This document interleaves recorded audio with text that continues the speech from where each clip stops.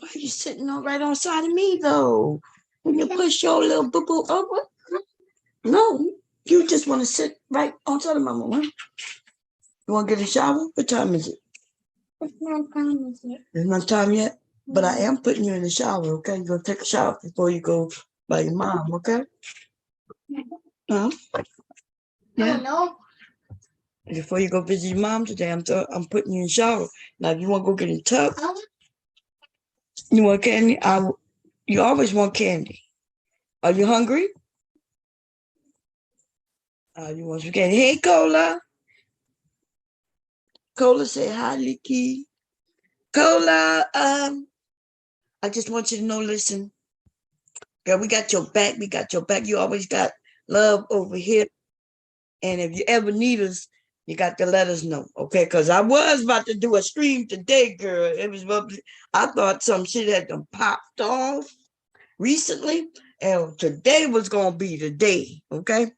And today was gonna be the day, but then I'm thinking when I listened to your video, I was thinking maybe it was a video you did a while back, and if so, then I was like, okay, maybe that's something that we already, you already got resolved. Now, if it was a recent video, like something that happened recently, let me know, girl. We're gonna restart, because we don't care about no mother-in-laws over here, girl. We don't care. Okay. You made it? Yeah. Yeah.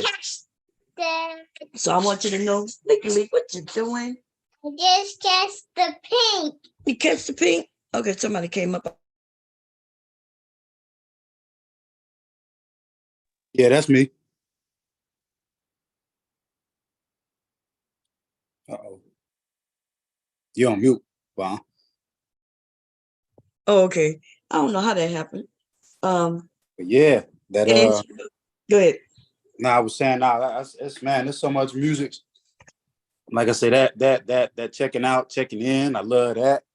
Wait a minute, hold up 1 second. Look at how the TV came on. Oh, somebody hit the remote. Oh, weird shit going on in my house right now. There's candy? Yeah. Okay. I get two candy. There's 2 left. That's it? Okay, you can have both of them, okay? But I'm gonna put you in the shower, okay? In like a half hour, okay? Did you hear me? Say, okay, Mom. Okay, Mom. Okay, good boy. Okay, go ahead. So wait, where you from again? I mean, what the area in which originally from Ohio originally, but so now we're just talking about those, those old bands, like that's how I kind of got my start in music, because we had those band, those musicians up there out of the Dayton area, very influential, music at just in general for American music. A lot of Dayton, Ohio, a lot of Dayton, Ohio bands, and that's where I got a lot of my musical background from. My mom them playing music, the Ohio Players, stuff like that. They had a lot of funk, from that time, the funk era, Yeah, that was a good era though. Funk era, right. They played real instruments, right? Real instruments. Yeah, they did. Yeah. Oh yeah. Oh yes. Mm-hmm. That funk era was something. The spaceship, it is I, blaster of the universe. Bootsy Collins. Boo, boo, boo, boo, boo, baby. All that shit, Yeah, Sugar Bum. That's why we talking about music, because we heard about Tina Turner passing. You had Zach. I want to listen to Zach, Roger and Zach. That's one of the greats, that Roger, that Roger boy. Mm-hmm. Wait, who they are again? Roger, Zap and Roger. Zap and Roger. See, that's why Devastating need to be up here, because I don't. What their song, a famous song from Zap and Rogers? No, I don't recognize that. Well, let me see. If I sing I'm trying to think which one I want to sing for. I'm gonna sing the notes for you. Um, you know, if I sing one, it's gonna be too easy. So I kind of want to make it fun for you to try to guess. Let me think. I'm gonna see if I can pull one out of my head. I'm trying to think. Let me see. Let me see. Let me see. Let me see. Let me see. Let me see. Think. Okay, I got one. I got one for you. Here we go. So I heard it through the grapevine. Uh-huh. So rough, so tough, Do it. Like if I sing that, I know you're gonna know. Do it, how'd you do it?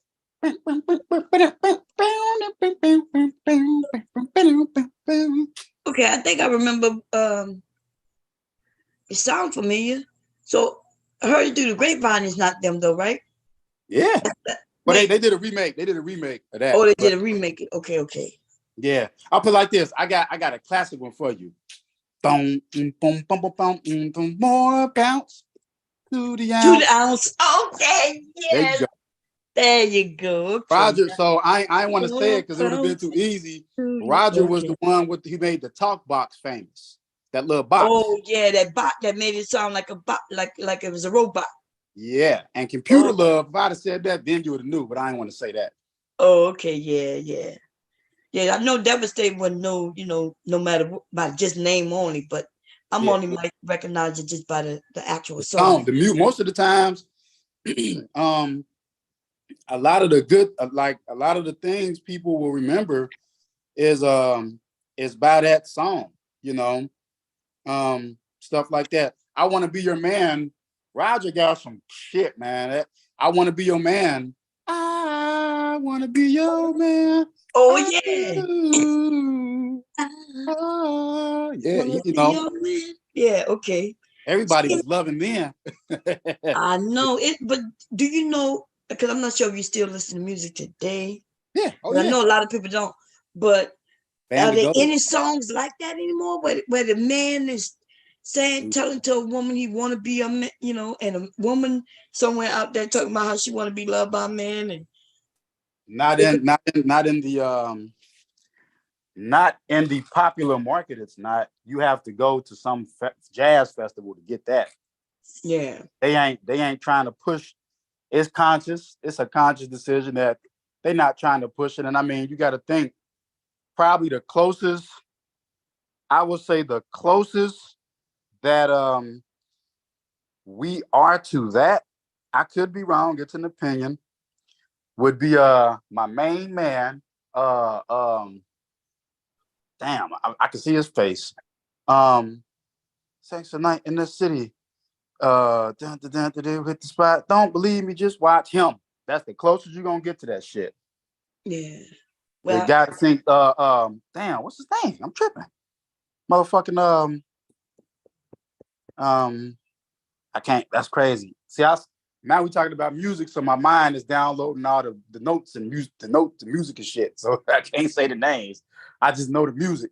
Um um hey, Nightish, y'all how know you y'all know doing? who I'm talking about though. I I can't say heard the that. song before that you mentioned. That's why when he devastated up here, he probably know more. Like he know the names. I know more of the music. You know, because if you hum it, I probably know it. Yeah, Yeah, yeah, but that yeah, he's the he's the closest thing, you know, that we have to that. Now, if you want to really get into the weeds, I'm trying to think what's the dude's name is like a planet. Bruno Mars. There we go. Bruno Mars. right. He's the closest you'll get to that, but he plays the instrument, and then people forget Maxwell. Lift you and leave you lost. This is the highest cost. Will you forgive me? He was a beast. Now Maxwell, yeah. So now you going back into so okay, so like I mentioned earlier, I'm not sure if you was listening at the time. So our generation, like my generation, so we how you mold a child is you mold them, you get to them early, right? Yeah, So especially when they're younger teenagers, that's when you're molding a child. Actually, you do it before then, but the real active molding when we start this deciding on what music we're listening to, going to listen to and like, is when we're teenagers. Therefore, when I'm the 80s child, that's the 80s molded me. So the music in the 80s and before that, because my mom listened to music, at the same time when I was a child, she was listening to 70s music, 60s music. So now for the young people of today, in order for them to understand relationships, and I do think music has a lot to do with it. Because my mom and dad didn't sit me down and talk about how you get a boyfriend, how you talk to them, and how you, love them and end up marrying them. The music taught me that. I remember having crushes on boys. The music helped me through that. Yeah. You ever had there were some girls you had a crush on, and then you had some music that you were listening to and you would think about her. Do you agree with that, or you not? I definitely agree with that. Like, I'm only 44, 45, but like I could say, because I can't so I consider myself that that edge of the 80s, coming like right up on the new stuff, but still connected to what I consider that gateway, that foundation of time. Yeah. Like Willie Hutch, my mama used to play I choose you, Willie Hutch, and then if I was at my grandmother's, she was obviously much older, I would hear things like one song sticks in my mind. My grandmother used to love to listen to Frida Payne, Band of Gold. Since you've been gone, all I had left was a band of gold. If you were still here with me, taught me how a love could be. Like, I remember that shit. Like, that shit stuck in my brain from a long time ago. And so that's if you look at culture, actually, since people talk about Black culture so much, take all the years, starting from, if you want, from 50 to 2000, and look at how the culture, every decade had a culture block. From the 50s to 2000, the music that they were singing was a reflection of the times, and how people coped with those times was the music of the times. Right. I agree. I think music is more important than we think, and because we don't think it's really important, people putting out any goddamn thing. Yeah, So that's the problem. Yeah. So that's why my grandson, he loved music. See, I love music. I love music, and when I say music, I'm talking about the actual music, not just the lyrics, right? Not just a song, but the music. And so I don't want to deprive him of that. So he only get to listen to beats. You Like give he him gets give him some earth, you give him some shoe, man. Well, see, that's what I love, the music. And yeah. you give him some, I want to say that one of the greatest bands of all time, musically, in my opinion, Earth, Wind, it and Fire. has to be Ooh, Earth, Wind, and Fire, Earth, because Wind, and Fire. Yeah. they had, I mean, these people, they had beautiful colors. The clothing was very festive. It was nothing that was like Like that sexual. George Clinton. Yeah, the George Clinton funkadelic, and that's really, as a musician, we consider that funk fusion.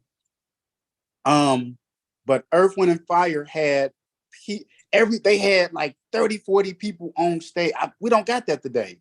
You had No. 30 or 40 people on stage, and everybody was making a pleasant musical sound, and it fit together, and it was just, is you can't replicate that. They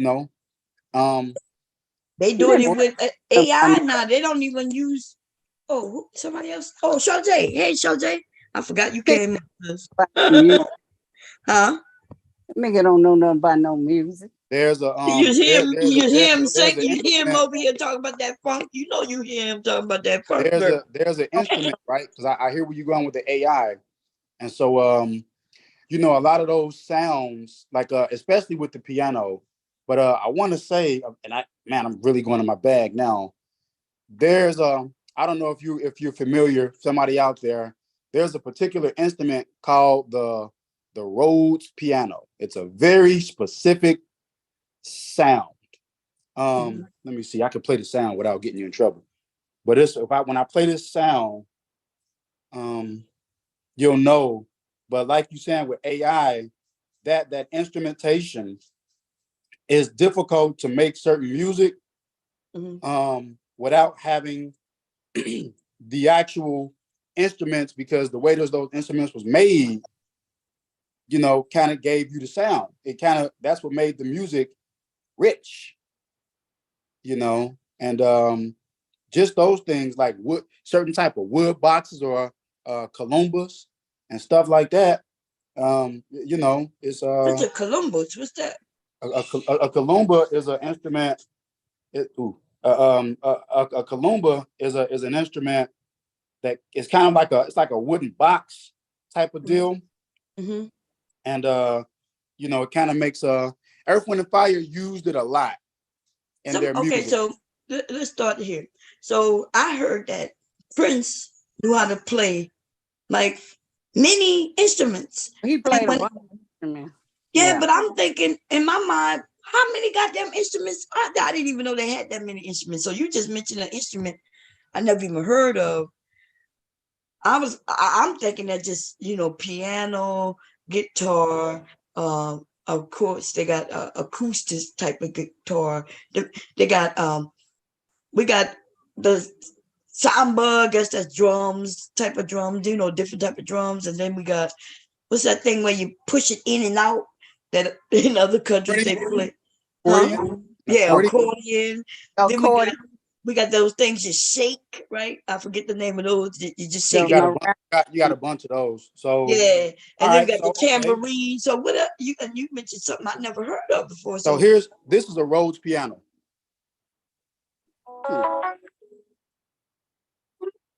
That sound, that's called a Rhodes piano. It's very specific. You can hear that. So different pianos give different sounds. Yes, they do. And it has to do with the with the with the wood around it, and that's why the sound come out bounce off it differently. Is that why? Yes. And then now Okay. Rhodes piano was a version of an electric. So you got the electric pianos, but the Rhodes piano, that sound that you heard, it's unique specifically to the Rhodes piano. And when you talk about pianos, you have things like your flanger or your reverb or your sustain. And stay in pianos, bro. Stay in pianos, though. Okay. Well, the keyboard, that's why they made the keyboard. The keyboard can do any sound. You got all kind of keyboard. So a Rhodes piano, to Charze's point, it's a type of, well, it's kind of a keyboard, but keyboard is a smaller instrument that is a computerized instrument to emulate pianos. Oh, you have a keyboard, Charze? I used to be in an all-girls band. I used to play music, all that. Yeah. Oh, okay. So what instrument you play, Charze? I played a keyboard. Okay. Okay, so y'all know how to play. Sounds on the keyboard. I really like the acoustic piano sound, all different kinds. So the acoustic. Wait a minute, wait. Charze was talking. She breaking up a little bit, but go ahead, Charze. Oh, he can go ahead. I'll come back. No, what you were saying? No, go ahead. You were saying something about you played in acoustic. So the acoustic piano like sound, like because it have all different kind of sounds of the key of the piano. That's like the prettiest music to me, the piano. Oh, okay. Acoustic piano is a piano that's the sound of an acoustic. So, all right, you got acoustic classic instruments like guitar, piano. I'm gonna say you got acoustic bass too. Actually, you do have acoustic bass. But the acoustic piano, anything that's acoustic, it means the sound is very isolated and it's very distinct. Like when you hear somebody I thought You it was know, more That like could mean if you're in the. anything. I thought it meant like it sounds like an empty room, so yes, it bounces off the. that's the isolate. That's the isolation I'm talking about. It's. I mean, Charze know if she play because I play a little bit, but like it's like all right. Try. I don't know if she's still up here. Can you explain to them? Do you ever play your acoustic with a sustain, Charze? Yeah, with the pedal sustain. Yeah, that's sustain. When you sustain it, so Yeah, sustain the little pedals on the piano. Those yeah. are the different Or kind the of modes of sound. Like when you hit a chord, you got boom, boom, boom, and then you can hit a chord that's boom, boom, and then you hit a chord, you hear it, you can tap the key and let it go. But if you're holding sustain, it goes boom, it holds that sound. That string is it's sustained, meaning the sound is sustained. So when you Okay. play a you sustain, got yeah, the pedal where you can push it. If you're playing and you can pitch, it'll make a different sound. So yeah, that's your reverb or your pitch. okay. Then you got what's called transposition, or you transpose. That's called your transpose. So when you go da da da da da da da, and you hear a sound, then it goes Charze, hit the transpose, Charze, da da da da da da da da da, and you hit the transpose again, da da da da da da da da. It goes up. That's Oh, okay. transposition. And my son, he got his CDs out. He does all his music. He play all his music, he play guitar, all that. Yeah. Oh, Oh okay. shit! Well, I bet he know who Skinny Hightower is. So he in California now. So Oh yeah, that's good stuff. Yeah. Deborah said, you here? Yeah, you hear me? Yeah, I yeah, can went to sleep. Wait a minute. hear Hmm? you. We are. We don't have to fight with you. You don't need to get some sleep, dude. I Oh know. yeah. We be accusing him of sleep because we know he just need to get some sleep. Yep. Be riding You in been that up truck, all dude. You on the road. You got to get your sleep, man. yeah, you Yep. should. You We don't need to want lay. you to have no accident falling about that shit. Yeah, that's what I'm saying. I don't want you to have no accident. Shit. We can only keep you up for so long. We be up here talking and trying to keep you awake, but we don't want you to have no accident. Mm-mm. But Shit. yeah, so no, with so music, I don't know, I remember my mom, teaching me the two-step. I was so young, she used to have me stand on her feet and she would teach me to dance. So Mhm. me and my brother, I was so young, but my brother was alive, so that means I probably was like 2, 3, and he was a baby. And then my mother just loved dance. So I guess that's how I got into music, like loving music. But I never really played no instruments, but I know how to read music because I sing, right? I can read music. So Yeah, that's why when y'all saying what y'all saying now about Sustain, mezzo forte, yeah, yeah. I crescendo. I see Yeah. it different because we do it with our voice and y'all doing it with an instrument. So you went from do re mi to to a higher pitch is what you said, right? Yeah, transport, transposition. Yep. Right, Trans- right. yeah, I know. No, I have a percussion background, so Yeah. a lot of people they don't know a piano is a percussion instrument, even though it has strings. Do y'all think the music that our bodies we relate to music and our Well, minds? music is the only thing that can get in your soul without you giving permission. You know that. You can be Yep. somewhere, hear that shit stay in your brain. Like you hear a song. You Hmm. might not even like the song, but you hear it so much till you start liking. Exactly. I believe Yep. that. And when my grandson, I found that children learn as long as you could keep them good with it. You put the music to it, and they start singing it. You ever seen a 3-year-old, 4-year-old in the back rapping the whole goddamn song? Mm-hmm. Well, my grandson was doing that before he turned 1. Right? That's why he's not allowed to listen to music. Like he can listen to the beats and things like that, but no lyrics of today's songs because he started rapping the goddamn song, sorry, but I am not joking. That Look at Me Now song. look at me now, look at me now. He kept rewinding. It was which was Chris Brown, Lil Wayne. Who else is on that song? The guy who rap real fast. Twister. No, not Twister. He do rap fast, but it's not The What's other it one. the one with the with the deeper dread? voice. The Yeah, one with the with the dread. dreads. Oh, Yeah. what's his name? Played in Higher Learning. Damn, what's his name? Yeah. He played in and he did a song with Janet Jackson. Yeah, that's him. That's what I'm talking about. Yeah. So they did that song, Look at Me Now, which is a good song, but it's not for no kids. And so he kept rewinding the song, the first verse of the song. I didn't even pay attention to him. I kept wondering why he won't let the song play, because it's one of my good favorite songs. And he kept rewinding it when he got to a certain point. The same point it got to, he would rewind it and rewind it and rewind it. And before the tip time, Legally played it and started singing and rapping what the hell they were saying, word for word. Oh yeah. He wasn't even 2 years old. That's because he just got it in him. Because I learned myself how to play keyboard. My mother had bought my brother, like, you know how you buy one of them organs? And he didn't play it, so I got on it. I learned the notes. I know all the notes and everything. So I taught myself. Wow, that's cool. Maybe I was thinking about getting you some instruments, when you get maybe 5, when you turn 5, maybe we'll get an instrument. We got drums in the storage because one of my sons played drums. We'll see. I got him a little drum thing, but he'll beat on right here. He got a horn. He'll blow on it, just to see if he takes to something. If he takes to something, then we'll, Get him a little keyboard. I swear, I bet you he'd be on there making all kind of music. Making all kinds of noise too. Yeah.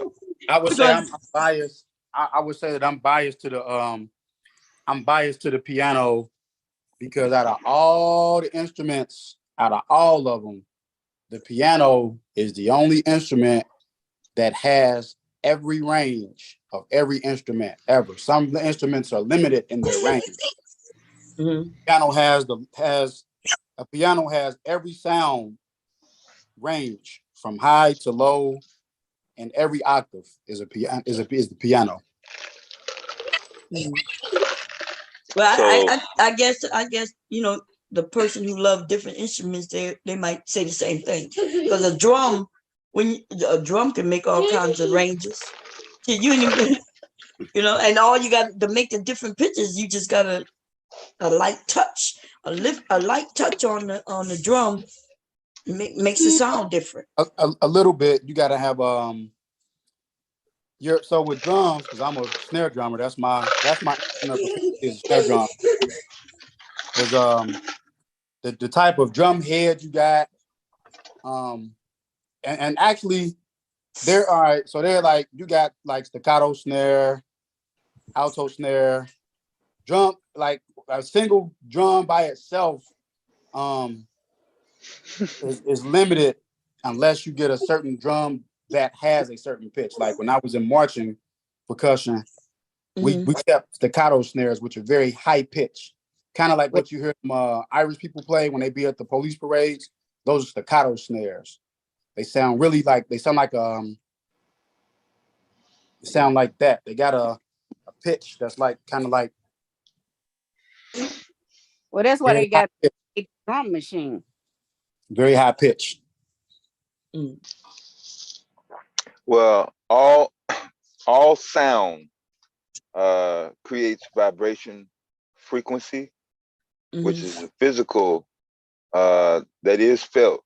So yes, to answer your question, music, instruments, it is physically felt, not only by our ears, but if you have the right speakers, if you have the right speakers and the right setup. I mean, I'm about to do it when I go to the house. I'm about to feel the beat. You gonna feel the beat and go to sleep? Yeah, motherfucker, yeah.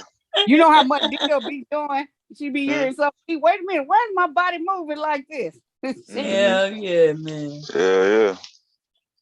I discovered that when I started working at the radio station. I didn't know we could really feel the goddamn beat for real shit. I was doing that shit overboard though. Our hearts will start beating like Yeah. drums to the Yeah. song. Yeah. And Yes. I miss the live instruments. That's what I'm saying. People that used to play. That was the bomb. The live instrument. That's why music fans will spend, if they had a choice Top of dollar. going to a concert or listening to a studio production, most all of them would choose the concert. You get that rich experience, like Charze said. It ain't nothing like man, it ain't All this actually stuff that's so they fun. Even if, Boy, like Bomb said, like if you're a singer and you got everybody in the room and y'all just take off and just be playing, it's so free. It's so, you just be yeah, so in. I was standing right next to the goddamn one of the speakers on the stage for Roger Troutman and the Gap Band. I mean, I was right there. My whole outfit was going to the beat of all their songs and shit. Like my outfit was moving, but my body was still. I mean, that's how strong it was. All them octaves and shit, them different octaves, floating and flying and shit, A lot of people sleep on shit like the flute for real. No, we had that in 7th grade, bro. People That sleep was one on of the first instruments as far as academic I made a flute. music class. Yeah. I said Lizzo played the flute, man. I ain't never seen nobody play like that until, so I also think when we as Black people get a hold of some of these instruments, we change it up. Like Hell yeah. you know what I mean? Cyber Hell, said, hell yeah, man, we change. hell yeah. We change everything. You see what I mean, shit. The guy, Auto I'm trying to think of the band. I'm not switching the subject, but I'm switching the genre just for the sake of what I want to say. The motherfuckers that played with I can sing the music. If I had my shit hooked up, I could sing it. I could play it. But West Coast High was it not West Coast Highway? I don't forget. The shit that what's his name do with the bass is just ridiculous. Like that a bass, woo. You get your motherfucker that can play that bass. Like, okay, I guess for example, on Luther Vandross on Never Too Much, that song has a catch, but in my opinion, musically, it's that bass. Doom, doom, doom, doom, doom. Doom, doom, doom, doom, doom. That bass drive that song. Now the bass Hell line, yeah. that's what I used to when I was in all girls band. I played the bass line. Yeah, see, you cold then. That bass is what drives the groove. Is that bass? Now check this out. Do y'all remember just recently? There was a lawsuit, a musical lawsuit. What is his name? Damn, white guy. Damn, let me look it up real quick. Because I'm gonna show you how they take our shit. Because I was wondering why I like this song so much. Let's see, music lawsuit. What's that white guy name with the red hair? Ed Sheeran. Ed Sheeran played. There's a song that I fucking liked. And I'm gonna play I know what you're talking about. Go ahead. I liked the song as soon as I heard it, but I didn't know why, because it's weird, right? It's weird because it's not really my genre of music that I like. So I ended up liking Ed Sheeran due to his music. Yeah. But come to find out, Ed Sheeran is stealing on our shit. Huh? Yeah. Even though they found him not guilty, he stole Marvin Gaye. It's Marvin's Gaye. Yeah. I was like, so as soon as I heard it, my body was moving to it. And then I was listening to the words and I was like, okay, the words not that bad. But why do I like this shit? Yeah, everything that I like from Ed Sheeran goes back to somebody Black. He either makes their things or he'll cover their shit. And that's how he get people like us, some of us Black people, to like his shit because he's covering somebody's shit. But when I found it, when they played it, it sounded just like Marvin Gaye. I like all music except the blues. I don't like the blues like that. You don't like blues? Hard, no. I like hard rock. I like soft rock. Because you can listen to some of them old songs and it'll take you back to where you was at. That's like fusion? The old music. You like fusion? Who? Fusion. I don't know what that is. Huh? What is fusion? What's that? That's Yeah. a jazz genre. Yeah. So okay. So if you play the keyboard, Charze, I know you hip to the late great George Duke. Then you got to be. Oh yeah. But yeah. That's fusion. He played. So George Duke was a master, but he played fusion in Japan. So I want to say, if correct me on the time, and Deb, if I get it wrong, fusion was really big from 77 to like 88. They still, I mean, it's a genre of music, but a lot of the Asian culture were playing a lot of our American music, but they put like a certain type of high speed swing pitch on it, which it became labeled as fusion, where they infused it with certain elements of rock, certain aspects of rock, but they still kept it jazzy, so it kept the name fusion jazz. What you talking about? Hiroshima and Spiral Gyra? There you go. Yep. And so but George Duke was like the master of fusion because he was just so musically proficient. And then he had That boy, yeah, George Duke, yeah. George Duke was a fucking beat. Live, matter of fact, oh man. Was a beat.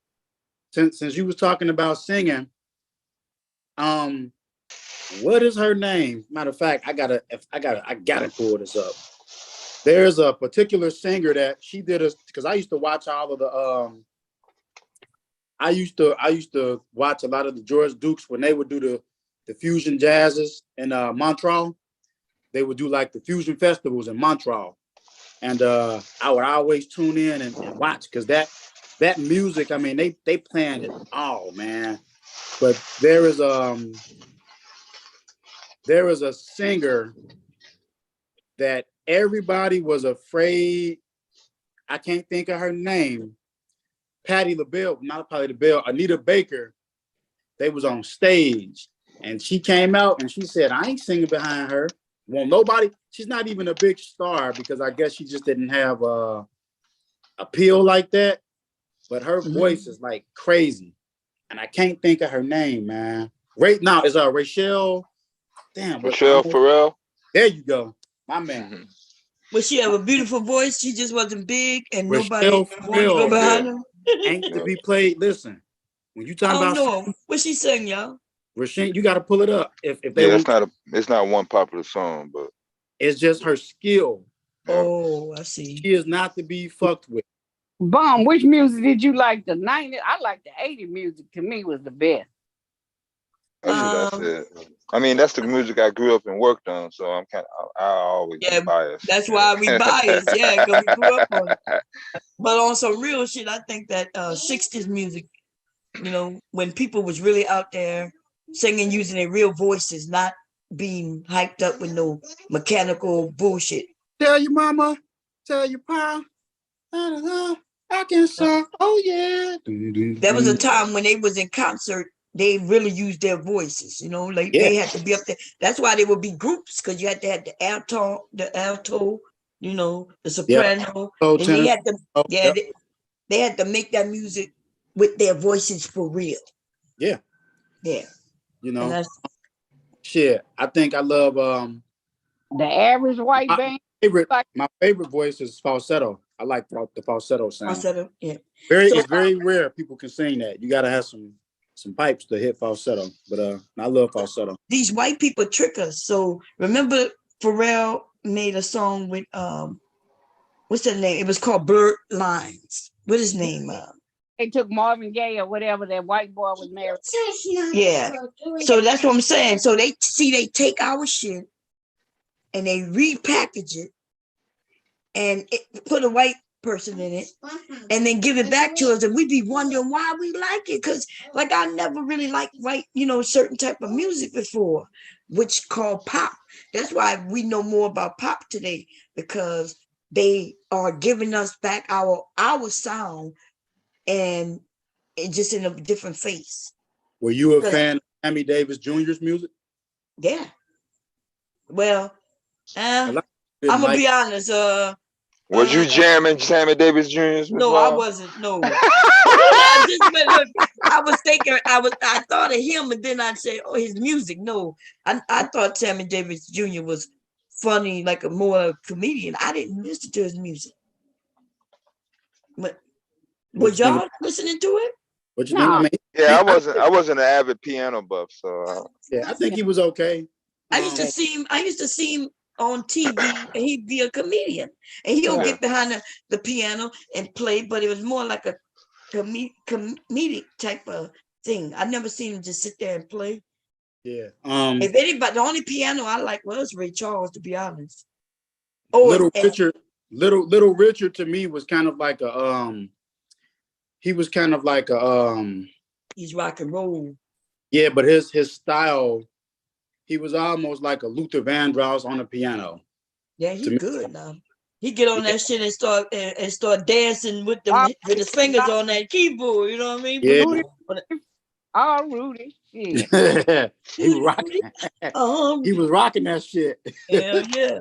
But you know, and that's why we say that we created rock and roll. Y'all do know that they were stealing from Elton John though. We did all it. They took it. You mean Elton John is a him? Elton John took his shit. Yeah. I like Elton. What's that? Howlin' Wolf. They found that Howlin' Wolf, and those people are the ones who created rock and roll. What they used to do back then in the 30s, 40s, and 50s, now is what they do in rock and roll. What's the dude? Robert Johnson, the one that on the crossroads? Yeah, that's jazz, huh? What that is, y'all? Not jazz. He didn't know how to play the guitar, but went to the crossroads and to learn. Yeah, but we got to understand the reason people believe that to be a true story is because it's just a song. It's a song. There's a song called The Crossroads, and it's blues. That's what that is, blues. Yep.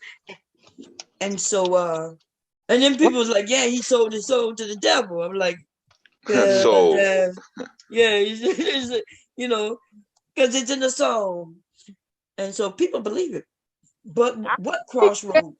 To the devil. I believe some people sell their soul to the devil. Oh, it's possible. For what? Why are they the only ones who could do it? Because if they could do it, wouldn't a lot more people would do it? I don't want to sell my soul to the devil. You might not, but a lot of people would, though. They would. Lots of people would. What, to sell their soul to the devil? Yeah. For fame and shit. So that's why people think that because they got fame, they sold their soul to the devil. I'm gonna say this. And she said a lot. I guess a it's lot relevant. What they get for it? I guess it's relevant to. Wait a minute, we got to finish this. What she said, because she said that a lot of people sell their soul to the devil. I hear people trying to claim that Beyonce sold her soul to the devil, but like, wouldn't that have been? Give me an example of actually carrying that out. How does that look? You can't. Because they saying that she over there doing witchcraft and shit. They be making up shit. Like, and Beyonce not even she wouldn't even know voodoo unless her mom taught her. But it would be her mother and father. If anybody sold anything, it would have been them. And her dad not doing too well right now with kids he's not even taking care of. Hey, Mr. Music, is that you? Hey, good evening, everybody. How we doing? We're doing good. Wait a minute. Morgan, just a little bit, man. Good. You breaking up just a little bit. Yeah, I struggle internet out of here. Sometime I'm out in the country, so I might have a struggle internet. So that's always going to come on earlier. But I heard y'all folks up here talking about music. First of all, that's when I come up here. I got to correct you, Cyber. George Duke was not a fusion jazz artist, my man. No, he was not. No, he wasn't. No. I never said the fusion jazz, sir. That's why I came up here. Okay, but anyway, I'm not going to argue the point. I'm just here to correct you. Right. I'm just going here to correct you a little bit. George Duke is more. Didn't say that. George Duke is more of a. Okay. whatever. Let's leave that where it's at. And come up here and argue with you anyway. Thank you. But anyway, you were right about one. You were right about one part about it. Those groups like Hiroshima. Let's see, who else would be another one? Maybe I'm trying to think of the name of it right now, but I can't think of too many names because I wasn't really in the jazz mode. I just heard you talking about it. But Yeah, Spiral Gyra. yes, Spyro Gyra. Yeah. I don't Yeah, even know who that is. It Right, starts right, with an right. M. I Y'all can't pull it up gotta right now. play the tune for me to Yeah, know, you know, because right. I'm more. But I Spyro bet you Gyra. if I play one of their songs, You gonna I know bet what you it would is. recognize the melody. The Yeah, melody I know. would, What yeah, it is. yeah, Yeah, yeah. Cyber Yeah. Show did that earlier with me. He was Yeah. like, Probably the most popular song that folks know by Spyro Gyra is "Go." If you hear that, they Yeah. use that in a lot of commercials. They use that in a whole lot A of little catchy commercials. So you tune, probably yeah. would, right? You yeah, just don't. You probably heard plenty of Spyro Gyra's music, but just don't know who it is. And as Yeah. far as music stealing is, and I heard you also compare what's his name to Bloodlines. Luther Vandross. No, Jerry. He is the founder of rock and roll. Do you know that? Correct. Which one? You Who? know, Little Richard. yeah, Little Yeah, Literature. Yeah, he is the the founder. he is the Yeah. god. He is the godfather of rock and roll because all other rock and roll artists patterned themselves behind Little Richard's style. Jerry Lee Lewis, Yep. Great Balls of Fire, and all that Yep. the line goes on. Do you know that the song Hound Dog was not originally by Elvis Presley? It was Big Mama Thornton A that woman. originally sang that song. Did you? Yes. Yes, a woman. And you know what's Yes. weird? This is what I like. If we, as the people who know these things, don't share these things, a generation or two will assume that white people created everything. Right. Mhm. That's right. A Because lot the of truth, you find that black people damn near created everything. Yes. The majority of the music that we hear now came Yeah, that's from Great George. Muddy Waters. Right. Muddy Waters, that's right. Muddy Waters, Right. with the Muddy one I Waters, mentioned earlier, the Yep. howling The person. Howlin' Wolf. Yep. Howlin' Wolf. Right. Yeah. Howlin' Wolf. Yes, Yeah. exactly. Those were the true pioneers of American music as we know it. Matter of fact, you know, the Rolling Stones, they got their name from Muddy Waters song. Yeah. They even give it credit. I heard like back in the day, but Yeah, they did. and they'll take that shit out. It's a good thing that they were filming shit. And them people was from overseas. So they loved our music and they loved that black music. They said it. Yeah, they Right. came to Chicago when before they got real big to record some of that shit. And only here in America are they trying to erase us, but all across the globe, y'all, there's black art, black music. They giving us credit. Yes. You know what I mean? Yes. Here I in got a America, question though. for Mr. Music though. Yeah, So Mr. sure. Music, just Mhm. to correct your correction, Mhm. why do you where man, they are going crazy with these fucking sirens outside. Stop it. Man, these police are fucking stupid. What I guess I'm a little bit George Duke is confused. considered more of a smooth jazz artist. That's what But George Duke is more for. But no, he's Smooth jazz. George Like Joe Albright, the like late Stanley great Turrentine. Well, hold on. The late great George Duke. And if I think I know my music. George Duke was, I want to say, because the music, like Dev said, is coming to my head. So I'm just going through the songs in my mind. He was funk progressive, which is a genre. I want to say, obviously, rock and roll was in there. Disco, because I got some songs on my phone from George Duke. The light, dun, dun, dun, dun, dun. That's disco. That's disco smooth jazz. And then he was jazz fusion and R&B. Because he played. Hold on. He played with. I got some disc of George Duke, so I know the music, like it's right there. He played a lot of music with Stanley Clarke. He played with George Benson. He was fusion, so I'm just trying to figure out where you get. Okay, listen. I did not say he didn't play funk fusion jazz. He did, but as an artist, as a collective artist itself, when you see the collection, the body of George Duke's work, he's more of a smooth jazz, Funk contemporary fusion, artists. rock. He was funk fusion. I'm My sorry. He man, was funk, my man. funk, Let me ask you something. Cyber, fusion. let me ask you something. What do you do for a living? To my work or music? Yeah, what do you do for a living? Yeah, what do you do? Cybersecurity or Okay, so would you say would you say it fair for me to come in and tell you how cybersecurity works? say that one more time? I'm sorry. I said, would you consider it fair for me, even though I know a little bit about cybersecurity? What do you think it can fair for me to come in and tell you exactly how it works? Devastating. You got that breathing. I've been in this radio. Doesn't I've he? been in this radio DJ business for close to 30 years, my man. I thought you wanted me to answer your question. I was gonna see, but the thing about it is I'm not going to let you answer it wrong. You haven't figured that out about me yet. Well, I mean, if you're going to ask a question, give me the ability to answer, to give you a response. That's what I'm saying. I tried to correct you several times, but let me mediate a little bit. So what does, and because I don't know, right? What does fusion mean for both of y'all? What that mean?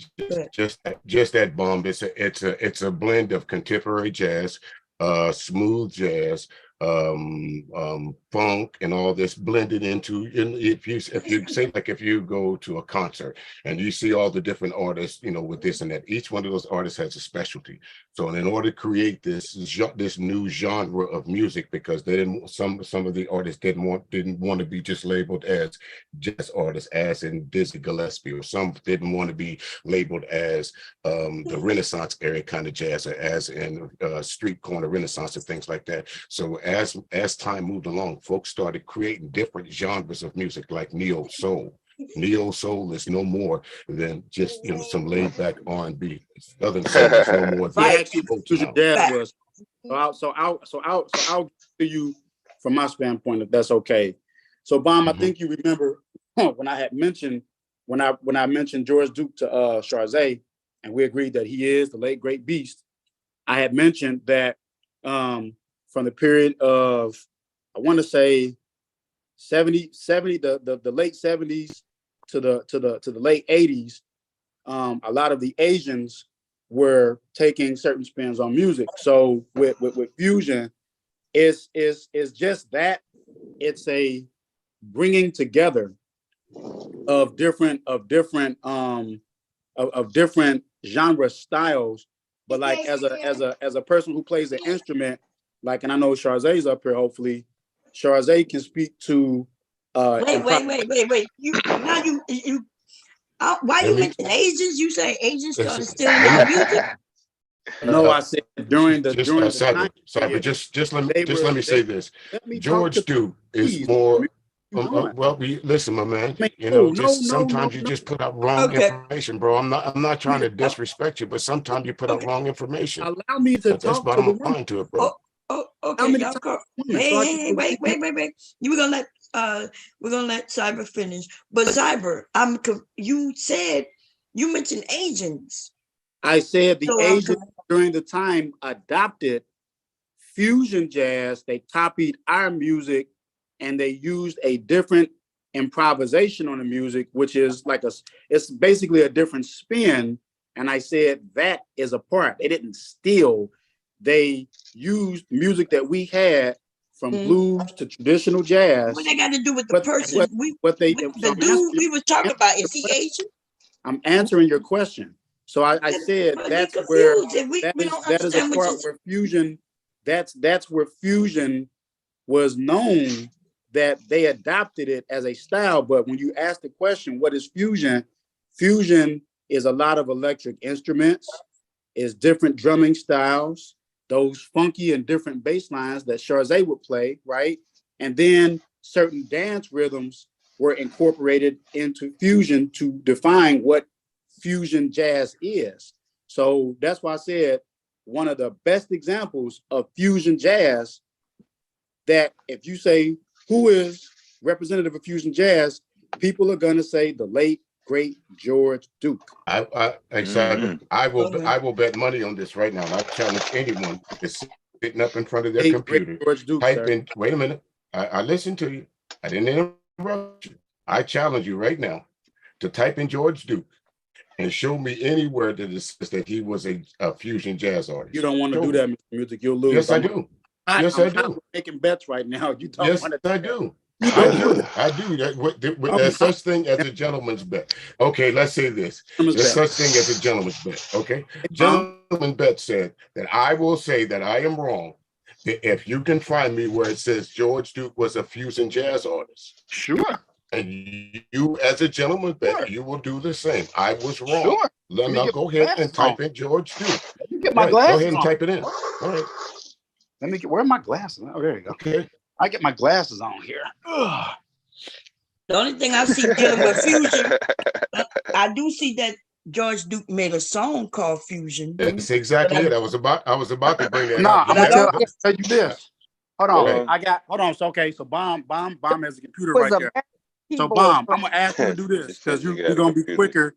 You're gonna be much quicker to do it since you got a No, computer. I didn't ask Mom to do it. I asked you. Well, I to mean, do it. she has I a asked you computer. to do it. No. She has a computer. No, you're asking. She has a computer. It's just a cyber. I have to go and turn I my can shit guarantee on. it. If this was He was a if this was keyboardist. something He that was you not a- wanted to show somebody, He was not a fusion. They said he a keyboardist, a Hold composer, on. writer, and a recorder. Wait a minute. thank you. Wait a minute. We got Charles, It don't could say you read that about again, please? Wait a minute. We Okay, got calm too down many there, hands in brother. the pot. No, but we all saying the same thing. He had a song called Fusion, but they're not saying that he's a fusion. Hold on. artist. Give me an opportunity to respond. And Okay, go respond ahead. to Go what ahead. he's asking. So since you have a computer or an iPad there, and you probably can show it, right? Mhm.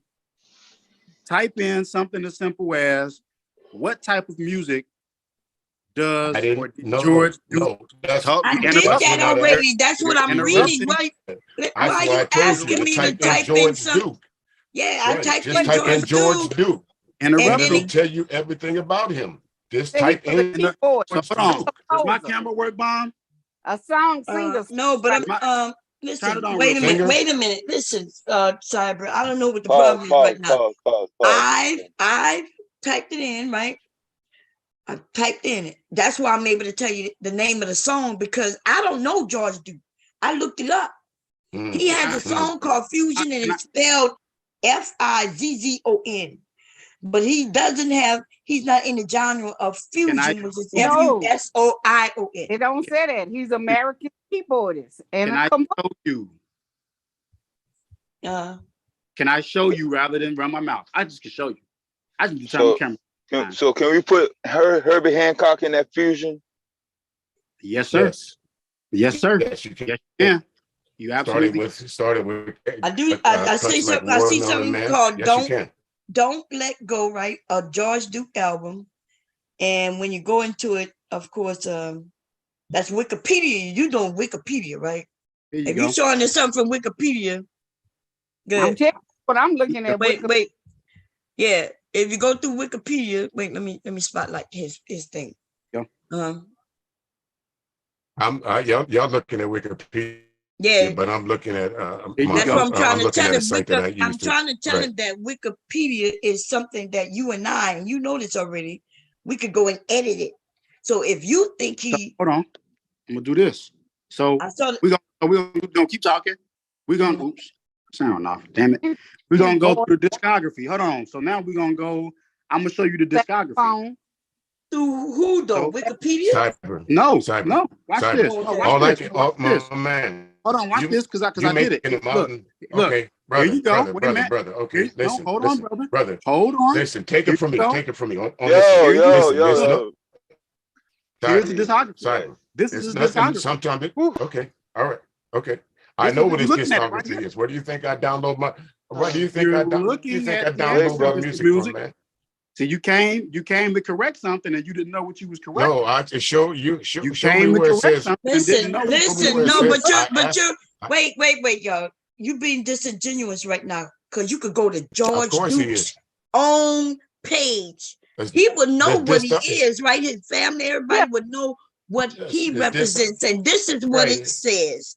Right. His discography is just the body of his work. And his body of Cyber. work His includes body of fusion work. jazz. It starts all It right. It includes starts all the. fusion I jazz. didn't listen. Wait a minute. Wait. Wait again. You said George Duke was a fusion jazz artist. One George of No, he Duke, said the that's what made biggest. me come up on the He channel. said the The biggest, biggest. yeah. he Yeah. So was this one of the right. So big this what made minds me come up on the in panel. fusion Right. jazz. So now I asked you after, wait a minute, Cyber, after all of this talking and jibber jabbing and back and forth, I asked you to show me where it states that George Duke is a fusion jazz artist. It You don't. It cannot says show me that. play It'll show you that he's a producer, an artist, a collaborator, but nowhere you will Kind of find goofy, him Mr. Music. as a You Mr. kind of Music. goofy with that, bro. It's a jazz fusion, R&B, funk, progression, Thank you. rock and roll, jazz. But he did all that. He wasn't just. Thank that's exactly it. Yeah, that just means Thank that's you. the song, Exactly the what I type of said. Thank songs you. he did, but that doesn't mean that he's that type of artist type. But No, that's all that's we're what I'm saying. saying. Oh, hold on. See, this is where we All spin in the narrative. I never said he was so George Duke as an artist, right? Because he played, what was that? The Mirrorwood Suite. Mirrorwood Suite with him and Stanley Clarke. That's a classical work. That's a classical work, right? But that's like me saying, if I say George Duke played one of the best classical works in the Mirrorwood Suite ever, oh, but he's not a classical jazz. He's not a classical musician. What I know exactly what I said. I That's said not that. true. That's not, No. but what you're saying isn't true Oh, because that's not you true. said he was No, the that's not largest, true. the biggest Right. I Yeah. fusion. said That's what you George said. Duke was one of Yeah. the Right. greatest. And that's why I No, this is what disagreed I with said. you. And said, that's wait a why minute. wait a minute, y'all. Wait a minute, wait a Cyber, minute, I wait a minute. said George Duke was not known Come for on, y'all his gotta stop. fusion Y'all gotta jazz. stop. That's why I asked y'all to define what fusion meant, and Mr. Music defined it, but you started talking about Asian. So I don't we and that's why I kept trying to stop you so we could get a clear definition. Right. So but I thought you was gonna say, well, if they play fusion or different types of jazz, then you consider that fusion, right? That's And what I basically told you, Mom. I told you. you didn't say that. You mentioned some Asians. I'm gonna tell you, I'm gonna be honest. I'm We gonna don't tell know you, what the hell you but said. that's all you stopping it is the Asians. No, when I because said once you they say played Asians on this, fusion. you confused everybody. I tried to tell you that, and you still repeated it again. They You wouldn't clear it played up. fusion. That's what I told you. They adapted fusion, which means they played it. Wait, But why would you wait, tell me they wait. adapted something? I asked you to define something, and then you gave me an example of somebody who just did what I asked you to gave you an define. example. I told Wait. you it was. I told you. I broke it down how it was Wait, fused. wait, bro. No, Wait, you bro. didn't. Wait, But anyway, this is his own website, George Duke website, right? georgeduke.com. And yes, you're right. Just like Mr. Music is right. In his collection of music, he played different things, right? It even says it here. All It them says that he played jazz, R&B, funk, pop, and classical music. So I guess based on what you're saying, because he played jazz, R&B, funk, pop, and classical music, you're saying he's a fusion artist. No, he Thank Is that played what you're saying? No. he He played No. fusion. that's not correct. I know, but that's what he's saying, Yeah, because he- it doesn't say on here. They don't say anywhere that that he played fusion. It says George forever changed the landscape of jazz, R&B, funk, pop, and classical music, and they never mentioned anything about fusion. So that's all we're saying. But I think that's what you were saying. You're saying because he played in his songs, you say you could find where he played these different things. Maybe one song, the song Fusion, may have a fusion of different things in it. And so you No, I'm not talking about the song Fusion with SSON. I'm talking about the improvisational style. Okay, so let me give them examples that they are familiar with. Before Go you ahead. go on. Go ahead. Hang on 1 second. So Herbie Hancock. Yep. Everybody should be able to play that chorus in their head, that sound. That's right. Watermelon Man. That's what you're saying Ian right Hammer. now. Ian Hammer did the theme song for Miami Vice. That's So right. That Absolutely right. sound, The sound that Give that me you're leads. creating there. Yeah, Got that give me sound. leads. That's right. It's a chord Yeah. that it's a simple chord that's repeated. Everyone can pick it up. That's the basics of some jazz keyboards. And that's what pretty much what those artists that you're talking about now, like George do, and like Fusions. so many other artists. That's why jazz was split up into so many fields. I'm not saying that you were wrong. What I'm saying is you was giving out wrong information, Cyber. Why? But you wanted to take it down the rabbit hole.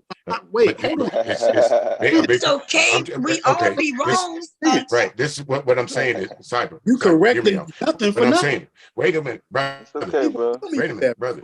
This is what I do. I'm a DJ. Tell me I'm on a radio station. This is what I do on a daily basis. This is what I do every day. Every day. So when I hear even the smallest of things being out of step, that means that takes away Dude, from the I'm legacy instrument. of that artist. So it's up to me You don't as a play. caretaker, You don't play. caretaker You don't of play. these such music. But you don't Huh? play. I don't You play can't what? play a D flat. Charze can. So I could talk How to you Charze. know? Me and Charze can you be in a ask me? Did no, you hold ask on. me that? Me and Charze can Wait a be minute. Did you ask me that, or are you me assuming? and Charze can Are be you in wait a minute? Are you assuming? hold on. Are you Me assuming that me I and don't know Charze how to can play be in Okay, music? That I don't okay. play any Come on. instruments? Never mind. You I'm don't. done with you, Simon. I'm done. You don't. Anyway, You I can't. don't know yeah, why I'm we done having with an you. argument. I don't We're know. I having a don't good know either. conversation. Nothing. Look, I would say yeah, things that could yeah. be Because he's taken wrong. correcting. Yeah, but nothing wrong with He being come to corrected. correct his first thing out of his mouth while we But you actually, taking it. You listen. we have And You that bothers you. music. listen. You got to calm down. I'm Nothing. good. You making it But seem like he came up to attack you. That's no, the he first don't out of correct his what mouth. you do. Hey, Cybers, Yeah, you know but what? but just, No, the first thing out of his correct mouth was hi hell, everybody, dude. and then he said I came up to correct something you said. He didn't say it mean. He didn't cuss at you. He didn't make it seem like you But stupid. there's no Listen, reason. he There's even no said reason for it. you've been talking for a while, so you've been saying some things that are right. Like we learning things from you, but you get upset when one person challenged anything, and it wasn't even a challenge. I'm not. Don't confuse my tone of voice with my emotion. We talking. Yeah, it's your But emotions that we're worrying I'm about, just not saying, your tone. Your tone is he good. has It's no the fact that reason you got to corrected. correct. We all get corrected. I probably Yeah. said some things that's wrong. We all get corrected, and you take it, and then you make it seem like somebody beating up on you, or hitting on you. It's No, not. it's not a beat up. But when he comes up and says, "Well, you know, George Duke was never a fusion artist," and I'm sitting in my brain, literally playing the notes to some of his fusion classics, I have to laugh at that and say, But "Come on." give us one of the songs, and because I think that's why I asked what the Yes, definition. Brazilian Love What Affair. you I can consider. call one off the top of my head. And let me Brazilian ask you, Love Cyber. Affair. Since you wait a minute, since you pulled up the song, who is he in collaboration with from Brazilian Love Affair? Who's he in collab with? Who else is on Hey, who else is on what is that that? What? Oh, CD? hold Who on. else is on that Hold on. Wait a minute. collab? Who else is Second. Hold on. Give me who a else second. is he on with? So wait, Okay. let me tell you. So the Brazilian Love Okay. Affair, I can't think of the name of the lady, but they sing another song that's called Fire. Is actually no, I got it. Thank you. Gabriella Anders. They sing another song called Fire of Love, where she does the thing like and then Brazilian Love Affair is a faster paced version. When you see me in the city, where your she sings that part. That's a fusion jazz, bro. I do this. Okay, so I'm a he musician. isn't I know what okay, but on the Cyber, are you done? I am. Who did she Thank collab you. with? Because I missed it. Her name is Okay. Gabriella Anders. Okay, so Gabrielle Anders, and she Yeah. also collabed with the other Wild Is the Wind and different things like that. Yeah. Yes, so Cyber, it's funny. Okay, it's funny that you can pull up all these names, and it's funny you can pull these songs up. So it Because must mean that I kind of know what I'm talking. Wait a minute, bro. Did I interrupt you once? Did Yeah, you did. I interrupt you one time? Not Go once. So ahead, please let me have my say. Thank you. Got it. So it must mean that you're pulling up, when you're pulling up these songs up out either about your head or out your fingers or up off your clipboard or whatever. I don't have to pull any of this up. So this must be knowledge that's already in my storage bank. That's why I asked you when you said something about collab with funk fusion. Yes, he has collaborated with a lot of funk fusion and fusion artists, but that does not make him a collaboration does not make him that type artist. One thing George Duke said, and you can go back in this memoir, he will not be defined by one style of music. That's coming out of the man's mouth. But nobody did that. But you just did. Nobody did that earlier. Nobody yes, did you that. did. That's why I came. I specifically. You said you did.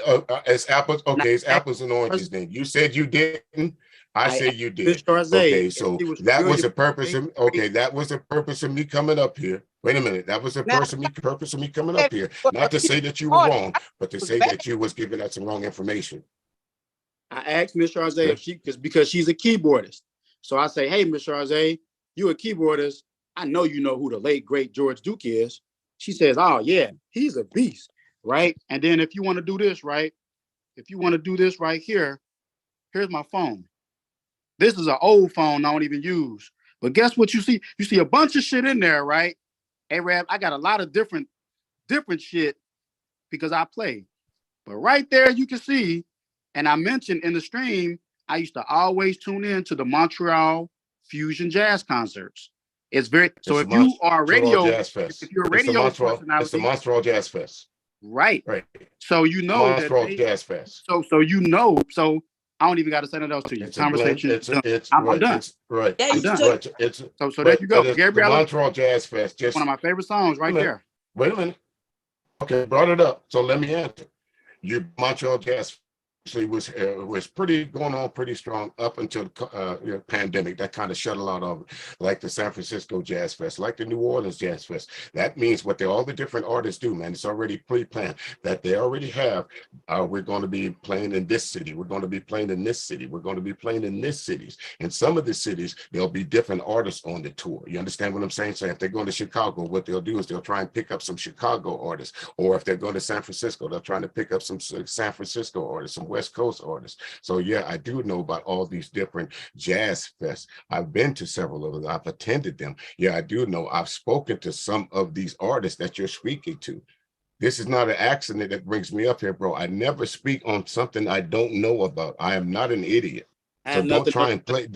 Right. So when I come up here and say, my man, you were right about, but you were wrong about. There's nothing wrong about that. I too can be wrong. That's why I gave you the opportunity to show me where it says George Duke is a fusion artist. You didn't.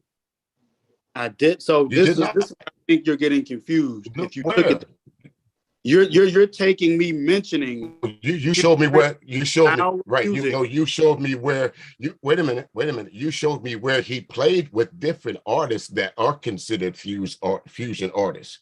You did show me that, but what you didn't show me, like I asked you, show me in the man's repertoire where it says that George Duke is a fusion jazz artist. I can't talk it, brother. Oh God, you got it, bro. I know. Because there's some battles you can't win, no matter how hard you try, and this is one you won't win. That's like me coming into your job telling you what to do, and that's like you coming into my job and telling me what's the next song to spin on the radio station. See, that's the difference. That's why you didn't want me to answer your question, because the original answer to your question would have been, if the thing about, that's what's crazy. Within the realm of cybersecurity, if you are if you have storage, it could be something like storage. If you're a practitioner within the field. And so that's why I'm saying this is a bit ridiculous, because I said, yeah, George Duke is, and I stand by that. He is, among many other genres that he plays. Okay. He's a huge. But the reason why I asked you that, I didn't ask you. Okay. Hold on. But I didn't ask you that. I didn't ask you that in reference to the music. I asked you what your job was in reference to your knowledge. That's what I was asking you. Not the music, but the knowledge. That's like me coming into your job telling you what you know, you and don't know. Or you think, matter of fact, just last night I played 2 George Duke songs. Okay. He created and So composed your fusion point is music in this. Is my time. point was okay. Let's move on. Thank, Cyber. Anything thank. else you want to talk about music? Let's try that. Let's Well, move on. no, What's another good jazz artist that you know? Let's move on. Let's move on. shit. What's So another good jazz artist you know? So I was trying to say the quartet. Did you know Tina Turner died today? Did you know Tina Turner died today? Yeah, the queen of rock and roll. Yes, sir. Yeah. What was Tina's most favorite song? Famous song? I wouldn't. Her go-to. Ah, shit. I probably would say if I had to guess. No Google. If I had to guess, her favorite for me it would be rolling. No, I didn't ask you that. I said what was her most famous song? We all think it was Rolling on the River, but it actually was River Deep. Actually, it was River Deep Mountain High. That was her most famous song. No, Tina Yes. Turner. I mean, I know Tina Turner, but like a lot of her, I guess what you Who would call wrote that? Okay. before my Let time. me talking about we're talking about music. So who wrote Rolling on the River? Who wrote that? I don't know who wrote it. It probably was. Creedence Clearwater Revival. It's a remake. Did you know that? No, I didn't. Was that a blues Of band? course. Yes, Creedence Clearwater. Oh, the Southern rock band. Like damn. Remember the song Fire and Rain? Yeah. That's Creedence Clearwater Revival. They But know most folks know them now as CCR.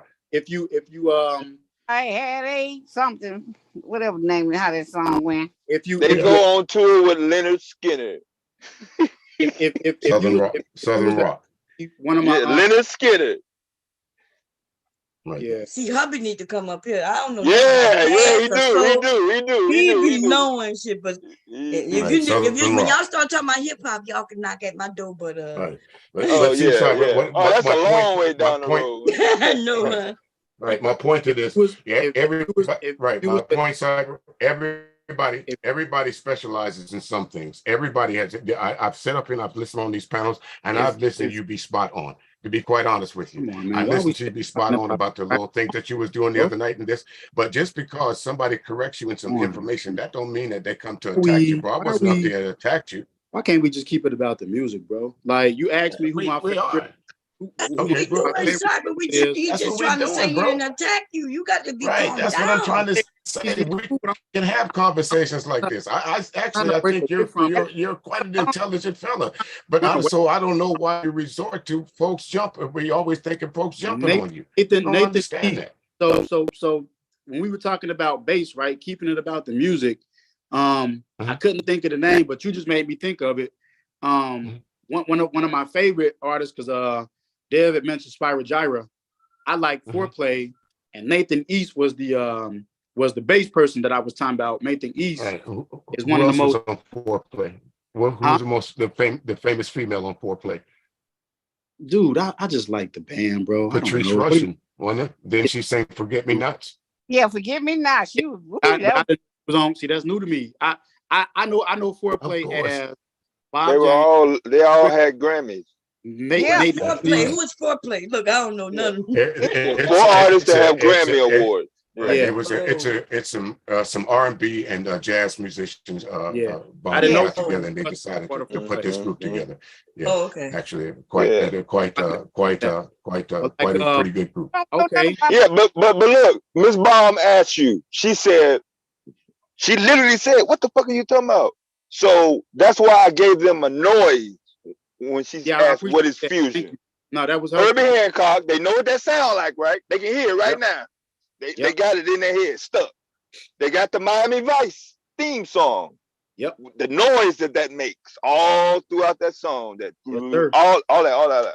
So just go in there. Miles Davis. But I wasn't asking. I was asking when I asked the two gentlemen to kind of give their definition, because I thought it sounded like they were saying two different things, which I think that's what we were. Like, I think Mr. Music is saying just because he played with some fusion artists, together doesn't make him fusion artist, but he has but some he songs composed. that would be considered fusion. Am I right? That's what you're saying, Mr. Music, right? That's exactly He what it is. composed. He has And played that's with what several Old different fusion artists. music though. Right. See, Huh? that's my subtle disagreement right there. As Oh, a I see what you're musician saying. myself, he can. But this is He what I'm literally saying. Y'all wrote. were saying two different Yeah, things. Neither yeah. one of y'all exactly wrong. Neither one of y'all wrong, but Mr. Music is kind of right as far as how he's defined. he's But defined. you was right, and that's why when you said there's some songs in your head that you know are fusion. And so that's why I was asking, define it, because I clearly I understood what both of y'all were saying, and I knew it was different. That's why I actually define it. Did you ever watch the TV show Taxi? You remember that TV show, Taxi? Yeah, taxi, yeah. You remember the theme that Yeah. That's Bob James. He was in Foreplay. That's a famous theme. That's called Angela. That's one of my favorite songs. Y'all, y'all be listen. I don't. That's probably how my husband got into it. Because I always ask him, "How you got into jazz? Like jazz or whatever it is he's listening to. Don't even have lyrics. It just be the Yeah, horns and just the instruments. Yeah, we instruments. can get into that. I We can can't. get into Yeah, that. I can't really get Yeah, into we that. yeah. I need a drum in my shit, and it seems like jazz No, don't. some of it have bombs. Some of it have drums. Yeah. Oh, some of it, but Yeah. hubby be listening to this shit. It be putting me to sleep. I'm like, where is the drum? I need the drum, baby. You Where know the about drum at? Winchester? You know about Winchester, Lady, Mr. Music? By Bob James? That's a classic. Who? Winchester Lady. I don't mean, of course, I don't know. Of course, I know the artist Bob James, but I don't know every song that he made. But yeah, I'm quite familiar with Bob James. Play the sound. I don't know. Yeah, Will I get in trouble if I play a snippet of a sound bomb? Yeah, it's copyrighted. Oh, is it copyright? Yeah, like a 4-second. Or you snippet. playing it yourself? You mean on your thing? Nah, I was gonna play like 4 seconds, just 4 seconds random, but that's why I asked. Try 4 seconds. You show us 4 seconds now. Give me a second. Let me get to it. Hold on. Let me make sure my phone is down. Yeah, I think we can do 4 seconds, y'all. Yeah, just 4 seconds. You think so? Probably. These ain't like the other they record only get labels us when now. we get up into like 15. Right. Yeah. Bob James, I like him. That's why we're speaking about Bob James. I like him more Oh yeah, as he a gets collab artist. He does he's more. Right. I like him with more like with the Rippingtons or David with a few other Sanborn. artists David Sanborn. He has Dave Right. Collins. They've done a lot of. I'm gonna play the bridge. I'm gonna play the bridge. Hold on. I'm gonna play the bridge because that's the famous part. I know Mr. Music gonna know the bridge. Here we go. 1, 2, and here we go. Are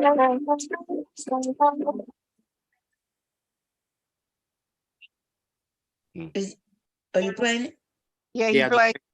I heard a little bit, yeah. But it probably was so little we couldn't hear. I'm gonna go back. Now it's probably the pick. I'm gonna go back just a Like tad. put the link in the room and we could go and click on it real quick. It sounds like a little 70s porn music.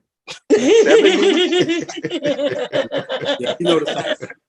That's Bob James.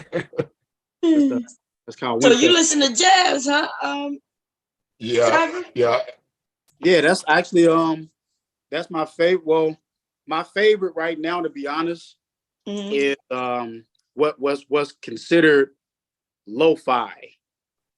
Lo-fi, what that mean? So it's mellow. Oh, mellow. I gotta that shit that put me to sleep. They got variations of it. I mean, music is beautiful, man. But they have variations of it. They have like Thanksgiving lo-fi, autumn lo-fi, coffee shop lo-fi. We call it lo-fi. And lo-fi lounge, jazz. Right, lounge, sleep music, lounge. Like that. Yeah, that's probably look when we traveling. Whoever driving controls the music. So he's driving. We all sleep because he put that jazz on, and I don't understand how he stay awake. But he be once we start driving, any one of us, me or any of my sons, the music is loud and it's bump, bump, it's beat R&B and hip hop. Yeah. I don't understand how you stay awake with, huh? I'm put on some King Von. I ain't finna listen to no jazz. Yeah. Yeah, let her have her King Von though. Yeah, I need that drum. I need a drum somewhere, and hubby be playing jazz, and it could be even Beyonce's song, and they'll take the drum out of it. It'll be one of her songs, just the music, no lyrics. Why did they take the drum out? They didn't take the drum out of Alex Bouillon. Sure did. Let's see, who's another one? You might want to listen Shit, to. I bet you'll get up on that one. I'm trying to think of some with Yeah. some heavy bass. You couldn't even tell the difference. I'm Couldn't trying even to tell think the of difference. a good artist that you would I listen to. made a You wouldn't mistake. want any I lyrics backed in it. into jazz. Yeah, I was looking for something else. I'm like, what's this? I'm trying to think of good artists. So this is lo-fi, Bomb. Here you go. Jazz when I Copyright. go, I Yeah. just want to go to sleep. Yeah, I'm Yeah. not gonna get this no jazz up. I Put me to sleep. There's variations. There's variations of lo-fi that aren't the like sleep stuff. Like it just like, okay, right here. This is lo-fi. Let me see. Let me grab it. You have to move around with that. Marvel With say that sound, George man. Howard is underrated in smooth jazz. yeah, he is. Yep, George agree. Howard. Yes, indeed. He did a He remake got of a shitload of the collabs. Lionel Richie tune. Yeah. Yeah, he's a classic artist. Yeah. Yo, man. Yo, all But that Bomb, stuff you you playing were is on probably other one of. channels too, bro. Wait, I'm trying. I just had the name of the artist. Go ahead, Dale. I just had the name of the artist and Paul Taylor. You'll probably like him. Go and check out some Paul Taylor. Listen to Avenue. She'll move on that. Or one of those. Yeah. You'll move to that. Yeah. So they do have a Paul drum in Taylor's there. a good artist. Oh yeah. It's that head nodding kind of music. Yeah, Paul Hardcastle gave her a drum. Yeah, Mom would say Paul Hardcastle was a legend. Right. 19 and right, what's that 19 was deep, man. I had some people come up and do some confessions on that song. That was a deep song, boy. Now Paul Hardcastle, he leveled the game. Shit. His last. He's still out. He still putting shit out. Yeah, he do. He made he's still out. God damn. He did Paul Hardcastle 9, and then he did Paul Hardcastle 10. He did. I think the last thing he did was 10. Was Paul Hardcastle 10.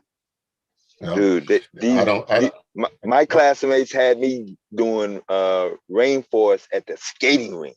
Oh, yeah, that's a skating song. Skating song. Now there you go, Miss Bomb. That's a skating song. The title of that song. Imagine skating to that. Rainforest, yes indeed. Rainforest. Yeah. How did I go then? If it's at the skate rink, what the hell? I got you. Yeah, it's believe me, I'm a roller skater too. You can't skate to that. I think Simon was putting it together and go say it. If Bomb hears it, she gonna know. You'll know it, yeah. I'm gonna give you a quick snippet. Hold on. Let me pull it because I got it on my phone. Oh, just sing it. You hum it. Oh, doom doom doom doom doom doom doom. I can't sing it because he got stuff in there that it's like, here it is, 5 seconds, boom.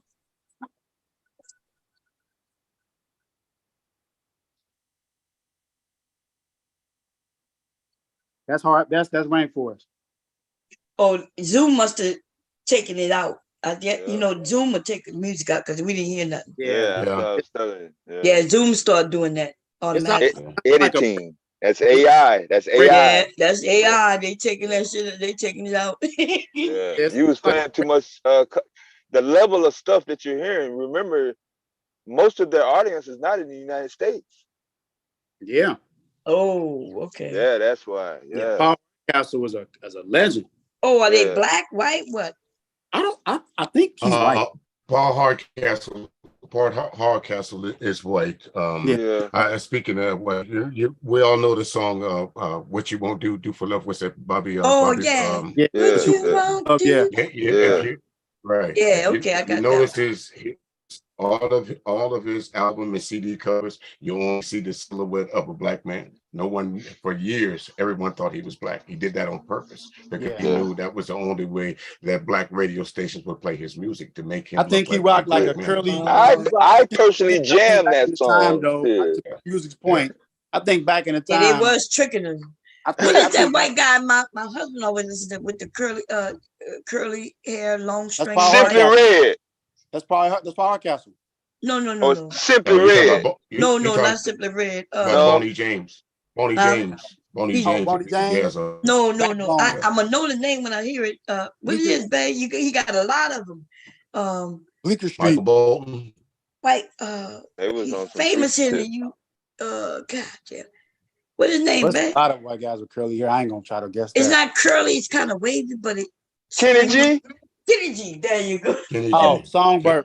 Songbird. Kenny G, man. I was like, Yeah. is this? Is Did Kenny G Kenny black or G is he change the white? game by himself? Yeah, he did.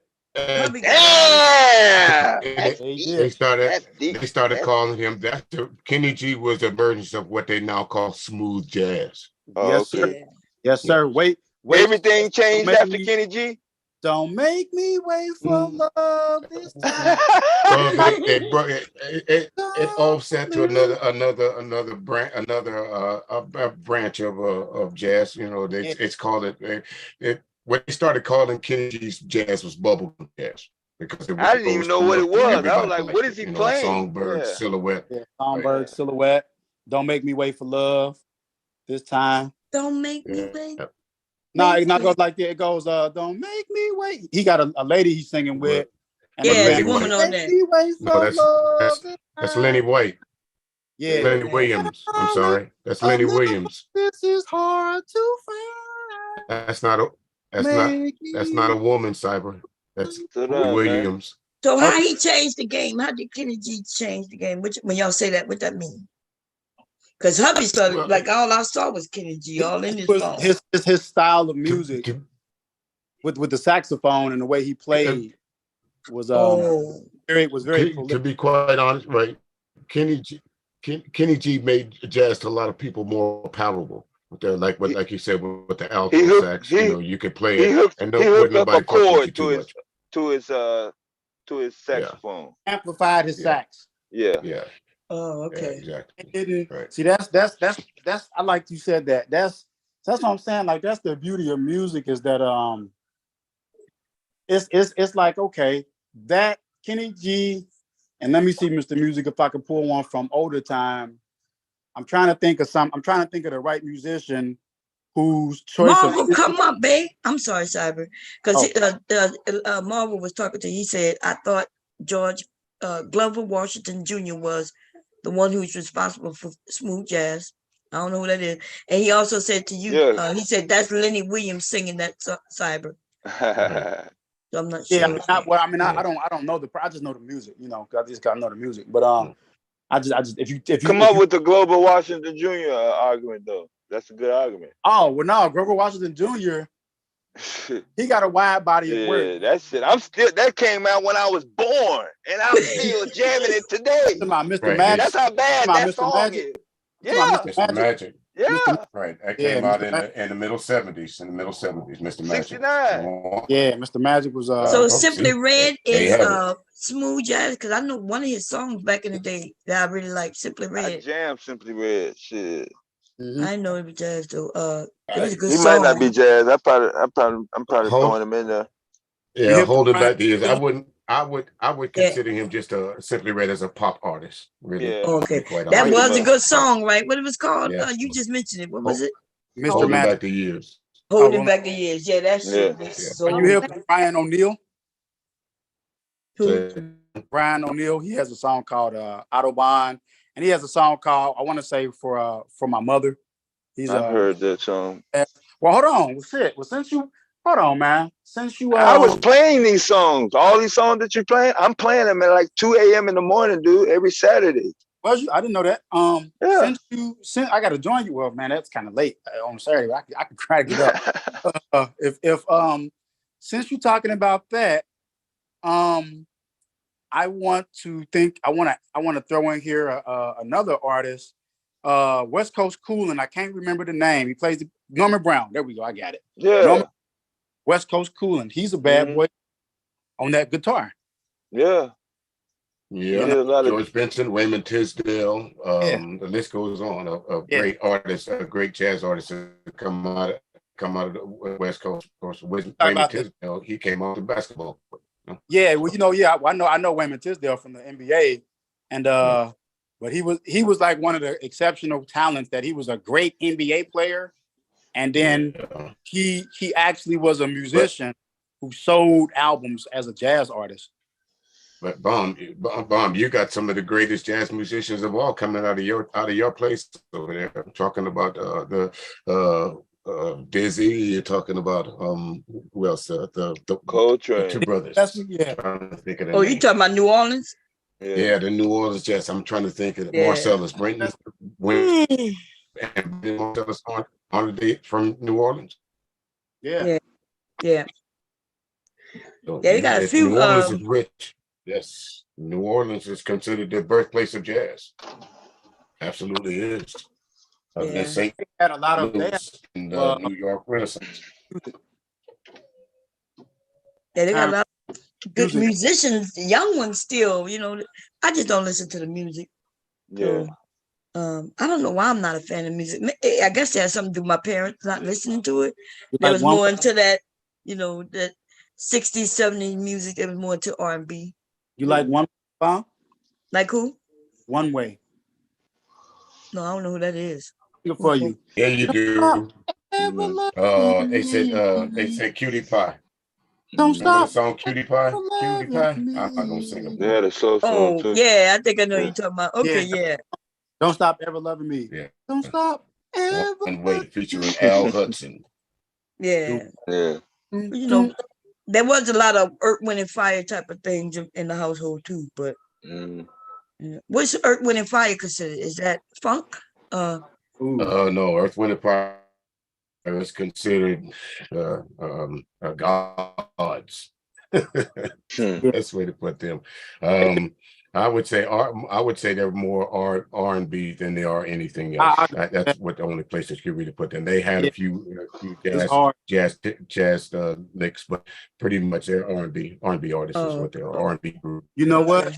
Yeah. Like I love Maurice White, but like imagine that. Well, not imagine. Hold on, let me see. Don't. I gotta play that shit in my head. The very end of it, where he's doing those high notes. Philip Bailey. When I forget the name of the fucking song, I can play this shit. And that's something we can think of because we hear the tone in our head. You're talking about fantasy. You're talking about fantasy there. Philip Bailey is singing the final. I said Maurice White, not fantasy. Not fantasy. It's the slower one.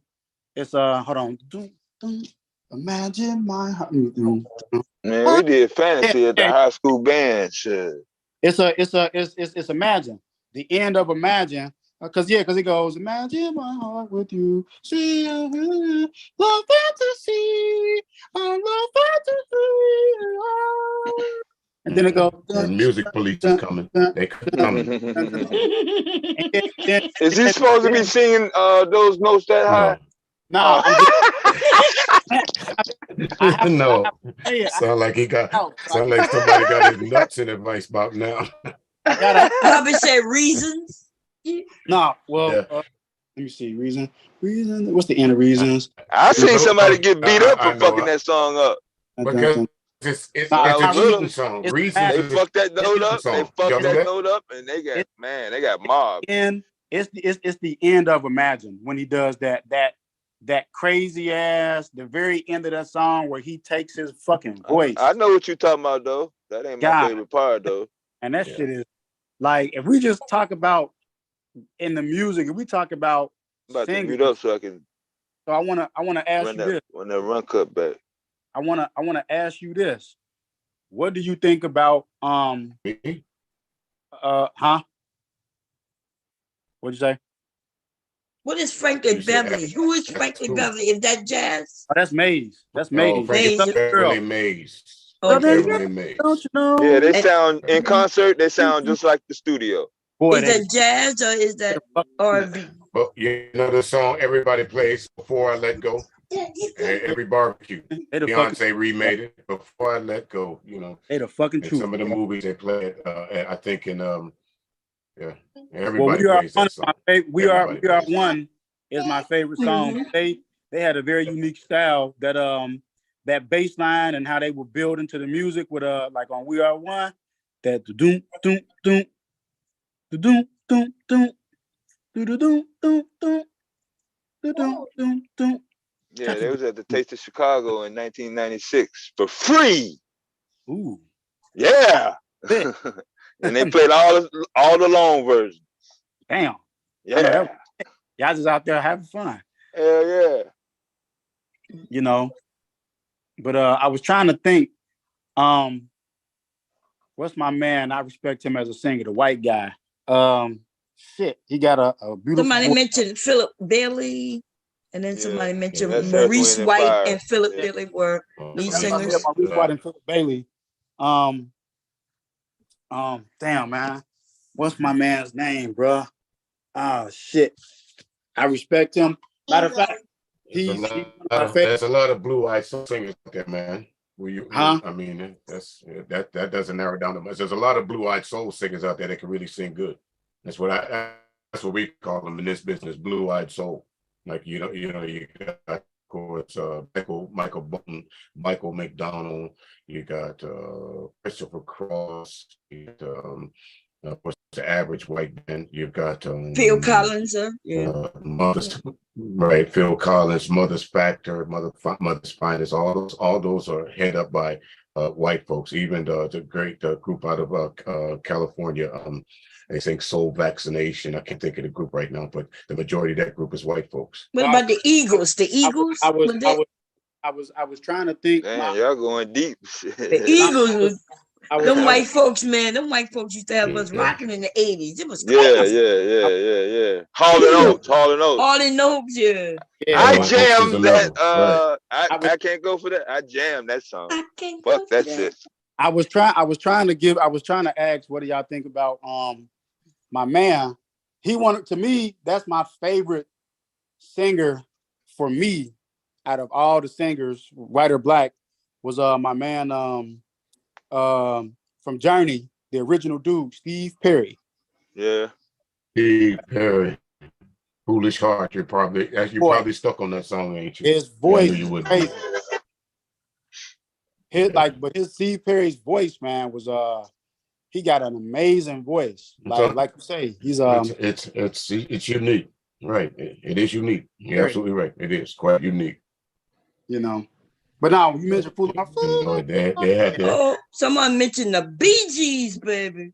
What you say? Damn, y'all going all the way the fuck back. Fuck. Y'all might well go. It wasn't even that far back. Bee Gees wasn't that far back. What you think about Free to Pain? Yes.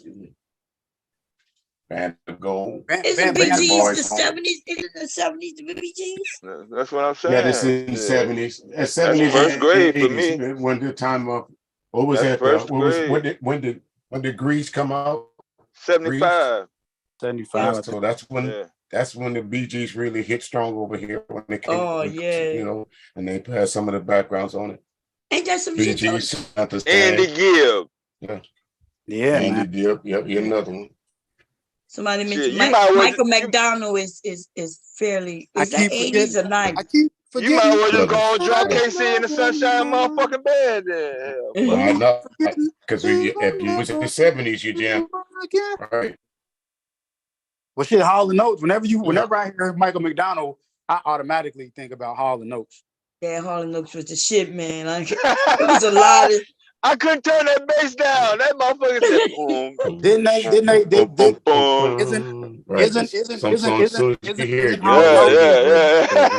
Isn't one of Hall and Oates songs? No, I can't go for that. No can do. That's what we're talking about. Can't go for that. Can't go for that. I personally call him to the radio station and run that back one more time. That motherfucker jam. If you know what you're doing, you can mix the hell of that song. I did mix it. He said, use my body now. You want my soul. Hell yeah.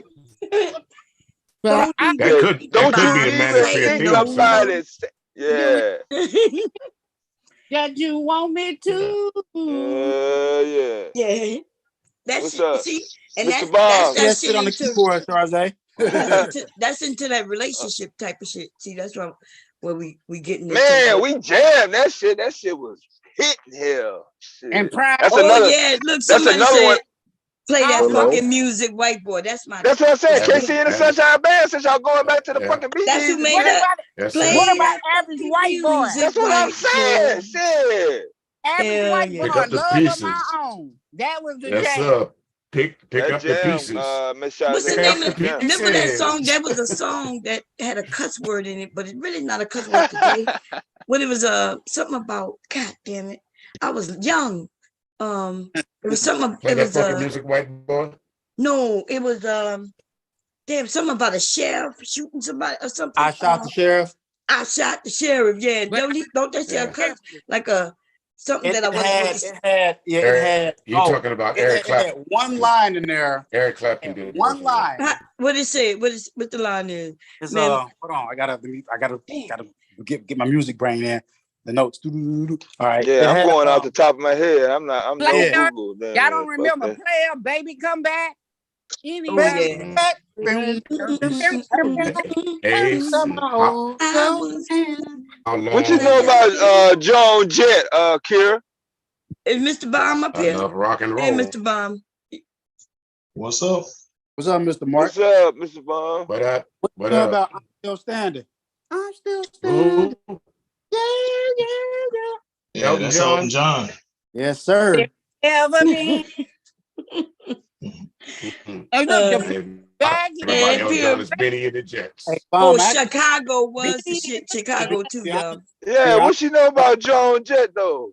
to be I honest with you, know she over there That's some on some acting heavy like she shit. She knows on some heavy shit. Yeah, hey, that's some heavy to be honest shit. with you, Bomb, I'm Huh? more. You think I like technology is actually music. Like music's I love music. It's Mhm. music and it's technology for me. Yeah. I Somebody get it. mentioned Pierre Butterfly mentioned Bob Marley. I don't know nothing about Bob Marley, nothing. All He just all I wasn't know is hitting. that Well, that, he In the hey, black neighborhood, he just wasn't hitting. Yeah, he wasn't hitting like that. I yeah, wanna ask Mr. Mark and Mr. Music and Deb a question. How do you and you too, Charles, because you play the keyboard? How do you feel about the 1980s European music scene? Philip Collins, because of Phil his, Collins. Rio Grande, but Phil yeah, You talking man. about Phil Collins, Collins? Yeah, Yeah, Culture yeah. Club. like I love Culture Phil Club. Culture Collins. Yeah, all of them was Club, from Europe back then, wasn't yeah, they? In the 80s? because a lot of Cutting a lot Crew, of black there's people. Twist. It's before Phil Annie Collins Lennox, became Annie Lennox, and the Eurythmics. yeah, Yeah, the yeah. Eurythmics. Like a lot of Yeah. Yeah, the Yeah. the reason Europe. I Queen asked that bring the question. bass. The reason I asked that question is because a lot of black people who really either they're not really into music or they don't know music. If you mention that era and Europe, they're like, "Oh man, nobody listen to that bullshit." And I was like, "You crazy? Like that?" We jammed that. We jammed that. Fuck that. Yeah. Fuck that. Fuck that. That We jammed wasn't that was R&B, but That was yeah, they in the dominated. 80s, it was a I, They it came dominated up. the 80s. Duran, like somebody I said. don't I don't think Yeah, there's yeah. right Duran. I don't think there's too many people that don't know Yeah, who Fleetwood Mac is. Sue yeah. Stevie Fleetwood Nicks. That's what Mac I'm And song. saying. you know, Hold on, That hold song, on. Drew. Sweet Little Lies, and then they had one of my favorites was your hold on. My favorite Fleetwood Mac. Doom doom doom. What's the name of the fucking song they singing it, motherfucker? I like the song. Forget me not. Dun, dun, dun, dun. Is that Fleetwood Mac? Gypsy. That's Gypsy. Yo, Gypsy. And then No, they got Drew, my yeah, favorite Fleetwood Mac. yeah. That's who that was. right. That's And the Stevie, band. that's Stevie Nicks, and that's it. It's called Yeah. Sarah. Oh, Stevie Nicks, man. Yeah. God damn. You know, they say she was a witch, a voodoo queen. Y'all know that. Yeah. Because she That song that was in in a Gypsy. And song, that's the only that reason. song that you're singing about Cypher is called "The Age of 17" by Stevie Nicks. Wait, hold on. Whoa. No. Wait, well, hold on. No, that song, no, the song by Fleetwood Mac. They got a couple. They got obviously sweet. I mean sweet little lies. Then I just played Gypsy in my head. The one you're talking about, the age of Drink. 17, is kind of like a more rockish song by that lady, if that's her name. The Stevie 17. Nicks, and Stevie Nicks was she was a lead singer of she was a lead singer for Fleetwood Mac until she Oh, started her also own that's what that career. was. So I you didn't know have that. to know. Oh, Fleetwood Mac. really? Yeah. Wait, I didn't so know that. Yeah. Nicks was That's doing Yeah. Fleetwood Mac? Yeah. that's the Yeah. original Fleetwood Mac. Yeah, she made Oh, Fleetwood Mac actually. That's yeah, where I Like she the didn't even came know. from. I bridge. didn't know. I didn't Nice. recognize Fleetwood Yeah. Mac, Yeah. but I gotta pull up the do know video. Stevie Hold on. Nicks though. Fleetwood Mac, They Stevie were Nicks, worried Lindsey about doing Buckingham. videos. They was I doing can't think of the other shows. two. They did shows. They Right. did shows. They What did about the shows. Eagles? Did y'all listen to the Eagles? Yeah, I Yeah. mentioned Hell the yeah. Eagles Yes, earlier. indeed. Yeah, the Eagles was Wait. bad. We didn't have Chicago? motherfucking choice in the Chicago? beginning. Shit. Hold on. Hotel So is Hotel California. California. so wait. So the lady That's that right. Mr. Music said that had that Age of 17 that rock song, she was the original singer Stevie for Nicks. She came Fleetwood from Mac? Fleet. She came from her. I can't think of the other two, but her, Lindsey Buckingham. Lindsey Buckingham I and can't Mick think of Fleetwood. Chrissy McVeigh. Yeah. Chrissy Mick McVeigh, the Fleetwood. blonde-haired one. I can't think of the other guy. Yeah, Who- Nick Fleetwood. who's There the you one go. with Nick that- Fleetwood, Lindsey Constant Buckingham, sellouts. Stevie Nicks, Chrissy McVeigh. Chrissy McVeigh. She just died maybe a couple of years ago. That's the one Yeah. with that. Yeah. Soon as their those are the name went original. on the billboard, sold out, Right. sold out, Fleetwood sold out, Mac this sold year. out I concert. think somebody Right. died from Fleetwood Mac this year. I can't think of who it was. Yeah, it was Right. that going It might have Christie. been Chrissy McVeigh. Yeah, Yeah. Might have been her. that's what it was. She died That's last what- year, couple years ago, but it might Yeah, have I been think- this year. know No, that, it's bro. Yeah. somebody died this year from Fleetwood Mac. Yeah, And I was looking at it was her then. Nick. Yeah. It wasn't Stevie Nick. Yeah. No, it wasn't. No. I Yeah, it was from more yeah, it was likely Chrissy Chris, it was McVeigh. Christine McVie. Yeah, Yeah, she died like late last year. yeah.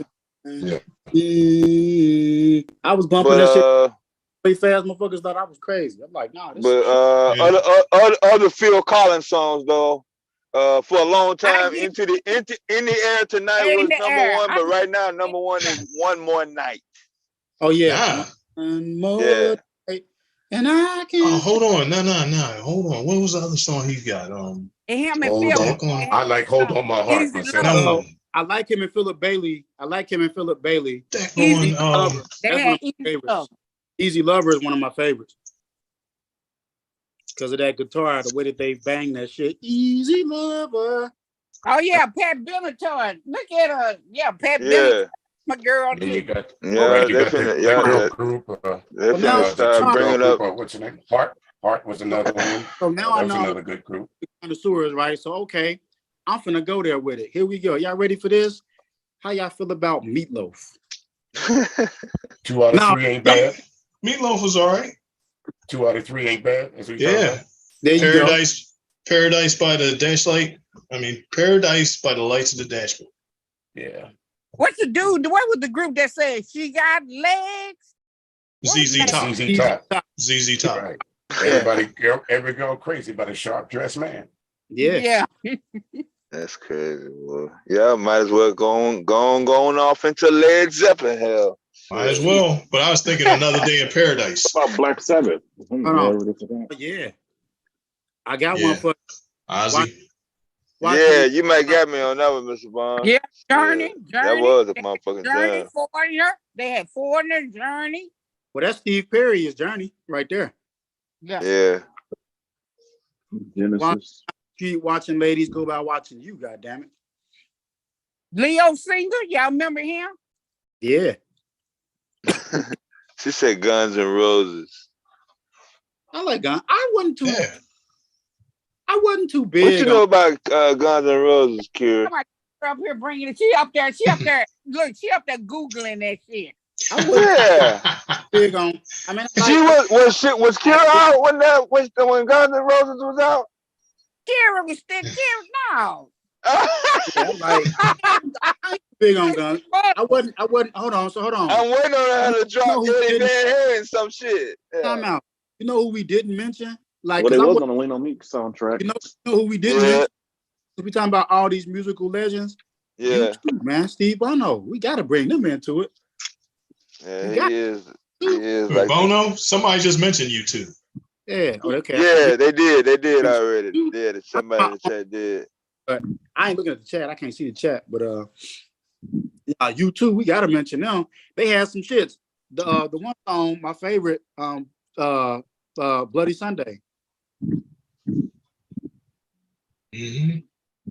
What was the Western Boys? Did y'all listen to that shit? Boom, Pet Shop Boys. boom, boom, boom, boom, boom, boom. Yeah, You know yeah, what? yeah. Yeah, you talking about the Pet Shop Boys. Pet Shop. Yeah, they Western girls. Yeah. That was Yeah, Yeah, yeah. I West End jammed that. Boys and I East End jammed that. Girls. Yeah, I jammed that actually. All that. I jammed that on the black owned radio station. Let you what know was I the jammed it. thing that said just relax? Come to it. What was his Yeah, name? that was banned in the US. Oh yeah, relax. Yeah. Don't do it. Let your body go. That's Duran Duran. Don't do We it. No, that's Frankie Oh yeah. Frankie know Goes Frankie to Hollywood. Hollywood. Yeah. Yeah, that was banned in the US. Shit, don't make me bring up Mr. Motherfucking Roboto then. Or Gary. Mr. Pato. Toto, yeah. Oh yeah, Rod Stewart. Do you want my body? Mm-hmm. I'm sexy. See, that's what motherfuckers know is real music, man. It's that shit. If you can sing them motherfucking songs, you know, Jack. I remember because they did Band-Aid over there was real big. Somebody said, "Aha, take on me." Oh, that's my classic. Yeah, I remember that. I remember Me that. too. I got that Yeah. shit. Take on me. Yeah. I'm gonna go to my phone. I'm finna go to my phone for y'all. Let me see. Yeah, Another Stevie damn Ray good. Vaughan in the house. Hell, fuck that. Let me see if I got so much shit in here, bro.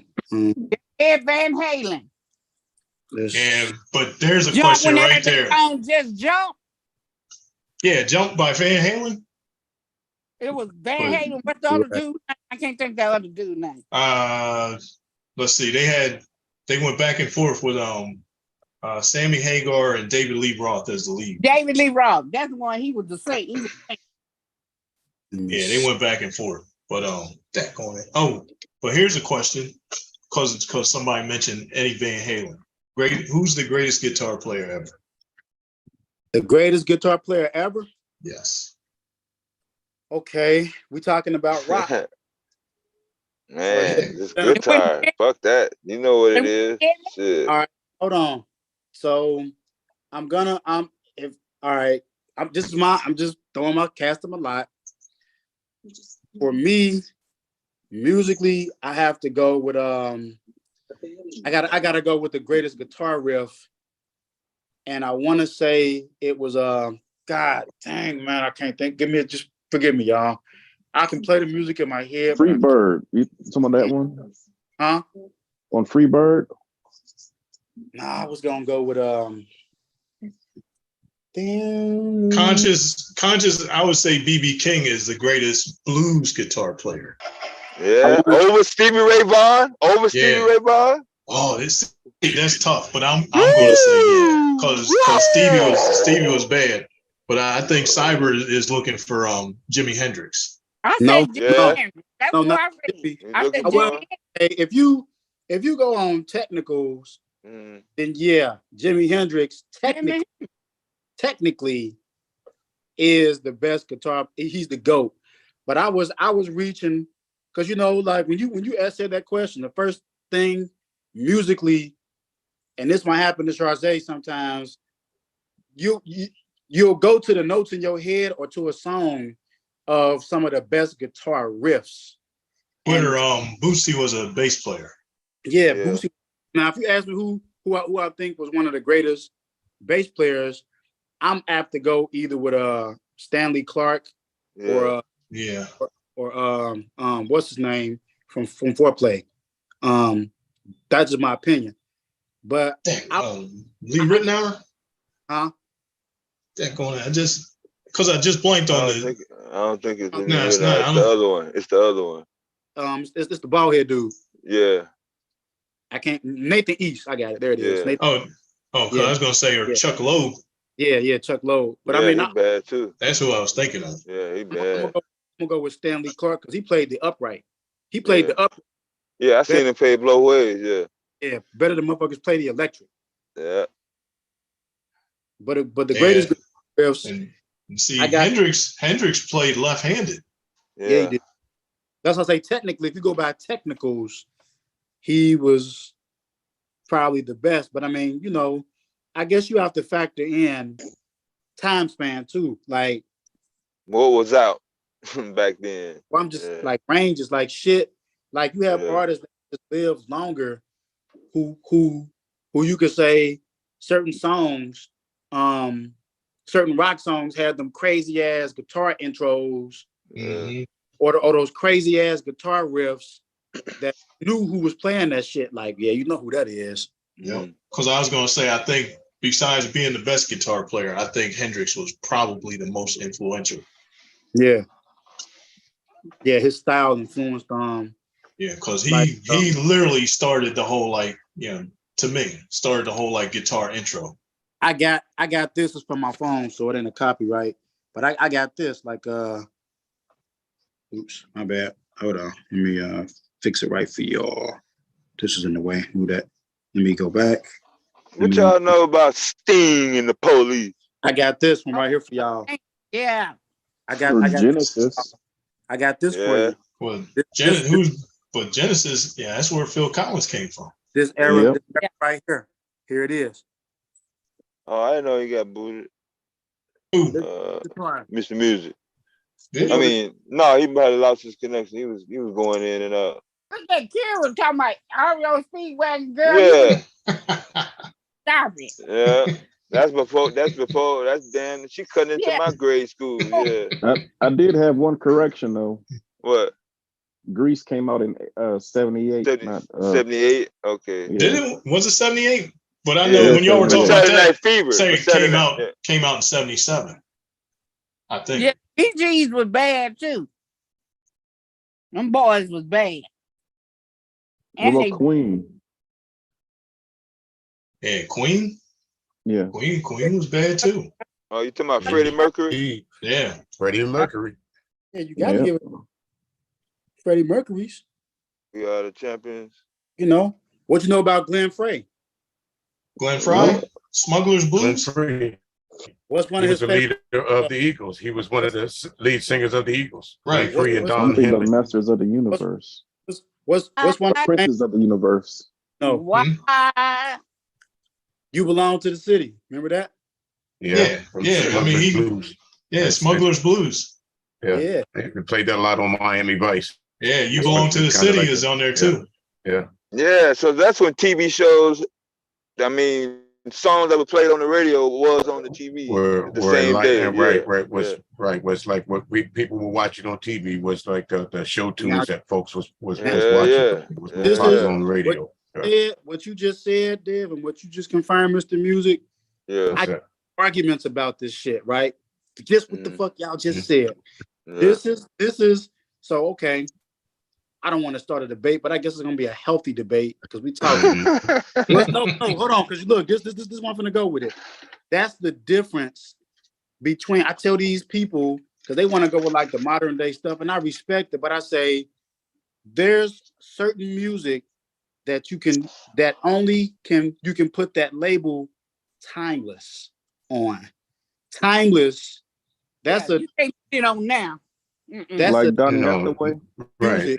You would consider you would consider most of the artists out today one-hit wonders. What he just said, what you and Dale just said, the music, because y'all a little bit older than me, but the music like going to the TV shows. Hey, that's some shit, Dale. Was on radio. But old is good. You don't got no stuff. You don't have music today that's played on the radio. That's on like TV. Song for like a hit TV show. It's no relation. You don't have nothing to relate the song back to. I understand exactly what you're saying, Simon. Yeah, you have nothing to relate the song to. TV no more. Shit. Right. TV is out there. Right. I mean, like that, that soundtrack from Soul Food. I still listen to that. That's a good soundtrack. Just we said Eric Clapton earlier. Yeah. Even the motherfucking theme to Miami. To CSI is the Hawaii family. Like damn, like man, I'm trying to think. What the hell? What's this? What was that show, bro? Which Damn. song? I got y'all go ahead. I got in my head. Well, I mean, well, number one, I mentioned one. I mentioned Angela was a classic. Yes, that's Taxi. Yeah, I remember that. You know, Taxi with Bob. Mash had a Mash. Man, y'all left out Chuck Mangione though. Oh, Right. Chuck, oh Right. shit! So Hold on. Your boy Chuck Mangione. Yeah. I got Chuck in here. Do I got him? Do I got you in here, Chuck? Yeah, you know what's funny? Now, if you didn't notice, Chuck Mangione was actually associated with a TV show. That's what I'm saying. Reconfirming what was earlier said. Yeah. Remember, what was that man, the greatest American hero that had that song? Reno, what's that? That song. Believe it or not. Glenn, that was Glenn Campbell. Yeah. Believe it or not. Yeah. Believe it or not. I'm walking on. Yeah, that shit was crazy. Right. The theme songs back in the day, you could sing them. You could sing them a little bit later on. Yeah, we sung them, man. Who could it be? Yeah, it was all most of the white shows and shit. Yeah, Right. they know all the words to them motherfuckers. We were ready for because wasn't nothing else on TV but that at one point. Right. Yeah. And it was hard to figure out what they were singing on Good Times. I ain't figured that out yet. Ready to rip off. Scratching in a surviving, like, hanging in a jiving. What is this? Temporary layoff. Right. Yeah, for the Jeffersons and all that. Yeah. Right. Moving on up. But when Knight Rider came out, they was on some different shit. Yeah. I was like, hey, run that shit back one more time. I think that music by Van Hammer was probably the prelude to video game music. Would you agree? Yeah, I was like, damn, what is that noise? Yeah, like electronic music. Yeah, that shit was bumping, boy. Those and hold on. So okay, what genre would y'all put the music for the Equalizer when that motherfucker came on? I remember that one too. You know, like those guys like they call them the Blue Hats. I'm trying to think of there was a group back in the 80s, Kraftwerk. That's what I was. Oh yeah, Kraftwerk. Yeah. What about the Gillick and Allen song? Shit, I'll play that shit on YouTube just to listen to that shit. I mean, shit, if y'all want to get like that, I could bring up the Kraftwerk had me on some shit though. Yeah. I can up the motherfucking you remember the Hitchhiker? Yeah. That shit. He had like a real eerie ass tune. I used to be scared of that because I was young, so I didn't want to play that in the house by myself. When the Hitchhiker come on, I get scared. Like, oh shit, it's dark. Twilight Zone used to get you, but that's my favorite. Man, I watch that. I watch that shit every day. So hold on. If you're gonna go to Twilight Zone, you gotta throw my man in there. I ain't gonna say his name. I'm gonna just say the song. Here it go. Do do do do do do do boom boom do do do do do. That's Alfred Hitchcock. Yeah. Right. Alfred Hitchcock presents. Hitchcock was a beast. Yes. So the he was. He was the only motherfucker who had a symbol. He was one hell of a name. Body. Look, I don't even like The Birds today because I watched that movie, The Birds. That shit actually happened. That shit actually happened to me. Shit. What? The Birds? Yeah. I would have had a pistol on myself. Shit. I did. Hell, shit.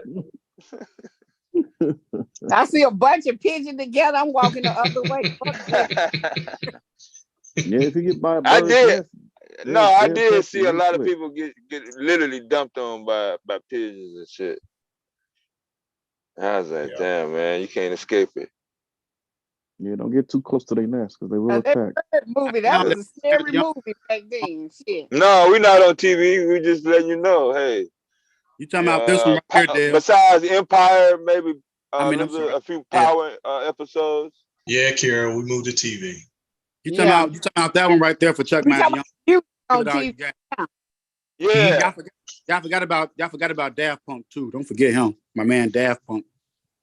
You don't like Daft Punk? We ain't forgot about him. He just You You ain't Who? like just, you know, Yeah, he didn't make it to the just front of the bus, bro. just Yeah, right. He didn't you make, gave right. him a He got on the pass. bus, but right. You gave him a pass, but you know, you don't hear too many people when they say coming to great music. Oh yeah, Daft Punk. Yeah, that's him. Yeah, you don't hear that too much.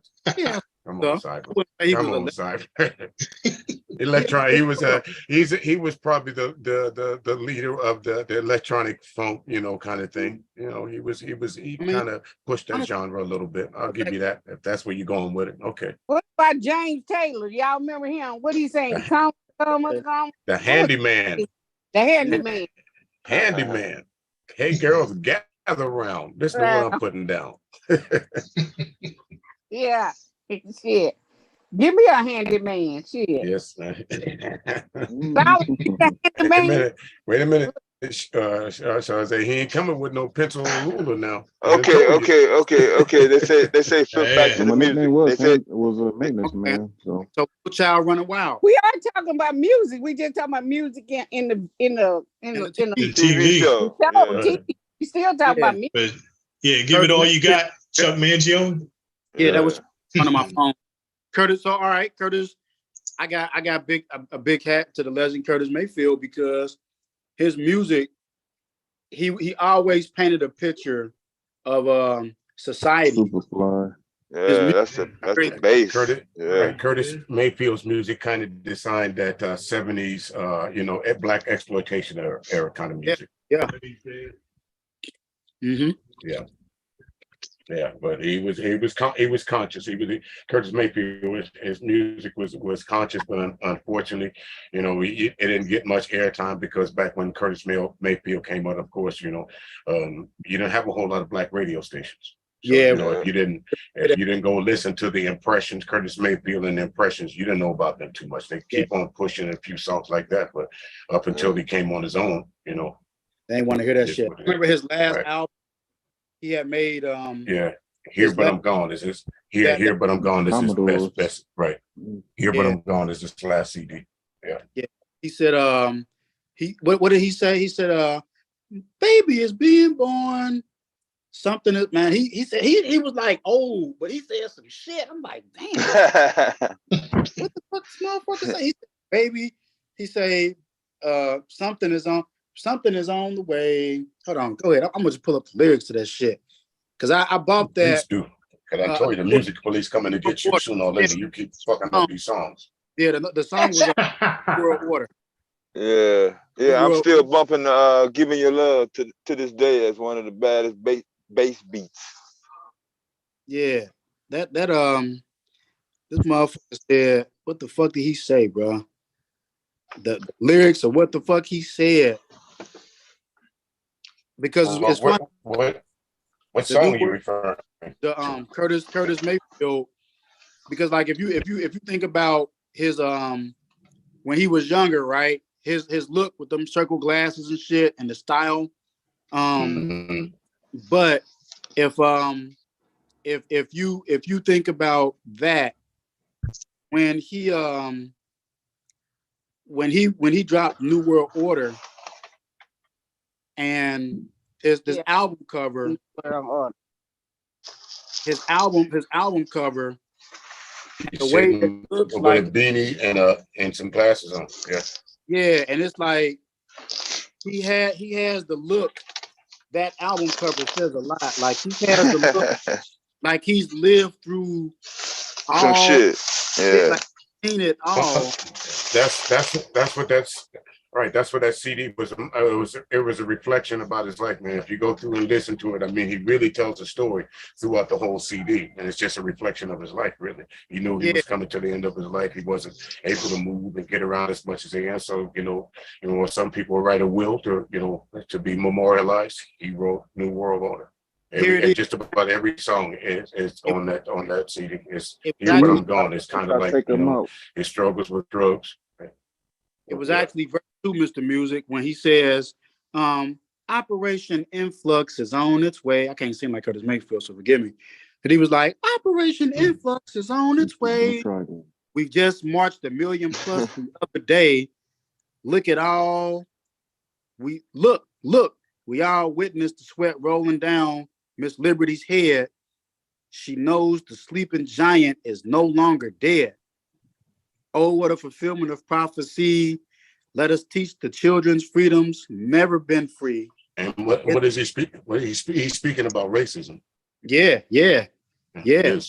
When he's saying basically the cloak of racism, it's out in the open now. You can't hide it anymore. It is what it is. So if y'all going to talk about that, y'all might as well put Gil Scott Heron in there.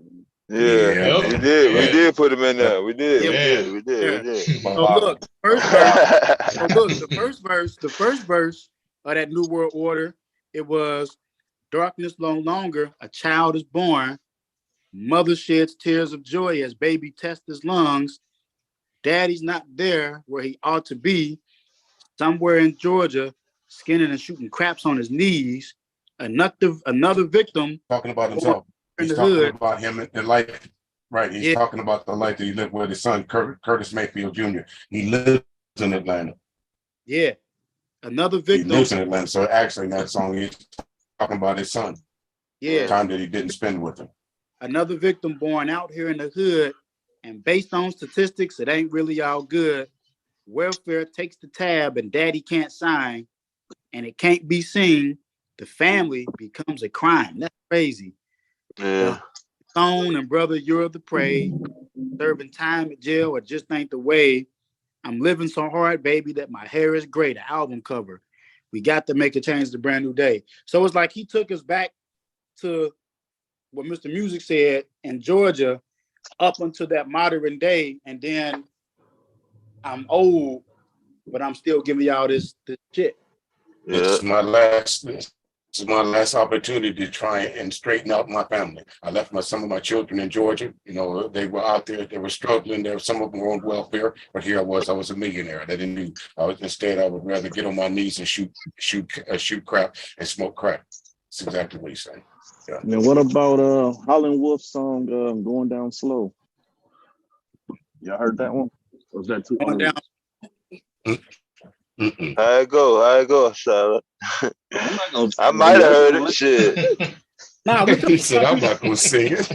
I ain't going to embarrass myself. Just to give us a So you can't hit the high note. There's some high notes in there that you should be hitting. Is that what you're saying? One of those? Oh no, he got a more rough. No, damn, you gotta say some high notes. Yeah. You gotta scream now. Shit. Philip Bailey, go ahead. No, I can't hit some of the notes, so I refuse to say them. Shit, I don't care. I'm singing. Fuck that shit. Some of those notes is too high though for me. Like some of that GQ shit. Now that's too high for me. Yeah. Well, shit. No, I'm trying. Who would y'all consider? Yeah, that's too high for me. Who would you consider one of the best falsettos in terms of male singers? Prince had who else had falsetto?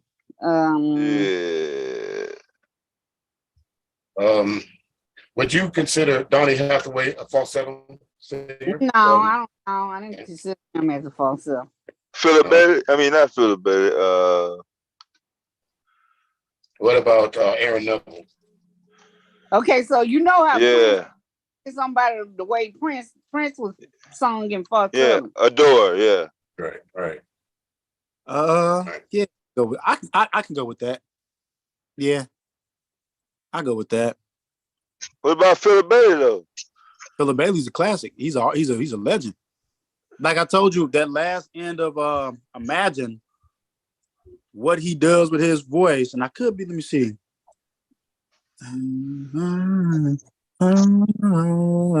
It's not Imagine. What was that dude? Yeah, you got the wrong song, bro. They had it right the first time. The dude that died. Maurice Who? The other singer. What was his name? From where? Maurice. Right. Oh. Yeah, man. Shit. I gotta pull that Okay. one up there to make Okay, sure. Cyber.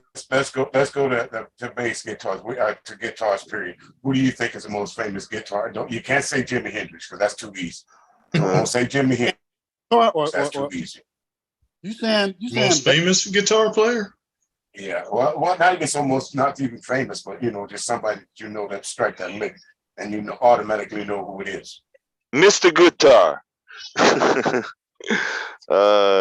That's man, a tough one. I'd have to say BB King. BB King, yeah. Yeah, he got his own sound and shit. Muddy Waters, yep. Yeah, he got his own. How about Ernie Eisman? Would you say him? So I would. I mean, if you want to go deep with it, Mr. Magic. I mean, I said Mr. Magic, Mr. Music. I would say. I mean, shit. I like David Sanborn. I like Dave Sanborn's guitar. I mean, it's not a personal opinion. Maxwell. Yeah, Maxwell too have a. I couldn't think of him, Charles. I don't know why I said that other thing, but I couldn't think of Maxwell. But I think he's probably best. Yeah, that's a good one. Yeah, Maxwell jam hell. Yeah. I jam Maxwell. Shit.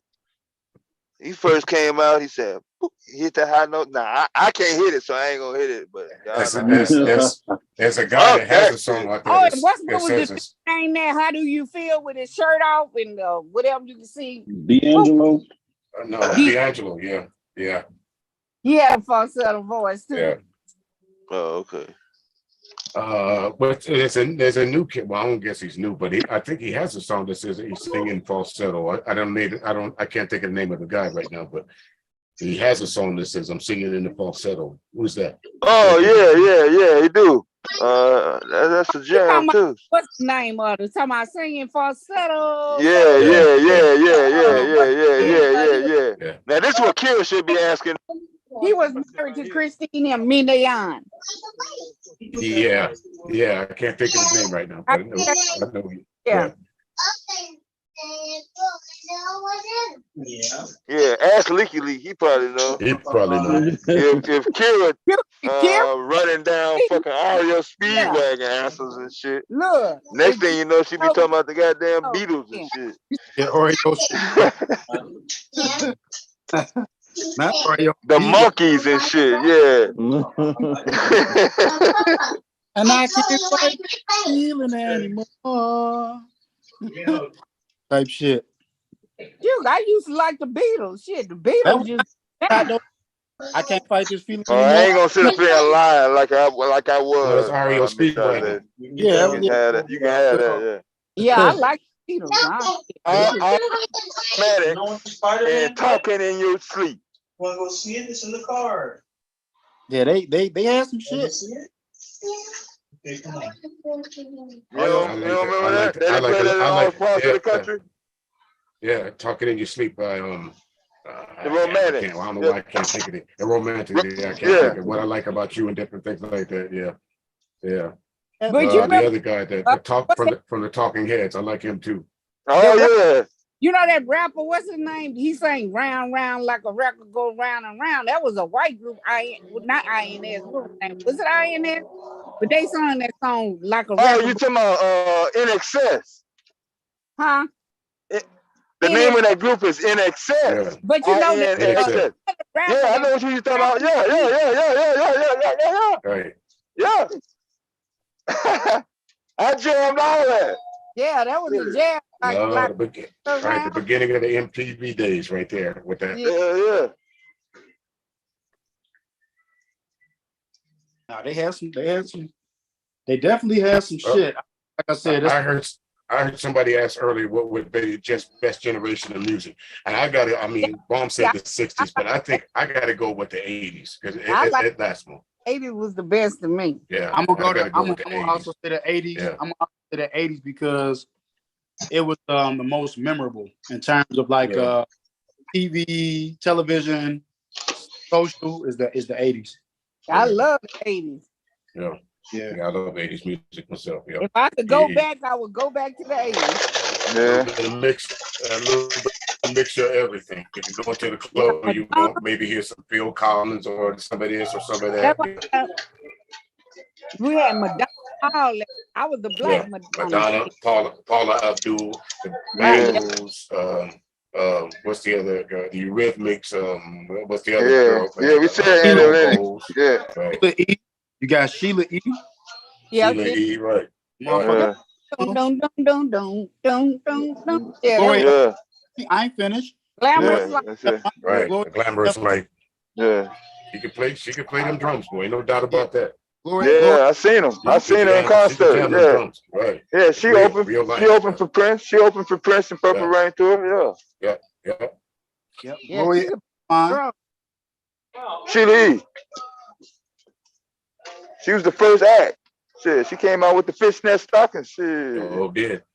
That let you know I was there. Y'all said she came out with him? Yeah. But she had on a black leotard with On fishnet stage, stockings on. Miss On Bond. stage. Oh, I see what you say. I'm about to say they was fishnet. If you ask me, Dan. Sheila E. was the one that introduced everybody to fishnet. Yeah. Shit. Yeah. Miss Bond, my seats was on the second level. So When hold she on. came out with them stockings, I ran down to the stage. What year was that, y'all think? Hold on. 85, January It had to 25th, be like 1985. right, 84, Yeah. 85, had to be. Yeah. Purple Rain came out in 84. So I want to ask a question. I graduated in 84. Who wore them first? She Madonna? didn't.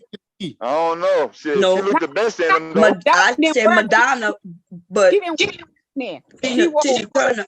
Huh? I said she didn't wear. He said Madonna. Madonna didn't wear fishnet. Yes, she did. Yes, she did. Later on, yeah. I started later with. on. See, I wasn't a Sheila E. fan, but I was a Madonna fan. I was a Madonna fan. I don't remember. I used to dress like Madonna. Madonna wore fishnets and then she ripped holes in them. Yes, that was her style. Yeah. Later on, yeah. What's the one song she got? It goes doom doom doom doom doom doom doom doom. Material Girl. No, not that. It's like is it blue something? It's blue. Oh, you talking about Virgin? No, she got like this song. It's like a bass line. It goes doom doom. Doom, Close doom, range. doom. That's at close. That's at close range. Something like that. that. Burning? Yeah, and she had the fishnets on. Lift the tail. On that song. Go on. Right. I don't know. Was it I know all was it based Madonna in the songs. movie? She had them on before she started wearing. Yeah. But that's why I may be wrong, but I don't think she really started wearing the fishnets prominently until Desperately Seeking Susan. Seeking Susan, yeah. That was later, yeah. That was a little later. That's why I said I was when she came out with the album Like a Virgin. Shit. Yeah. She was more right. She tried the Marilyn Monroe look. Right. She was going more for the Marilyn Monroe look back then. Yeah.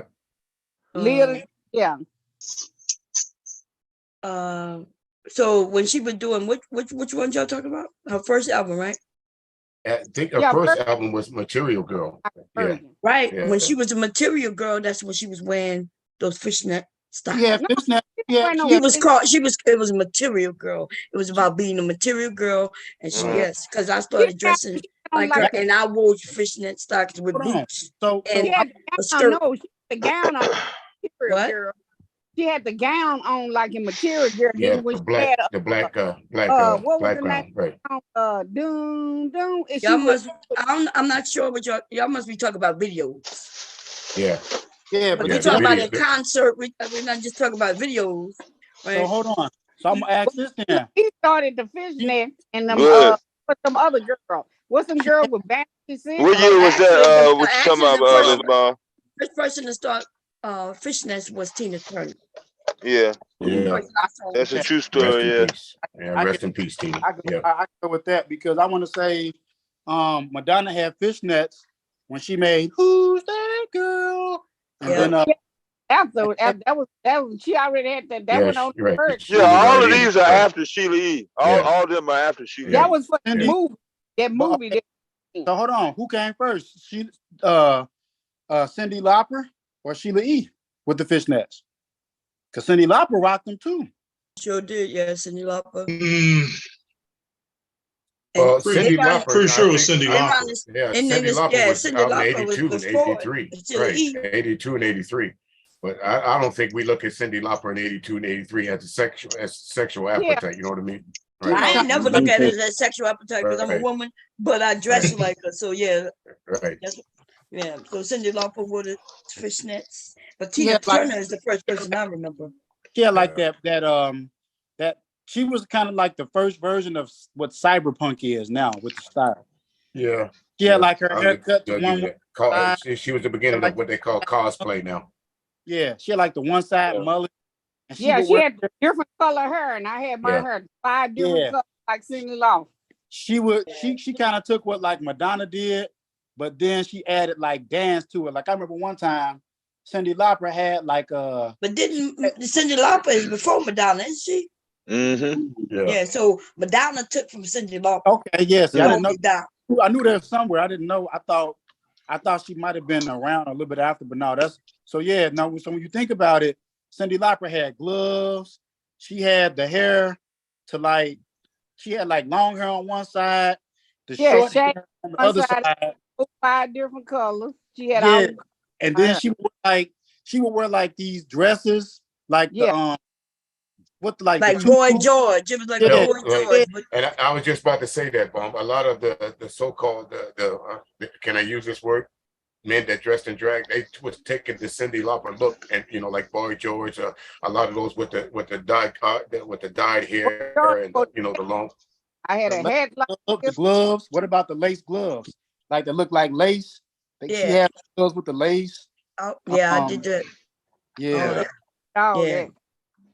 But that would be my grandmother gloves that she would go to church in and mm, grab that shit, cut the fingers out, and Mm-hmm. Now I actually bought some. I bought them because they was out in the stores. Cause I was a fashion mix, like I'm still is. yeah. But see, those of us who was making shit Mm-hmm. before that was in the stores, that shit wasn't in the stores. We had to make that shit ourselves. Mm-hmm. Yeah. Your mom, we say, Mom surely wasn't. I ain't buying that. I know that. Mama had a sewing machine that she could sew them. My mama Right. could sew, so I had to buy my shit. yeah. I Once I remember. got a job, I said, I don't buy my clothes. I don't buy my own clothes. I got my own style. Yeah, she has some shit, man. Is Madonna from the US or from the UK, y'all? I never really know. Ohio. Madonna's Her- Oh, really? from her- Detroit.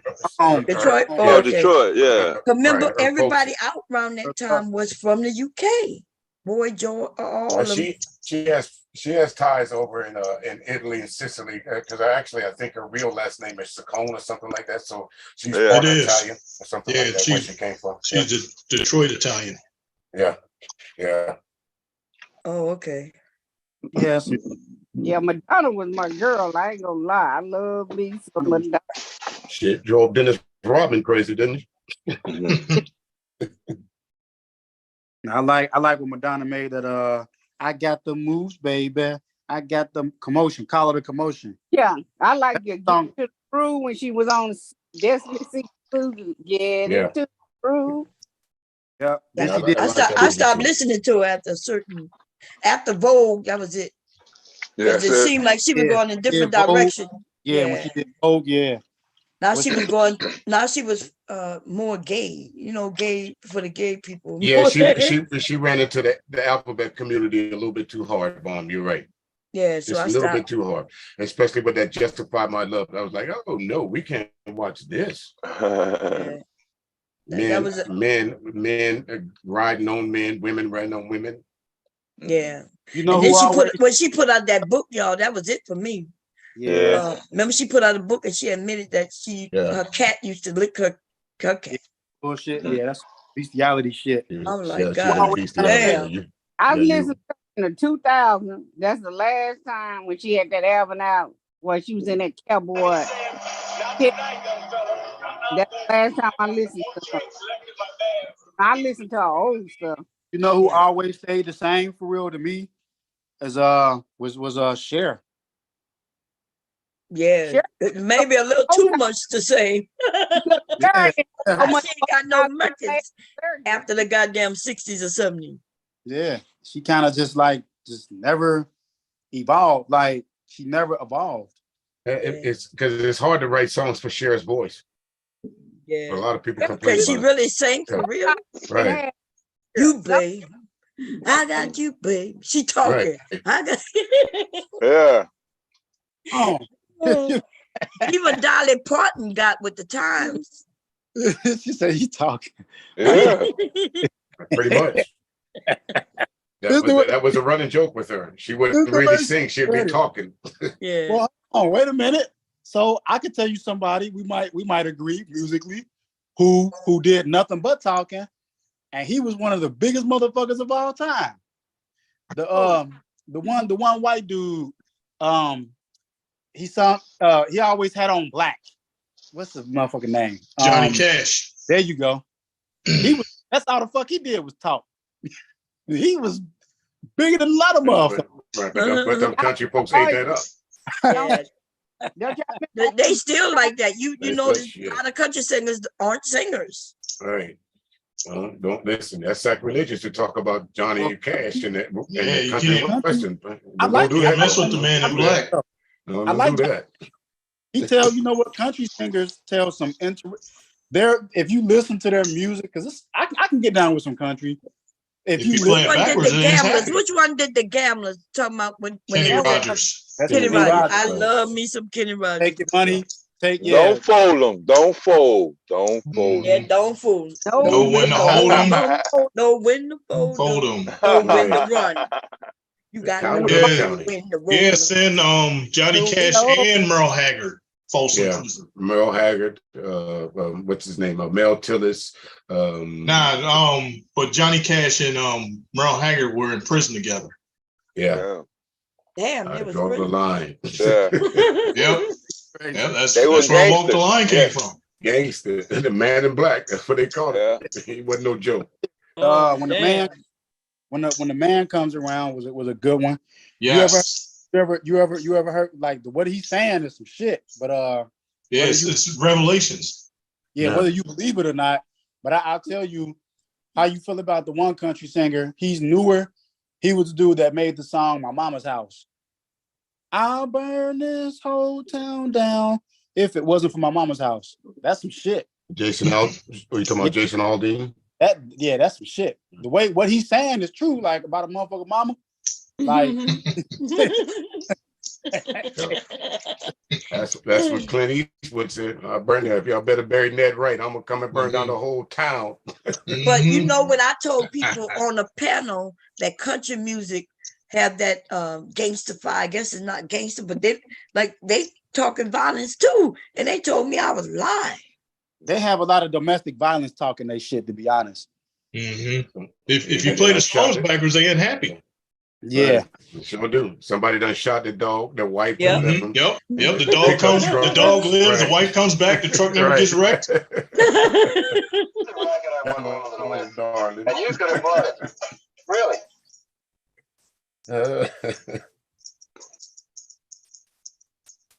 Is Mr. Cab up here? I thought I heard him laugh just now. No? Oh no, that wasn't him. Hey, Silent. Hello. How you doing? How you doing, bro? Okay. Yeah, but now,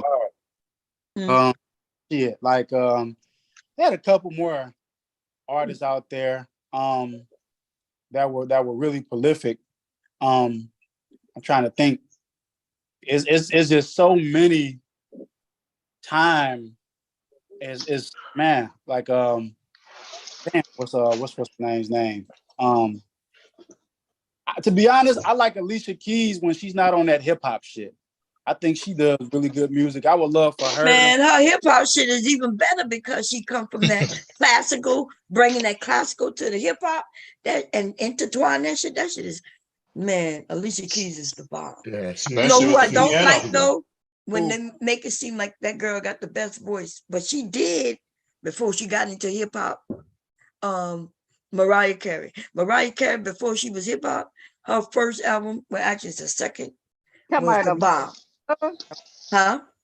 Which one? Talking about Vision of Love? Yeah, that shit was the bomb. That was. She can sing, and I can't. Yeah, she can sing, but then why the fuck she go hip hop? And then we talking about, and then old girl Jenny on the Block, she can't sing. Y'all got this. No, she can. No, she can't sing. No. Jenny on the Block. I think Mariah Carey probably went to the hip hop because there were so many. I mean, she was up against some heavyweights. Whitney, what's her name? Anita Baker, She had Sade, right. she was Oh, Janet, she was going up Sade, against yeah. all of them. Right. She was going Held up her against own. all of them. She Right. held her own. She had like the Damn. You couldn't hold her own against them. I mean, like if you remember, okay, so you're younger, but back then they could only be one or two. They couldn't be 5 and 6. I wouldn't So say in the top. I wouldn't say she's in the top runnings, but to Mr. Music's point, like we always talk about, like modern day and golden era basketball, who your competition was. She had it hard. I mean, who yeah, we but this just is not the same as sports. Sports, you got many teams and good on the teams. In music, though, you can only have one or two, especially if it's dealing with women. no, That's I why. agree. I'm So, agreeing. and that's why she wouldn't have Hard. against Whitney. Yeah, she had it Against, hard. and then Aretha Franklin was still Yeah, I out was there about like to say that. she her, the right. Yes. baby Aretha still there. Franklin was still hot back then. You know, She had Aretha was on the freeway of love back then, Hell back in that time. yeah. Right. And you And had Pink Simone, Cadillac. Right. You Pink had the Cadillac, yeah. Yeah, Right. she had it hard. so, She had it and hard. she had to go to another genre just to Right. survive. And Right, Yeah, that's exactly. hard. Right. Jump. Remember that? Jump to it. Let's yep. think about Oh, Aretha Anita Franklin got Baker with the big in the Rapture of Love. motherfucking 80s, Right. huh? She was Right. big in the 80s and Yeah, the 90s. she sure did. She got huge in the 80s. Yes, Yep, she did. sure She did. bigger in You the know, 80s than she was before. Right. Yeah. And she even did a song with George Michael's "Knew You Were Waiting." So I Yep. mean, Aretha was everywhere, bro. Aretha was Yeah. everywhere, and that's the competition that Mariah was going up against. Yeah, who's zooming who? Yeah. Right. So Y'all they had to remember- put her with the hip hop but she don't fit. But I guess, what you said, Jose? I say you remember when Nelly Cole came out with that song "Jumpstart Your Heart"? That was the shit too. Okay. Yeah. You know, one of my favorite Aretha. I mean, one of my favorite. Excuse me. One of my favorite songs was that motherfucking New Attitude. How she was like, when she come out, she say, I "Run." got a new attitude. She say, hey, she come out, she say, running hot, running cold. I was running into overload. Yes, man. She's on fire. That Oh, motherfucker. I forgot Patti LaBelle was in that era too, then, my man. So she was up against her too. Yeah, forgot Whitney about Houston Patti LaBelle. wasn't even actually when they brought Whitney Houston in, she was in pop. She wasn't even singing R&B. Pop. Right. Yeah. Right. She was pop. She Right. wouldn't have They lasted consider if her she was right. They them women. consider her a pop artist. Right. Yeah. They sure did. And they consider her an R&B artist. She consider her a pop artist. They sure did. That's because there was more room over there. Yeah, more room. Right. You know, black people we ain't play with our music, you know. We need And them she came out with crossovers. that shit. What was I remember her coming out with something. What was the Whitney Houston first song? She did The Greatest Love. No, that's way after. This is something like brand new. It was popish, and it was okay. Yeah, kind of like I want to dance with somebody. Yeah, I want to dance with somebody. Yeah. I just y'all know that's not no R&B. Come on. No, that was pop. Pop. Yeah, Yeah, that was pop music back in the day. That was, that bubblegum mall music is what they call it. That's what they was trying to get her into. Because if you notice back in the 80s, they had a lot of show Whitney on a lot of them shows. Dookie Howser, Facts of Life. She was made, her and Tevin Campbell. So they was trying to push him into that pop genre. Now when she other song Tevin Campbell is for you. Lord. Huh? Well, I said when she was singing "Say My Love for You," that was more on an R&B. Yeah, that's way later though. I had children by the time she made them songs. She came out when I was a kid, when I was a teenager. She can't. No, I didn't. Whitney Houston been out since I was a teenager. That's what I'm saying. You didn't have no kid. But when she came when that movie came out and all that shit, right? Greatest Love of All. I had kids. What you mean, Greatest Love? No, she not. What? Some of the Bodyguard. Yeah. The Bodyguard. I had kids. My kids. Yeah, by the Bodyguard came around. But I'm talking when she first came out. Want to dance with somebody was. Yeah, I was a kid, but you just mentioned songs that was when I had kids. So there's a big long gap, like 10 years in between. Remember the Bodyguard? The one out. What would you consider so emotional then? Love for You. I didn't have no kids. What song? Saving All You. That was the name that I think. I think that came out in 80, 82, 83. Saving All My Love for You came out 82, 83. Out of school. I was out of school, but it was 85. It was between that time. Yeah. Okay. Wait, Saving All My Love. That motherfucker so emotional. So It was a bad motherfucker too. I know the first. Okay, you're right. first Hey, CD. I was in school. Yeah. I think that came out. Isn't that the one with the white bikini on? The white I- jump out the Yeah, tank. I ain't have no MTV. I ain't never seen none of them people's Yeah. videos. It just, White it's just the album cover. When you open it up, she was in there with a white Yeah. bikini on. that was the Yeah. first. Oh, she had on a bikini? Oh, I don't Yeah. even know. Yeah. Yeah, I remember back then we had cassette tapes, and Mhm. even then, I'm gonna be honest. We used to put the old cassette tape in the thing, put some paper in them 2 holes. You know what I'm talking about, Mr. Music, and record Yeah, over so we can record over it. Yeah. and catch it off the radio. I I never asked my parents to buy some blank cassette tapes. I don't even know why. Like I assumed that it must be expensive, I guess, or maybe I want. So yeah. shoot, I remember the 8-track shit. That 8-track in the 70s. Hell yeah. Yeah. 4 Yeah. track. My dad had that shit in the goddamn car. Was that person telling the truth that they didn't know what a cassette was? A lot of people don't know what a cassette tape is. Yeah, My think kids about it, don't know. Cypress. Right. My Some kids, people born in the 2000s wouldn't know. Never Damn. seen it. My son know what it is because me and my son when I used to write music and stuff, he would sing, my youngest son. So he knew what cassette tapes was. But a lot of kids like that didn't know. yeah, there could be a lot of kids who don't know what that is. It is, but That's CD see, like 8-tracks. You know what 8-tracks made artists have to do? Be good. Yeah. But you couldn't just skip over a song. Couldn't. Right. Yeah, you sure couldn't. Yeah, that's Couldn't right. skip over. You're Yeah. right. But didn't they make Not something just- where you can in the car you could go when you push the fast forward. They had Yeah, to but even then, there's a famous movie line about that. Fast forward eats the tape. Yep, and the tape would So get you eaten didn't up want to if you did fast too forward much. it. Yep. Yeah. Just let it That's play right. through. And save the life of your 8-track. Let it play through. Yep. Yeah. And that's why the albums had to have every good song on it. Like they couldn't put today. Now, like today, they can put out an album with one good song on it and move on to the next album. Yeah. They could do that now. That's what I said They earlier. couldn't do that That's then. No, they would get their asses whooped if they did that Right. back in the They would 70s. be, right. They would be Yeah. considered one-hit wonders. That's why I said that, Yep. because a lot of them just got one hit and the rest of the songs you don't even listen to. Well, Right. you know, songs, even if have you ever listened to so-called songs that are quote unquote remastered and they still don't sound as good as the original? Yeah. A lot of them. They for some reason, even on Apple, right? When I listen to the music, it's low for some reason, like It's real real low. low. Oh, yours low too, Bone? You know Yeah. why? So let me ask you, what file format are you playing it in? I'm just playing it through Apple Music. Music. So so with Apple, if you play I'm streaming it, so it don't matter. I'm right. choosing the file. I'm streaming it. Wonder.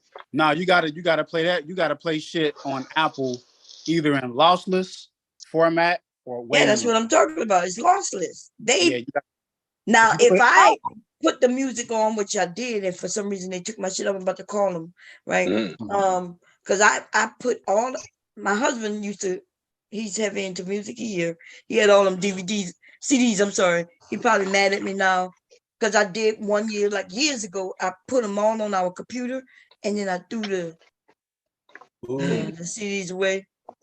Actually, I didn't throw them away. Somebody came in and stole them. Remember that, babe? Stole some of them. Well, But most it's of all them. right. I mean, shit What you trying to say? I did something to the other. Yeah, he He threw didn't some let on you one. completely off the hook. He didn't let you completely off. He said something.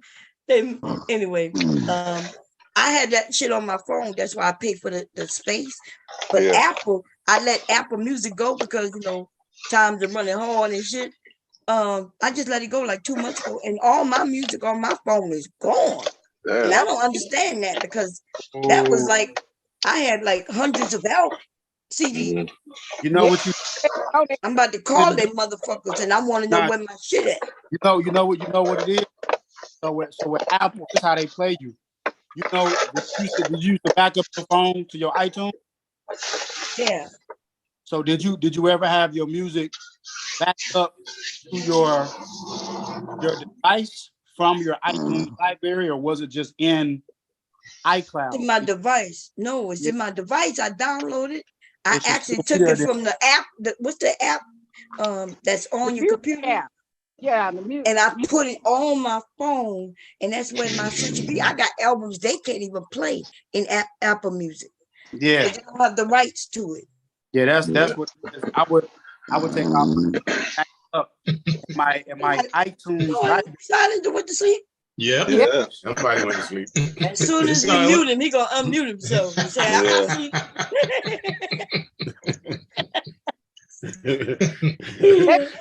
Got over here, shit. You were calling them just now too. Hey, you didn't hear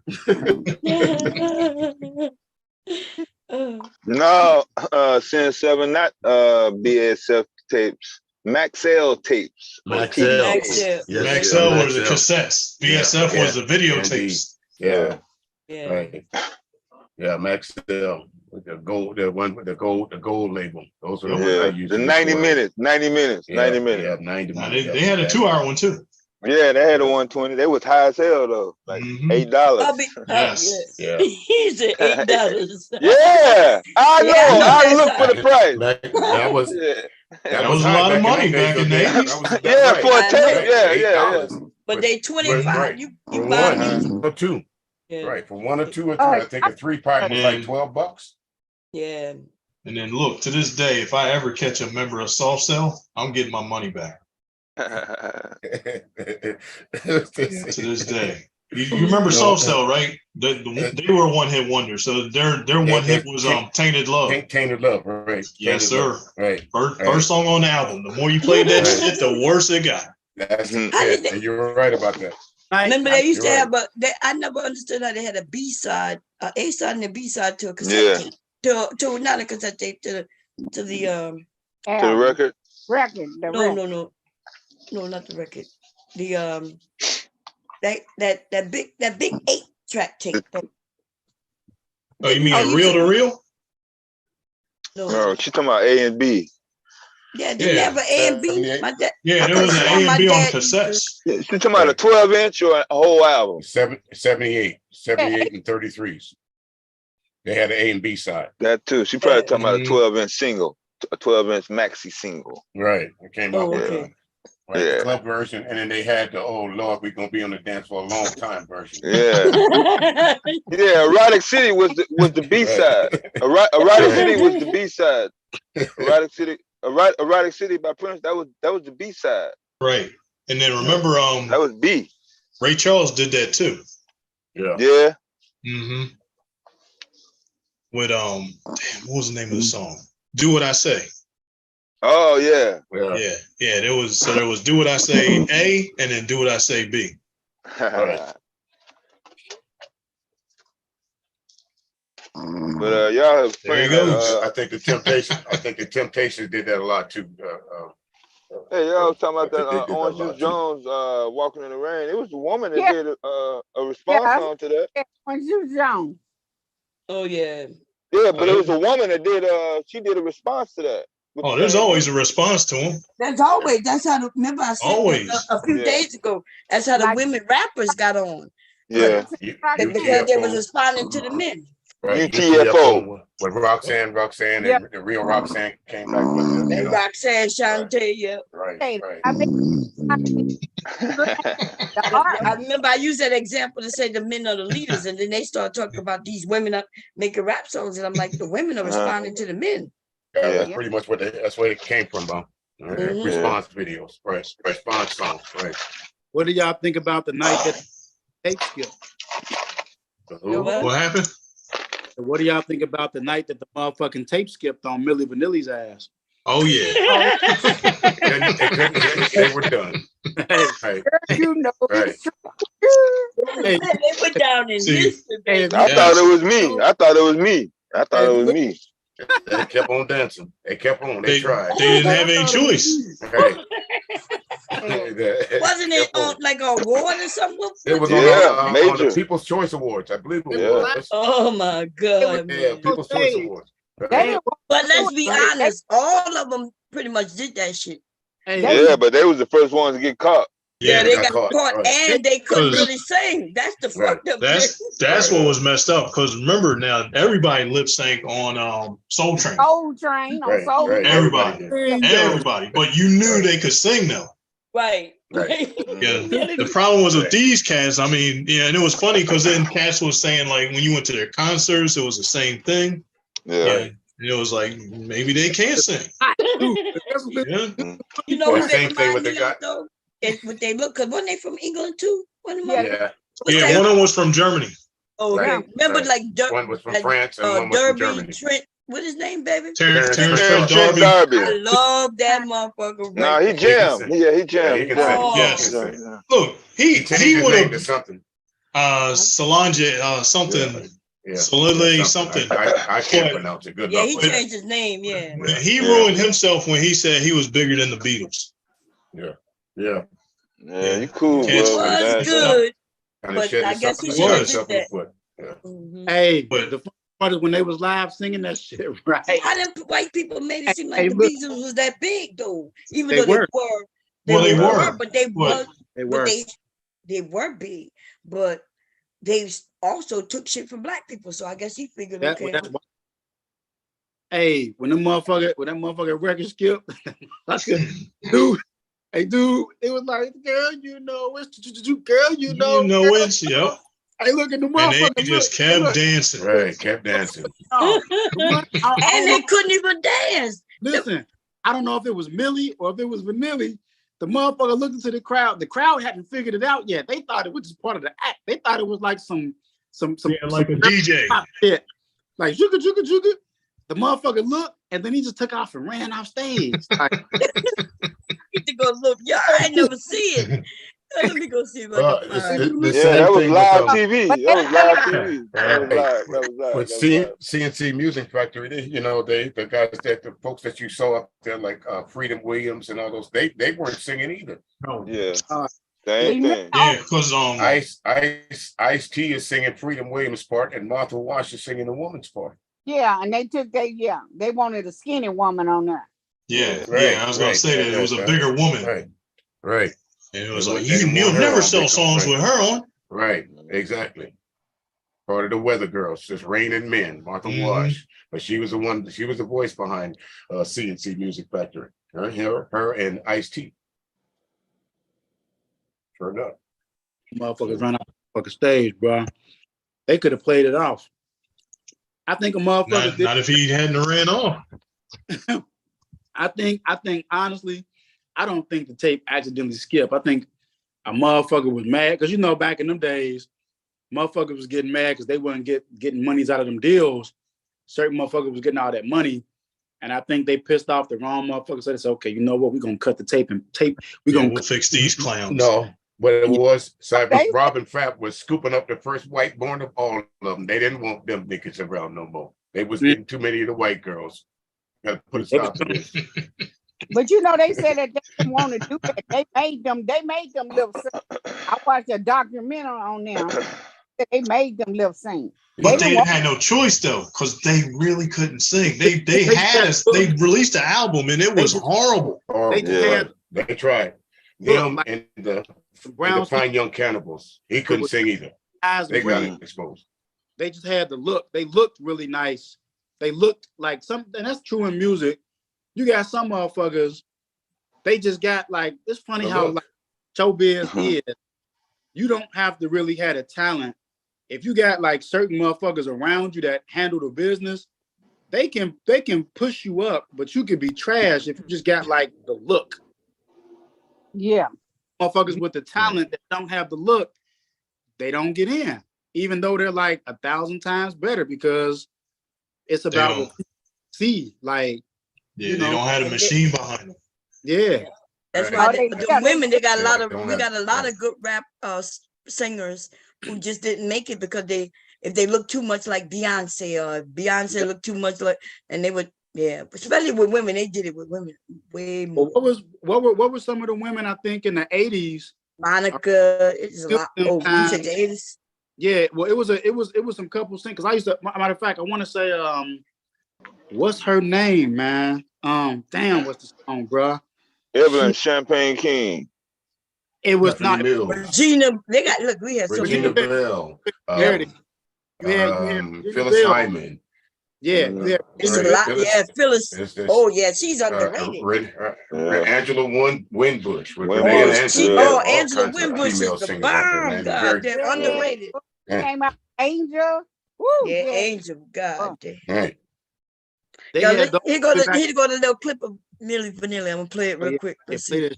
I'm gonna do Fair Use Your and let's see. Ocurrió. Su pista pregrabada se trabó.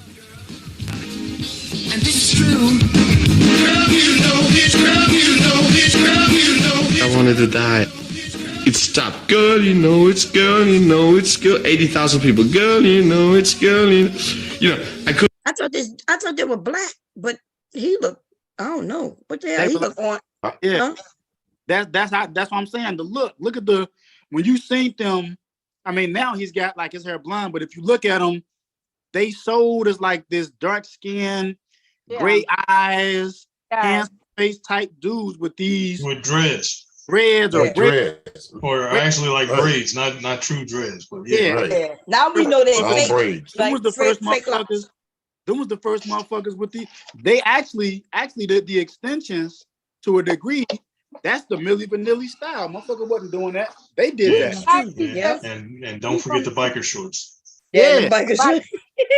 Remember we mentioned that yesterday. We were talking about the biker short style. Okay, Hey, here we go. Couldn't repeat it 15 times. Girl, you got obvious. So I stopped, I panicked, I ran off stage.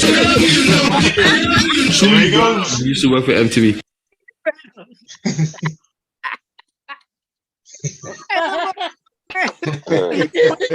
God, this is MTV Awards, y'all. This is MTV concert. I'm sorry. Yeah, and then he's saying like Julie Brown was backstage, and it was like, you know, she killed him like a couple days later.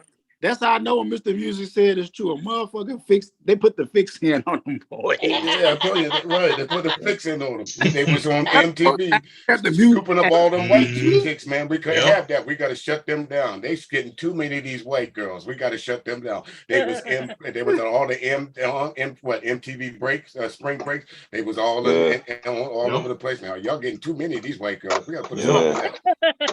We go. What's the chances of this really happening, though? God damn. Low, real low. Accidentally low, on purpose, real high. Right. Like he said, we'll fix these damn, because they are the original Soul Man. And they're the original ones. If you remember that movie with C. Thomas Howard where he pretended to be black. Yeah. Right. Remember that? They're the original Soul Man. So we're gonna fix this shit now. What was funny? We're making it even funnier, right? They was at the height of their career. Yes. It's like if they would have kept going, the next step was like Grammys and Oscars and shit. They was right at the cusp of being great. Yep. They was at one step away from being great. They get exposed. That look though, wasn't Terrence Trent's Darby had that same look? He did, but he didn't do the biker shorts and t-shirts like they did. Right. Yeah, he was in suits, wasn't he? Yeah, he was kind of like, he took like the James Brown look with the long braids. The James Brown Prince look, right? Yeah. James Brown Prince look. Yeah, because he damn sure did James Brown dance moves. Yeah. Damn sure did. And then the first album was more like, you know, tribute to Prince too, because he played all the album. I mean, played all the instruments. Yeah. Absolutely. Sure did. Man, that shit, it was good. Is that the Wishing Well? Yeah. I love that. Wish you well and sign your name. Sign your name. Yeah, sign your name. Yeah. I knew that. I know that whole album. Mm-hmm. Yeah. I only found it because of husband. Because see, I wasn't into music like that type of music. What about when Johnny? we got together, he had it. I was like, Damn, God damn, this shit. It sounds like it could be religious, but not. Yeah. It was a little everything. That was the feeling, Miss Baum, I was telling you about. That you actually felt that. Yeah, I felt that shit. Yeah, I can play that shit right now and be like, I start screaming the words. And especially like the first song on that album was "If You Get to Heaven, Say a Prayer for Me." Oh yeah. Mm-hmm. If you won't get to heaven, say a prayer for my mother. Say a prayer for my father. Say a prayer for my mother. And most of all, please say a prayer for me. That shit is hot, man. Yep. Okay. Oh, Yep. hell yeah. Like I Yeah, said, I that mean, whole album. we used to drive from Leonardwood to Louisiana to New Orleans, playing With that that song album, playing the song, whole time. the whole Yeah. album, 10 hours, y'all. the Playing whole that shit album. back to back. You know when he threw away that what you call the album though that I used to play. Tell him, baby, when I loved Mariah Carey, Vision of Love, he hid that in the trunk for me, y'all. And you couldn't play it? You don't want to hear you play that? We wait for him to respond. You see, he ain't saying nothing. I said I don't remember, but okay. You said you ain't remember? No, I said, but okay. I mean, you want to stick with that story? Fine. Take the fifth. Take the fifth, bro. Take the fifth. Take Yeah, I don't care. I'll own it. I said I don't remember. I'll own it. Sure. Yo, he hit that because every time I got in the car, I played it. I ain't gonna lie, I loved it, and then he just decided I shouldn't play no more. It was gone. Like she said with that one, but look, I'll tell you one that I'll admit had a horrible accident. Fucking Nelly's album with Country Grammar. Yeah. Oh, I love that too. Yep. Had a horrible accident. Flew out the window. See, he used to do well, I was doing 70, doing 70 with the windows down. All of a sudden, it seeped its freedom. It started singing. It's getting hot in here. Yep. Said, this is my chance to be free. You see, that's what he used to do. Shit be missing. Be like, God damn. And we wasn't even in the car together all the time, so I would play it when I'm by myself. You know what? It's when he got in the car and if it was already still be on there. And then, because if we were in the car together, the kids in the back seat singing this we shit. Had no kids back yes, we did. With Country Grammar, yeah, we did. Oh yeah, with Country Grammar, yeah. 96. They're in the back singing this shit all the time. My kids love that shit, man. They were little, just like Nicholas. Gotta go. Yeah. What's happening now? Me and that CD was sitting on the front seat having a conversation and said, all right, Marky, I gotta go. See you. Jumped out the window. Never to be seen again. Yep. The story of the Nelly suicide.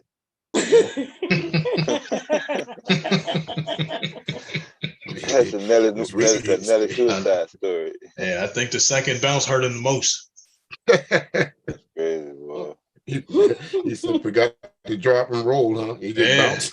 Yeah, he just bounced twice and then he was all in pieces. Yeah, I think I was making CDs by then. Once that CD-ROM came out, once that device came out. Yeah, I had one of them too. That changed the music game, boy. Shit, I was just shit then.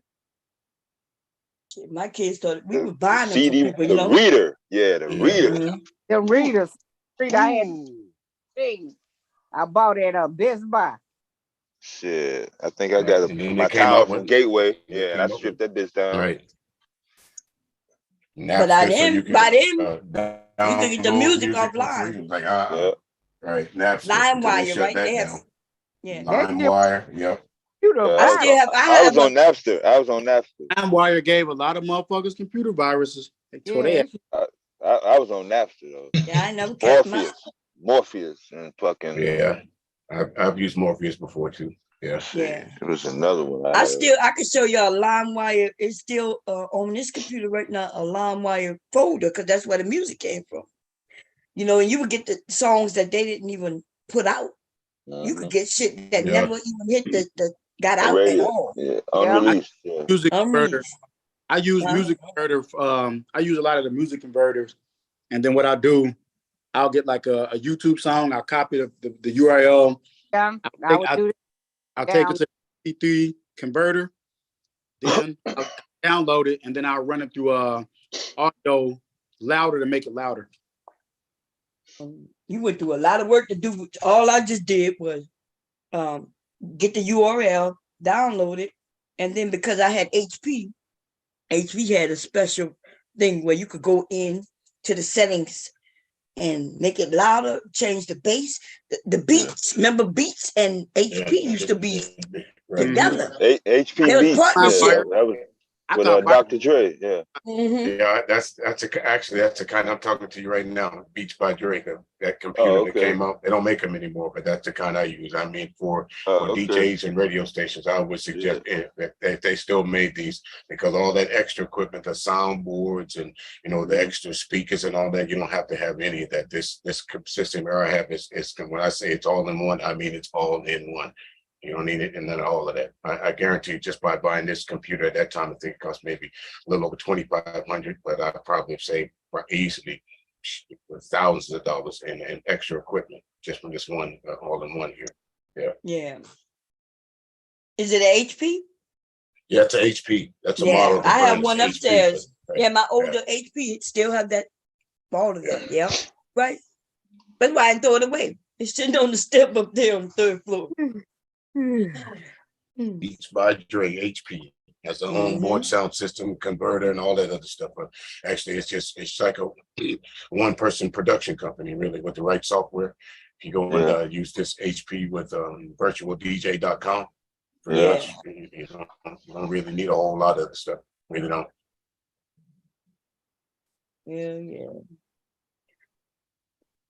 But music make people feel good. It makes you feel sad. It helps you through hard times and good times. But today they don't have that. Now we got music that they high. They talking about getting high, and and they're not trying to solve their problems, because the music not saying go solve your problems. Go talk to her. They just say get high, Percocet. Lean. Sipping on some lean. Molly's, popping a few Molly's. Right. So I want to ask you a question based on that. So here it goes. A lot of people debate, and I got into arguments off of what you said. The music, previous eras, you had all these effects that came from that, families, children, signs of the times, coping, and the music of today. So can you agree that today's music influences directly people's behavior? What would you? Today, okay, so back then, people wrote about their lives. So today, though, people are listening to music and repeating, doing what the music say. So it has switched. Used to be, even back in, even doing gangster rap. Remember in the beginning, they was talking about what they saw in their neighborhood. Today, though, these kids don't even live like that. They talking about they start living like that. Right. With the advent of computers and different things like that, it created a whole genre of folks who necessarily would not make it in the music business. Because if you go back to Motown, they had to go through stringent process to get one song on the air.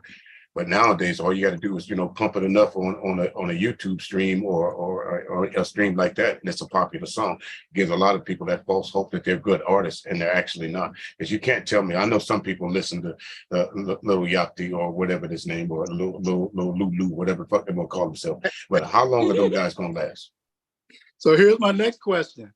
Not long. Can you, me and RBR debate on this all the time. I disagree with them. Based on what you just said, both of y'all's perspectives, can you say it's the music? People will say, well, no, so you can't say it's the music. That's them. They're doing the actions. But I'm like, no, like it's the music. Cyber music is a reflection of the community of people overall, how people act, how people respond. Because if you go all the way back to it, one of the very first things you do, you learn to sing before you really learn to talk. Am I wrong? How do people teach their children? They sing to them, A, B, C, D, E, F, G. Right. How do you get to know your numbers? Counting, remember Sesame Street? Sesame Street, most of the actors on there were singing to the children. They weren't talking, they were singing to them.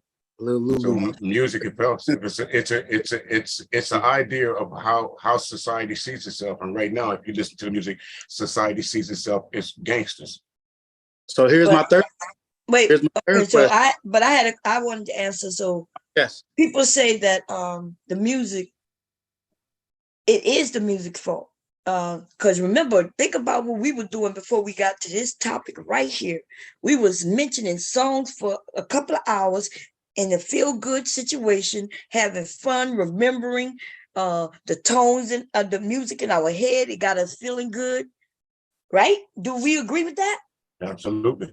And then, so that music does mess with your emotions. And we already mentioned that the frequency mess with your heart and your brain. Right. And so if somebody listen to music talking about getting high or killing somebody, yeah, that shit is bad. That's bad. Right. I do believe that. I mean, music, it depends on what you're listening to it for. Say, for some of us that lose our parents on Mother's Day, we'll play these Mother's Day songs. If you listen to Boys to Men, a song for Mama, how many of y'all don't shed a tear on that? Hell yeah. Right. Okay. So now, if I listen to Lionel Richie right now, I start crying. My mom loved Lionel Richie. That's right. It's always a song that, reminds you of somebody that you lost. Like Charles said earlier, music takes you where you've been. It takes you where you want to go. That's right.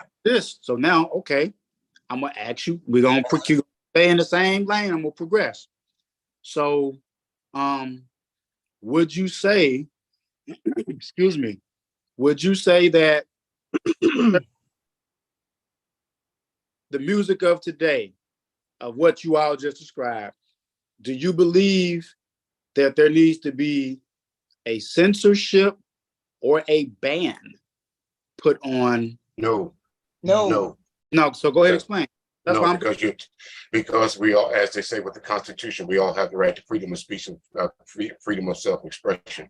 And even though you don't particularly like that style of music, you may not like drill rap, you may not like gangster rap, they still have the freedom to express themselves.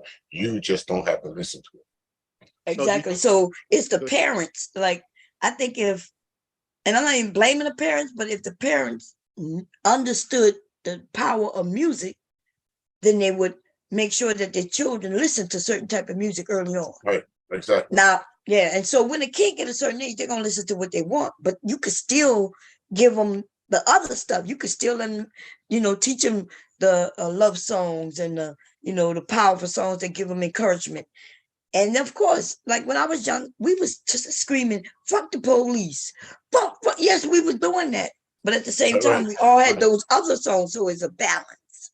Right. And fuck the police, like you said, we had a reason to say that. These guys say it now just cause, but we had a reason to say it. Yeah. Right. Yeah. Right.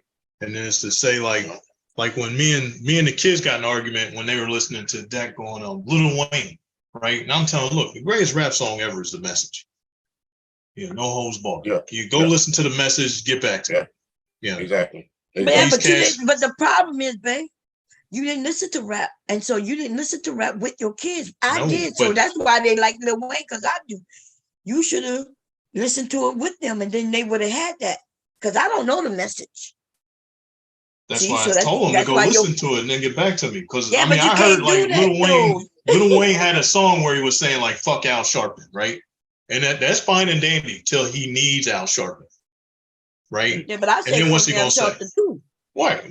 Like I said, it's fine till you need somebody like Al Sharpton. I'm not even gonna say like him, right? Because when your back's against the wall, the same cat you were talking shit to, now you need him.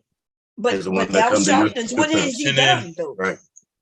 I mean, well, look, I'm not saying that he did a whole lot, but he'll go on. He has the platform to go in and huff and puff about some situation, right? Yeah, but you don't even do. Do you think for 1 minute? Let me give you an example. Do you think do you think Lil Wayne was down for the Gen 6? Yeah, he put them in a song. I think he put in a song like afterwards. I'm not talking about after when it blew over. I mean when the thing was coming to a head. Was he there? What you mean? Was he there? Was he when all the other celebrities went to Jenna to support them kids? Did Lil Wayne go? He may have. No, actually, no. I know he didn't. No, he didn't. I don't know. A lot of rappers didn't. Right. He gave a lot of rappers didn't. I forgot the name of the person that interviewed him, but they directly asked him about that. He said, "That's not my problem. That's their problem."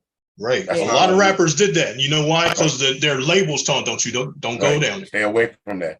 Right. Yeah, because politics is like right. But you know who was the first one to show up? Al Sharpton. Yeah, And that's why I said, I don't know if he the first, but I know because like with Black Lives Matter, they was doing something that Al Sharpton was, and then when he showed up, he thought he wanted to control, but them young people already had it. So I think I know what you mean, but this is my point though. Your kids don't know that album, even when you told them to go listen to it and get back to you, they probably didn't listen to it, and that's because you should have been doing it like I do it. They listen to Lil Wayne because I listen to Lil Wayne.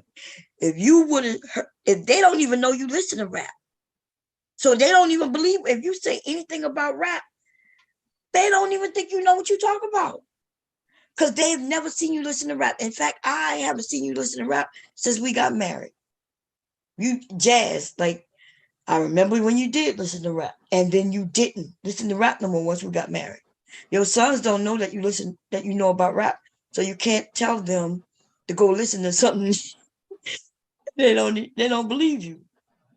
That and so that's what that is. And but they they listen to Lil Wayne because Lil Wayne is my favorite rapper. It was listening to Lil Wayne in your stomach, Mom. Hell yeah, they were listening to Lil Wayne while they were little. Fire. When he was talking about Fireman when he first came out. Before that, Lil Wayne was out in Louisiana before he got big, right? And they were listening. Yes. So that's their favorite rapper because it's my favorite rapper. But I do agree. Hubby know more about conscious rap than I do. I know nothing. And that's why our children don't know nothing about conscious rap. They know some, they just don't know the message. Like because me and them did talk about like Public Enemy. You like Talib? So yeah, that's what my brother like. Chuck D, Public Enemy, Terminator X, Flav, Professor Griff, and all them. That's like, I'll be honest, like my mama, she used to hate that shit because all our parents did. But it's like I'm saying, but it's like I'm saying, like I didn't dig Lil Wayne. You're not gonna always like the same stuff your kids gonna like. Well, I'm gonna tell you why. The Public Enemy thing that you mentioned is unique because my brother I didn't like their music because I didn't like the style. It was like very loud rock and rollers type of rap music, so I didn't like it. He would blast it, and I thought it was like, man, that shit is too crazy. My mom didn't like him playing that shit because they had a very strong, it's too militant, political message. And my brother, see, that's the thing. Yeah, that's the thing. It's considered as militant music. So as it was reported, you got to think about this. At that time when that was coming out, black people wasn't, you rarely saw a black news reporter. You rarely saw, other than the people that was playing in music, those were black people. But for the most part, everything that got reported on about the Public Enemies, the NWAs was all negative, all in negative connotation. So that's the only way we could take it until you start listening to us for ourselves. And wait a minute, these folks are singing about something they're talking. That's happening right here with me right now. We got to fight the powers that be. See? You see what I'm saying? Yeah. But that was all their songs, though. It's easy to go back and that's all of them. All of their songs was conscious rap. But again, bringing it back to these folks of these days, they're just singing about anything, brother. They're singing about lean. They're talking about Miley Cyrus. They had a song called Miley women. Cyrus. Right. Miley. Right. They sing about anything. Twerking like Miley. Come on, man. The Public Enemy came out a little later. Now they got some nice shit that like I like that motherfucking Chuck D. I like Chuck D. I like Chuck D specifically, but if Public Enemy would have came out just a little bit later, they were doing shit that would have got more motherfuckers shot than ever. Cause my mother was like, nah, see you. I remember when my brother and them was out there because I didn't know what the symbol meant. I thought the symbol was like a dude with a hat in the circle with the target. It took years before I would figure out that's supposed to be. My mother said they got like the hat with the police and you got the target on the police officer, they'll kill you. Like you have motherfuckers out there like no police. That's why she didn't like that shit. And see, that was the thing. You had the news reporters. That's how they were reporting on black music on that. So of course they wasn't going to portray black music in a certain light. Of course they said with that particular symbol, it was about the gun of America's political and jail system and all those other systems placed squarely on the black man. That's what that was about. But the mainstream media didn't report it as that. They thought it was right. Oh, I'm sorry. Sapa said, come up and support, give us some feedback, because we remember being young now. Listen, like our parents did not like any of the rap. The conscious rap, they didn't come from my area. So that was more New York.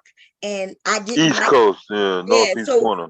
Yeah, so South, we dancers, right? We're the men and the women. So because of that type of rap wasn't the type we danced to, that's why I don't know nothing about it. Y'all had the bounce. South was the bounce.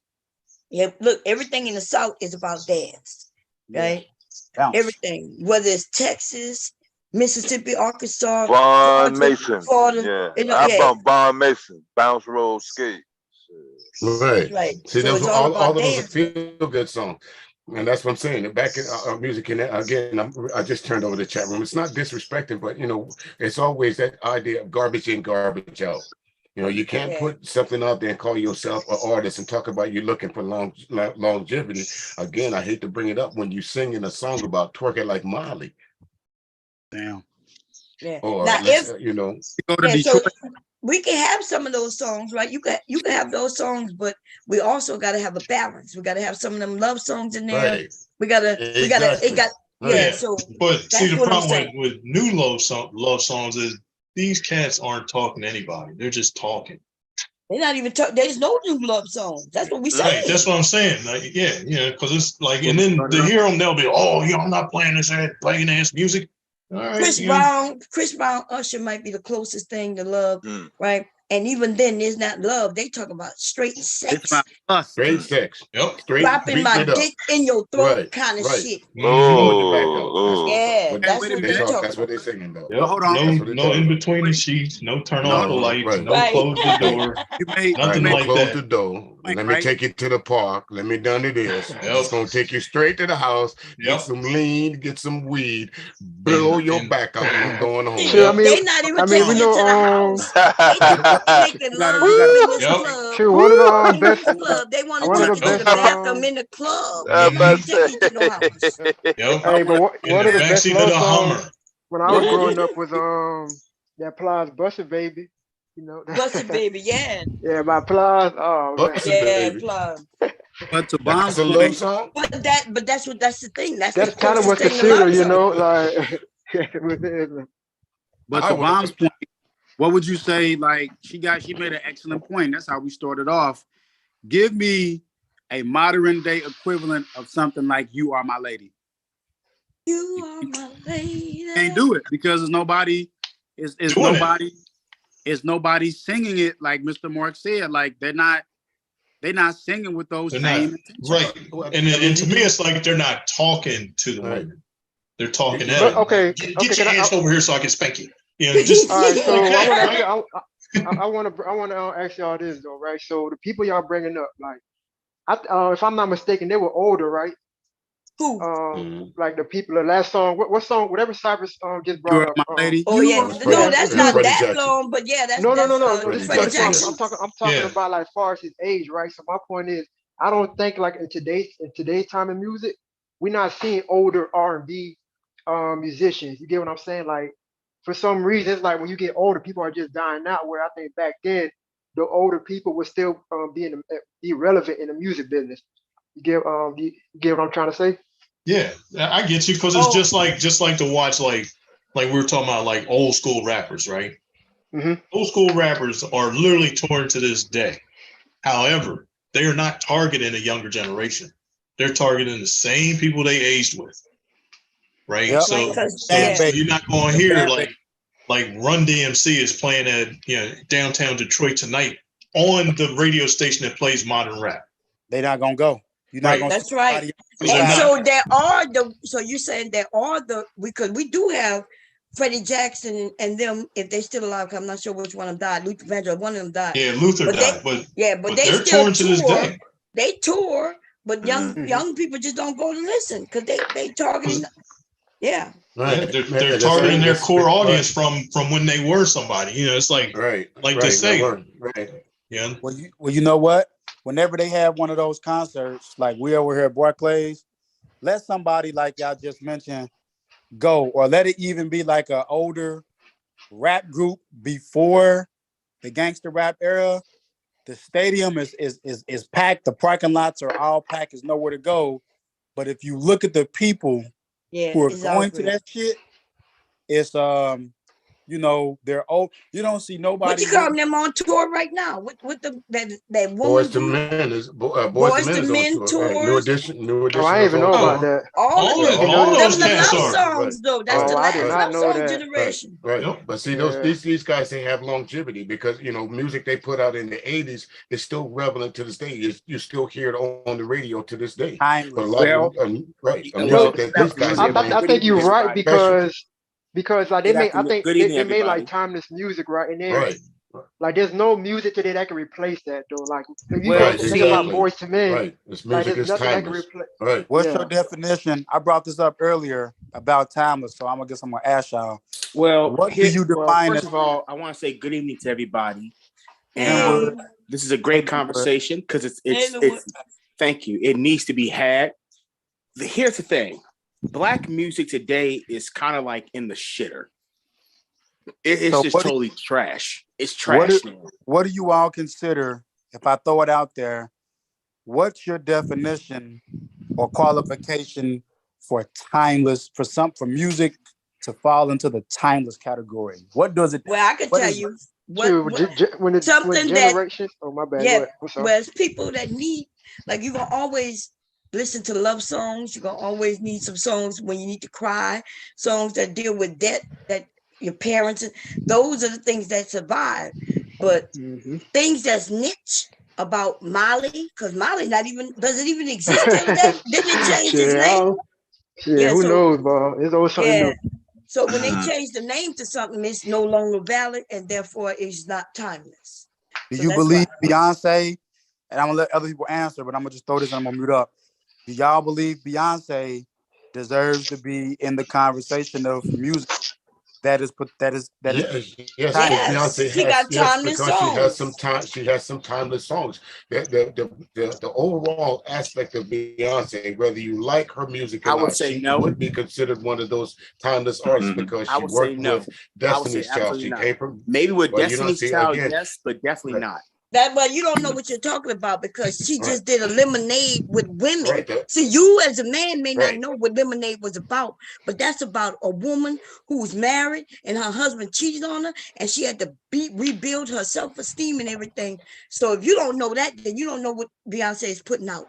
And right now, she on a Black Beyonce family tip right now. Right. What's the song? Put a Ring on It. Come on, that's a woman's anthem right there, bro. So that's a timeless. I would say no, right, and I say why I say no. When she was with Destiny's Child, that's when the timelessness started to phase out. She was a kid. Well, of course, she was a teenager coming into womanhood. But let me explain this. The timelessness of the music started to phase out. Because you had your Stephanie Mills, you had your Mika Howards, you had She's with them. I know. Hold on, wait a minute. Actually, she's not.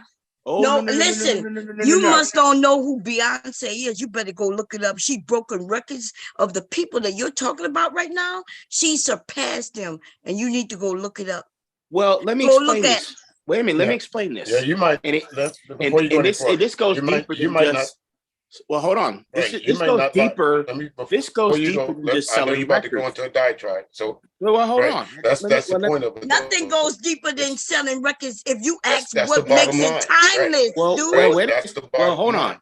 Ask yourself this question: why do most of the older players that had I would say the best years of Black music was the 60s, the 70s, the 80s. In the 90s, I will say it's capped off.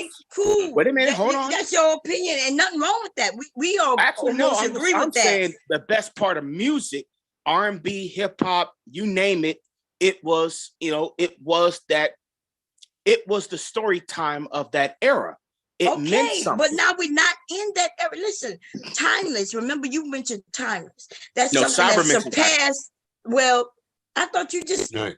Wow, he Right. asked a question and you disagreed, right? You disagreed. What makes something timeless that you can listen to it? We can listen to some Temptations today and still, over and over. Those are timeless classics. And still, and you still make it timeless seem classics. like you just heard it for the first time. That's the definition of timeless. What is a classic? Anything that's over 25. I would say a classic is 30 to 40 years we old. consider that a classic, right? Well, in the car business, it's 25 years. Anything. So okay, so think about the one song that I just mentioned about Beyonce. If you don't like it, put a ring on it. You don't think 20 years from now somebody will be singing this song? Hell yeah. No. Yep. The women of today, the young women today is still singing that song. I mean, and that song is being played. Listen, you're not listening. This is one of those anthems that are played at weddings. You don't know what you're talking about. The anthem played at weddings is next. Okay, let me ask you or the Nexus song, Wifey. Hold on, Linwood. My wifey. Linwood, hold on. So you know what? Were you supposed to hit that note? Hold on. I hope not. That Bomb just mentioned. I mean, I've heard that either. From being at a wedding. It's weird that you notice that he chose a man's song, but he's discussing a woman, and that is the problem. The problem is, I understand you from your man's point of view, but you know there's women in the world too. That song is being played, and that song been gone. What about this? What about this one? How old is right. this? What about this one, Linwood? To the left. Audio stuff in the box to the left. You don't think that's not going to be a classic song? That's not going to be a timeless song? I mean, let's keep it honest. This song's almost 15, 20 years old, like dude. This. How many? Wait a minute. Go to hip hop for a moment. How many Nelly songs are still being played? Everybody else is not getting played. Everybody like Snoop Doggy Dogg and Dr. Dre from that time on, you can still remember the lyrics to that song. You can still listen. Mr. Music just said some lyrics to Beyonce's songs. These women going to listen. These are timeless. I know you don't like her. I get it. Well, women will. I have no personal. Listen, and there's another who rules the world. Girls, them little girls who were singing that shit when they were little are now young women, and they still know these songs. Beyonce is great for the timing. But once again, I am saying this for the record. Once records became more corporatized, the fan base is basically when didn't they become corporatized? They've always been corporate, dude. Linwood, I got a point. Something Bomb Cherry just mentioned actually made me consider where she and Mr. Music are coming from. I was with you until I just thought about one song. Even if it's just one song that to me I think would be timeless, where she say, would they listen to this 20 years from now from Beyonce? And I would say yes, and that's single ladies, throw your hands up. The independent song when they saying throw your hands up with me. That right there, I have to give credit to that. You can listen to that 20 years from now because it's talking about women. Right. Maintaining women, right. Some most songs that have to deal with women empowerment, especially if they're self-esteem, women's empowerment, especially if they're chart topics. Well, that song came out when I have to think about it for the Charlie Angel soundtrack. So now, why we don't listen? You don't have to tell them what soundtrack. We passed 20 years by now, and I haven't heard that song since. Right. What do you mean? I hear the song all the time.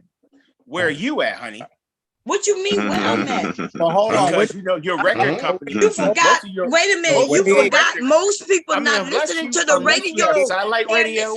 And you put off their phones. They're streaming music. Linwood, you don't know what you're talking about. You don't like Beyonce. You don't like Beyonce, do you? But on terrestrial radio, you're not going to hear those songs. Then we'll hold on. Terrestrial radio.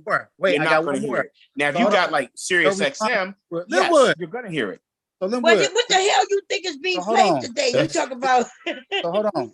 Your response, Linwood, is actually one thing. I was with you, but as Mr. Music say, I have to disagree on one point. I mean, you know, if you're at Beyonce ass kissers, okay. Just listen, But let's Oh look at my God, he I really mean, is you are that. That's Beyonce. fine. Yeah. Jesus I'm not Christ. Beyonce. I don't think Ten and Beyonce left, 10 and is a left. whack singer. Send that nigga I to hold the don't think on. left. she's whack. Nobody's talking about her singing. We talking about the songs. When you said it's not played on the radio, so okay, the essence, and this is a good discussion. The essence of my question, because I think Mr. Music, Mr. Mark and Baum and everybody know where I'm coming from. The reason I'm questioning timeless and what does it take to have your shit timeless, Mr. Music brought in another aspect, which is classic, right? So that song I just mentioned, Single Ladies, Independent, to me, part of time, in order for it to something to be timeless, it not only has to be a classic where it's got that longevity. When you hear that song, if somebody 20 years from now hears the Independent Woman song, you know it. How does it make you feel? How does it make you feel? What emotion say does to that a evoke? female audience? No, yes. Well, that's who she. That's her audience. Well, to a female audience, yes. But that's what her songs are catered to. That's who they Her songs for. are created. But see, we're not. But see, here's something that Babyface said to me. Babyface said this back in 2010 about the album. He said it to you. No. He was on. He was in I an thought interview. you said. No, he was in an Babyface interview. said to me. Babyface did an interview. He was in an interview.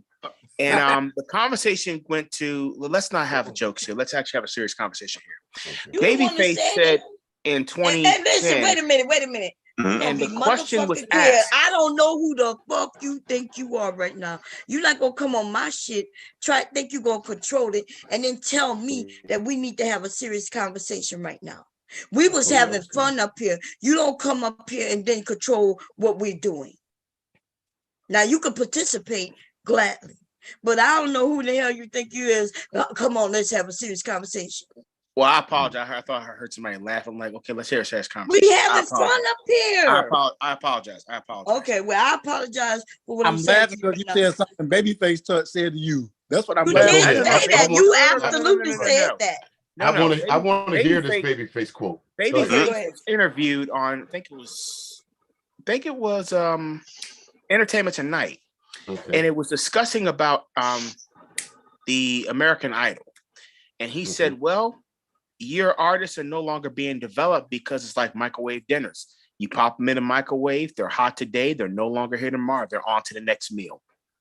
But Beyonce is not one. You can't say that about Beyonce. You can't say that she's a microwave product because she started with other groups. Beyonce, she started before. Wait a minute, my man. Before her mother and her father really kind of started her in the music business when she was what, 5, 6. She's been singing that long, so they put her in groups. The Destiny's Child was not the first group that she was in. Did you aware of that? That's her full foundational background to develop her for later. Right. That's right. So they develop her. She's at where she's at through the right. I wasn't aware she was somebody background. What's that? I would imagine. See, I'm quiet. I'll take 2 instances. I imagine this. We know so much about the history. Let me finish. Hold up. But let's look at another aspect. Hey, you got to let other people talk, baby. Okay, I'm trying to help you. I'm trying to help you. I'm trying to help you in the context of things. Okay, bring it up, Michael. Say like Michael Jackson and Beyonce. Yes. The reason why we know so much about Michael Jackson's background and the way he was brought up, not because of his music, but because of his turmoil. How the family was brought up, because Joe Jackson was a tyrant, but Beyonce basically went through the same thing as Michael Jackson and their siblings. Oh no!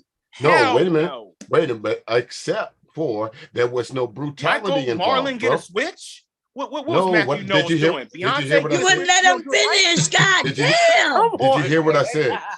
Did you hear what I said? I said basically Beyonce went through the same regimen that Michael and Tito and Jermaine and all them went through, to where their family. Only difference is Beyonce Knowles' his father was not a tyrant. He didn't beat her for missing steps. He didn't, all that other stuff. He developed her as an artist because they saw talent in her, just as Joe Jackson saw talent in his children. But there was 2 different ways of bringing out that talent. He used physical violence, where the parents of Beyonce Knowles used love and admiration and inspiration. That's the difference. That is the difference. Beyonce became her career became prominent because of Michael Jackson's came prominent in spite of. I mean, That makes sense to you. when they broke up, I mean, I'll say like this. And here's what I wanted to bring to the table too. She is the only right now. There is no such thing as R&B anymore. Like, where is R&B? Like, well, you must not have heard Leela Hathaway. You must not have heard of Eric Roberson. You must not have heard of. No, there's all kinds of R&B. Actually, I haven't heard it at all. There are R&B artists out there. Bro. I would say the only R&B artist that I know of that actually is genuinely R&B that I can sit back and listen to is Kim. I mean, what radio station? We know who Kim is, dude. God damn. What radio? Don't come up here and start spelling to us. Actually, we mentioned artists you ain't never heard of, and you gonna come up here and talk about Kim. I never heard of them. And actually, Kim is doing jazz right now. See, you don't even know. Right. What about Avant? Avant is an R&B artist. Yeah. Yes, Avant is an R&B artist. You still have Donnell Jones out there. You still got Trey Songz. That's R&B. Right, Trey Songz. Tank. You still got Usher. Usher is R&B. You don't know what you're talking about. Wait a minute. Tank. But they're not. Wait a minute. Listen, Tank. Even Chris Brown. Chris Brown is R&B too. What I'm saying, Bomb Cherry, is that from what I'm hearing in conversations that I've been listening to from other artists, actually artists like RL and Up Next and many others that were prominent in the late 90s, early 2000s, like Donald Jones. We in the 2020, baby. But no, I know that now. Okay. But what they were saying about as far as this what we're talking about now, this era we're talking about, there is no R&B like talking about. There's no structure because even back in I just gave you R&B. Wait a minute, even back in 2010. Today, what is you talking about? Listen, when you say state things, listen, you need to stop stating things that's not true. I just gave you several R&B singers of today. Now, just because they're not just like back then doesn't mean they're not R&B. Right. Jill Scott. Okay, but there was a big discussion back in it was a big discussion like how come it's R&B is now tailored like to Justin Timberlake. What's the other young man's name at the time? Justin Timberlake is not R&B. Justin Timberlake is pop. You don't know what you're talking about. Or what's the other? It's a young man's name out there. White, mostly a white guy. You don't listen to music. Those are acting like you know what you're talking about. Those are producers, Linwood. They're not. No. Wait a minute. Right, Linwood, if you're telling me right now, no producer. I mean, he may produce some records, but he's still a singer. If you're telling me you're producing, then he's a producer. Why would you just say? Sam Smith is not a producer. If you listening to Justin Timberlake right now, you're listening to old music because he hasn't put anything out in a couple of years, bro. Yeah, he hasn't put out anything in a couple of years. A whole lot of years. Almost 20 years on some of these things. Not 20 years. He came out back in 2016. He produced music for other people. Right. The last great song that Justin Timberlake came out with was Suit and Tie, man. That was the last good song that he came out with. Suit and Tie. Suit and Tie. That was about 8 years ago, 10 years ago. Right. At least 8, 9 years ago. Yeah, maybe more than that. That's true. Well, okay, let's address the elephant in the room. Why are artists that came out like, Let me ask you this. Let me say, wait, listen. Ask him. You can't just take control of everything, and you need to stop just saying anything. Like we wasn't doing this before. Like when we was up here, somebody correct someone, and we be like, yeah, you're right. You're just up here just screaming and saying anything. Now we understand you like a time period of music. Most of us up here would agree with you that there's a time period that most of us like. But we also have young people up here. You may have run them away. I'm not sure if Sci-Fi is still here. Who have this? He's a young man, this generation. We don't need to shit on their music just to make a point. Okay, so that's why he was speaking, and then you came up and took over. You ran right over him. He got up here with you. Now we're gonna give it to Sock so he can say what he want to say about it. And then we're gonna all right, my bad. Yeah, I kind of want to get back to that when we was talking about that timeless music. Yeah, go ahead. and like what kind of like what determined it, but what I was gonna say, it kind of like goes to like generational, right? Like when you hear songs that your kids are playing and still, jamming to, music that can't like really be, reinvented. Like for example, like what I consider like time to be like the cookout songs, right? The cookout music.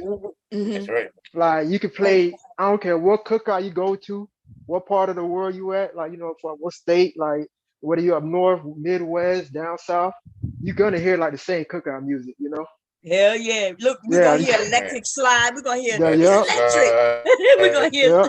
Oh, we're you're You gonna gonna can hear hear hear that that one some before I let let you go. this. It's a go. family Yes, yeah. reunion. right. We're gonna even Everybody hear know the some steps R. too. Kelly. I know people not gonna like it, Right. but Step in the Name of Love Step gonna Oh in the come name yeah. of on. love. Yes, you gonna hear it. Yes, you gonna hear it. You sure Yes. will. You're gonna hear And some Temptations. You're gonna hear some Four Tops. All that sitting around the back porch of Earth, Chris Wind and Pratt music. Fire You gonna gonna come hear it. Yeah. out. Yes, indeed. Yeah, that's true. And September. You gonna hear it. everybody's like bumping to the music. I don't care how old you is, Right. from Yep. from the And from the that's grandparents to the baby kids. right. And that's the definition of classic timeless music right there, man. That's what we're Right. talking about. Music like that. It goes from generation to generation. You know, your grandmother listened to it, your great grandmother listened to it. It just moved on down the line. Especially when you got to cars, folks start listening to it in their cars, and then it moved on from there to the family reunion and so on and so forth. You know, don't play that song in next year's family reunion. Nobody liked that. You know what I'm saying? But another thing too, when it comes to the timeless music, what I do notice is like it's really all the songs that make people feel good. You get what I'm Right. saying? Feel Like good the song, song. Right. Feel good yeah. music. Absolutely And I, right. Right. Absolutely right. hmm Feel good music. Yeah, that's absolutely that's right. a song you be waking up cleaning to that Sunday morning, put that Right. playlist on. You ever hear an old song come on? You don't really listen to old songs, but the song's still good. You be like, am I gonna change it? Nah, I'ma just listen. Nah, you let Michael it, y'all let Jackson it got, play. yeah, you let it play. They got a lot of people like that, Who Right. sings Sadie? Like I Sadie. can tell you, as a DJ, one of the things that you want to hear when you're at a party, or if you're on the radio or whatever, and if you can actually talk to the person, what you want to hear is, "That's my song." If you hear that one time, you know you did your job. That's it. Yeah. That's it. Who That's sings when I go out to these parties. That's Sadie? what I long to hear. That's Jacques Passe reminded me of like say like Finish you that's talking about?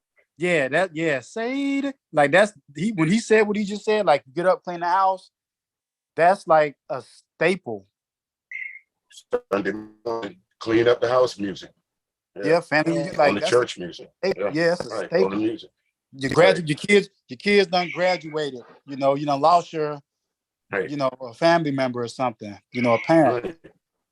Luther Vandross. I mean, who don't listen to Luther? Man. No. Never say it. Never Timeless say it. music. Right. He got some I good was telling songs. somebody, Mays. I was Timeless. telling an African friend of mine about Luther Vandross real quick, not to jump off the timeless. And I said, she said, well, why was he such a great artist? I said, I said, well, you didn't know Luther Vandross. He was homosexual, but I said his music was so good. And you have artists like that their music is so good. They may have a personal way that they live. You would never know it by listening to their music. I always thought Luther Vandross was talking to a woman. He up until Freddie Jackson wrote a song about have you ever loved somebody when somebody he's singing these songs. He wrote that song for Luther Vandross, telling him, come on out the closet, it's all right. I didn't know that. It's all Hey, right. but Bob, you know how you was talking about like how Beyonce, right? How her music is. And when I was thinking about some cookout music, like I was thinking about like another like classic song that is made for women, but it's still like a song you hear at cookout and cookouts, and even like the dudes be like bumping to it too.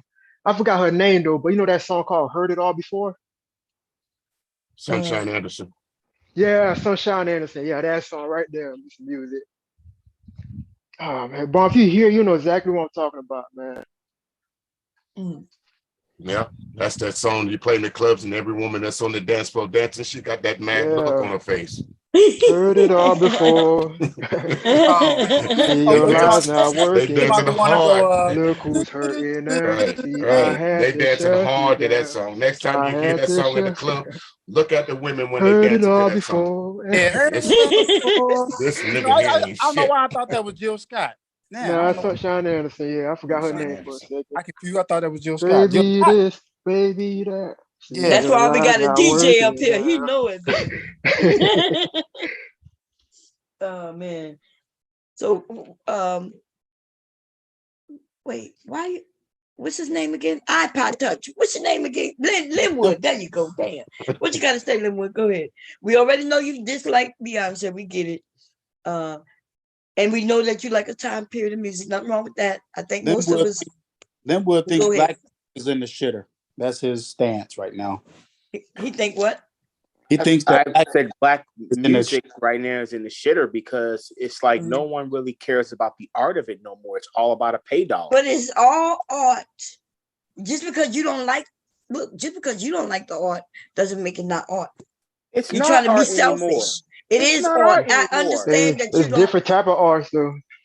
Yeah, I don't know why you making it seem like it ain't art. We Like can today, play. You probably don't even. I don't think you listen to the music today. That's why you just saying something. well, Just to actually, say I it. don't because what am I? But then What if am you I? don't listen to it, then how you know it's not art? Then I mean, well, hell, I hear it in the trucks. I hear it in the trucks. I hear it in the malls. I hear it everywhere. It's like, Yeah, but Linwood, look at it like this: it's art. It's just not good art. What is Miss? It's good art. It depends on who you refer. Right. That's what I'm saying. I'm just trying to split I the. listen to Chris Brown, and I like Usher. I like these Usher is artists. These kind artists are of good. like how old again? Huh? Usher was out when I was a kid, and that All right, was well, and Usher his came and to my that school. Usher and came his to my music was school. some of the greatest music I ever heard. Usher came to my high oh, school. okay, Linwood. Boy, I'm He gonna came say to my high about school everybody hate one on that. time when I was in the 11th grade. I'm a little bit older than Usher. He's Every classic time. hits. But I remember they chased him in that limousine. He ran, and the limousine stopped, and he jumped out again. And all the girls at the school ran out into the street and shit. And then he jumped back in the limousine, drove down the street some more. And you forget someone new. Fast. Are But Miss you Mama, going to everyone play say that. me Are you out? really singing a goddamn song with somebody talking? Oh, I'm sorry. That song came to mind. Miss everyone say is less. So I don't know. Is she saying that black? Every time I think of you. Anyway, I have no idea what's going on right now. But anyway, Usher has some good songs. Trey songs. We got Tank. Like you burn. mentioning that Chris Brown is really, he got some good songs and people like him. Yeah, so I would say this. We had some shitty songs back in the 80s too. We're not gonna act like we didn't. I mean, well, I'm a Jodeci man. I'm a Jodeci man and Brian McKnight. Jodeci, the crying ass nigga. You probably also with the thong. I bet you think that's classic too. Cisco. Yeah. Now I ain't gonna lie, I like Cisco. No, Bongo as a group though. Drew Hill was a great group. Drew Hill, They had some good even songs, though it should have been Cisco and Drew Hill. Yeah, that's what it's. So hold on. What do you? So talk about that. You hip the H sound? Yes, I am. Somebody knocking the boots. Hey, everybody knocking. Emotions get you down sometimes. Yeah, you see. Emotions get you crossing. They was kind of walking the fine line of the R&B lust game because them niggas how about leather with leather. They was talking about they had leather pants. They was talking about getting it. Well, you had an R&B period in which it was New Jack Swing, and that came from Teddy Riley. You heard that in the Bobby Brown song in My Prerogative. All that was all Teddy Riley. And then Teddy Riley came from Guy, and then Guy was top dog. Yeah, we saw Guy. Listen, in high school, they visited just at a stadium. See the people y'all think of got big at one point. They used to be small enough to come out of high school to perform. Yeah. Yes. High schools, they used to sing at malls. At malls, that's right. Malls. They the did. skating ring. I know That's y'all what had, I really. know y'all had the local talent show. That's a lot of motherfuckers today, and that's like a lot of them. Maybe they have them today, but I'm old They as still Not do talent not from what shows, I'm man. hearing, not much anymore. Not much anymore. Like Nah, back when nah. the People era just get you guys discovered are on talking social about media was and shit. actually They when do. They still do talent shows. you Wow. had real. Here's what I'm saying, ladies and gentlemen. Y'all be saying something. We older. We don't see talent shows because we not in school. yeah, The kids exactly. are still doing talent I know shows they though. still gotta have Right. them. You're seeing the end result of Have 'em. talent shows on TV, like America's Got Talent and all Talent shows and all like that that. stuff. Or they end up on Instagram doing their thing, or they end up Yeah, I on see. what we call TikTok now. Yeah. Well, Yeah, I see know, more stuff on YouTube. social back in the media. day, Well, maybe my viewpoint on the conversation may not be the correct one for this conversation, because there was, some commentators that came out and said, with this technology and stuff, it cheapened the product. It made the music just like a microwave dinner. Of It's course, here they today, would gone say that. tomorrow. Why wouldn't they? Look, they would say that because they think that they're the best, and they don't want nothing new coming in. they gotta And so, stay. and so they would say, "Well, ours is the best," and nothing wrong I with them mean, do saying you that, really because believe? I that's mean, not wait a factual minute, stop. truth, Do you though. really believe that? Do I believe what?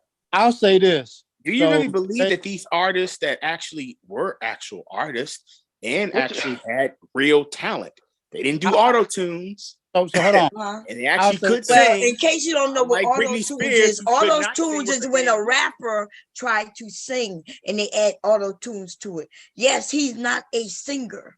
So So hold they on. just made it Yeah, and sound there's no good. secret either. So wait, I Yeah, want I know it. to. It's not like they were lying about it. I They want would say, to. "Yep, I'm the king of auto tune."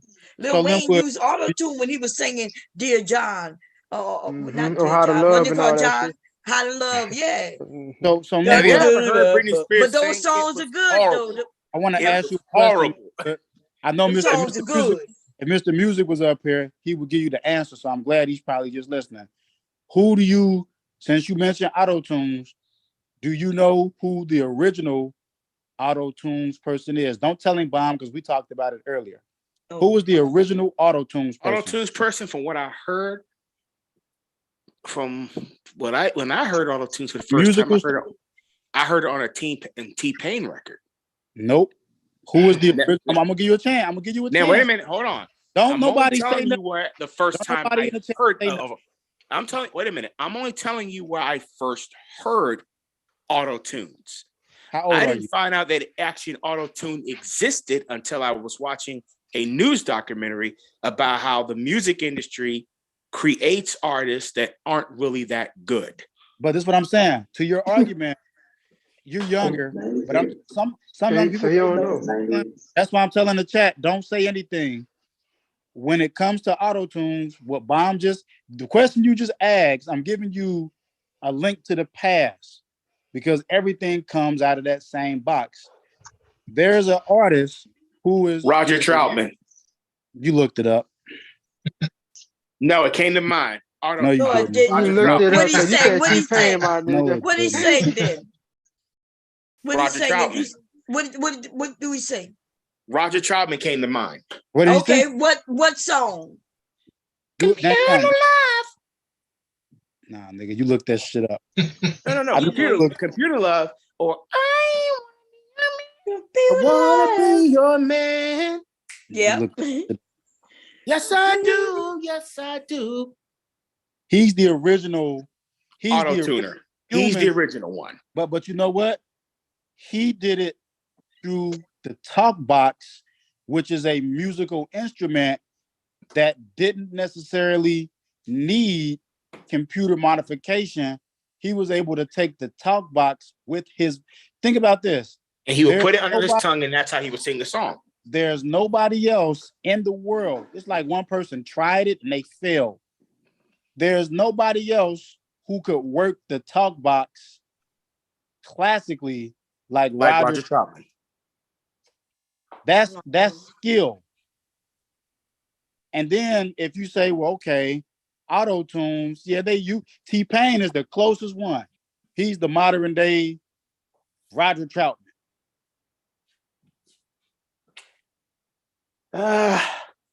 Troutman just had. I mean, well, here's what I'm saying, ladies and gentlemen. You had musicians back then that actually were really, really talented. They weren't manufactured in a music industry. They weren't put out there and said, do you like it? Do you like it? Do you like it? And, DMX said it before he passed away. The consumers of the music today would eat dog shit and you put barbecue sauce on it. They'll you like think DMX would be if we was talking about real talent. If you think DMX would be on stage in front of people, being able to do what we DMX I've heard I asked you a question, but because I didn't get a chance to finish it, that's why you don't know how to answer. You better stop. He was really good. What the fuck is wrong with you? I asked you. So back in the day that you're talking about, those are artists who got on stage and they really did this. We already talked about this. We've been up here for hours talking about music. Okay. You think DMX was able to get on stage with a mic and sound the way he sound on his fucking record? Go. You think so? Yes. Them barks were real. Barks, nigga, you just say barks and you say real talent. He's actually doing okay, so the barks is talent. That's talent. You crazy. No, he actually does those barks. But I asked you, you said the artists of the day, you said the artists back in the day had real talent. So I'm talking about, you're right. I'm not even lying.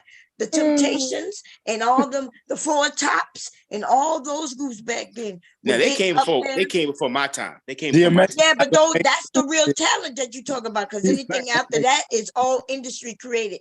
They get in a booth and they adjust sounds and make them sound better than they do. So I don't know what you're talking about, bullshit. We could put on a DMX song right now, and he's layering it on top of layers, right? He's saying one sentence that if he in concert, he can't really say it that fast. Oh, he did. Yes, he did do the bar. Listen, dude. Who is this motherfucker? Roger Troutman didn't start on no motherfucking 1999, motherfucker. No. Roger. Oh, hell no. I'm talking about Roy Chess. Way before that. This dude. He talking about 19 motherfucker. Right, Roger Troutman and them is way back in the back. That's like Zap. That's his brother. He was with Zap. 80s. That's his brother. Yeah, 80s. Zap and Roger Troutman. They're brothers. They're family. Yeah. He talking about some 1999. Get the fuck out of here, Roy Chess. This dude said, woof, is a talent. Nah, that ain't DMX. When like I said, when I heard a DMX record, he was on that barking. I'm like, I thought that was like an echo that they did in the studio. No, he actually did that. That's called an ad lib. That's his ad lib. Like Jeezy go, hey, yeah. Yo, they came out with like T.I. had the what's T.I.'s ad lib? I forget his ad lib. I forget. Hey. You go, yeah, that's his. They got ad libs and shit like that, set them apart. Like Master P got one of the greatest ad libs of all time. You know what I'm saying? But no limit soldier. They just have catchphrases. Right, they have catchphrases. Na. Right. Yeah. Ad lib.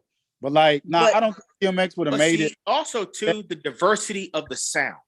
There's no more diversity in the sound. Everybody now sounds the same. So you can't tell a rapper from a singer.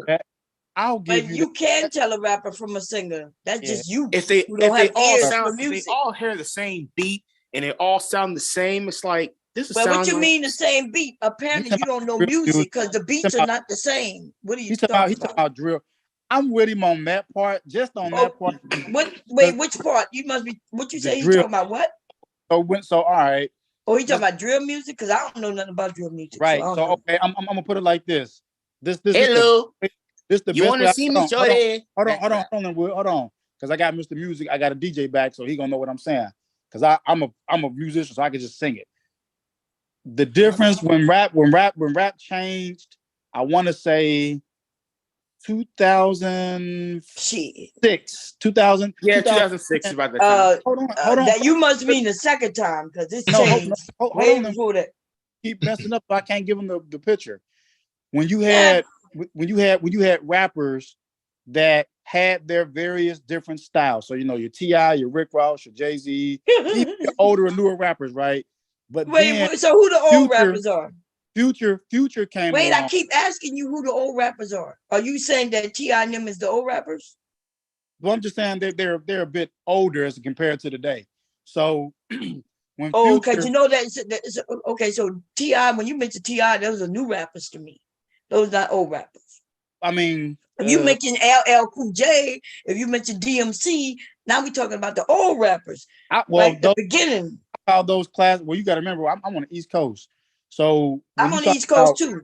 So right, LL Cool J was on the East Coast. Right, you're right. But I'm saying, I'm just for the sake of conversation, your classic rappers are your Rakims, you know, Rakim, Big Daddy Kane, then your Rakims, then all those guys, right? And then a little bit newer, T.I. and them been around. They're regarded as legends now. They're legends. So they're not necessarily new. Are they legends? Yeah, they the legends. Well, you have to. I know where you're getting Cyber, but let me go. See the thing about the rappers. Rappers were born from DJs. The rappers that we know of now, their origins came from being the hype man for the DJs. Yeah, would you agree or disagree with that?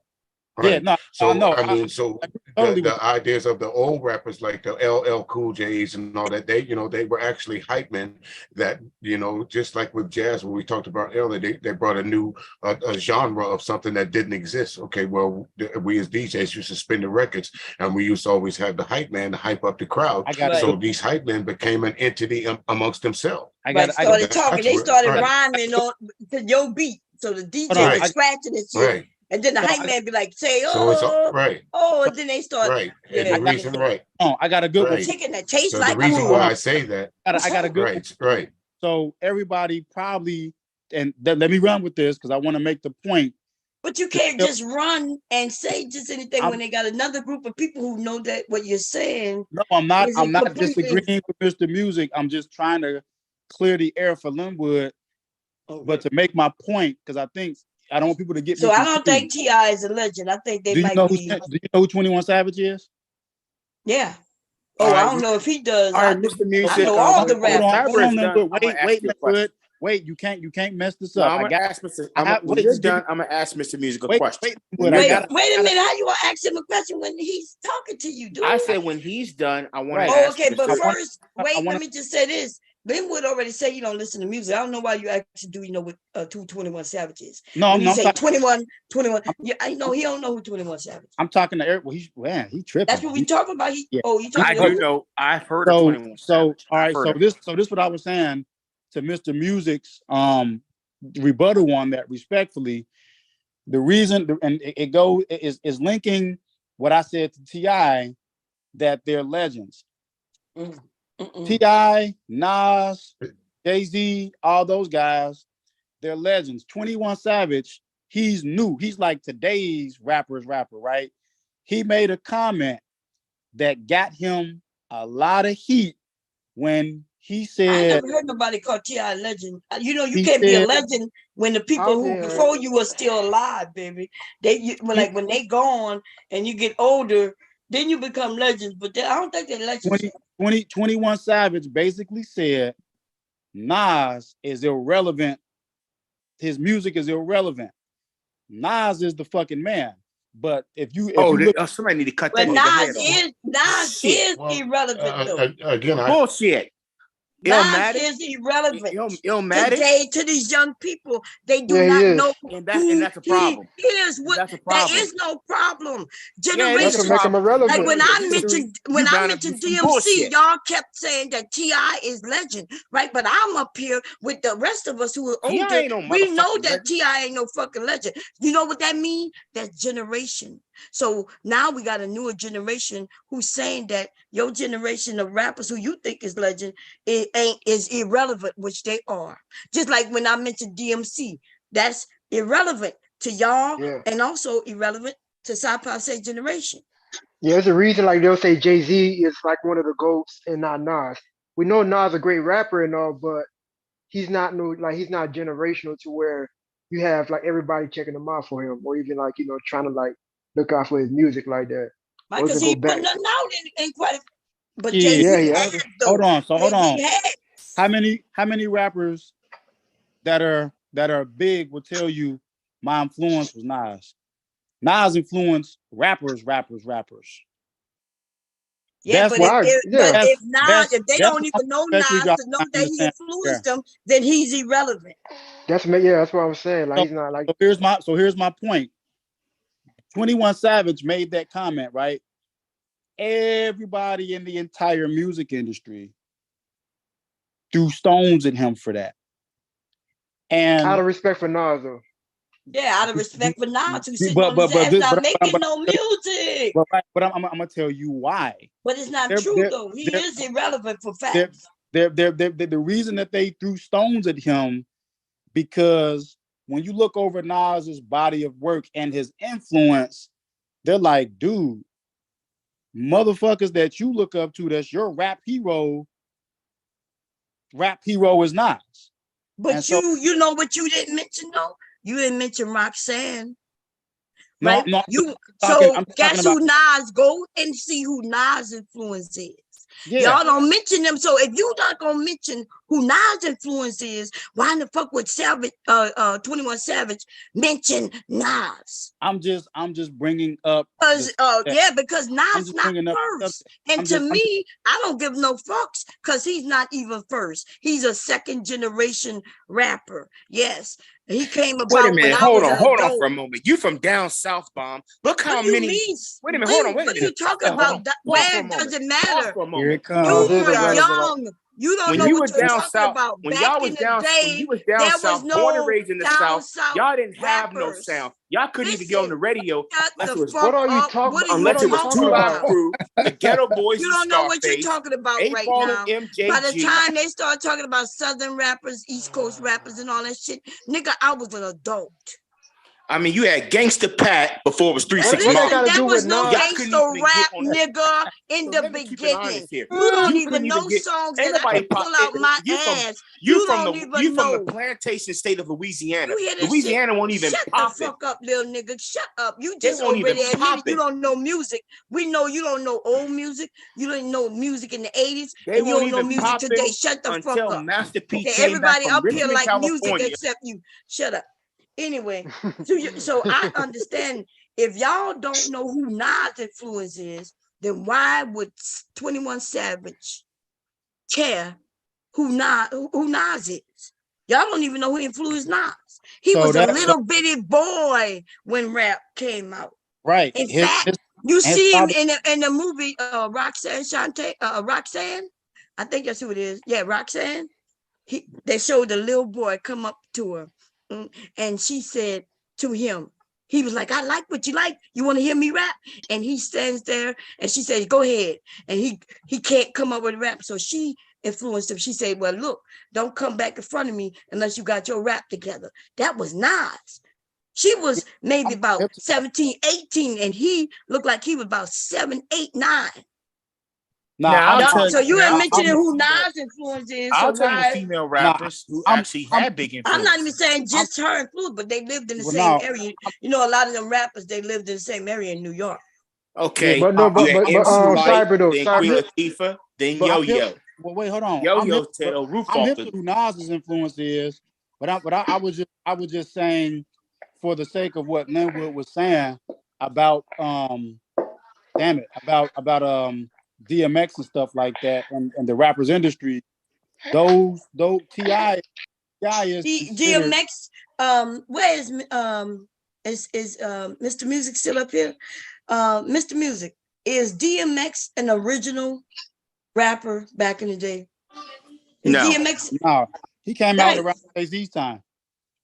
I was grown when DMX and them popped up. My kids were damn near born when DMX and popping up.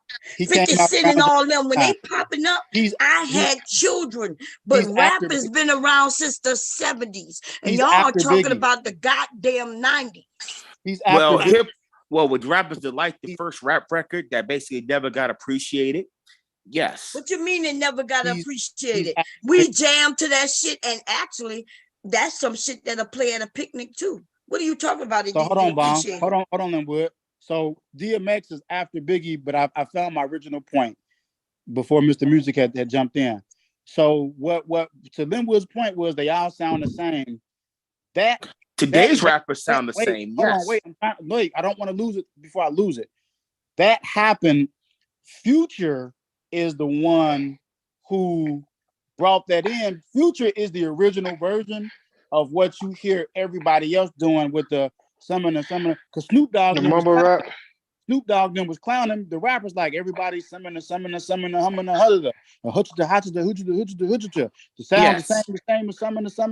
summon. I get the women to suck my dick, and I get the flick in the wrist. Well, wait a minute, but Well, wait. y'all- We're gonna let y'all. Y'all doing Migos right now, though. Let me say I'm this sorry. though. See, my grandmother thought what we was listening to sounded just what you just said. She asked me, why does that hippity hoppity, and she told us it sound the same. But the younger people, so I probably say, do it all sound the same to you? All the rap? Go ahead. No, I mean, I think somebody tried to enter, but somebody background kind of loud. Baby, is that you?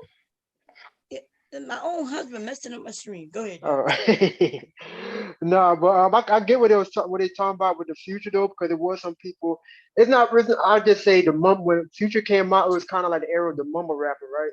Right. But do they sound the same though, or are they just saying the same thing? Because I hear the difference. Because it'd be different cadence and like things like that. So you could tell people apart. Because like for example, the cadence they were just saying was just Migos. You know what I'm saying? That's why I was like, when I listen to Migos, I don't think about Future. Right. You get what I'm saying? So I see a clear difference. I hear a clear difference between Migos and Future, and even Savage 21, 21 Savage, and also Lil Uzi, and all. I hear the differences in it. The cadence is different. Now, Mr. Music, here's my question for you. If you're still on the chat, But wait. But wait a minute. But do y'all understand when we were younger, our parents felt the same way that y'all. What Cyber just said. Yes, and y'all not understanding that. Y'all don't get it? No.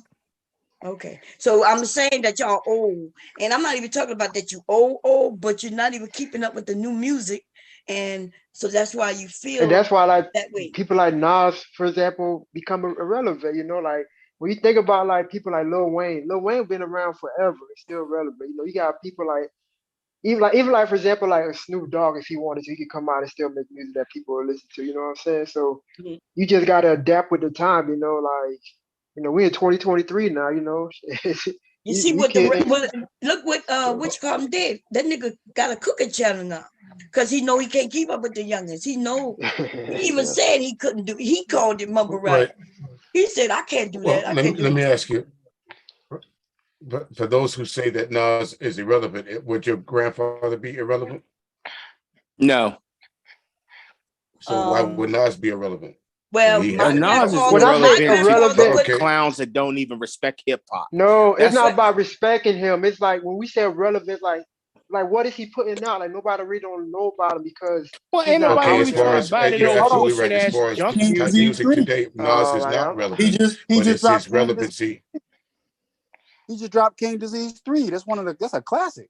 I'll put like dropped this. 2. What did he drop? King's Disease. Nas's best record, and it will last until eternity, was Illmatic. 3 versions of King's Diseases. I don't even know about that. I ain't for lie. Nobody knows if they drop this shit and nobody knows it, then they that's my irrelevant, point though. baby. Like that's the point I'm just trying to make. It's not about disrespect. Like me, I know about it. I think Nas probably top 5 like when it comes to lyrics. I can accept your point. I don't think Linwood can accept it. That's all I'm just trying to say. Like, what is he doing to keep up with the times to where the new generation will know about him? You're That's all I'm absolutely right. saying. You're absolutely right. As far as music goes, he is irrelevant to the music scene today. But his relevancy in hip hop, it's unmeasurable because you got to give credence to the people before you, and that's the problem with a lot of these young rappers. They don't understand the importance of what someone did to put them in the position that they're in. Hip hop was hip hop, and I'm not talking about the rappers, but these young people up here not giving.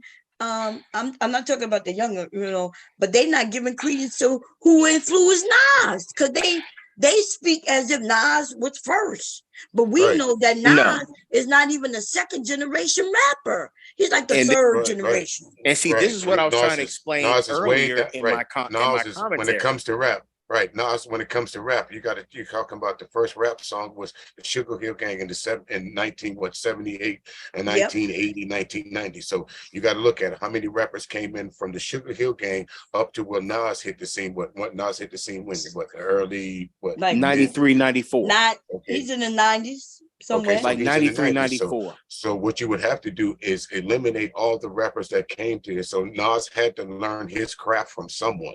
He just didn't pick it up. You know Right. what I'm saying?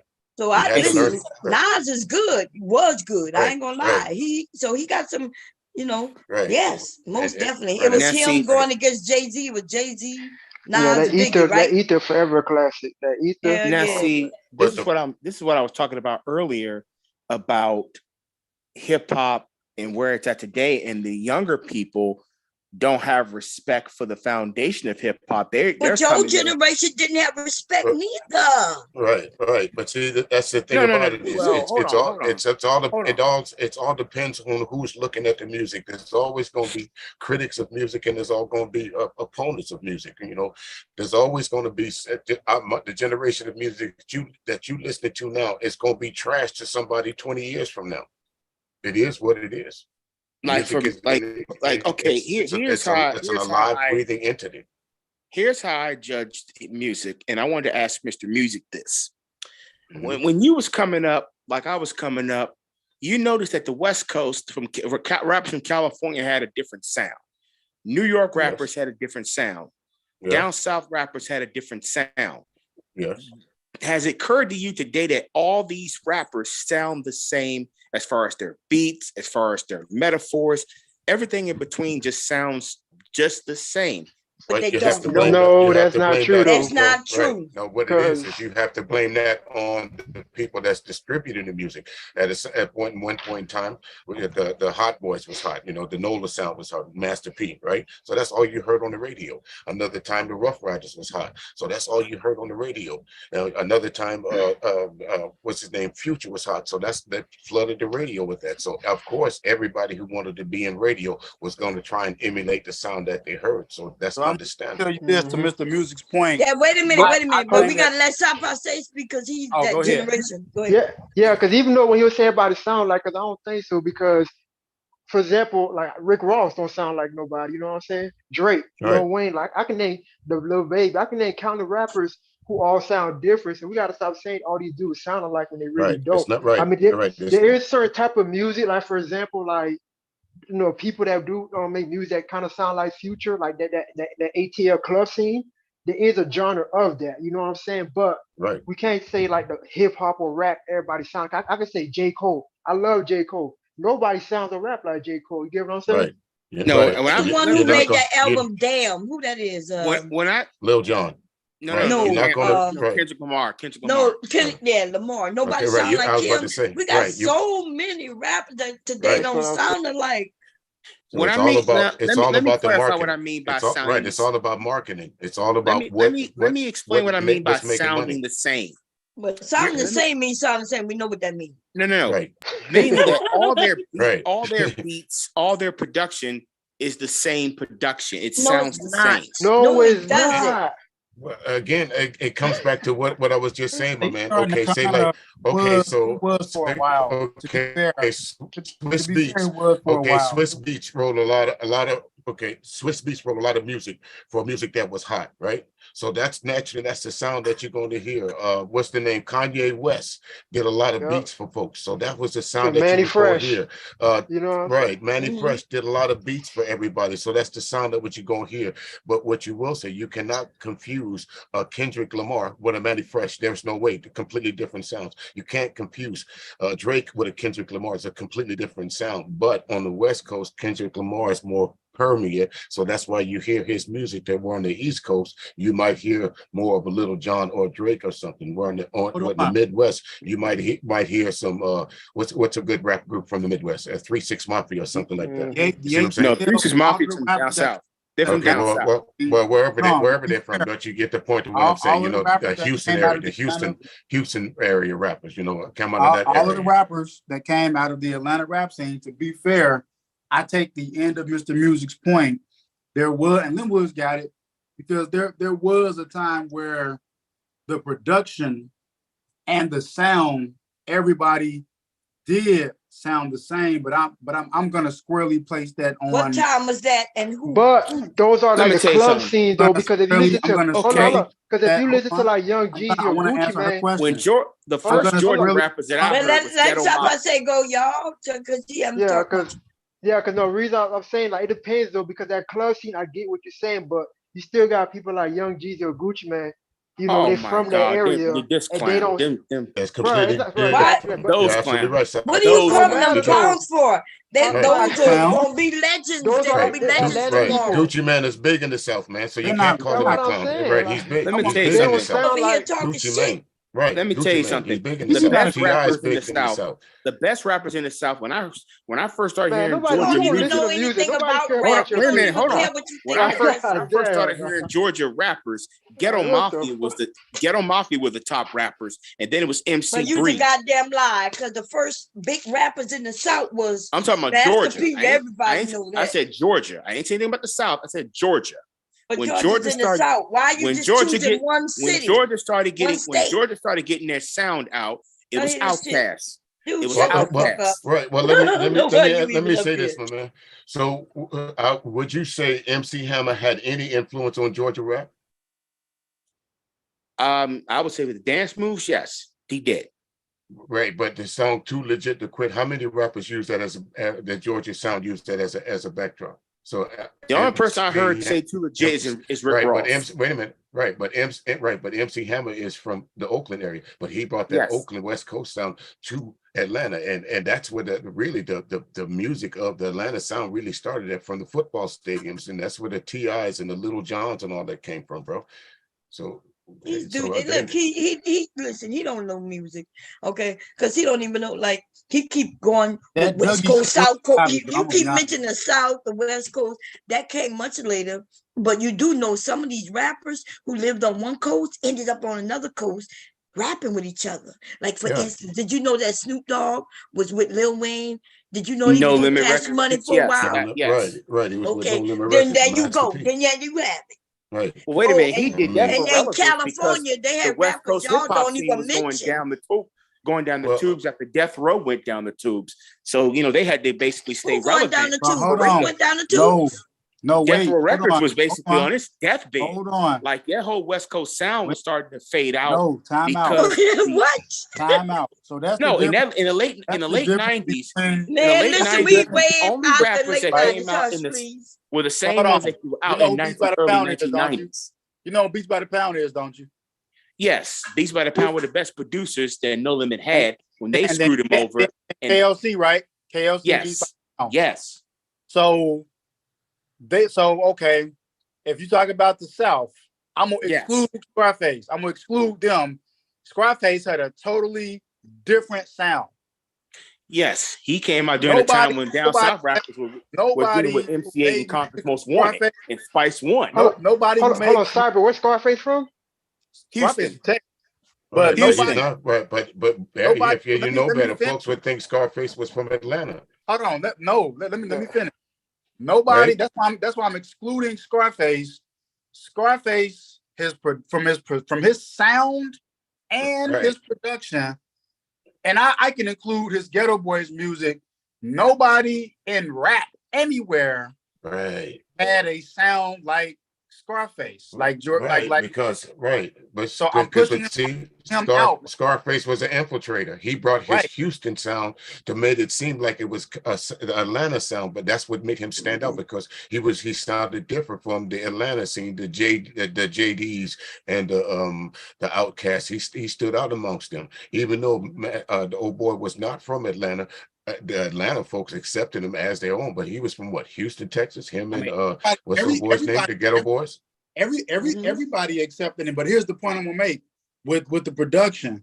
So the reason I excluded Scarface out of the South, I'm gonna exclude 8 Ball and MJG out of the South too, because T Mix. That was their producer. Oh, that was, come on. Oh, man, I'm out of here. You can't take them out of the South. Hold man. on, no, there's a reason. Listen to me. Those are my favorite rappers was A-Ball and MJG, but they had a unique sound. So the reason I'm taking Scarface out and I'm taking A-Ball and MJG out, we're gonna focus on Louisiana as a South sound, right? You had Cash Money, right? The Hot Boys, and then there was a couple other groups even before they became the Hot Boys. No Limit. First, there was No Limit. Yeah, well, I'm just saying you had no limit, but then you had the who else? Because I used to come down to sometimes. You had the what's the name? What was the niggas called, man? Oh, they want some. There they go. I forget the name of them. Somebody probably knows. UNLV. There you go. UNLV. Yeah, that's right. But that's cash money though. That's cash money right there. Yeah. That's cash money. That's right. UNLV. Oh, I never knew that. Yeah, that's them. But before they had like separate groups. You had UNLV. You had Cash Money. Soulja Slim. 504 Boys. Where they fit in at? So hold on. Soulja Slim, before there was ever a Cash Money or a No Limit, was Magnolia Slim. So Magnolia Slim came after. Right. No. Whatever name they were known before that, they had a right. But whatever name they had, my man. But it bottoms down to this. As someone that's been in radio for some time now, it's all about location. Again, you know, at the time that Master P and all them was hot, and Scarface was hot, he knew that if you told somebody I'm a rapper from Houston, folks wouldn't have taken him seriously. So it's all about location and what was hot. If you folks would have found out that Scarface wasn't from Atlanta, would his music have been as prevalent? No, it was all about location. No, it wouldn't have.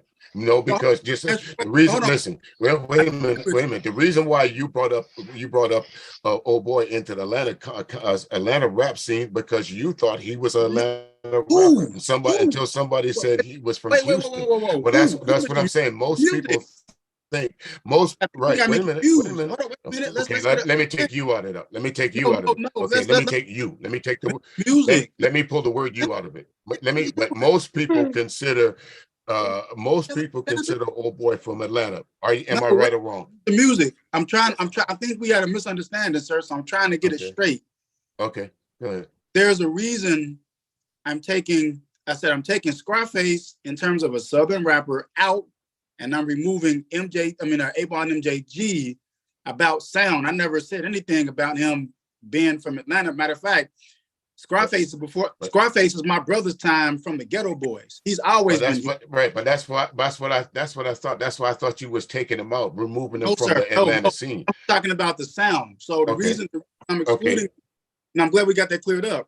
The reason I'm excluding him, and I was trying to focus on one spot where you had Master P, Beats by the Pound, and KLC, and then you had Manny Fresh, and then whoever was making UNLV beats. I don't know who made they beats, but they had a sound, right? And so they had two very distinct sounds, but they was from the exact same city.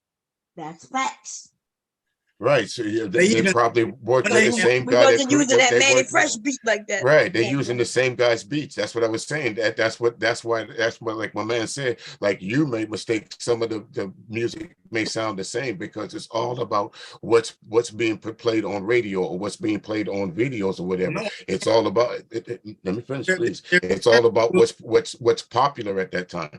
Okay, at some point in time, T.I. was popular, so everybody tried to emulate the Southern soul, the Southern sound of the T.I. So of course, if I want to be on radio, that's what I'm gonna try and do. Y'all ever wait a minute, because we got some new people came up. But y'all ever listen to Master P now? When I listen to that shit, I be thinking, damn, was that shit hot? Because it don't sound like shit today. Y'all ever do that? Like that garbage, right. I can't believe I was jamming to this back in the day. Yeah, man. Hey, that shit was hot. It was hot then, but that shit look bad. It sounded bad to me today. If you hear a lot of Man and Fresh beats, the Man and Fresh beats got a lot of New Orleans bounce music to it. Yeah. If you listen to a lot of his beats. Now y'all gotta also remember when Master P got on, he did not get on in New Orleans. He got on in California. California. California. Yeah, so that's right. where he get on because he wasn't Is that right? selling. He wasn't out there selling with New Orleans like He was talking out there with about it. E40. He was out there with E40 in the Bay. He slept in Nah, a he record shop. He fought slept in a record shop. him is out there. He fought him from Valero. He just Vallejo. is in Richmond, but it's right He's in on Richmond. the other side of the bay. It's on the other side, right? That's what I'm Richmond saying. and Vallejo is almost together. In the Bay. That's he was cool with them. He was doing this drug shit. Nah, y'all gotta imagine. Now y'all gotta remember this now. So now, if you hear all the songs like Master P song when he tried to get on, his first song he got on was garbage. Was Body Now, is Body. Right. Body, yeah, that's I'm right. saying Now that one. before he came to that Body, New Orleans sound, he had put body, out some body. CDs Look, prior that to shit that sound in like this, California. y'all. You body, body. I'm body, body. You No, body, sir. body. Hold You on. body, body. Now wait a minute. I'm gonna take you back further because see where I'm originally from, we fuck with Master P hard. A lot of motherfuckers don't. If I say who TRU was, motherfuckers won't even know who that is. Yeah, that's the real. That's the TRU is the real Untouchables. That's the original. That's Master P, Silk and Shocky, and C Murder. There you go. See what I'm saying? Right. Keep it all good. Doom, doom, doom, doom, doom. Living like gangsters. Okay. Anyway, I came up here to represent Chi-Town. Don't forget about Twister. Y'all ain't got nobody. Don't forget about Twister. And I just happen to be a Bone Thugs and Harmony fan. I just happen to be. Oh yeah, you can't never forget them. I just happen. They had a very unique sound, right? And then you got Twister, who is so talented beyond what you can imagine. So I just came up here to say that. No, how about Ye? Music, but when I do, it's Twister and Bone Thugs and Harmony. Bone Thugs and Harmony. Can't forget at the crossroad. Well, that's where I'm from. So I mean, we want to hit. We got Hitter up here, y'all. We want to hit her. What you got to say, babe?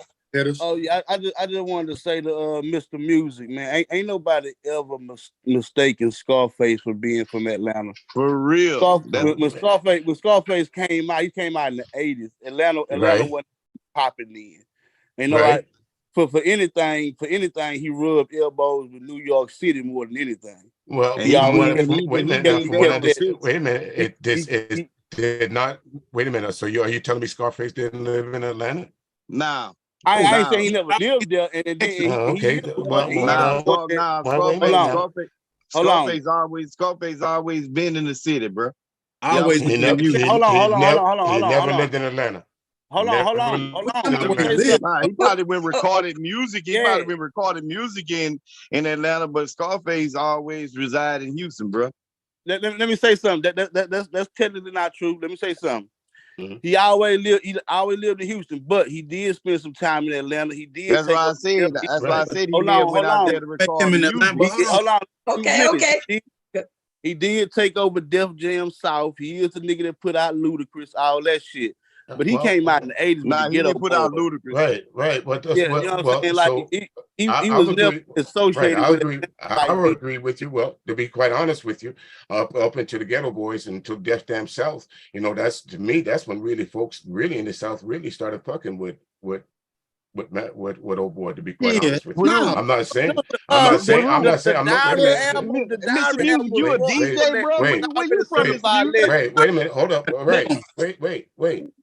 So when he was when he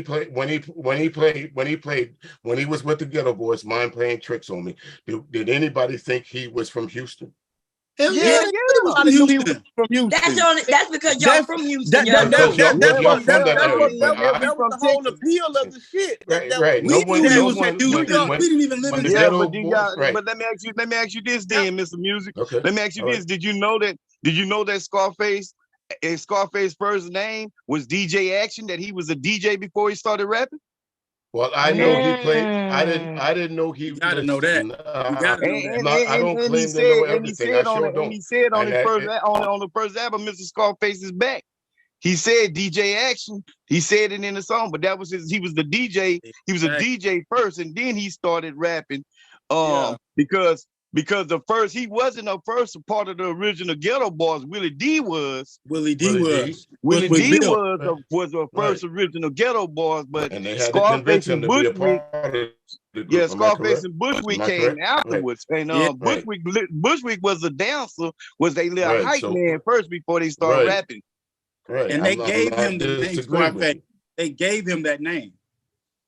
Yeah, Bushwick. Yeah, and Bushwick. I'm not disagreeing. I'm not And 80% disagreeing with you. Not at of all. Bushwick raps was written between Scarface and Willie D. Wrote all Bushwick raps. Right, Yeah. Willie D. Right. See, that's what I'm saying. I agree with you I'm from wholeheartedly. Ohio. Right. My brother and them would listen to Public Enemy, and they would listen to the Ghetto Boys. We knew them was Texas dudes, but it was just that. And then they would talk about shit in Texas and Houston in the raps. Like, so we knew. Like, it wasn't no confusion. I don't know anybody that could ever say that they thought. Maybe I'll say this then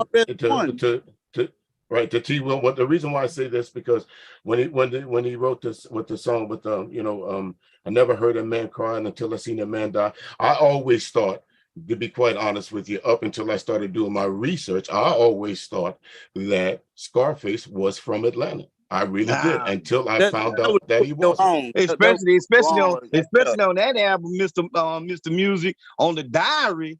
That's straight ass Houston right there. But what was one thing I can attribute to Scarface is he didn't have a typical Texas flow. He's a tremendous storyteller in the way that he delivered his stories with his shit. And with that album, that really made him a hell of a fine storyteller, especially with that song. Right.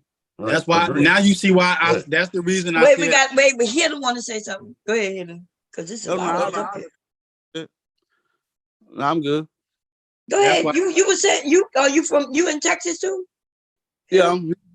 Oh, okay. See that do y'all think because y'all from Texas, y'all have a insight? Because I know from Louisiana, people be saying that Lil Wayne and Master P didn't come out to a certain time. But see, I'm from Louisiana and their music was popping before. I lived in both Texas and Louisiana. I was in Louisiana in the 90s. Yeah. You know what I'm saying? When I was a teenager.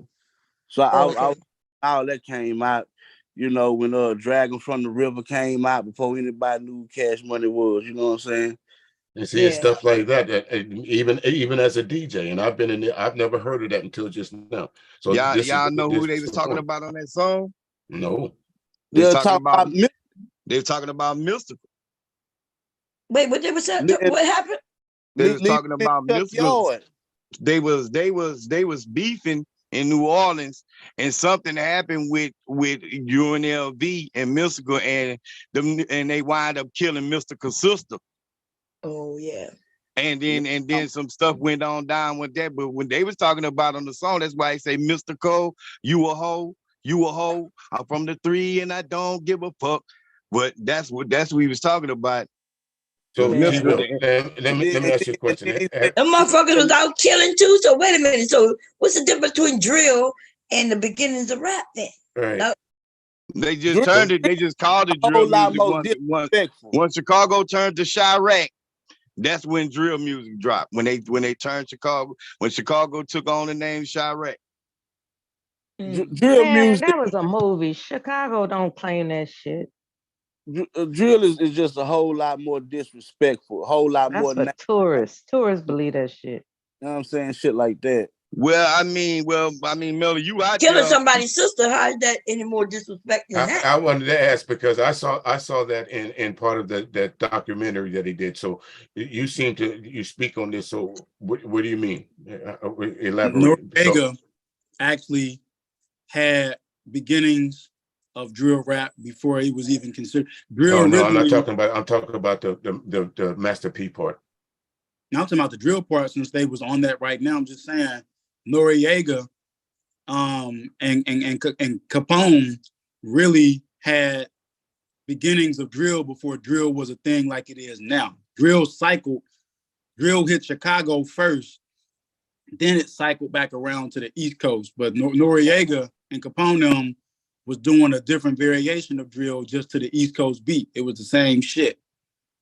Chicago took a different spin on it with the whole gangland thing. Chief Keef and all them guys. Yeah, Chief Keef was the one that originally supposed to started the drill movement was Chief Keef. And that was what, 2010?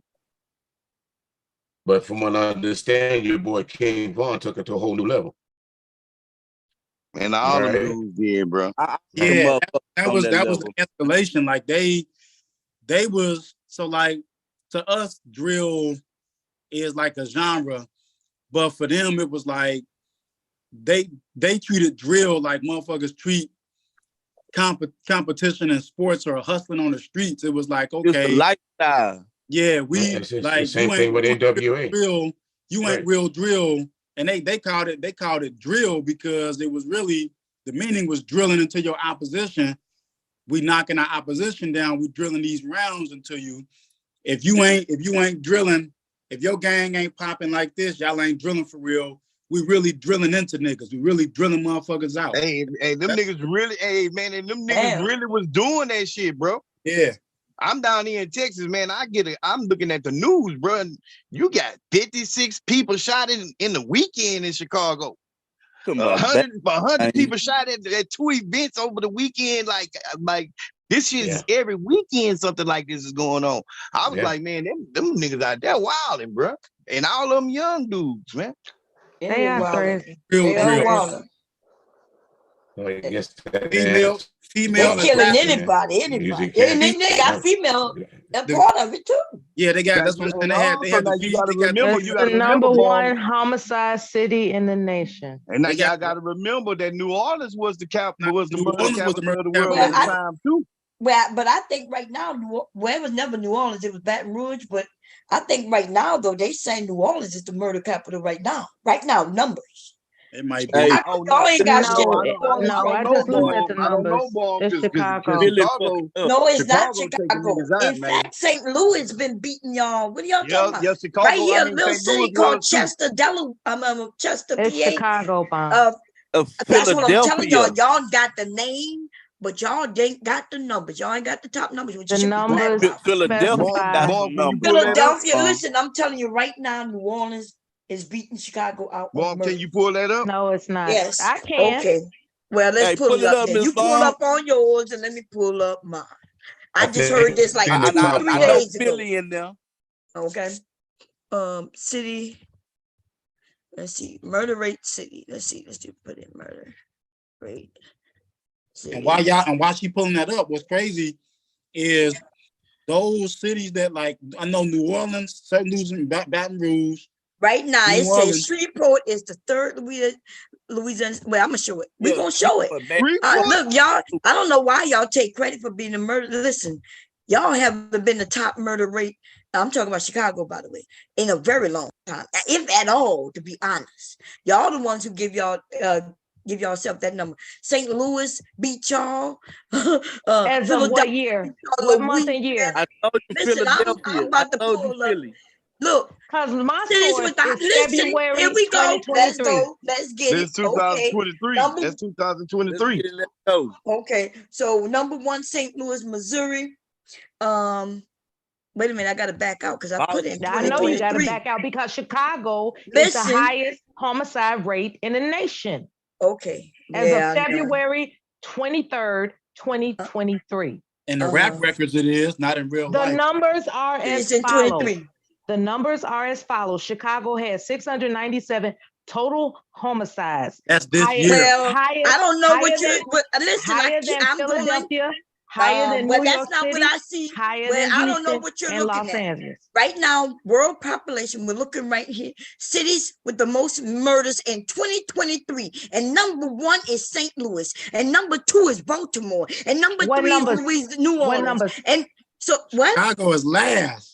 Are we? What numbers? Also, Chicago is fucking number 10.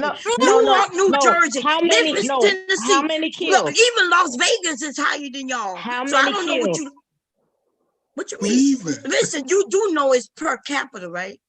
Chicago has 697 kills to date. Well, you know, what is it? What is it per capita? You're number 10.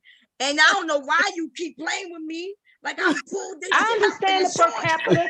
I understand the per capita So argument. that means, I understand that. That means you don't necessarily win. That means we win, baby. And I'm not saying win. You should be happy. Like Chicago has the highest homicide St. rate in Louis the have nation. the highest. Hold on.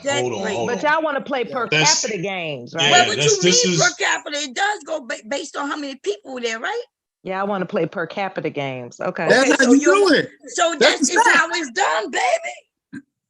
You can't just go off if a you're talking motherfucker you heard straight at the numbers, then we could do that too. You can't go off the house party you heard last week. Look up the actual numbers though. Yeah, the actual numbers. These are the rates. Yeah, I don't. Okay, what does per capita mean, y'all? Anybody? For it's for a per capita is for. Go back up. Go back up to them numbers. Oh Lord, we done brought Mr. Baum up here. He's right. like, we gonna get down to these numbers. All right, so here we go. So now this is how St. Louis is number one. See where it's saying 69.4, right? Yeah. So it's 69.4 murders for every 100,000 people in St. Louis.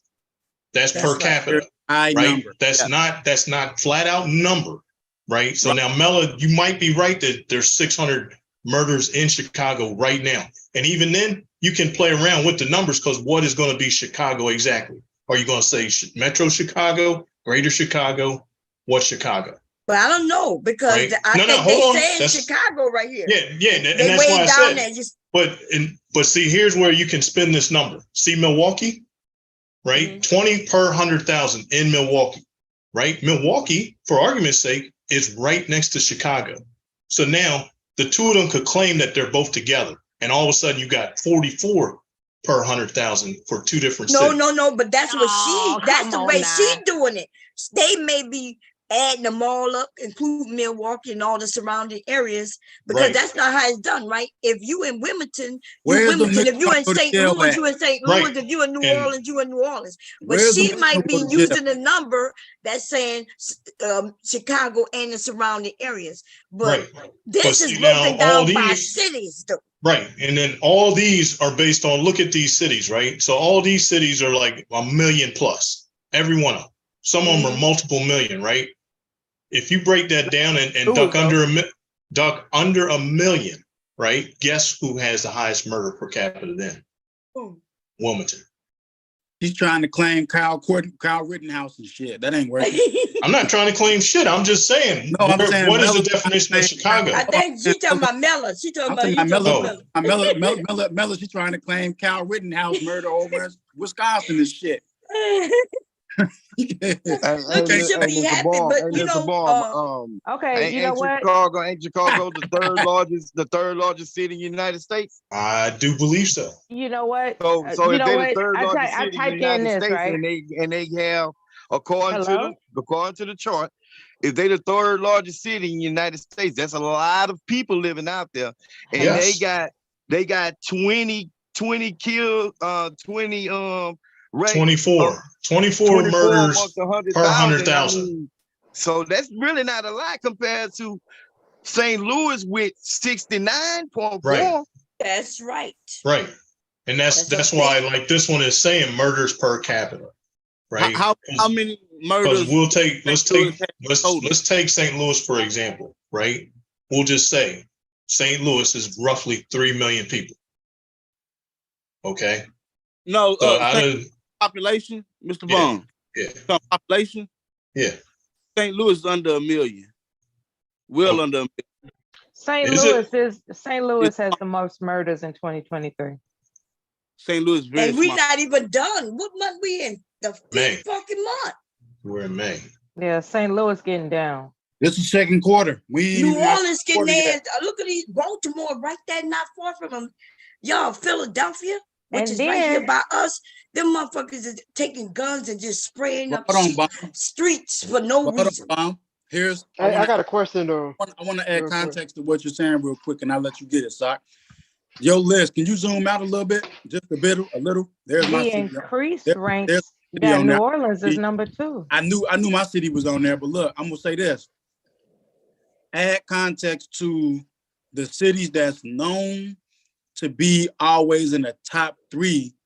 Baltimore and New Orleans have always been historically in the top 3 or 4 cities or the top 3 places for large murders over time. New York, Jersey, right? New York, Jersey. But wait a minute though. In PA, right?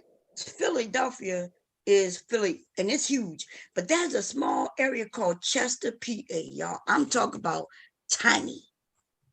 Yeah, and but Chester, huh? yeah, they were like the murder capital for like smaller cities. Just like I said, like Wilmington was another one. Per capita, right? So yeah, because they start they're like Chester is a city, right? And even then, like Philadelphia will lay claim to it because they'll say they're in the same county, so that they'll lay claim to Chester.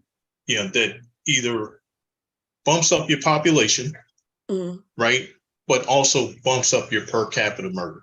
But look what it says right here. So maybe this will explain it in writing.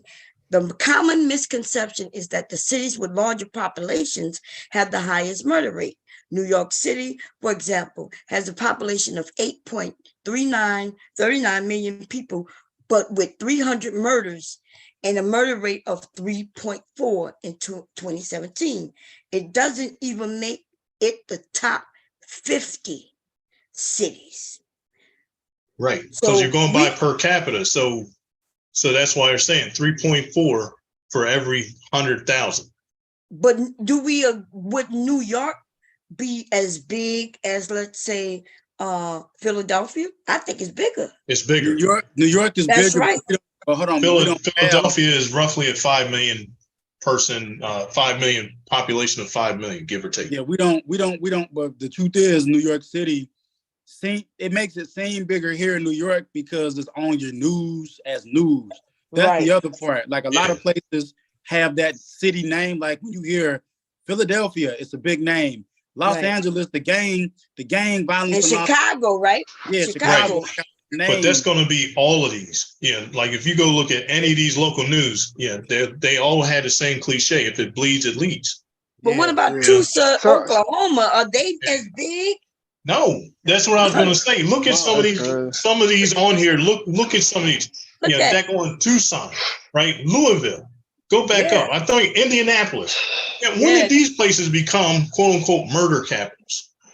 Like Memphis, and right? Missouri. But even then, Missouri got 2 in the top 7. St. Louis and Kansas City. And Missouri then for them, 2 of them. And then for most of these Midwest ones, side. Opposite sides of the same state. And then look at this rub right here. Notice that they made a distinction on Kansas City. It says Kansas City, Missouri, not Kansas City, Kansas. Right. Right. They didn't want to say all of Kansas City. How about Memphis? Right. If Dev is still here, how about this one? Memphis and West Memphis. Same thing with St. Louis. St. Louis and East St. Louis. Right. Same town, 2 different states. So do you think for 1 minute that for this capita, they're rolling those murders into the same thing? No. You think so? I think they are. Why would they if they're in different states? Because they put in the state. Cincinnati up there twice too. Ohio up there twice. Hold on, but Ohio was right We though. got Cincinnati and Cleveland. And then look, check that one out too. Just like now, Cincinnati. Ohio. Who is it? What is it? Memphis isn't that far from Cincinnati. No, I'm sorry, Mr. Mark. And then look at that. Ohio was correct. I'm from Ohio. I can tell you. I got my case in Ohio. Ohio was correct. Cincinnati is actually lower than it's been in recent times, but Cincinnati is not a very large city. Columbus is bigger than Cincinnati. Dayton has more action than Dayton and Cleveland have more action in terms of Ohio than Cincinnati and all the other spots. But it's per capita. Yeah, but right. Yeah, so I think y'all saying the same thing, both of you. Smart. Smart. I was gonna ask though, like, what is it about that? What is it about Chicago that just attract the media so much? Because whenever I do hear about, I'm sorry, while you saying that, here go the population, y'all. See, so we could look at that now. And Baltimore is huge, but Detroit is huge. St. Louis is not even that big. Wait, are they counting? So let me ask you a question. Are they counting? So here's one more part. I'm assuming that they're counting. Are they counting just total homicide numbers, or are they going by homicides and convicted murder cases? No, they talk about murdered bodies. Yeah, this is murder rate. This is just murdered bodies that's dead. Okay, so they're going on. So that's kind of fuzzy. That's kind of fuzzy. What you mean? If a body is dead, it's dead. Right. We're not talking about no conviction or nothing. We're just talking about a dead body that was murdered. That wasn't. So hold on. I was in ER 2 weeks ago for a caffeine overdose, accidental. They brought a guy in. He died right on the spot. It was a crack addict who had a heroin overdose. So they're not talking about that. That's not a murder. They're not murder, dude. That's not a murder. That's just a dead body. We talking about murder. I'm going off what you said, Bomb. You said a dead body's a dead body. No, I was saying she's saying like if somebody that got murdered. Somebody that got murdered, if they counting the actual body. Right. Because if you did this per capita for ODs, it'd be a whole different landscape. Understand what I'm saying? When all I did was ask the question, it's just a question, y'all. All I said was, are they counting pure reported homicides, or are they counting homicides and convictions? Because some places conviction is a court thing. That's court. They're not talking about no court. Exactly. It didn't apply to the conversation. We heard what you asked. Your city ain't popping down. Your city is like somebody killed somebody, man. Just keep it simple. And then there it is right in the middle, seeing it's saying many are attributed to high violent crime rates to gang violence in urban areas. They're going by homicides. They're going by homicides. Violent crimes. Yeah. Mela, your city is number 15. So that's what we know. Pull that list up again. Chicago. Your caffeine overdose in the emergency room. She should have known that when you didn't learn that remember when Trump mentioned y'all? I don't see none in Florida. Trump mentioned Chicago, and that's when people was like, wait a minute, we're not the highest. And then everybody say, everybody mentions that Chicago is the highest, but we know y'all not. I don't think y'all been the highest in a very long time. She down there with motherfucking Mayberry and Milwaukee. No, you in the emergency room with a caffeine overdose. Down there with motherfucking Mayberry and shit. She down there with Mayberry and shit. Yeah. Hold on, they got DC. Hold on, was Maryland in the top 10? The top Baltimore is Baltimore. They got Baltimore and DC. And DC. Yeah. A motherfucker done tripped over a rock. But see, that's the same thing though. Look at that problem. You got two cities that are separated by roughly 44 miles. They're called DMV for a reason. Where do you draw the line from one to the other? At 44 miles. That's it. No, that's why I'm saying. Where are the city limits? The murderer could have came across the line. Like I could be, let's say I'm in one city and I come to somebody in DC and then drive and then come back home. Yeah. That's why I said she's trying to claim Cal Rittenhouse. That's why Miller trying to claim Cal Rittenhouse in Wisconsin. He's from Chicago. He murdered the motherfucker. Yeah. He don't claim that. The fuck out of here. Yeah. But even then, he only shot 3 people. By two killings. Look, Mella, I'm waiting for you to say, well, I was wrong, Bomb. Or she ain't gonna do it. Because I know, and listen, I would have believed you. You done tripped outside the restaurant. I don't give a fuck. That cute you. Hey, you should have heard your voice when she pulled that motherfucking list up and Chicago was down that motherfucker with Mayberry. Man, why are you overseeing on caffeine though? Why are you in the emergency room ODing on caffeine? Hamburger down there in Milwaukee. We get too much coffee. Get on drugs and get it over with. You know. I think I am. Is that you? Yes, I am.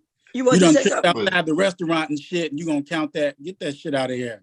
You could keep my name out your mouth. Chicago is number 10. Y'all ain't relevant. But see, hey, Mella. And you're in the emergency room. I'm in New York City. Overdose. I'm on the east where Hey, Mella. Mella. And crushed herself. Pulled that list up. Mella was like, "Damn." Then she talking about some awesome. You going by per cap? What you think they're supposed to go by? The real numbers. But see, we had 5 concerts and 100 motherfuckers got killed at the house party last week, and then the other week another 200. That shit ain't making no numbers. Y'all 10. Go sit down. Go ahead. What you was saying, man? Mello. Mella mad, you going to just talk to Yeah, her, baby. man. About her. Okay, so Mella, since because you live in Chicago, I want to ask. So when the news comes on and they start talking about people getting shot, how likely is it that it's people like in the projects versus somebody in the suburbs? Well, you know, them motherfuckers don't leave like she said. They stoop. They stay right there. That shit might not get reported. But see, that's why I like to say, like, that's where this whole murder capital thing will come from. Because if they're showing people that are getting shot in the projects, right? In the projects, we're going to use that one because on the burbs they'll say, oh, well, don't go in the city because look what they do, right? They're going to show you that all day, every day. It's the same thing here. When somebody gets shot in the suburbs, it's literally on their way to another shooting in the city, right? And it's to say, yeah. Meanwhile, Emory Johnson got shot in Kensington, but we're going to downtown Philly where they don't care. They want to show you that. That's the narrative. They keep saying, look, cities are dead because, like she said with Trump, here's their whole rallying point. They'll use Chicago as an example, right? To say that it needs law and order, blah, blah, blah. And then they'll say that it's because the city is ran by Democrats let criminals run loose, all this, right? But the minute you ask them, let's tune into Miami's news. Let's see what's happening in Miami. They don't want to do it. They don't want to. You know why? Because Miami is their numbers are just as bad, if not worse. Red state. But exactly. It's a Republican ran city. Yep. Exactly. It makes it look bad of the base. They don't want their base. They don't want that law and order, that they claim they want. They don't want you to see that it's failing in another city. Right. Just like another one on that list, Tulsa, Oklahoma. And Tulsa is a red city in a red state, and it's a top 10. They're not going to talk about that. Right. Yeah. St. Louis. St. Louis is a blue city in a red state. Yeah. That's their narrative. And it's to say, like, not to pick on Mella, but Mella's echoing a lot of the stuff that these cats say. And Chicago's a war zone. I just, you're right. It's something that's echoed around the country. So I'm not gonna pick on her, but she should be proud because I would be like, okay, I'm good with that. Ain't proud of that number 10. Motherfucker 10. You out of the running. You out of the running. I'm not sharing the screen, but it says right here, more than 5.5 million people were in prison, jail, or probation or parole in 2020. That's a lot of motherfucking people, y'all. Chicago? No, just cut nationwide in our nation. Okay, I was about to say Lori Lightfoot let him out. That shit don't count. Isn't that a large number though, y'all? It's not bad for the whole country. I'm shocked that didn't. Yeah, but how many black people are in this country, babe? How many? Which y'all? Oh, that's black people number? You just no. She's going. Oh, okay. No, I'm just asking how many black people in this nation. We'll say roughly 40 million. 40 million. So, okay. That's 5 million just in jail. Well, they do add probation and parole. I'm not even sure what that means. Yep. But even then, it's to say but half of them were black people arrested. Yeah, we know that most of them. I know that. Yeah. I'm shocked they didn't have a city in Texas on there. Not Dallas, not Houston, not nothing. But y'all not doing this bad. Yep. I ain't seen none in Florida either. Man. I thought I probably seen Jacksonville on that bit. But you know why? You're so right. I didn't see no Florida either. But you know why? Republican What's up? The numbers are scary. Because they're open carry states. That's right. Yep. Right. Okay. Just like you know what's really shocking is how many mass shootings happen in Texas. Right. That's the shocker. Yeah, the last three. The last couple ones, right? The school, the mall. Yep. But even then, it's to say, hey, look where these cats go. They go to soft targets like a school or a mall. How about having a mall with a gun-free zone sign on the front of it? And a fool did that in Indiana and got shot because somebody else decided to bring their gun in the mall. Well, they don't do that shit in New York City because motherfuckers at the barbershop, we got it on us. Right. See, that's why, now remember, we're establishing that New York's murder rate has been dwindling over the last 20 years. Yeah, everybody got it. Right? Because everybody has a gun in a city that people aren't supposed to have guns. Yep. We ain't playing with that. So the worst kept secret in New York is that everybody has a gun. Just nobody talks about it. And for the record, didn't they have a law in Florida where people had to have a gun in the city? Right? No, that was no. She's talking about there was a town in Georgia that had a really high burglary rate, right? So the mayor made a requirement that every house had to have a gun. So burglary went down to nothing. Because why would you want to break into a house where people had guns, right? Exactly. But guess what skyrocketed right after that? Street robbery. Okay. Because they weren't carrying their guns, they were all at the house. Yep, that makes sense. Just for the record, Ohio is a constitutional carrier. We require. It's a what? It's a constitutional carry state now, so they don't even have to do like they don't have to apply for a permit to carry. Yep. Right. They don't have to wait the 7 days. Here go a fun fact for y'all. Increased firearm suicides and homicides drove the nation's firearm death rate 13.7 to 14.8 deaths per 100,000 people between 2020 and 2021. So they claiming they want us to protect ourselves. These goddamn shootings and shit. Instead of taking the guns away, they thinking they give us more guns. We're going to decrease it, but that don't make sense. I'm gonna say this though, in response to that. This is my stance. My rationale is always going to be the criminal element isn't paying attention to the laws. The criminal element, right? The criminal element is always going to be the exception to the rule, because in the criminal element's mind, they're going to do what they're going to do regardless. So I'm like, that's the reason I'm pro-gun, is that the criminal element is going to be like, we don't obey laws. Like, we don't care. We don't get into like the reasons why they say permits or classes. Fuck a permit, fuck a class. I got a burner, I got a shotgun, I got a whatever. I'm going to use it. And so it's just like, and even if they don't know how, you got criminals that really don't even know shit about using a gun for it. They just have access to them. And they just use them recklessly, and motherfuckers get hurt because they don't know how to fuck to shoot, for real. When you were in the emergency room for your caffeine overdose, did you have your gun on you? Yeah, that thing on the melon. It took you a minute to come back from that number 10. I'll take that. Listen, I can crush you with that 10. Don't get mad at me, get mad at Bob. But no, so no, that's why I'm pro-gun, because the criminal element, they're gonna do whatever regardless. Like if we switch to knives, let's say they took the guns away, criminal element gonna say, all right, I'm gonna just go get a brick or a knife, and it's gonna be knives. And then what are they gonna say? Oh, you can't have a knife in your purse, You literally can right now. Yeah, you know what I'm saying? Like that. You literally can. I mean, the Switchblade Act literally took knives out of your hands. Yeah, right. You see? Then they got this one shit. What they got? I know in Texas, you can open carry a sword. Yeah, but we already established that Texas is an open carry state, so it doesn't matter what you're open carrying. I'm talking about a sword though, man. Yep. Niggas walking down the street with swords on their back. Yeah, I've seen it. You're right. I've seen it. That's crazy. It's visible. But see here. Yeah, but see, here's the problem with guns and knives, right?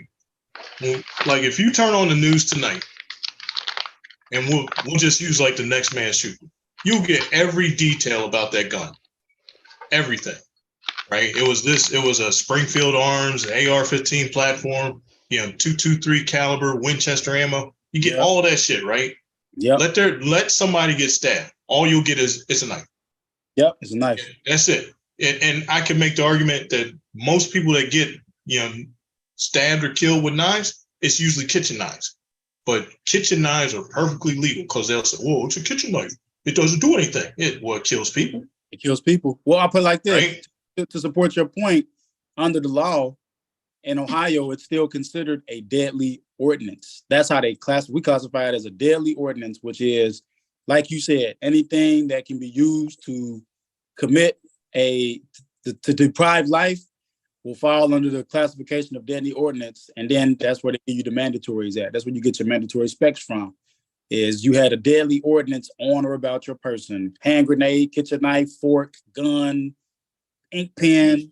It will fall under that category. And also in the state of Texas, y'all, they also made brass knuckles legal. Also, they brought that back.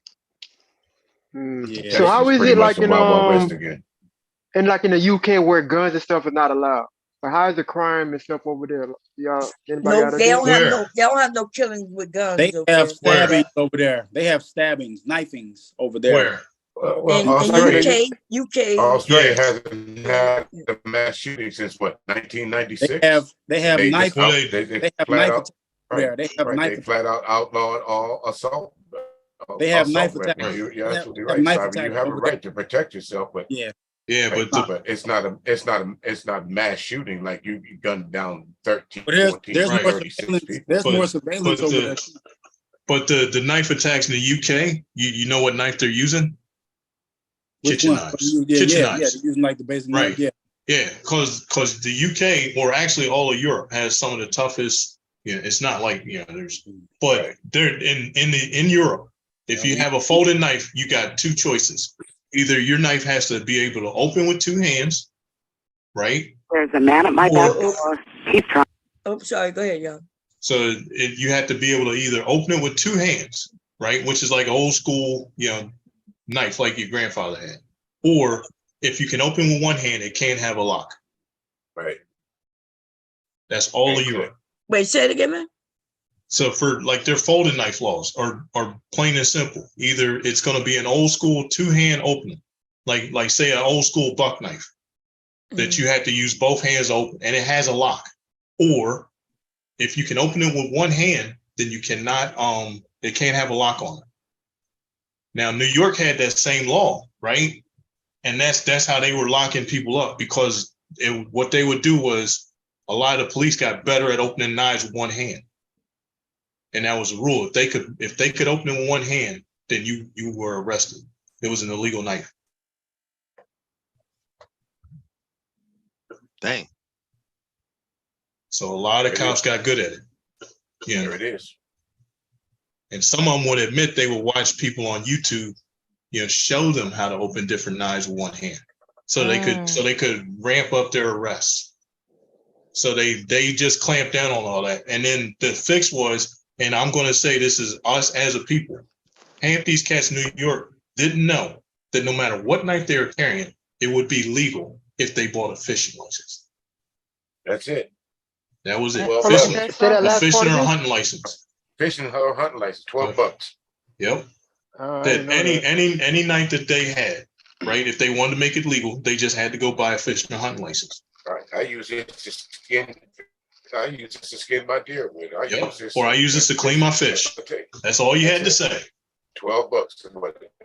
That's all you had to say. But they made it a lot easier on them now that they got rid of the one hand opening law, and then they extended their concealed carry length from 3 inches to 4 inches. And it was because of the fact that they were arresting so many people, or they were violating so many parolees because of that. Because if you're a carpenter, guess what you have in your pocket? A knife. Yeah. Mm-hmm. Right? If you work in a warehouse, guess what you have? A box cutter or a knife. They were dinging these cats on any little thing as far as knives went. Yeah, to keep up their arrest rates. And then they still do bag checks in the subway every month to try and catch people. Wait till people start using the modified laser. It's coming. But see, with guns, Class B like here's one, and I was telling Bond this, a couple of nights ago. So back in like the early 90s, Winchester had a bullet that was called the Black Talon. right? So it's meant for hunting. So some Yahoo somewhere will say St. Louis, because I don't want to pick on Mel and say Chicago. We'll say St. Louis. These cats went out. These cats went out and bought some Black Talon ammo and shot a cop. Just trying to get away, shot a police officer. Guess what? Overnight, the bullet got named the cop killer bullets. Cop killer. Right? Then here comes the whole, we need to get rid of these bullets. We need to do this, this, and this.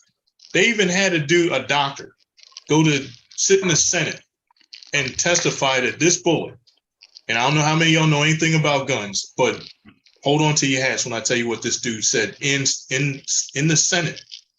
Said that this bullet exits the barrel, expands, turns sideways, and then goes through your body like a buzzsaw. Magic bullet theory. Had they done hits. So here's the two things I would say. Number one, this happened in the air. Had they done had they done ballistics, number one. Number two, was that cop wearing SWAT level military grade armor? No, he wasn't. This was a cop like I said, I'm just going to use St. Louis. It was literally a rural place, like somewhere remote. Yeah. No, like somewhere remote, like the middle of nowhere, Kentucky. Right. Okay. It wasn't, but it was because, but once he got shot and died, it got the name cop killer. And then, the protest and the uproar started. And then for the same doctor that was in the Senate, what he showed them. Babe, remember they made it seem like that bullet went through armor. Remember, because I thought it went through his bulletproof vest. That's how they made it seem like it was Black Talon. Hold on. But we go over that one too. A 45 will do. I have a 45 that will do that. That's why I asked Mr. Mark, did they do a ballistics about the spinning to the side? And number two, was he wearing SWAT level military grade armor? Because a 40 cal, I got a 40 and a 45, and I got rounds that'll go through typical armor. You're right. Go ahead, babe. But so now when he showed them in the Senate was a round, a Black Talon round that was fired in the ballistic gel, right? So it showed exactly what he said it would do, like expand and look like a buzzsaw. For 100 people that are supposed to be college educated, not one person in there understood physics. So let me tell you where somebody should have challenged this dude from the start. Remember rule number one in physics, the body in motion tends to stay in motion, right? Yes. So now, if you know the rifling on your firearm, what is the rate of twist on your firearm? I can tell you real quick. It's more than likely it's 1 in 9, which means that bullet makes one complete revolution for every 9 inches it travels. Barrel, the size of the barrel. Right. So no matter how long the barrel is, it's usually 1 in 9. So if it's a 4-inch barrel, it's still got a 1 in 9 twist on it. Right? Even though it's only half the length, it's still going to come out at a 1 in 9 rate. So it's going to make one complete revolution for every 9 inches. How do you get hundreds of thousands of revolutions if the bullet only travels 20 feet? Yeah, that doesn't make sense. Math ain't math. That's mathematically defies logic, defies physics. Right. Yeah, we hadn't even discussed how it turns sideways in mushroom. We discussed the thousands of revolutions that this dude told these people that this bullet would do. Right. In 20 feet. How do people get away with that though? Like that just because the problem is when you're talking gun control, this is how this breaks down. We're going to use the entire population, right? You got 20% that are dead set against anything gun control. You got 20% that want to wipe out guns completely. You got 60% of people in the middle that don't know what to believe. So both ends are trying to sway people to their side to get their 60%. So you're trying to get 40% of the population. And just like this lie right here. Now, what happened with this? What happened with this Black Talon thing was this. Yeah. The Senate went to Winchester and told him to tell you what, either pull this round off the market or make it law enforcement, or we're going to cancel your military contracts. So Winchester played along with them, right? And here's what they did. They pulled the round off the market because the only law enforcement department that was buying the ammo was Alaska State Police for bears. Only department. So they pulled the ammo. and then they rolled out a whole new ammo that had the initials that XTS. I mean TXS. The exact same shit. Just a different name. Yep. That's all it was. The All they name of did it was TXS. They just rebranded it. Yep. They just rebranded it. That's it. That's totally legal. Yep. But totally legal for the inside joke was the initials on the back end of it stood for the exact same shit. Right. All it was the same bullet, just the round itself didn't have the black coating on it anymore. Wow. That's all they did.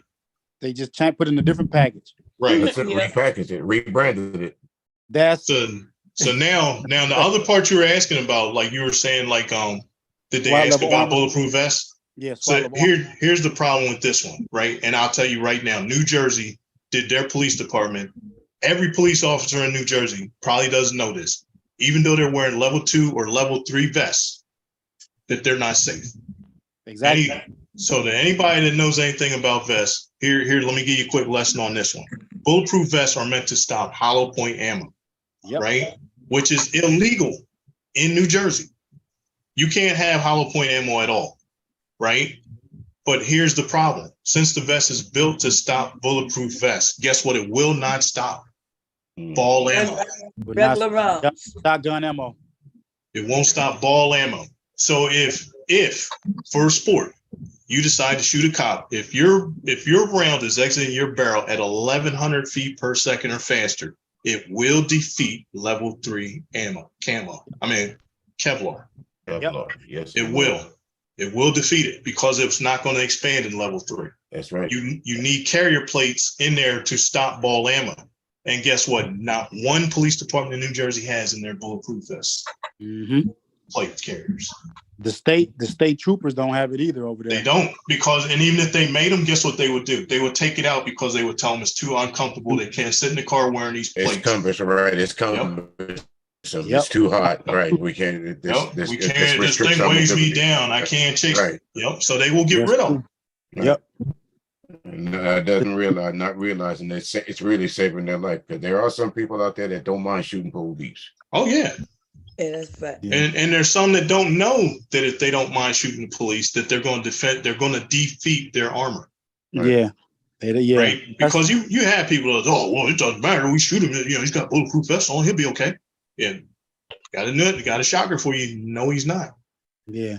No, I think that's a good explanation, Mr. Mark. It's real good. I want to play this video and I want to see what everybody's thought is on what's going to happen. Okay. What y'all think? Did he do right? Did he do wrong? And why? And so I think it might take, we're going to play a little bit. We'll talk a little bit and play a bit more. We don't really have to see it if you're not near, because this guy who making it, he just going to be walking down the street. No big deal. Okay. So if you're not watching, that's cool. But listen, here we go. Fair use. Pass 911. What is your emergency? Burglars breaking into a house next door. What's the address there, sir? 7418. Not my address, but next door, okay? Yes, sir. 7418 what, sir? Timberline Drive. I've got a shotgun. Do you want me to stop him? Nope, don't do that. Y'all heard him? Yeah. The operator told him don't do it. Yeah, the weapon. Yeah, so you want me to stop him? Yeah, so it's not his house. It's his neighbors. And he say he see him. And he's like, you want me to stop him? He's now he's in vigilante mode. He's on with emergency services #1. Go ahead. Yeah. Okay, here we go. It's fair use, y'all. Ain't no property worth shooting somebody over, okay? Well, they're breaking in right now. They're in their house. I'm watching them. What color is the house they're breaking into? It's kind of a red brick, right next to a 2-story brick home, my home. All right. What's the guys look like? White, black, Hispanics? They're black, 2 of them. 2 black males? What are they wearing? One's kind of a green shirt and white tennis shoes and blue jeans, and both of them are in the house right now. What's the other one wearing, sir? I didn't get a look at the other one. What's your last name, sir? Horn, Joe Horn, Horn. Joe, what is your phone number, please? This is my cell phone, 713-819-9826. And you're at what address, please? I'm at 7418 Timberline. They are next door. Do you know the number next door? I don't know if it's ascending or descending. But hurry up, man. Catch these guys, will you? Because I ain't going to let them go. I'm going to be honest with you. I'm not going to let them go. I'm not going to let them get away with this shit. Okay, hold on.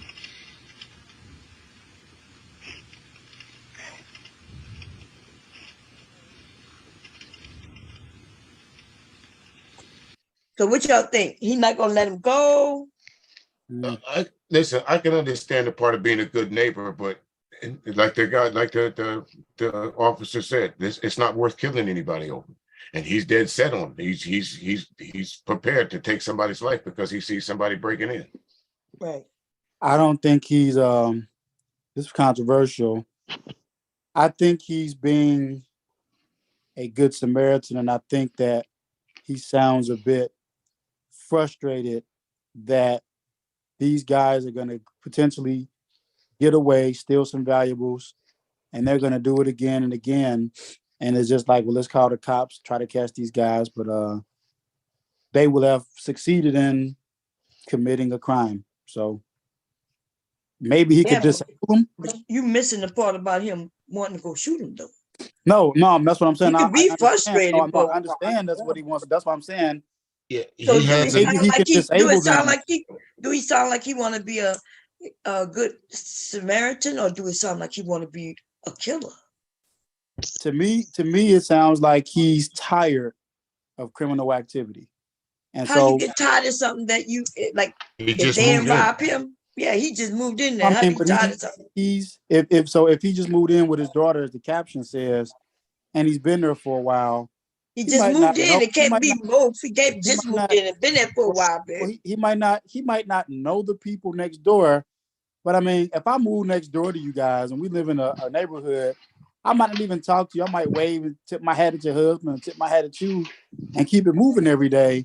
I see somebody breaking in your house, and I know that it's likely, especially if they're like a different color. Like, let's say if the neighbors were black. Come on now, we got to stay on top of it. Your answer's too long. This dude, the caption said he just moved in. He hasn't been there long enough. With his daughter, yeah. Yes, his daughter did live there, but he just moved in, right? How is he tired of the crime if the crime not being against him? Because so he called the police. So he's doing though. more than calling the police. He's asking, can he go do something? In fact, can he stop him? Yeah. So the police gave him an answer, right? No, emergency services gave him an answer. I don't know if that's the police. Well, they gave him an answer. They even told him it's not worth killing nobody over property. I'm with him except for the kill part. I say disable. Okay, well, here we go. No, you can't do that either. Wow. So it sounds like you one of the people who want to use your gun. I mean, disabling, I can say, hey, but why are you disabling them? Well, I mean, because he might be the type of person, he doesn't know the difference commit a crime. He's a murderer. He doesn't know the difference between using the threat of his weapon to make them stop, drop, and run away. But why are you using your gun to stop somebody from stealing property? Because if he goes out there and says, hey, stop thief, they're going to look at you and laugh. Nobody asked him to go out there at all. Yeah, if he go out there because the 911 told him don't go. So if he bought his 911 told him don't go. So if he go out there and say, I'm going to pull my gun to stop them, what if they got a gun and shoot the shit out of his fucking ass? Hold on. Let's add another twist to this. Stray bullets that can hit people that's around. Bullets go through walls. And what if they don't even have guns? That's right. Yeah. This dude is assuming that these two black people are breaking into a house. Let's just say these two brothers. Let's assume one of these brothers lives there and they're moving a TV. Right? This dude doesn't know shit. And you're assuming that this is crime because it's two black guys. This dude is telling you, no, I'm not talking about you. I'm talking about this guy and the dispatcher. The dispatcher's telling him, no, don't go out there. It's not worth X, Y, and Z. All you got to do is be a good neighbor and be observant and tell the police what you see. License plate. That's all you got to do. Get the license plate, the whole nine. Right. That's being a good Samaritan. Now, if you want to run out here, I don't even know what state this is, but we're gonna play What If. That's Houston. That's Houston. Is it? And think about the comment of I'm tired of them doing this. Yep. Who is them? Who is them? Who's them? But because it's Texas.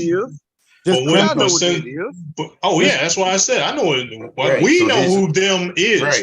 But it's to say, just criminal. He's criminal associating activity. black people with criminality. That's Well, why no, he's I'm just saying, it's from them. my standpoint, the criminal activity in and of itself, I could care less if it was white, black, Mexican, whoever. You can, but you don't know what he but we did. don't know, and we don't even know if this is a crime. That's why. Right, why I that's was the thing asking about it right questions. there, I Cyber. gave my That's what. stand, y'all. Right, just like what you just said, we don't know if this is a crime or not. He's assuming. He's assuming that these it's a these crime. guys are breaking in. Two brothers. He don't know. But he said, but he did say that was his next door neighbor house. But he So just he knows moved. Yeah, but if he They just don't know moved that. in, how do you know who the neighbors are? Right? What's he gonna say as a white woman? How do you know that the black one of the black men is not the white woman's boyfriend or husband? Yeah, it could be a lot, y'all. 'Cause Right? There's too many moving parts in this thing for this dude to come running out with his shotgun and just open up on some people. And even though we know, right? We know because we know the ending and everything. Some of y'all don't know the ending, but we'll see it. But listen to what this man is about to say, okay? Because I think some of y'all like to make it seem like me motherfuckers don't just want to shoot their gun. We got guns and people want to use them. Yes, they do, and especially on live targets. That's Because right. paper Especially doesn't shoot back. when they black. Okay, so here we go.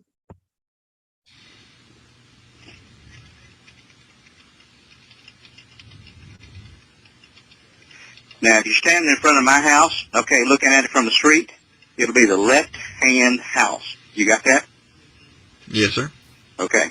Stay on the phone with me till we get someone right over there, okay? Don't hang up. I'm not hanging up, but I'm telling you right now, I don't like this kind of stuff, man. This is ridiculous. Yes, sir, it is. Broad daylight. I don't know if they're armed or not. I know they got a crowbar because that's what they broke in the windows with.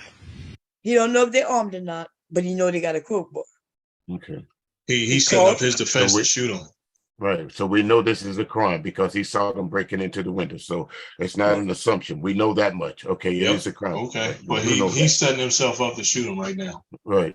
I need him as my neighbor. Yeah, but That's also easy to- He That's might easy for you to end say. up shooting your kids. But Something like that's that. what he said. He said they broke in our house. That might not necessarily be true. Right.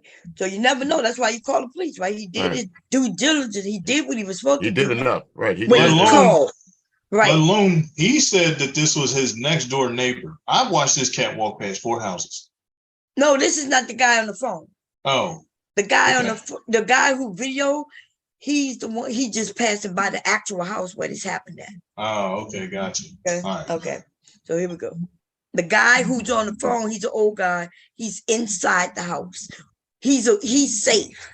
He's inside the house. His doors are locked. He's just looking out the window and explaining what he sees. Okay. Here we go. Which window did they go through? On the side where the gate is, I mean, you know, where the fence is, because nobody can see them.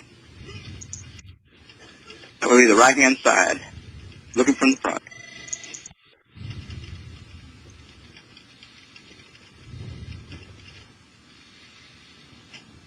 Man, this is scary. I can't believe this would happen in this neighborhood. What? This is scary. I can't believe this would happen in this neighborhood. Inside the house, the guy's got a shotgun. If we don't get there, he's gonna go shoot their ass. Yeah. Can you see anything at all? No, I just see where they went in the house. I can't see in the house. I understand that, but you can see where they entered in. Yes. So they might slip out the same way, or can you see the front of the house? I can't see the front. I can go out the front, but if I go out the front, I'm bringing my shotgun with me, I swear to God. No. And I'm not going to let them get away with it. I can't take a chance on getting killed over this, okay? No. I'm going to shoot. I'm going to shoot. Stay inside the house. Right. Back up. Right. If you fear, why That's keep him walking setting forward? up his defense. Right. Why keep walking forward? If you're in fear of your life, why keep walking forward? No, that's not him. Yeah, we The already person- established that's not him. The recording is him, but I'm saying the recording is him I'm setting catching up on his now. Say defense. that though.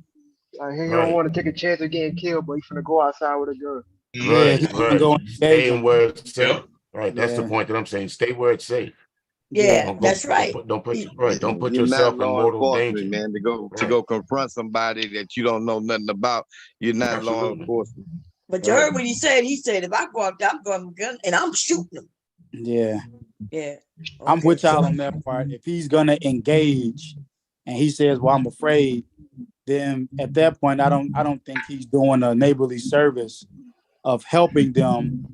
That becomes you want to be a hero, and now you're putting yourself in the middle. And remember, he don't want to shoot him. He want to kill him. Remember, he tired of this. He's tired of this. Tired of this. He ain't letting nobody get away. Wait, y'all. He said he was tired of it, but he said nothing like that ain't never happened in the neighborhood before. So how is he tired of it? You know why? Hold on. Yeah. You know why he's tired of it? Because it's on the news every day. Every day. Right. It's on the news. Okay. Remember. He Now he's already noticed. News. Yeah, but he already said that he watched 2 black men, right? So he's already been brainwashed by the news that black people are criminals, right? Now I see on the side here they're trying to justify this and say if they had these lengthy criminal histories, right? Yeah, why would they put that in? But you're being generous with that. What if their lengthy criminal history is a bunch of parking tickets? Right.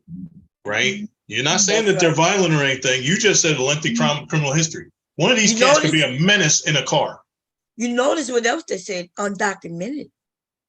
Yeah, which illegals. Yeah, how you gonna get that? Yeah, you just said they were black. Right. Were they Southern Mexicans? Mm. No, they were dark. Did y'all hear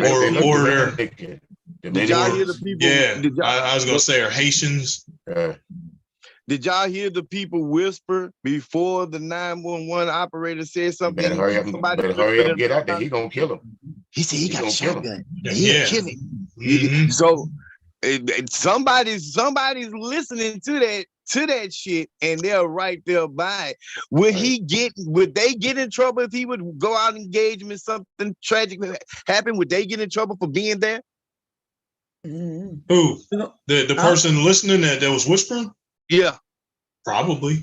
Because like that, the dispatcher should have told him no, just like with George Zimmerman, right? Like, no, don't follow him, don't engage, blah, blah, blah. He said most of that. Yeah. But this So dude let's go into it, y'all, because it's gonna be a while. Hold on, Ball. Before you go, I want to ask one more thing for Mr. Ball.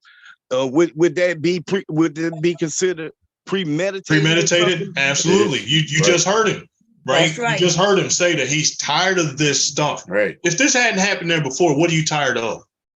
Right. Was also why are you so eager to go engage these 2 black people? Right? That's premeditated. He clearly said, I want to go and stop them. And if I go, I'm going out there with a deadly ordinance. I'm going out there with a shotgun and I'm going to use it. Right. The forbearance of thought. Exactly. He knew exactly what he was going out there for. He said exactly what he was This your neighbor side, bro. Yeah. I mean, hey, that's your neighbor. That's the kind you want. Okay, here we go. He the one going to jail. Here we go, y'all. Okay, fair use. I know you're pissed off and I know what you're feeling, but it's not worth shooting someone over this, okay? I don't want to, but I mean, if I go out there, to see what the hell's going on, I mean, what choice am I going to have? No, I don't want you to go out there. I asked if you could see anything out there. If you could see.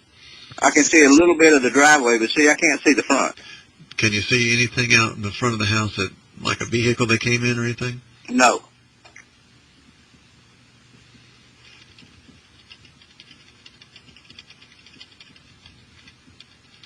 Time that they've been talking to him, he should have told him help is on the way. Dispatch is coming. Do not engage. Yep. Now I'm blaming the emergency responder for being goofy.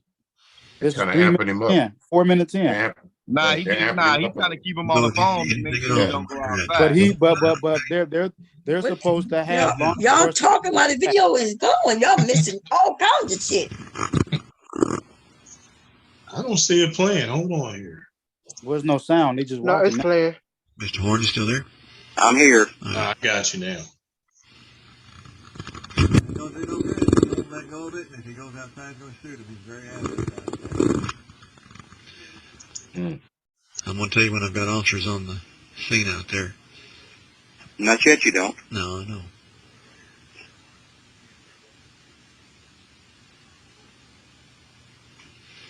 can't see the front of the house. I can't tell if they stole something or getting away or not. That's all right. Ain't nobody home that you know of, is there? Well, over there, I would assume. I hope not. Okay. See, he don't know. He don't even know that neighbor. Right. He don't know anything Then he about hopes that neighbor. not. He Yeah, just happened to be looking out the window. He just happened to be looking out the window at the right time. right. See somebody breaking into some neighbor's house. And so, yeah, so he just making assumptions. Okay, so I just want to stop a little bit. Okay, here we go. I mean, you know your neighbors? No, I really don't know these neighbors. I know the neighbors on the other side really well. You see? So we clear. He don't know these people. It's not like This they man has actually been watch my lying. house. Huh? But he just been lying. Yeah. So he don't know them. And the way he even said it, as if, no, not them. I don't really know them. They might be black themselves, you know? Don't know. When But the cop tell his ass to stay in the house, y'all don't hear the disappointment in his voice, like he really want to go outside with that gun. yeah, remember he told him, but he ain't done Yeah, yet. he wrong. Here goes some more. Yeah, he wrong. I can assure you, if it'd been their house, I'd already done something. Mm-hmm. Because I know them really well, you know. Mr. Horn? Yes. Why don't you listen to me carefully, okay? Yes. Gun officers coming out there. I don't want you to go outside that house. And I don't want you to have that gun in your hand when those officers are poking around over there. Okay? I understand that, okay? But I have a right to protect myself too, sir, and Yes, you you understand that. Yes, and you laws do. have been changed in this country since September the 1st, and you know it and I know it. I have a right to protect myself. I'm right there And a with you. shotgun is a legal weapon. It's not an illegal weapon. No, it's not. I'm not saying that. I'm All right. not wanting you to, make a Okay, he's mistake. coming out the window right now. I gotta go, buddy. I'm sorry, but he's coming out the window. Don't go. I heard him, huh? He said, I'm sorry, buddy. He coming out the window now. I gotta That go. part right there is where I changed my tone. So he literally was told enforcement is on the way. Don't go outside with the shotgun. His response to that, what made me change my tone, is that it goes from him trying to help to him literally Going just trying to hunting. get into He's the going situation. hunting. Yeah, and he's like at the same time, well, I don't have a choice but to protect myself.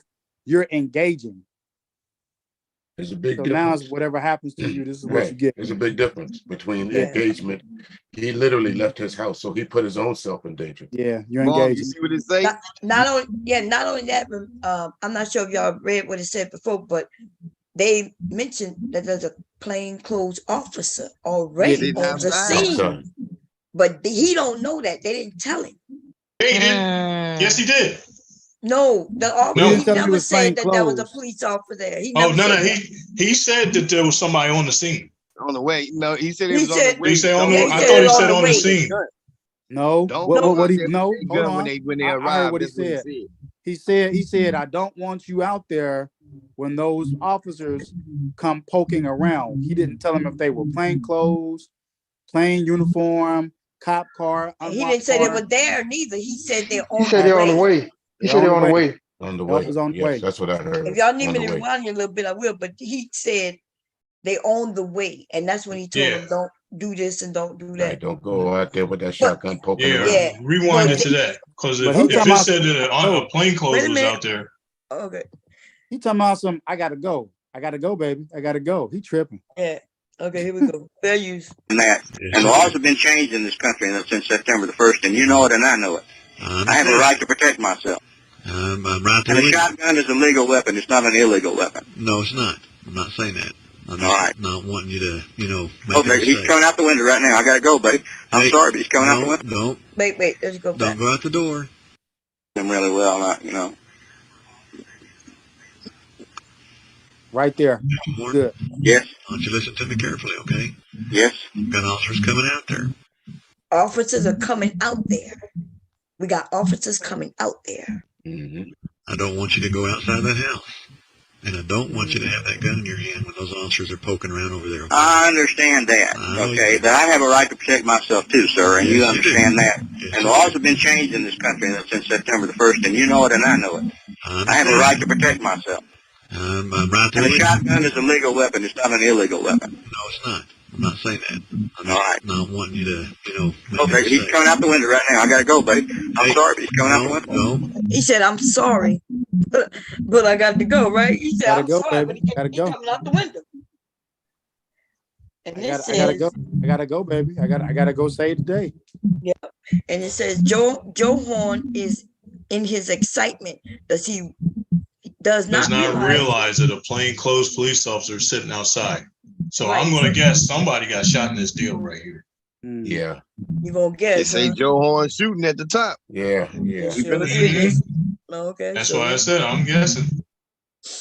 What y'all think, Captain? Before we continue playing, what you think? So they got police outside already. I think George comes around the corner and just opens up and shoots the police officer. I think Joe Horn gets shot by the police officer because he has a deadly weapon.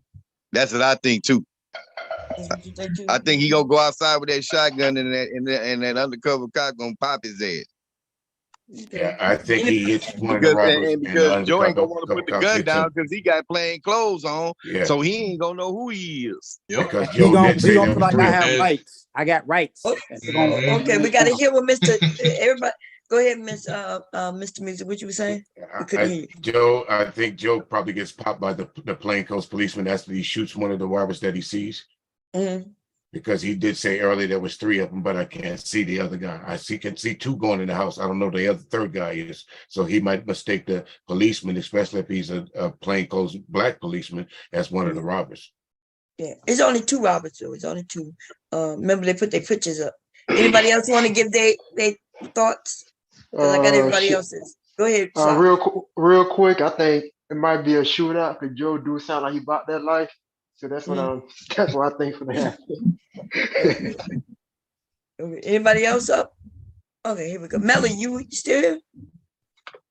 Okay, here we go, y'all. Yeah, I'm here, but I'm cool. Play the back. Okay. Play it. Come on, number 10. I'm gonna say that everybody up here so far is wrong. Okay, but here we go. Don't go out the door, Mr. Horn. Mr. Horn. God damn it, they just stole something. I'm going out the window. I'm Don't sorry. I ain't gonna let them get away with this shit. They stole something. They got a bag of something. I'm doing it. Mr. Horn, do not I'm go sorry. outside the house. This ain't right, buddy. You're going to get yourself shot if you go outside that house with a gun. You want to make a what bet? you think. Okay, stay in the house. They weren't getting away. That's all right. Property's not worth killing someone over. Okay? Damn it. Don't go out the house. Don't be shooting nobody. I know you're pissed and you're frustrated, but don't do it. They got a bag of loot. Okay. How big is the bag? They're carrying a Just a bag hand. of stuff. They're walking out about a hand hug. Yeah. Yeah. Which way are they going? I can't. I'm going outside. I'll find out. No, I don't want you going outside, Mr. Horn. Well, here it goes, buddy. You hear the shotgun clicking, and I'm going. Don't go outside. Y'all heard it? He racked. Y'all heard the rack, Yeah, right? he He in danger territory now. No, okay. So we just talking because I don't want make sure everything. So the man on the phone keeps saying, "Don't go out there." He's like, "Nah, I don't care what you say." He's like, "Look, keep calm, stay calm." Nah, they getting away with the loot. He even used the word loot, right? And he's like, "Nah, I'm about to rack it," and then he does. And then here we go. And he even told him, "Did you hear that, buddy?" Yep. You see with the police, it says the police officer is about to see Joe Horn step outside with the shotgun. Right? So here we go, y'all.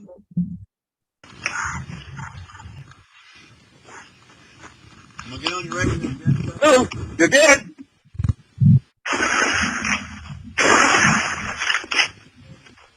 Two.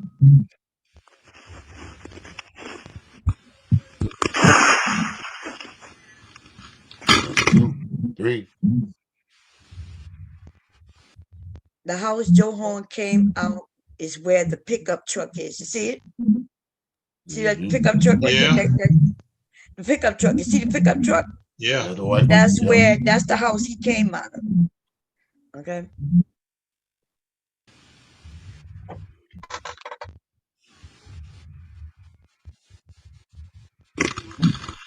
911 Pasadena. Get the guy over here quick. Get one of them's in the front yard over there. He's down. The other one's run down the street. I had no choice. They came in the front yard with me, man. I have no choice. I'm a 7418 Timberline. Get somebody over here quick, man. All right, Mr. Horn, are you out there right now? No, I am inside the house. I went back in the house, man. They come right in my yard. I didn't know what the shit they was going to do. Did you shoot somebody, Mr. Horn? Yes, I did. The Where cops are you here right now? I'm inside the house. You're inside 7418. Police are out here right now. Mr. Horn, put that gun down before you shoot an officer of mine. I've got several officers out there without uniforms on. I am in the front yard right now. Put that gun down. There's officers out there without uniforms on. Do not shoot anybody else. Do you understand me? I understand. I've got police officers out there that I do am not right out in the front yard waving my hand right now. You don't have a gun with you, do you? No. You see a uniformed officer? Okay, lay down on the ground and don't do nothing else. Okay. So this man went out and he shot one of them in the yard of the house they stole out of, which isn't his yard. He killed him. And then went back in his house. No. He killed him. And then we heard two shots. Remember? When he killed one, the other one, he shot at the other one. He missed. The other one started shooting off and he aimed and shot him. He was down the street when he shot him. Okay. And then he went back in there picking up the phone like, get somebody out here. But by the way, the cops was already out there. He shot them men with cops right there. Did y'all the guy chased me back into my yard. He shot that guy in the neighbor's yard. He said that the guy chased him back to his yard. No, he didn't. Yeah, he tried to lie. He said, I didn't have no choice. He came in my yard. But that's not true, though. But did y'all hear him tell them to stop or anything? I just heard gunshots. Because he racked it up before he went outside, remember? Then he put the phone down and then he went out there and started shooting. There was no chance for anybody even to come after him because he went out there shooting. This motherfucker got off, y'all. The police say they did see him come out there, but then they backed him claiming that somebody was going after him. Now think about it. We got two burglars trying to leave. How is they coming after him if they in the yard of the house they just robbed? What I'm trying to figure out, Bob, is if the 911 operator is on the phone with the man the whole time, and he has it's a undercover cop outside the house. Well, why didn't the 911 operator relay to the undercover cop outside is a man with a gun out there? Because if he went outside, where the fuck was the undercover cop? That's why I think this man got off. Because, see, we all hear the call, right? But this operator should have warned the police that they got a man in here. He got a gun. Who thinking he gonna go out there, but see, he thought he was calming him down, keeping him cool, and so he didn't. I guess he didn't really take that man serious when he said he won't go out there and kill some people. You see, so remember, y'all even said it. Why didn't he tell the police that this guy had a gun? I think, if I'm not mistaken, there was a caption in it that says that the undercover policeman sees Joe come out of the house. So I wonder why the undercover policeman didn't identify himself. I wonder why he didn't identify himself. Because he didn't have a chance. If we rewind it, when he racked the gun before he went out the house. Right. When he went out the house, we hear him shoot. He didn't. Okay, Mom. If the burglars came out the window, right? They got an unmarked or undercover cop sitting outside the house. The burglars came out the window. They didn't see them coming out the window. The man came out his house. He shot it in the yard. You heard the boom. You heard the three shots. I didn't hear no cops say nothing. I didn't hear nobody else screaming, put it down, nothing, no freeze or nothing. Nothing. Right. So nothing. He even went back in the house and got back on the phone. Exactly. Yeah. But there was they were plainclothes cop, remember? They plainclothes So Joe I'm pretty didn't sure. even Yeah, I'm pretty notice sure them they at all. had guns though. I'm pretty sure they had their guns, they service pistols. Yeah, but I they don't may think he not. They ever. may not have been pulled out. But let's see how fast this man went out the house. Let's He see. come right in my yard. I didn't know what the shit they was gonna do. I Did shot him. you Okay. shoot? Wait, got back it up. How big is the bag? They're carrying a Just a bag of hand. stuff. They're See, they, if he could see them with a bag, they already out, right? He's They out still the in the house already. house. Right. They out the house. He's in the house still. Yep. Probably looking through the window. He sees him. walking out about a hand's up. Yeah. Yeah. Which way are they going? I can't. I'm going outside. I'll find out. No, I don't want you going outside, Mr. Horn. And look, he giggled. No, we don't want you going out, Mr. Horn. No, don't do that.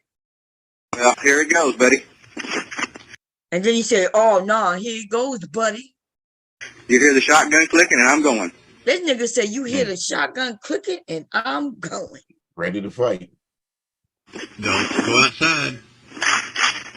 He racked it.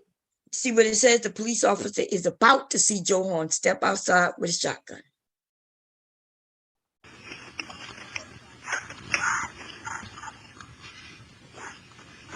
I'm gonna get on your radio. No, you did. See, did y'all hear? I thought I heard police. Did y'all hear it? I'm thinking that Joe never hung up his phone, did he? Motherfucker say you dead. Right. No, Joe I ain't never hear hung up nobody his say. phone. Yeah, but I heard somebody. Run it back like a little bit, Bob. Okay, I did. Let me see. It sounded like he said you're good. Sound like he says you're dead. I thought he said you dead. Yeah, let's see. How big is the bag? They're carrying a Just a bag of hand. stuff. They're walking out about a hand's up. Yeah. Yeah. Which way are they going? I can't. I'm going outside. I'll find out. No, I don't want you going outside, Mr. Horn. Well, here it goes, buddy. You hear the shotgun clicking, and I'm going. Don't go outside. Y'all heard when he racked that gun, that man didn't say nothing to him on the phone. He didn't say, "Wait a minute, don't go." He giggled like, "Don't do it." Yeah, he said, You no, heard he him? said, no, don't you go outside. And he Right, 'cause wrecked. Joe never hung up. Joe never hung up the phone. Yeah, he never hung up the phone. But remember when he said, "You hear that click," and then he racked the phone. Put the shell in, right? And the man on the phone never said, "Wait a minute, what are you doing?" He just chilled, like, "Okay, if that's what you're gonna do, go ahead out there and do it." But You know it says that the police officer is about to see Joe step outside with the shotgun. And why did the police officer identify himself? Didn't say anything to him. But that's the thing. So I'm about to play it, and I thought I heard something, but yeah, that's another thing too. Suppose the police wasn't on scene. So let's listen to it. And they just okay. Let me make it big so I can, and I'm gonna rewind it just a tad bit. It's a tad bit. About right there. Okay, here we go. Outside.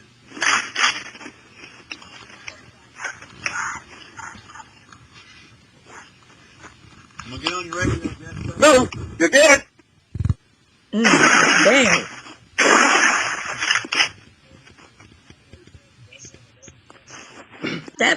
Did y'all hear That man him say you dead? He said you're dead and shot right away. Shot Right. right away. No warning, no nothing. And I still haven't heard the third shot, and I haven't heard one officer or nobody Identify Freeze, themselves. put your hands up or something. Right. Police. Right. I But haven't y'all heard didn't hear nothing yet. something, so I'm gonna But rewind it again because I heard something. I The heard. policeman said, "I'm about to get on the radio." Yeah, I thought I heard the police say something, right? Listen to the policeman, because Joe didn't hang up his phone. That's why. Oh, we able to that's hear what he was? those shots, but Yeah, he still can right, hear. because we also hear the police. That's why we can hear the police too. Because Okay, Joe's running 'cause I past the thought- police. Yeah, that's what I thought. I heard the police, but Joe not paying attention to no police because he said Right. you're dead, buddy. He wants to kill. He wants to Right. kill. Okay, so here we go again. Let's hear it again. I did rewind it. Let's see where's that. Outside.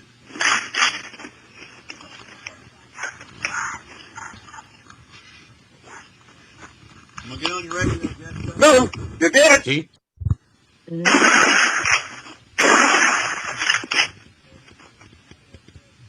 Don't he have to reload again? Because that's why it took him. No. Probably five, at least five shells in that shotgun. At least five. So I heard him. He racked it. He shot. Then he shot right away, and then Then there was a pause, and then another round. and then another round. So what the pause is for? Oh, he was aiming. Yep. So let's do it again. Right. Yeah, he's aiming because he's running. Right. Yeah, because he's running. Expel the cartridge. Right. The That's shotgun right. doesn't come out automatically, so he has to rack it to rechamber for the next round to come out of the reservoir. Right. Do we agree though that he walked outside and there was no time for nobody coming for him? He got out there. He's like, "You dead," and then he's fired. Right. I had no choice. Fuck out of here. Yeah. Here we go. Watch. Get on your record. No, you're dead.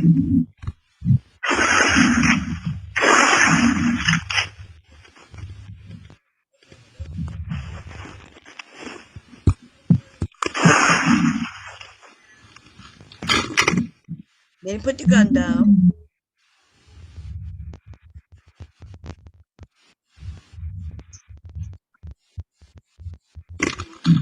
Get the law over here quick, man. Get one of them's in the front yard over there. He's down. The other one's run down the street. I had no choice. They came in the front yard with me, man. I had no choice. 911 again. Yeah, no, he just picked up the phone. He picked up the He phone. dialed 911 again because the man picked up the phone and said 911. And then that's when he said, get him out. Probably edited that way. Yeah, probably edited that way. Yeah. Oh, let's see that. Yeah, we got to back that up. Let's Again. back I that didn't up even again. notice that. Yeah, Oh, back here that we up go. again. Because I thought he just picked up the phone. Me too. It says Because that's how we 911. hear. Well, how are we hearing this then? I don't think he hung up his phone. He didn't. He couldn't have. How are we hearing the shots? And especially if he called Okay, yeah, you're right. 911, he was going he was going to get a different operator. Not Yeah. the same It's just guy. weird how I just It say didn't sound 911 though. like the same. It didn't sound like the same person said 911. Let's hear it though. Okay. Yeah, it's the same man. He said, "Did you?" That's why he know what's going on. Remember, we got to remember this man didn't have a camera on him. The camera view we seen isn't.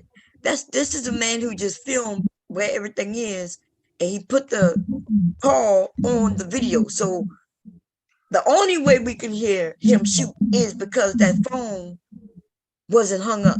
Right. And that's the This is the 911 911 call. Yeah. Right. That's a 911 recording. But Right, can we all agree? Can we all agree that we have not heard the undercover cop yet? Say nothing. Yeah. Yeah. Unless We can that's, agree to that, right? Well, yeah, because absolutely. why would he go back in and say, "Hey, get somebody out here"? Remember, the guy was saying that there's somebody that they just in plain clothing. Well, I'm gonna ask you this. Wonder why the operator didn't say, "Hey, there's a policeman outside." Yeah, I think he is gonna say that. But here we go. Did I rewind it far enough? Let's rewind it to about here, and we're gonna play it all the way through, and then we'll stop it when we hit the third. We're gonna wait till the third shot. He gonna come up so we can hit a phone call, and we'll go from there. Here we go. Value shot. Here we go. Get on your record. No, you're dead. Y'all heard that? Y'all heard the cop? He had to be close enough to the cops to hear that. Yeah. Hold on, rewind that one more time. I just The cop says, "I'm gonna get on the radio." The cop says, "I'm gonna get on the radio." Yes. He said, "I'm gonna get on the radio with dispatch," and then he said, "No, you're dead." Right. No, but So he he's don't close. have the phone with him. Remember, the phone is still They just dropped the inside. phone. They finally just Yeah, dropped the remember, phone. because you came back and picked it up. So, but we Well, how the hear hell we hear that, bro? How we hear it outside? because they making it, and that's weird too, huh? That could have been It's only edited, huh? right. The only two ways we like can on hear the front that. door, though. Right. There's only two ways: through his phone or through for what the officer's listening to. That's the only way we could hear it. That's right, because it's supposed to be on the call. So here we go. Let's do it again. Side.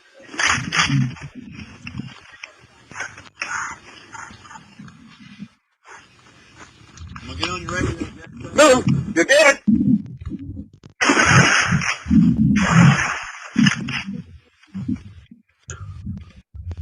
I don't even think Joe know the policeman was out there. Joe don't. Did you hear him drop it? Then he comes in. 911 Pasadena. Get the law over here quick. He showed this at 911 Pasadena. All this shit is, they probably edit this shit and made this That's what look I'm real. saying.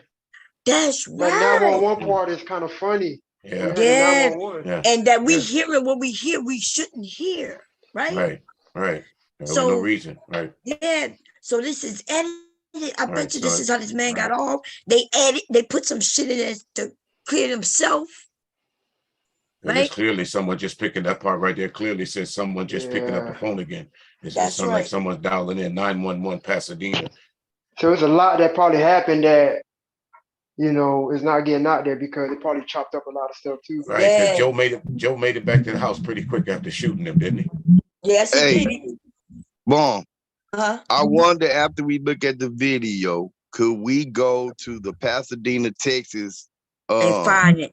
Yeah. see if we can find if this shit really happened? Because this may be clickbait.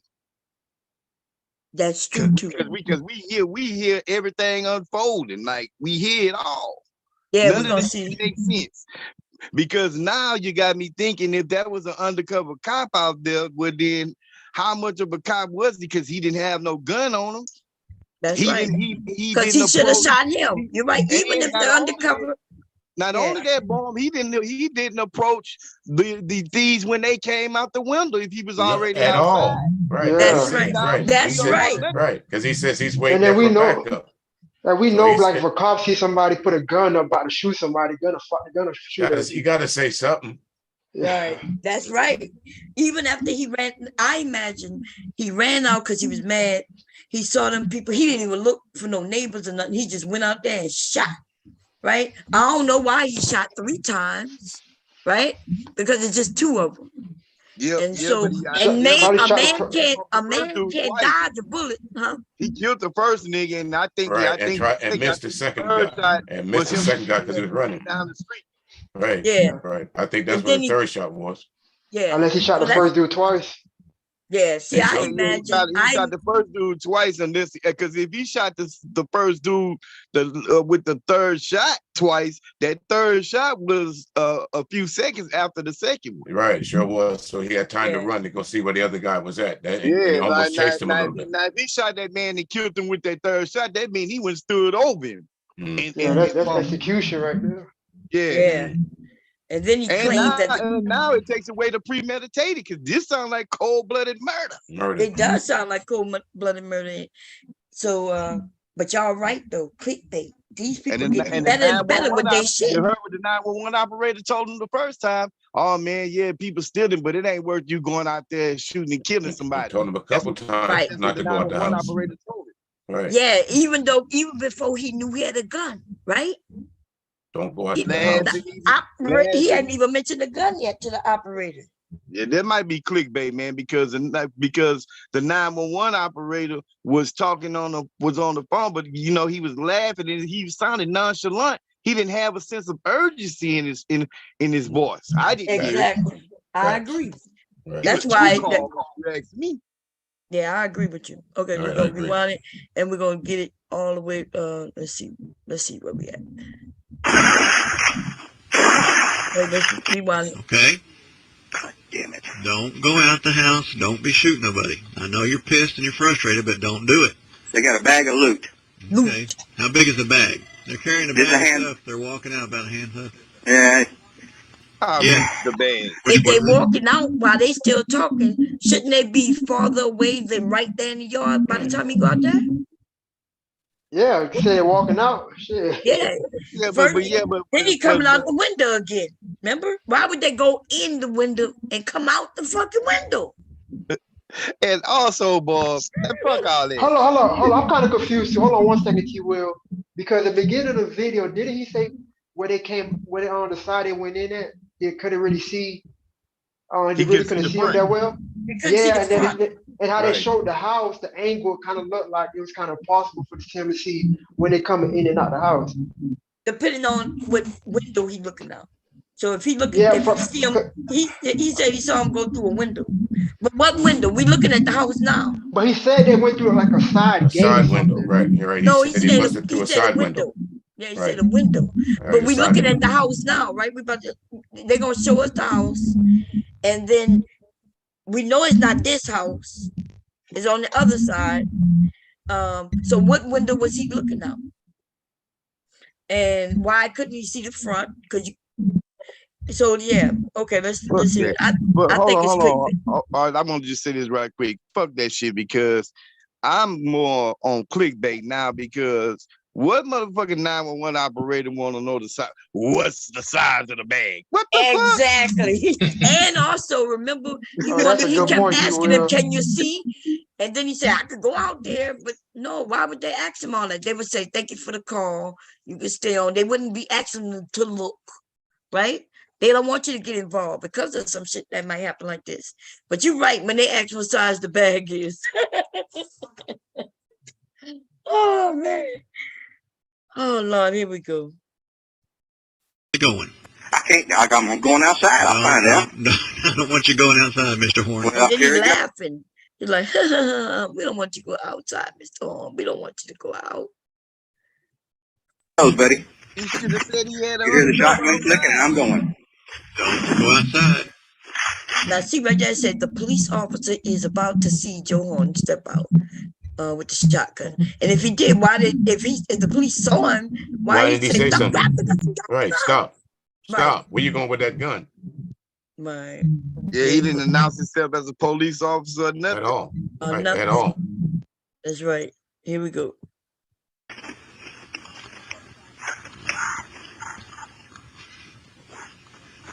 Miguel, you ready? No, you're dead.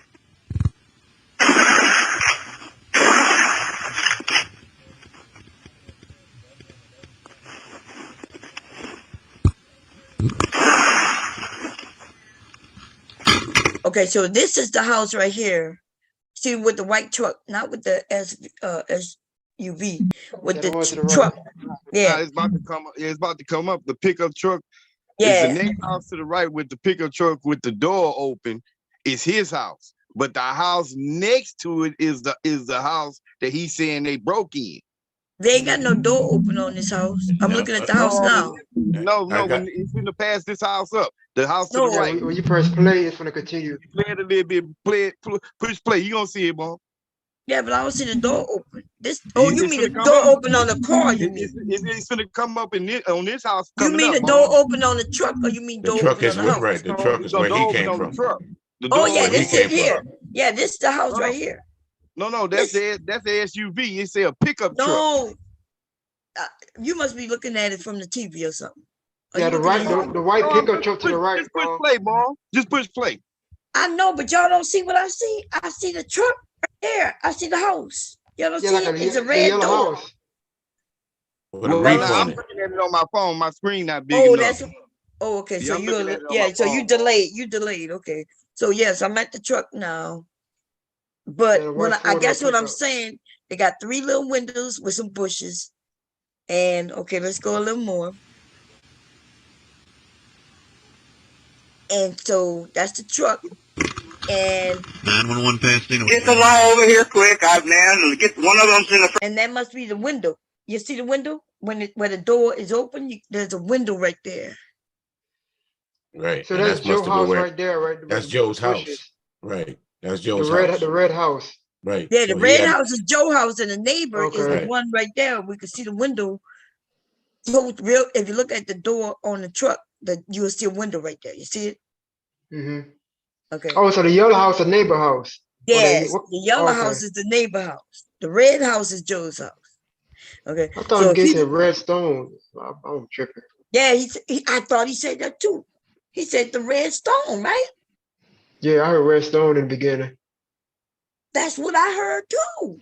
But okay, let's back it up a little bit. Then we got to back up because maybe his Redstone house and the other house is the one that robbed. This one, but there's no window there for them to get in. You see? But you might have to go back to the beginning, Bob, because the house. I think the angle that we're looking at now is the angle across the street from where the officer that didn't say anything saw Joe coming out of. I think this is the angle that we're looking at now, from across the street, where Joe would have to come out of that front door right there, run across the street to shoot the guy in the front yard. I don't think they're talking about the 2 houses adjacent to him. No, remember we talk about, he said We talk The about neighbor where the house. burglars went in. We talk about where the Right. burglars went in. Right. So it right. got to either be that house or that house. It got to be the house with the white S view, or it got to be that yellow house. But remember, he said, "I'm looking in my house. I'm in my house looking." They came out the window. So Out red, the window. on the So it red had to be house, a there's no window on window side there. of the house. It have to be Right. a window on The side of yellow that house, though, we see a window. So let's go back to the beginning. This is The kind yellow of house fun. might be. Go ahead. There we go. Let's just hear what he said. Into a house next door, What's the address there, sir? 7418. Not my address, but next. 7418. We're gonna see the address. Just remember the 7418 because we're gonna see the address. 7418. Right. Yeah. All right. Okay. Door, okay? Yes, sir. But that's his address, 7418. Remember, he didn't know if it was descendant of us. And here we go. 7418 what, sir? Timberline Drive. I've got a shotgun. Do you want me to stop them? Nope, don't do that. Ain't no property worth shooting somebody over, okay? You they're might need to breaking in right remind now. They're in more. their house. Huh? No, I said, did you rewind back far enough when you were describing the neighbor's house, or it's coming up? Yeah, it's coming up. That was the beginning. Okay. I just started. Man, hey, man, he announced that he had a shotgun in the first 25 seconds of the Yes, he goddamn. did. He said, "I got a shotgun. You want me to go Ready to shoot a motherfucker. He was ready. Fucking deputy dog. Okay, here we go. I'm watching them. What color is the house they're breaking into? It's kind of a red brick, right next to a two-story brick home, my home. All right. What's the guys look like? White, black, Hispanics? They're black, two of them. Two black males? What are they wearing? One's kind of a green shirt and white tennis shoes and blue jeans, and both of them are in the house right now. Hold up, Bob. He said red brick, 2 stories. A red brick, 2 stories. Right. Red brick, 2 So stories. that's the house they broke into. Yes. Okay, No, so he yeah. said, I think that's his is the 2-story. He said not his. Yeah, he said not his is mine. the 2-story. So Run it back a little bit, Bon. Let's hear. Okay. Let's hear. My bad, one more time. Yeah, run it back. I'm watching them. What color is the house they're breaking into? It's kind of a red brick, right next to a two-story brick home, my home. See? Oh, Yeah, right next to it. Yeah, right now. They're in their Right house. next to it. He describing his house, the red brick 2-story. Yeah, he Then said right. I next hit it to right next to it. Okay. Right next to it. Yeah. Right next to it. Right. Okay. Okay. Mm-hmm. So he might be describing a yellow house. Yeah. Which is weird. If he looking at the house, why he don't just fucking describe the house? Right? Yeah. So you know why? If this is a clickbait though, that's why he's not describing another house, because he would get in trouble if you say, "Hey, it was my neighbor's house," and then some shit start happening at the neighbor's house. You know what I'm saying? So let's see. We're gonna hear. The house they're breaking into? It's kind of a red brick, right next to a two-story brick home, my home. All right. What's the guys look like? White, black, Hispanic? They're black, two of them. Two black males? What are they wearing? One's kind of a green shirt and white tennis shoes and blue jeans, and both of them are in the house right now. Hold on, Bon. How he got 2 mug shots if he killed one of them? But they remember they said they had criminal records. Yeah. Oh, okay. My bad. Okay. So, but they don't look. Do they look like they? I'm wondering which one of them didn't make it. They say both of them. He got shot at both dead. Go He ahead. shot them both dead.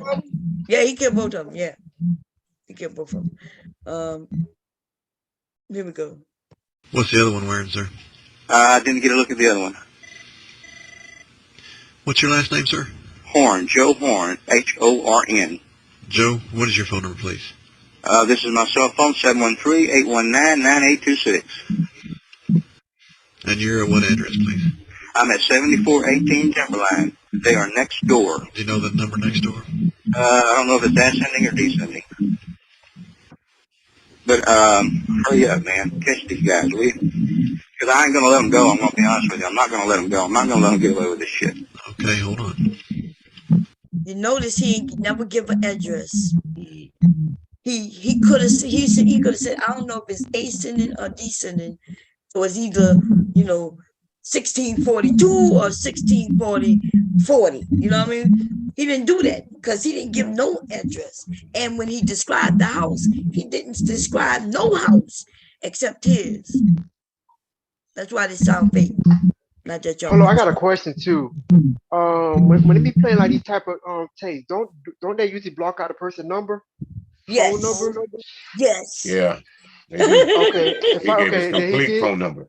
His Okay, complete all right. phone So I number. wasn't tripping about that part. Right. His Okay. complete phone number. Right. He gave his complete number. We should call him right now. I think Joe Horn, I think from that picture that we just saw earlier, that looked like a goddamn attorney.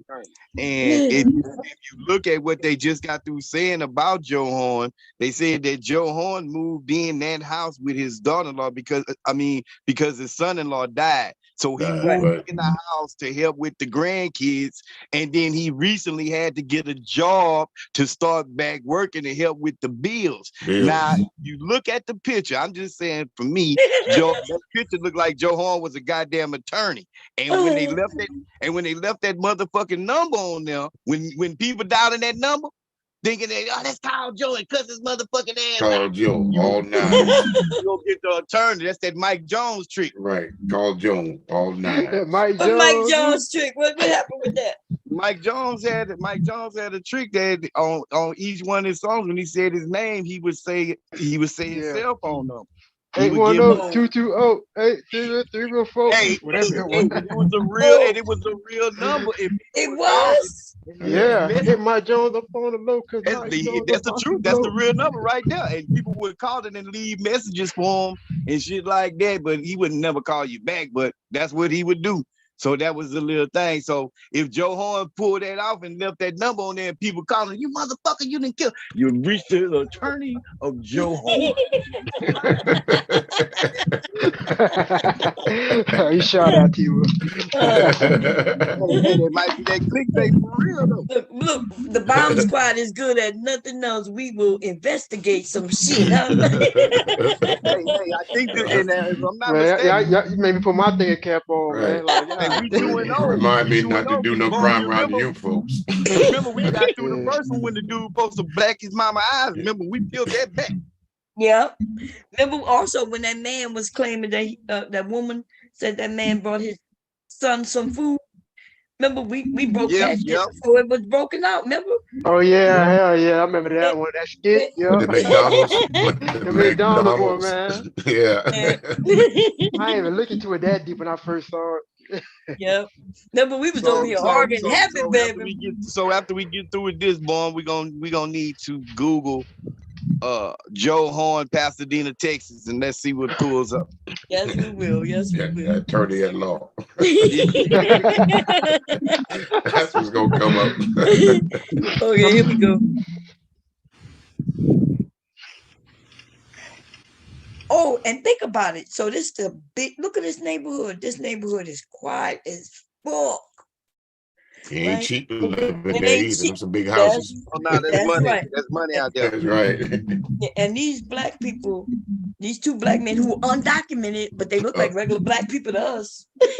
Right. Got the audacity to go break into some white folks' home in the middle of the day. In the middle of the day.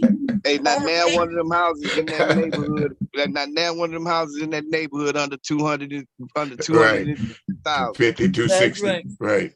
Yeah, so they went in a white neighborhood, two black men in broad daylight with his dark skin with a bag walking out. Nobody was, right. Ain't nobody with a cop outside that's undercover that yes. see them. We don't know how to play. And the window is right there in the front. It's not even in the back.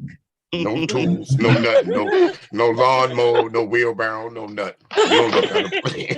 A damn crowbar. Now, who wants to know somebody trying to break in a window with a crowbar? Right. Right.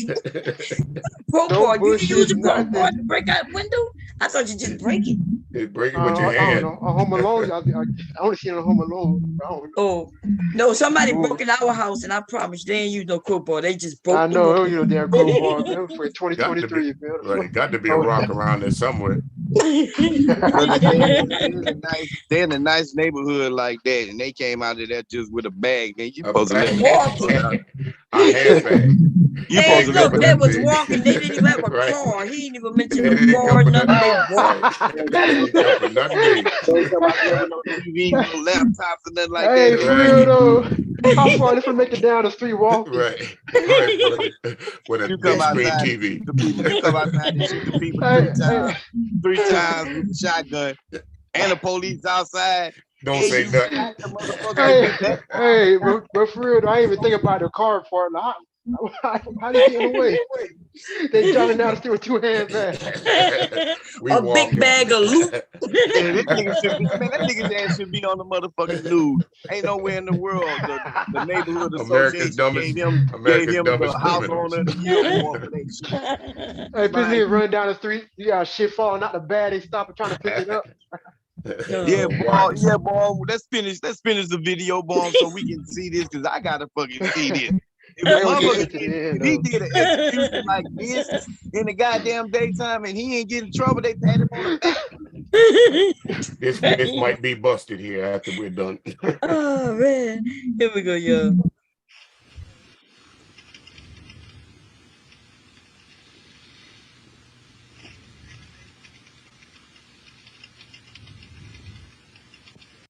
Both men are undocumented immigrants with lengthy criminal records. Let's put that in right quick. Yeah, if that's right. If they're undocumented, how would you know? Here they go. Now, if you're standing in front of my house, okay, looking at it from the street, it'll be the left-hand house. You got that? Yes, sir. Okay. That's where the SUV at, boy. If it's a left-hand house. Yeah, the white SUV. That's where the white SUV at. Then if he said it's the left-hand house, and he said it's a red brick house, so that's right. the house where you had to pause there with that white SUV at. That's but right. that looked like a garage right there. It don't look That's like what Hubbard said. That's a garage with no window, right? He said he could see him going through the window. There's no window there because of the garage. Where the window? He seen him going in, and evidently he seen him coming out. Right. And he saw him coming out. That's right. How though? We gonna get to the house. We'll see. I'm not hanging up, but I'm telling you right now, I don't like this kind of stuff, man. This is ridiculous. Yes, sir, it is. Broad daylight. I don't know if they're armed or not. I know they got a crowbar because that's what they broke in the windows with. They broke in the windows with a crowbar. Broad Yeah, daylight. crowbars. Right. Where the Not windows at though? That's what we're gonna see here. Which window did they go through? The side, on the side where the gate is. I mean, you know, where the fence is, because nobody can see them. See, that's the part that kind of got me confused right there, bro. But they had a fence, and See, then that's they why had the Where the fence. fence? Right. Where the gate? Where the fence? That's why I got confused there. Oh, man. He said they on the Yeah. side, over there on the side, but nobody can see him. Right. You a Right. lying son of a bitch. But How he you could see see him. Right. How you see him? Nobody can see him. How you see him?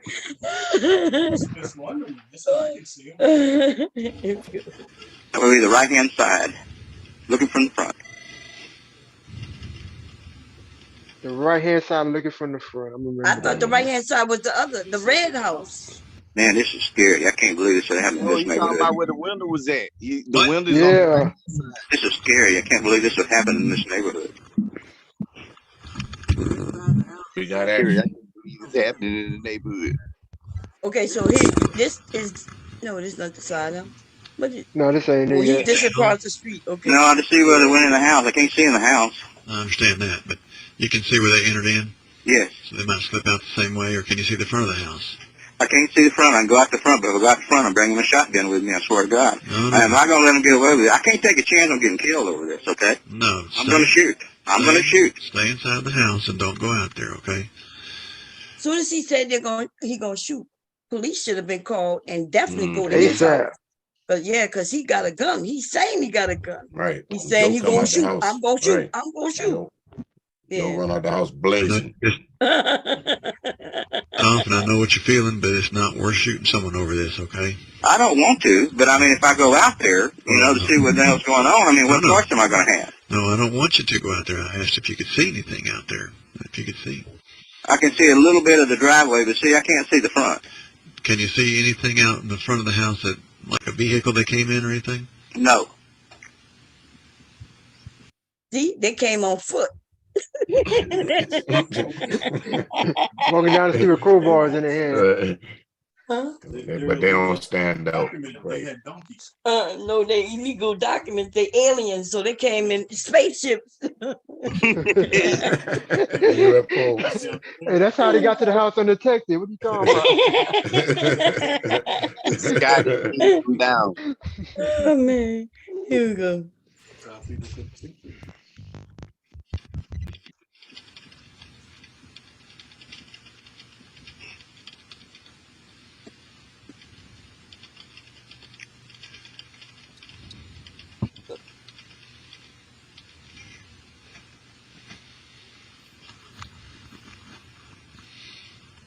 Let me know if you see anything at all from where you're at. Don't go outside, okay? Stay in the house.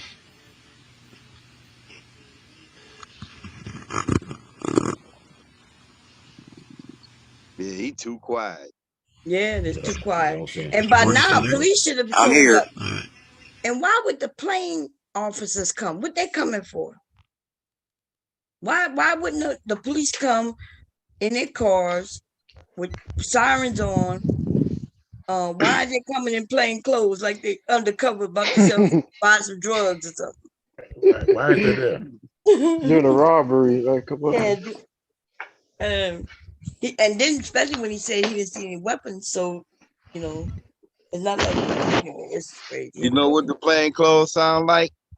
One of them gated community cops that sit at the gate. Rent a cop. Right. Yeah, A rent a cop. just got a flashlight. Right.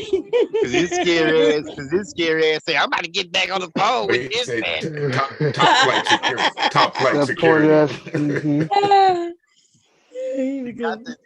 You got to shine somebody when he told him on the phone. Like he ready to snitch. Look, man, it's like a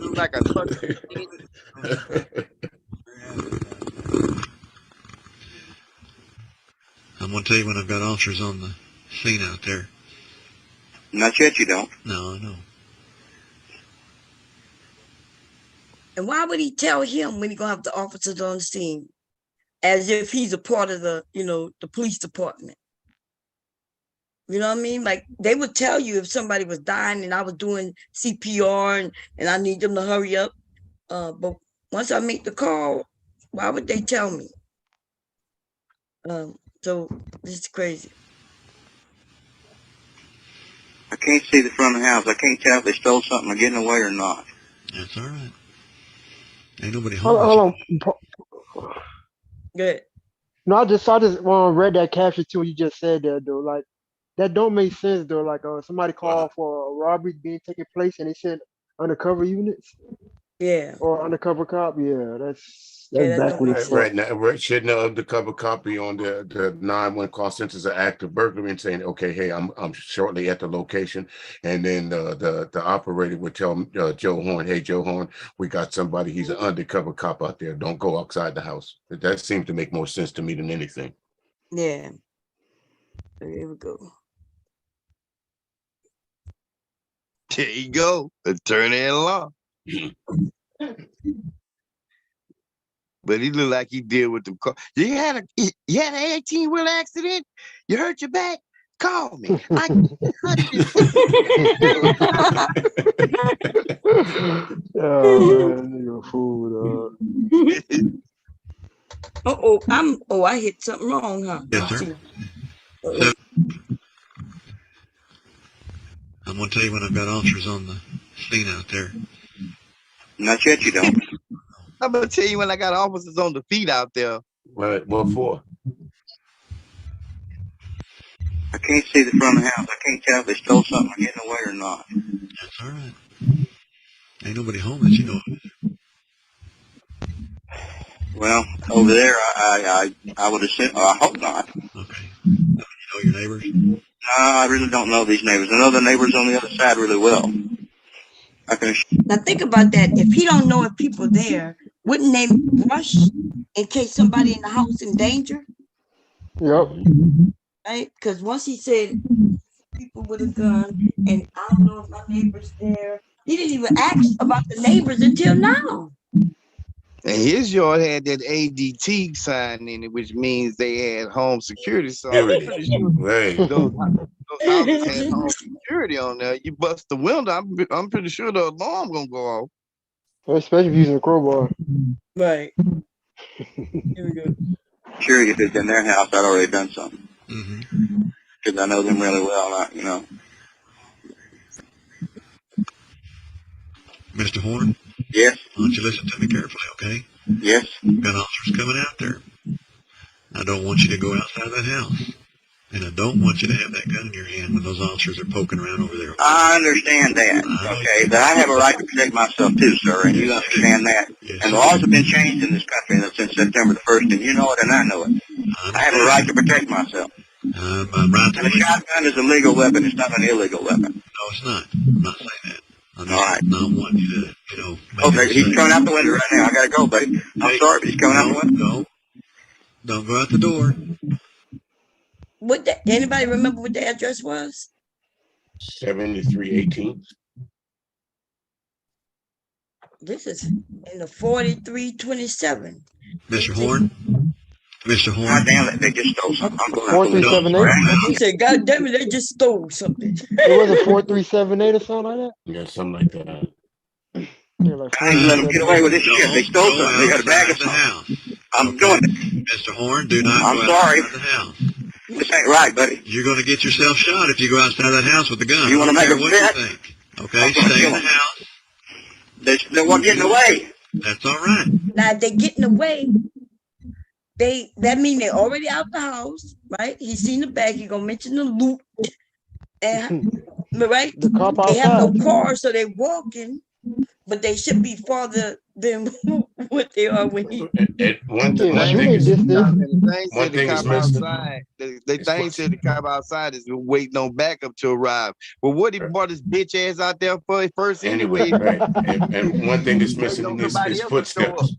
Right, you don't hear Joe leaving or coming back. You don't hear any footsteps of him running or anything. But you hear the policeman, but you don't hear Joe running. You don't hear Joe walking. Let's see Well, we do hear him drop the gun or whatever. He dropped something. Sure do. We hear that. I heard of that. And how would we? Because if he left the phone in the house, how did we hear that? Right. And how do we hear the policeman? Heard it a little too clear. Yeah, it's way too clear. Yeah. I mean, I said you can hear the gunshots, but maybe, but not the other. Right. Okay, here we go. Property's not worth killing someone over. Okay? Damn it. Don't go out the house. Don't be shooting nobody. I know you're pissed and you're frustrated, but don't do it. They got a bag of loot. Okay. How big is the bag? They're carrying a bag. How he know it's loot? Just anything is a bag of loot. Man, they give me a bag of food. It's that bag gonna be big enough. This nigga said, nah, but the excitement in his voice was, how big is the bag? Right. They put a TV in the bag. What y'all think is in the bag? Hey, what if he would have said it was the size of a sleeping bag? He would have been like, shoot them motherfucker. Here we go. Looking out about a handheld. Yeah. Yeah. Which way are they going? I can't. I'm going outside. I'll find out. No, I don't want you going outside, Mr. Horn. Well, here it goes, buddy. You hear the shotgun clicking, and I'm going. Don't go outside. They should be down the street by now. 7502 right here in front of that house. 7502. Yeah, 7502. Didn't he say like 14 or something? Right, here comes the house right here. The SUV is supposed to be the house next door, right? He says the house on the right is what they're breaking into, not his house. I think the right, looking at it, he said the right, when you're looking at it, but that would mean It's the his other house. house. Right. Yeah, not this house. Oh, you're dead. Yeah, your house is a two-story house. That's the two garage. You don't know.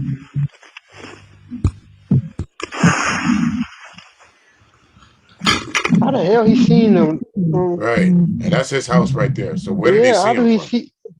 Cause not like There's yeah. no window over there. Remember he said there's no window. 911 Pasadena. Get the law over here quick, man.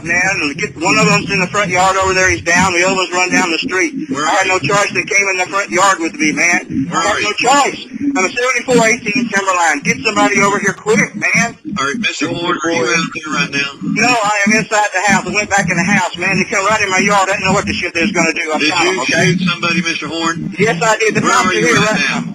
I'm inside the house. You're inside 7418. Police are out here right now. I've got. But let's back it up to when he got on that call again. Out here, or did he say get somebody out there? Wait, let's see what he said. That's what Joe Horn was saying. Get somebody out there because he already know he shot somebody. Right. Here we go. 911 Pasadena. Get the law over here quick, man. Get one of them's in the front yard over there. Yeah, why would he say 911? He didn't hear no ring. He didn't never hang up. We hear him pick it up. Why would he say that again? Y'all know that this shit is fake as fuck, man. Does that sound like the same operator? It is. Like That's the same man. Right. It's the same operator. Definitely. He couldn't get out and say, get somebody over here, man. No, man, I didn't. Like, what the hell? He didn't even say that. And remember, he gonna know him. He gonna know him. He like, did you shoot someone? Here we go. There he's down. The other one's run down the street. I had no choice. They came in the front yard with me, man. I had no choice. I'm a 7418 Timberline. Get somebody over here quick, man. All right, Mr. Horn, are you out there right now? See, how he know his name, Mr. Horn, if he's the new operator? Right. Like, because he ain't never mentioned it. And he asked him, are you out there right now? No, I am inside the house. I went back in the house, man. They come right in my yard. I didn't know what the shit they was going to do. I shot them, okay? Did you shoot somebody, Mr. Horn? Yes, I did. The Where cops are you here right now? I'm inside the house. You're inside Police 7418. are out here right now. Mr. Horn, put that gun down before you shoot an officer of mine. I've got several officers out there without uniforms on. I am in the front yard right now. Put that gun down. There's officers out there without uniforms on. Do not shoot anybody else. Do you understand me? I understand. I've got police officers out there that I do am not right out have in the front officers. yard waving my hand right now. You don't have a gun with you, do you? No. You see a uniformed officer? Hey, lay down on the ground and don't. Now it's a uniform officer. What happened to the plain clothes officer? Right. Was that who he shot? That scary hoe went home.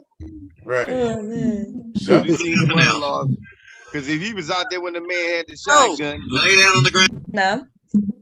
I said if he was out there when the man had, if he was out there when he seen Joe go out there with the shotgun, and you didn't hear him, you didn't hear him do any interaction with him. Hear when the 3 cops shots. pulled up, that motherfucker took off. Right. Here, 3 shots, and as an undercover officer, Joe had time to make it back in his house. Right. That don't make no sense, right? But they would have told him, put your gun down, put your gun down. Matter of fact, y'all, he went in the house twice. Yeah. He made it in the house twice. Came back. Now, Mr. Horn, do what the officers tell you to do right now. Go out, please. Where's the gun? In the house. Where? In the chair. Now this is when I think now this that guy was right the here. house where Joe Horn lived at, where you see the white truck that was in the driveway, which was running as I walked past it. So I couldn't stand right there and get a good shot of the house just because, well, there was a cop car that was across the street that was probably the cop car of the guy that still lives in this neighborhood, the neighbor of Joe Horn, who worked as a police officer for the Pasadena Police Department. So after shooting and killing both robbers, there was a cry out from the NAACP and one of the, I guess, the leaders of the Black community, a man by the name of Quanell X, called for the arrest and charge of, well, I think he at least asked for a murder indictment, or at least some kind of charge. And the grand jury did convene over the case for about 2 weeks, and they issued, I believe, what it's called a no bill. Do they do a 2 week? They go over a case for 2 weeks? And they ain't gonna look for nobody else to say want child press charges. The state, they'll pick that shit up on their own. Right. Mhm. As they always say, you Wasn't can no indict and have civil- sandwiches. he wasn't defending shit. Yeah, this man gonna claim that they did a what they call when you got a doctrine, when you something about your home, the area of your home. Damn, let's hear what he say. Bill. So basically, they didn't charge him with anything. So Joe Horn got off scot-free, shooting and killing 2 people. Now in Texas, like some other states in the nation, there's this thing called basically like a castle doctrine. Yeah, where castle if doctrine. you are home and somebody comes to your home trying to harm you or your family, you have the right to shoot them. Okay, let's see if this Joe Horn thing true. Okay, what y'all think? Because see, this man, by him telling the story, is what made me think it was true. I didn't look at it deep. It was middle of the night. I was on Facebook, and I was like, damn. And then I was like, he ain't getting in trouble. I was trying to figure out, like, how didn't he get in motherfucking trouble? Well, Bomb, he did say that the castle doctrine is if they come to your yard. They was in the next door neighbor yard. Neighbor's yard. So Right. that doctrine didn't apply to him. They went down the street. But They was in his yard. Yeah, but he says that the police, he the one who said that when the police watched him shoot these 2 people, which makes no sense. But then he said that the police agreed went to the grand jury and said that the men attacked Mr. Joe Brown. Joe Horn, I'm sorry, Joe Horn. And that's how he got away. Let's hear a little more what he said. And some of you in this instance might be thinking, well, the 911 operator told him not to intervene. He told him more than a dozen times, do not intervene. That is not your issue. We have officers on the way.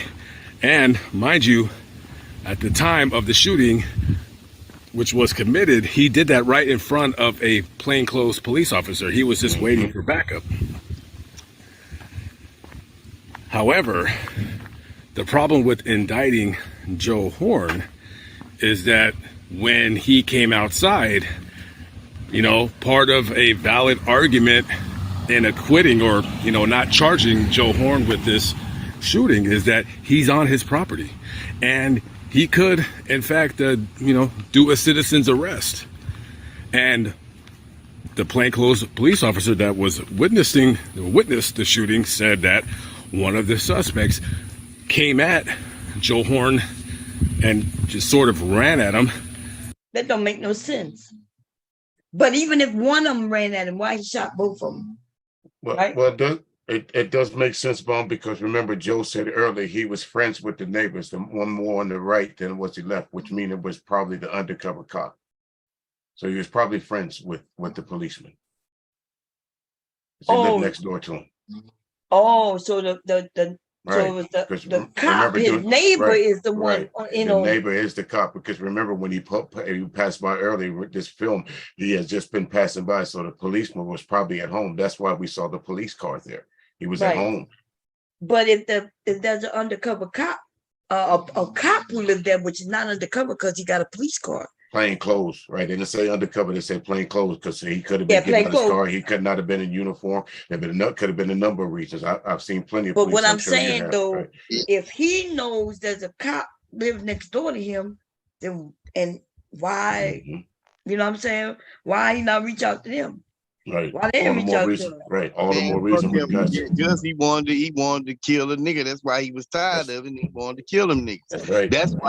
That's why we heard that, and that's what it was. That's why we heard the cop dude say, "I'm gonna get back on the radio with dispatch," which means if he's gonna get back on the radio with dispatch, that means talking to him. He ain't seen the burglars. Right. Right. That's right. He already been in contact. He already been in contact. He kind of knew what was going on. Yeah, So he didn't see the burglars, and he disregarded his next door neighbor. If that's his next door neighbor, then he already know he's a cop. Then that means he disregarded him. Right. But we know he disregarded the guy on the phone too, right? He wasn't when that guy said, you talking about who? You talking about Joe? Because Joe didn't disregard it even when the guy said, don't go out there with your gun. Don't do this, don't do that. No, Joe, he disregarded listening to the what's called. But my thing is if the cop if that's the cop dude we heard, which was an undercover cop, but 9 times out of 10 he wasn't undercover, he probably was off duty.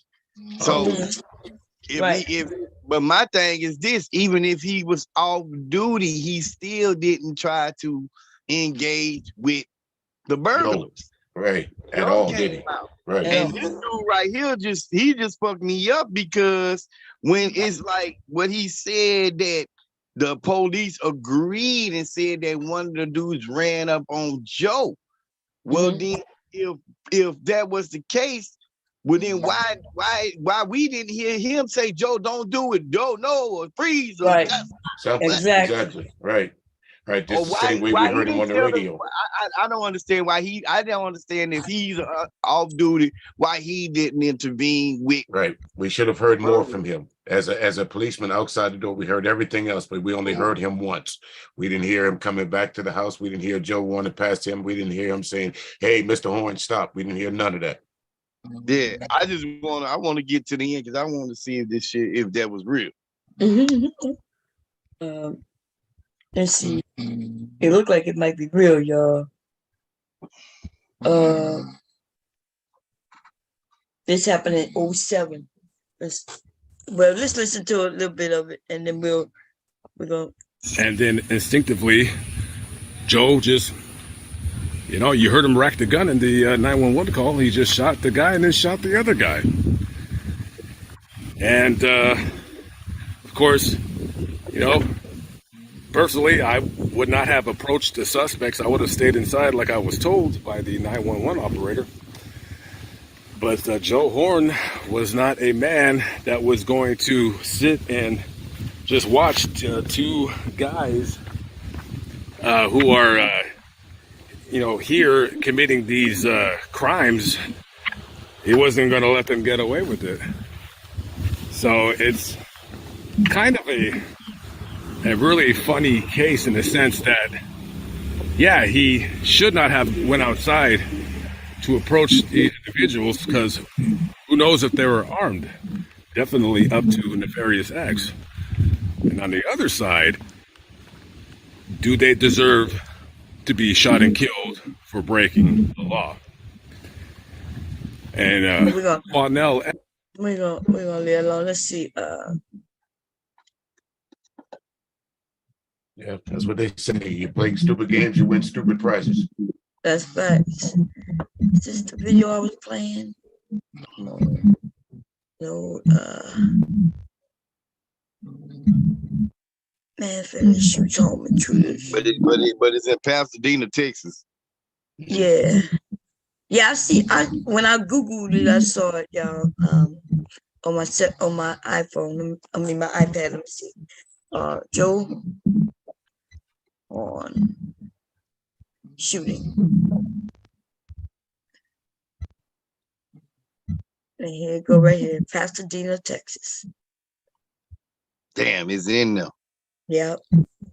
2 days. Look, the Joe Horn shooting controversy occurred on November 14, 2007 in Pasadena, Texas, United States, when a local resident, Joe Horn, shot and killed 2 burglars outside his neighbor's home.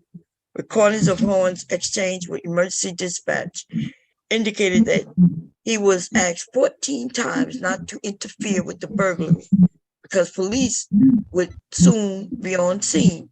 The shootings resulted in debates regarding self-defense, castle doctrine laws, and Texas laws relating to the use of deadly force to prevent or stop property crimes.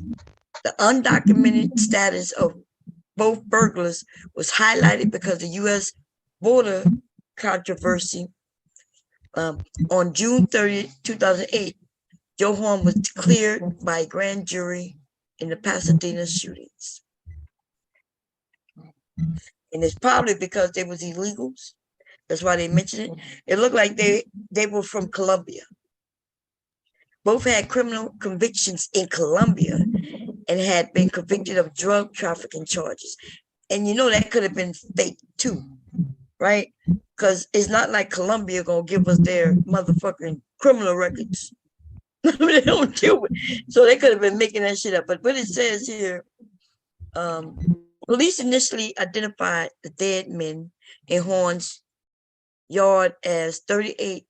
And yeah, you go into that. One of them 38, one of them 30.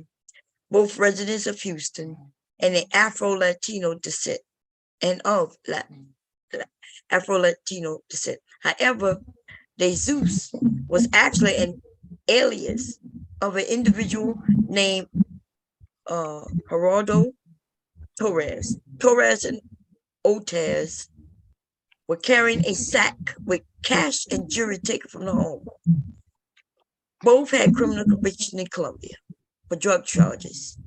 Police found a Puerto Rican man's identification card on Otez. Is that how you say Ortez? I don't know. Look what it say right there. Yeah, under number one police captain, look what it say on the next line. Mr. Horn's order to freeze. Did y'all hear that? No, we didn't. I didn't hear that man tell Did y'all hear that at all?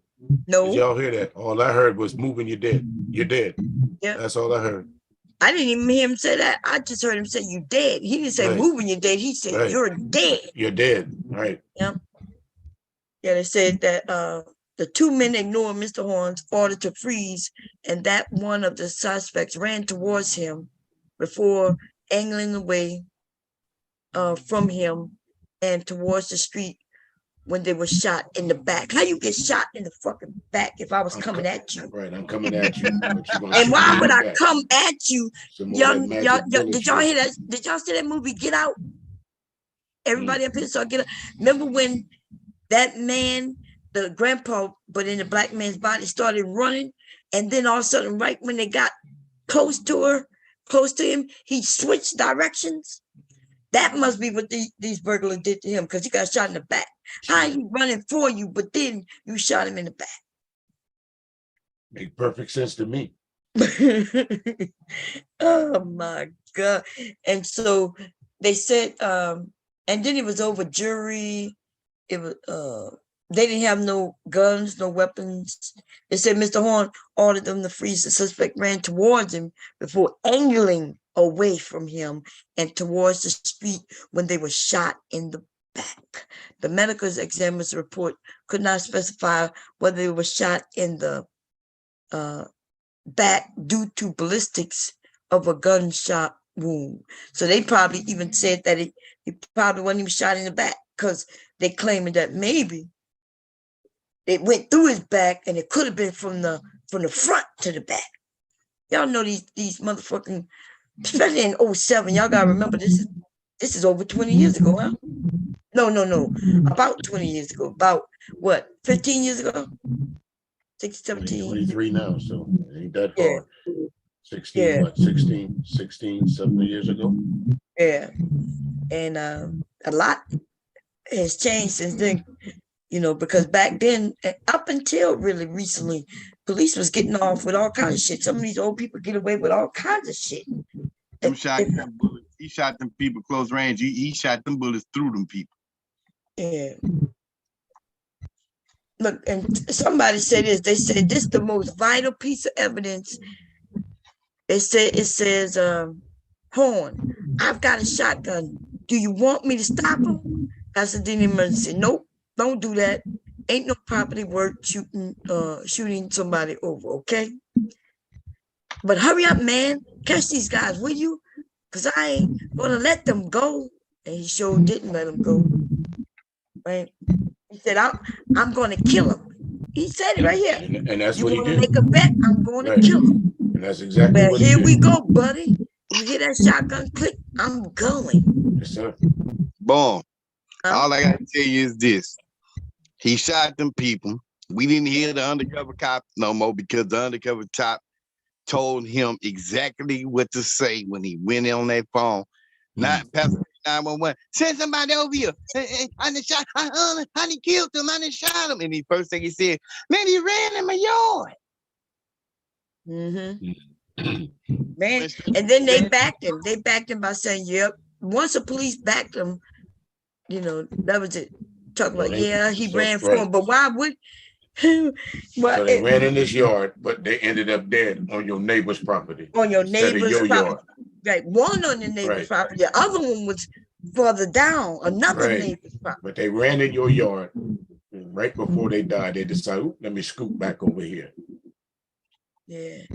So the castle doctrine says, it's also known as the castle law or defense of habitation law, is a legal doctrine that designates a person, abode, or any legal occupied place, for example, a car or home, as a place in which that person has protection and immunities permitted one in certain circumstances to use force up to and including deadly force to defend oneself against an intruder free from legal prosecution for the consequences of the force used.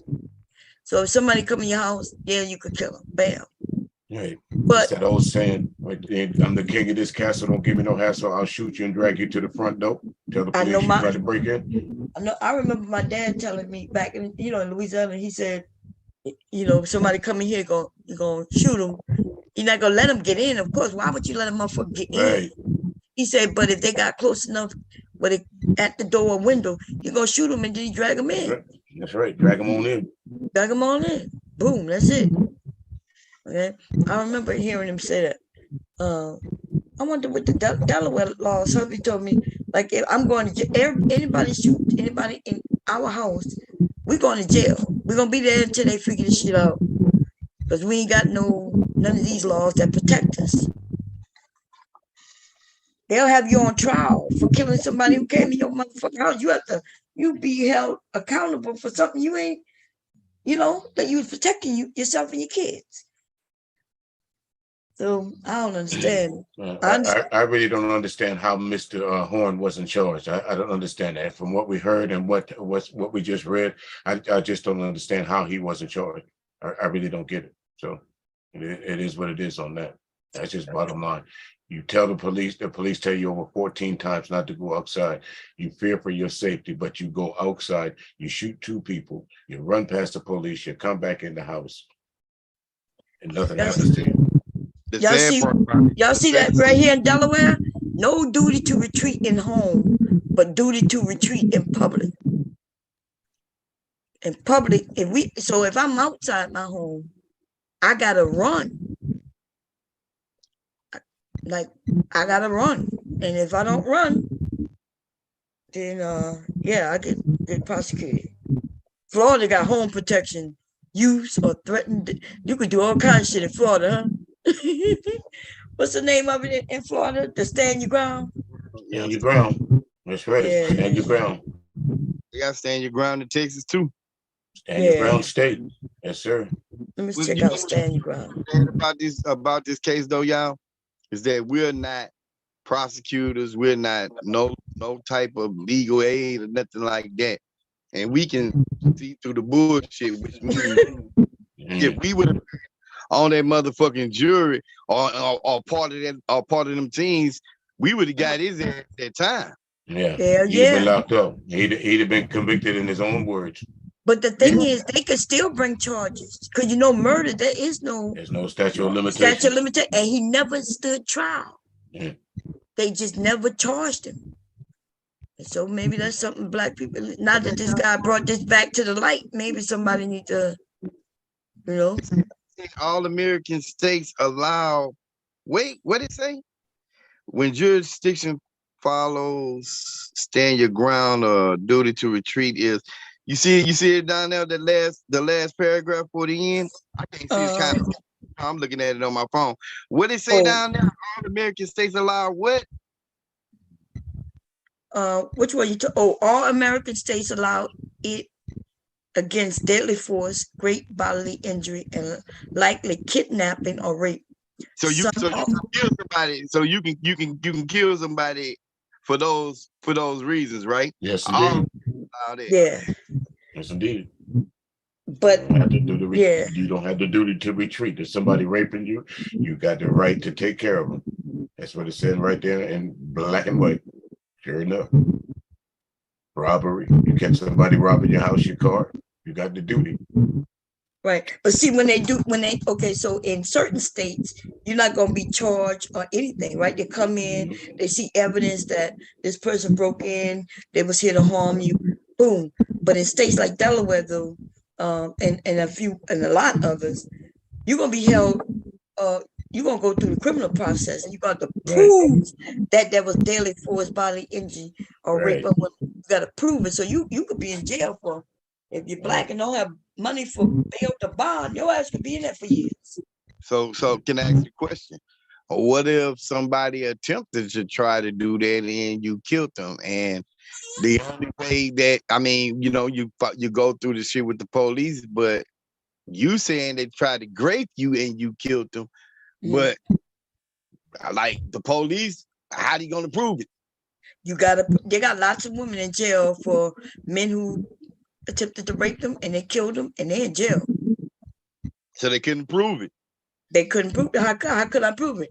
Like, let's say you ask me out to dinner, we go to dinner, and then you drop me off home, you walk me to the door, and then we say goodnight, and then right when I open the door, you push me in and rape me. I kill you, right? I end up killing you. Now I got to prove that you tried to rape me. And they'll say, well, you brought him home. Like, you went on a date with him. You did this, you did that. Or how about this? Maybe we were boyfriend and girlfriend at one point, or husband and wife, but then now we separated, and you know, we going on dates to see if we're gonna get back, and you just forced me and I kill you. They got women like that, but she ended up killing him. She said he tried to attack her and rape her, and she's in jail. And now she got to convince 12 people that although we was trying to get back together, he decided to force me. So, yeah. And it's crazy. They got lots of women in jail like that. I wonder why if a woman, like, I guess they try to say, well, she wanted to kill him. You know, she set him up. She set him up and went to dinner with him and invited him in, and then she killed my baby. She killed my baby. Like, oh my God. So yeah. And let's see. Like, think about Trayvon Martin case. He didn't even do anything. That dude used to stand your ground law, though. Remember? That's what George Zimmerman did. Yep. Even though he had no right to even, like, he chased this young boy, and then he used it on his behalf, this law on his behalf. Made it seem like that little boy was beating him up. Oh, which he was. I heard that he was. Like, he attacked the young boy, and he started beating him up. They said that's what happened, right? He started saying, well, yeah, I am bigger, and yeah, I did follow him. But then once he got the upper hand, I then decided to kill him. And that's what they were saying. Once that young boy started protecting himself and had the upper hand, Zimmerman killed him. And Zimmerman is walking free now. But don't worry, he gonna get what he gets he gonna get what he get. Then on top of that, I could see if he would have just went away when he got found not guilty. You know what I mean? Just go away and live your life. Yeah, but George Zimmerman, he did a lot of wild shit. He tried to sue the family. He was out at conventions selling Skittles. He was trying to be the pitchman for the drink that Trayvon was buying. He was trying to get a contract with them. There were so many things that George Zimmerman tried to profit off by killing this kid. Yeah. And for all intents and purposes, he should be in jail. But then he put that gun that he killed him with up for sale and wanted something special. He tried to sell it. He sure did. Bob, you see that racial disparity? Which one? One is the one right there, and it said in 2012 in response to the Trayvon Martin case. Yeah. I can't see all of it, but if you go further down, they're talking about the defendants, and they're talking about the victims of African American subject of results of mixed race cases. I can't see all of it. Oh, okay. But of white victims of African American attacker overall were most successful, at using the law than victims of Caucasian attackers. So they're saying if white people used it against us, they got off, but if we used it against them, we didn't get off. It said, regardless of the victim's race, claim in self-defense, but analysts showed that Black attackers were also more likely to be armed and to be involved in committing a crime such as burglary when shot. Are they saying that when we claim self-defense, we were the ones committing more crime? That could be true, I guess. I don't know. Because remember that we just showed the video, was it yesterday or the day before, where a young man, he shot his mom. He killed his mom. Or he had somebody kill his mom. But then there was another one where the young man, he shot 2 men in the head, claimed self-defense. He claimed self-defense. And then, right when he got off of that, he met his girlfriend who was pregnant for him and shot in the head. Claimed he didn't do it, he wasn't there. But then when they proved that he was there, he said, "Oh, she attacked me." And he went for the self-defense again. Yeah. Hey, Bob, now read that other part down there, the Texas A&M study found. Okay. The Texas A&M study found that when whites use the stand your ground defense against Black attackers, they are more successful than when Blacks use the defense against white attackers. A paper from the Urban Institute, which analyzed FBI data, found that in stand your ground states, the use of the defense by whites in the shooting of a Black person is found to be justifiable 17% of the time, while the defense when used by Black in the shooting of a white person is successful 1% of the time. So basically what they're saying, George Zimmerman had every right to use the stand your ground, but Trayvon Martin didn't. Right. We don't get away with it. They do. Okay.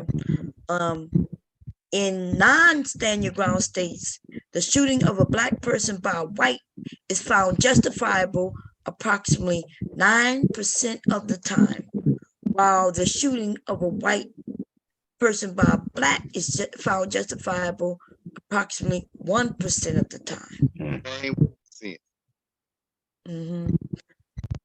Yeah. They say, according to the Urban Institute, in stand your ground states, white on Black homicides, but they act like they don't have that, right? We always say there's no white on Black, it's always Black on Black. Black on Black crime. Right. That's what we talk about every year. Yeah. But this is the FBI. They say white on Black homicides are 354% more likely to be ruled justified than white on white homicides, even though they are more common by over 72%. So when they kill us, they get away with it. Even more justified than white on white, which that happens more than white on Black, right? So they get away with it when they Right, when but they deal with us. even with this FBI study bomb, you'll still have people that'll say it's black on black crime. We kill each other, but we can see clearly right here. What year is that? 2015, 2016, 2017, 2018? Yeah, this study, I think this study was around when Obama probably put this, what they said. Let me find the exact. I see they say this happened in this part right here. A 2015 study found that cases, that cases with white victims are 2 times more likely to result in convictions under the Florida Stand Your Ground law. Which one? When I was reading it earlier, did they put a date? I guess I could hit it and they'll tell me. The Urban Institute, 2014 is when they were doing most of this stuff. So what, 9 years ago? Yeah. You know, Obama had the FBI do a study. So most of the stuff they saying now on Congress floor and things, even with our president, these things are proven. These things were proven by FBI. All right, and how long we've been hearing black on black crime? It sure been longer than 9 years. Oh yeah, that's a fact. That's all we hear is black on black crime, but that's ridiculous. I mean, yes, men kill men, women kill men, men kill women, and women, and men kill men, women kill women. Like that's just happens. All races, ethnicities. But they make it seem like we just kill each other. And we the only ones who kill each other. So why do we hear the black on black crime more than we hear the white on black? Like the shit said, white on black crimes are being found more justifiable by 354% of getting a conviction. Like, god damn, that's a lot of percentage. Yeah, that's a lot. But they don't even. Did y'all notice that when we kill each other, like let's say in the neighborhood where they know there's gang violence, them people ain't trying to stop that shit. They in fact want it to happen. They'll supply the guns if they have to. They supply you the opportunity, right? They come in, they just want to get you off the streets, or they want you dead. They don't care if you kill each other. Yeah, bomb and on this, they're saying that the white on black crime, that's the 354% of people that's getting justified. That you ain't even getting in trouble for that shit. Right, they get off. Yeah, that's what they were saying. They were saying when they do it, they get off 357%. Right, so they can't even account it as a crime, right? Because they never even got charged for it. Right. So that's right. See that's why I remember when I was talking about the stats in the FBI Gov, somebody was talking about it won't even get on that stat because they don't even get charged. That's right. They don't even get charged. No charge. Then it's not gonna go on their report. And it looks like no it's charge, nothing. no record, no nothing. No charge, That's no record, no nothing. Free to walk and do whatever they want to do out the rest of them lives. Just like this white man who shot them 2 black, black Latinos or whatever you want to call them, Afro Latino. There's no charge on him. Remember, there was a no bill. Right. So that means it didn't even. He shot 2 people, and done by a white man. Yep. And grand jury refused to indict him, so there was never any charges on him. That's right. That's it. That's it. He gets to walk away. That's it. And that happens more than not. So now, does that make you feel like it's justifiable if you can say that? Because I don't believe. Well, they said that they found that the dude had the bags on them, or the bags with the AKA loot in it was with them, right? That's what they found it. But he did get somebody to back him and said that the men, like who the fuck backed him anyway and said that?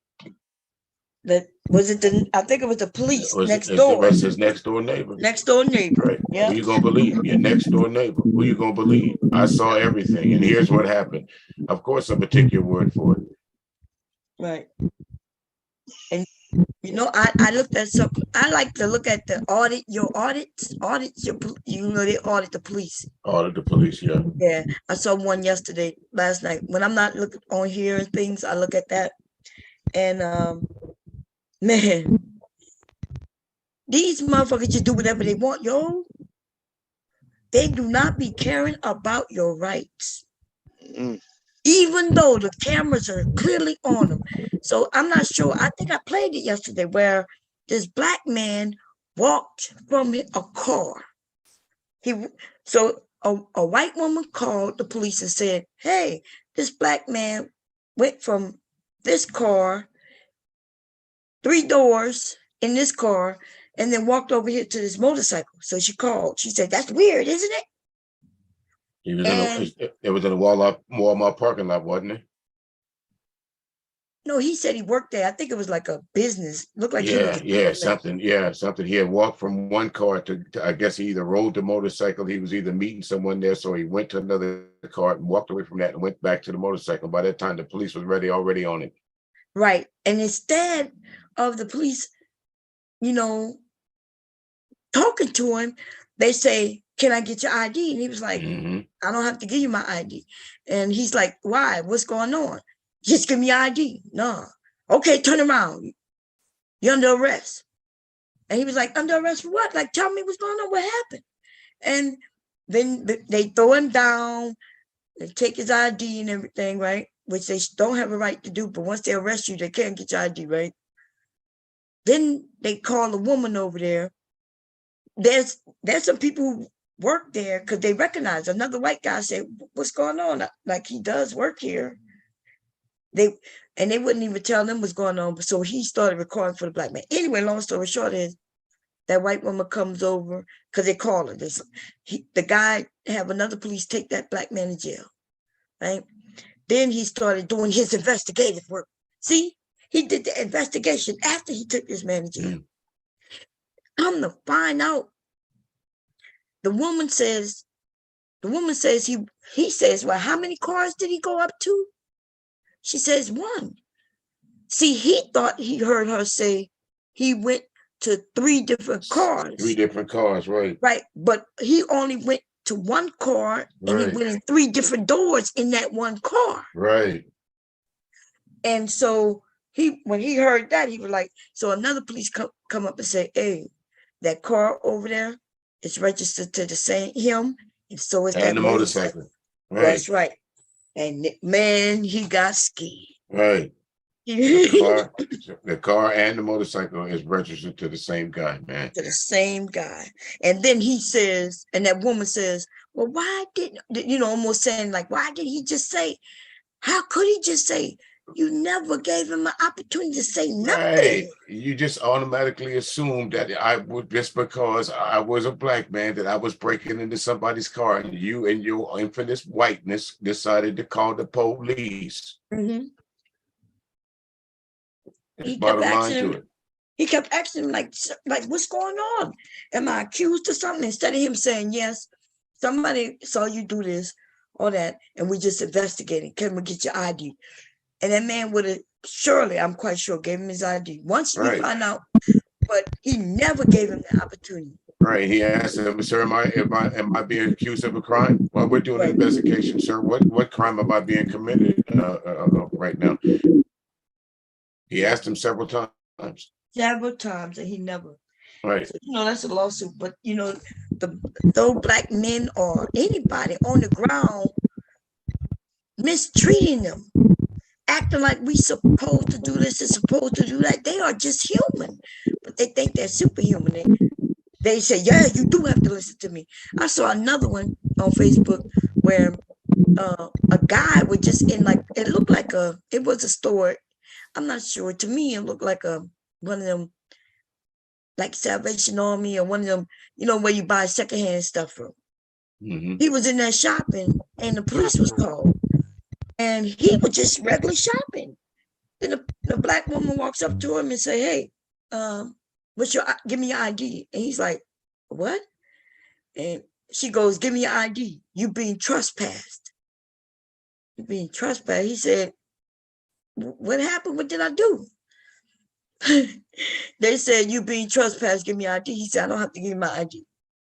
This black woman argued with that young man. It was crazy. It never showed the end, but he kept telling them to be trespassed mean if you ask me to leave and I don't leave, now you could get me for trespass. But if you ask me to leave and I leave, you can't get me for trespass. Right. That black woman though was saying, the black police kept saying, no, once we ask you to leave, you got to give us your ID because now you're trespass. And he said, ma'am, that's not how it works. I'm not trespassed. If you ask me to leave, I leave. If I leave, I'm good.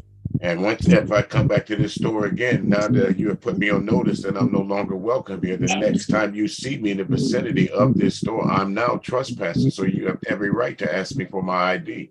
Exactly. He kept saying, but look, this never happened. Nobody ever asked me to leave until just now, and you're not even asking me to leave. You asking me for ID. He said once, then she said, yeah, I'm asking you to leave. And he said, okay. And then she said, no, you can't leave. Give me your ID. He said, but you asked me now to leave, and I'm trying to leave, and you won't let me. Man, that shit was crazy. It was crazy. And the police don't know the law, y'all. They don't know the law. I seen one on there where a white woman had called the police on a black man and said that the man was breaking into her neighbor's house. The man was a preacher. He was watering the flowers. Yeah, he was watering the flowers. Ain't that some shit? But you know, she knew that though. She knew it. That shit, dog, what she did, how she got on there. She did the same goddamn thing Joe Horn did. She just didn't kill, but she lied on the man. But she said down there, they're breaking in there. Oh, there's two blacks. Who breaks into somebody's house to water the flowers? And he was a preacher. Yeah, but she knew that because remember, that was her neighbor, but that also was his neighbor. He lived right across the street. Right. So she knew exactly who he was, and she knew exactly what he was doing. But I saw one last night, y'all. This is so bad. A guy who served the military and lost both his legs. He's in his yard, and the neighbor called the police. White woman called the police saying that he destroyed her fence. So the fence is just overgrown by grass. On her side, it's her side, right? But she decided to call the police to say that he destroyed the fence. So he's talking. He's like, I never touched the fence. You can see that this fence been here for 17 years old, and it's an old fence, and she don't take care of her side. And when they go over to talk to him on his side, he said, no, you're not allowed on my property. And he said, you could talk to me fine from here, right? Because they was on her property. But when he said that, they wanted to show him.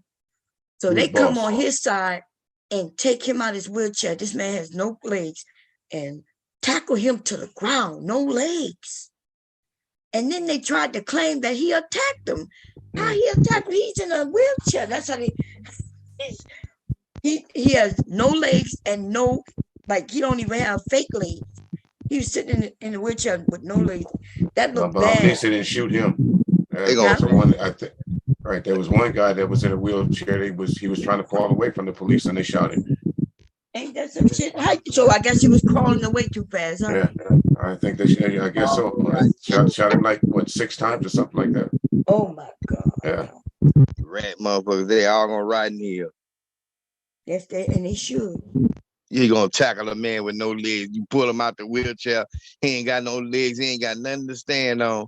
And you just gonna tackle him on the ground like a football tackle ball? Yes. He had no legs. And nothing he could do about it. He couldn't even kick, or he couldn't even stand up. You know what I'm saying? This shit was fucked up. Nah, I'm not gonna say that they was dead wrong, because I don't know if y'all seen that dude that does MMA fighting. He don't have no legs. He don't have no bottom part. Mm-hmm. strong in the motherfucker. He be walking on his hands, and he'll. I ain't laughing, but I'm laughing. I'm sorry. You wrong for that shit. I know. I'm sorry. I'm sorry. I got a visual. They fight it with no legs. Well, he wasn't strong like that, okay? Oh, God damn. At a fight, he beat the shit out that dude. The dude that he fought, he beat that man up. I believe you. Because you know you lose, they said when you lose one sense or one something, you straighten something else. As you said that, he stood up on his hands and cut a goddamn backward flip and landed on his hands. Man, God damn. Imagine how the cat that lost to him feel. You lost a man with no legs. The dude he fought had legs. It was a real MMA fight. Damn. Man. Now I don't know how many more fights he gonna have. You know, you lost the ass kicking contest to a man with no legs. To a man with no legs. You know, you won and done.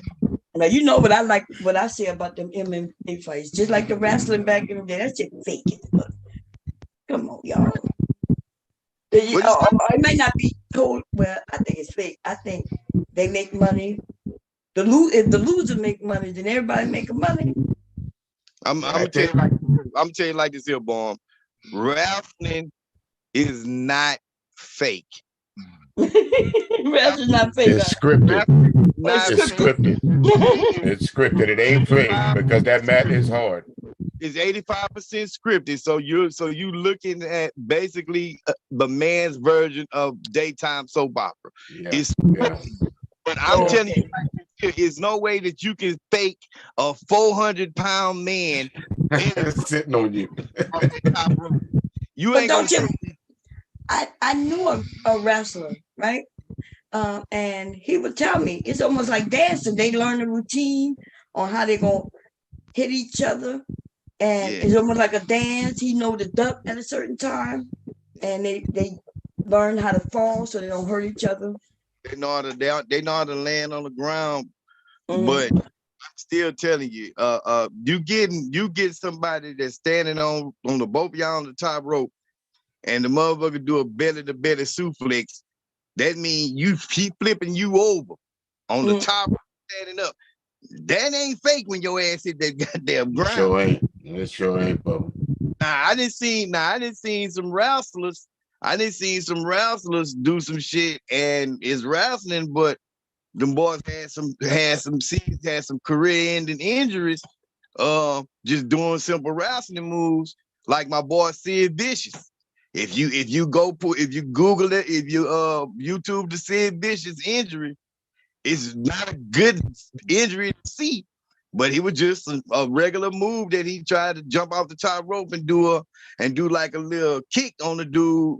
And landed on his foot too far to the back at the wrong angle, and all his body weight landed on his foot off the top rope. So all his body weight landed on that foot and snapped his whole motherfucking leg like a goddamn U. Snapped that motherfucker. And he couldn't do nothing no more. That shit ain't fake.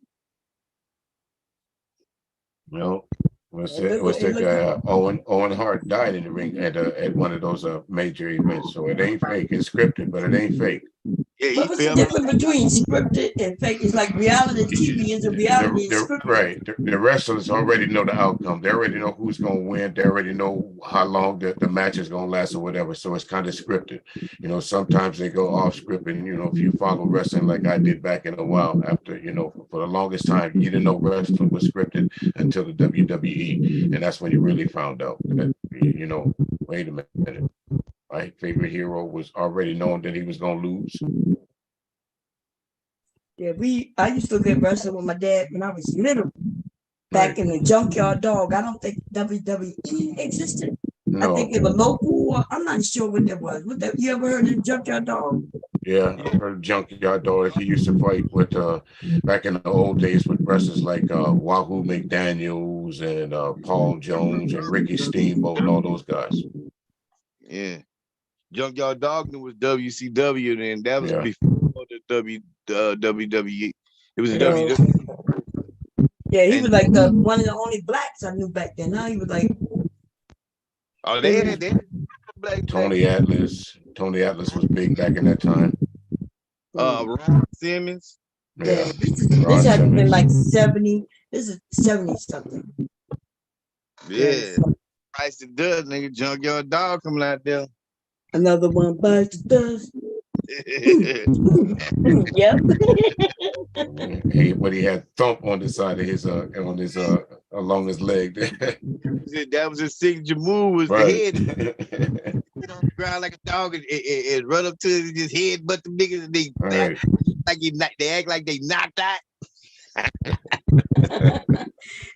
I didn't see them. I went to wrestling. They came out here a long time ago, man. We were little dudes, man. We snuck into the wrestling.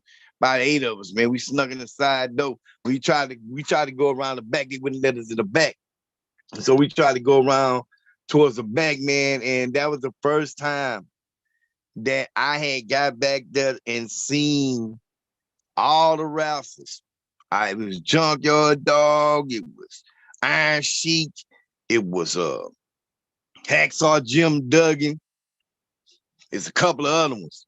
It was early 80s. Man, we make it back there, man. I see them on TV. I'm thinking Iron Sheik. Them niggas try to kill the Iron Sheik. Man, we all the niggas back there chilling, kicking it, hanging out with each other. Cigarettes, man. All back there chilling in the back of the goddamn building. And here it is all the time we watching raps and we thinking these niggas arch enemies and try to kill each other. We make it, they kick it. Oh yeah. Realized they was all in it together, just making money, putting on this.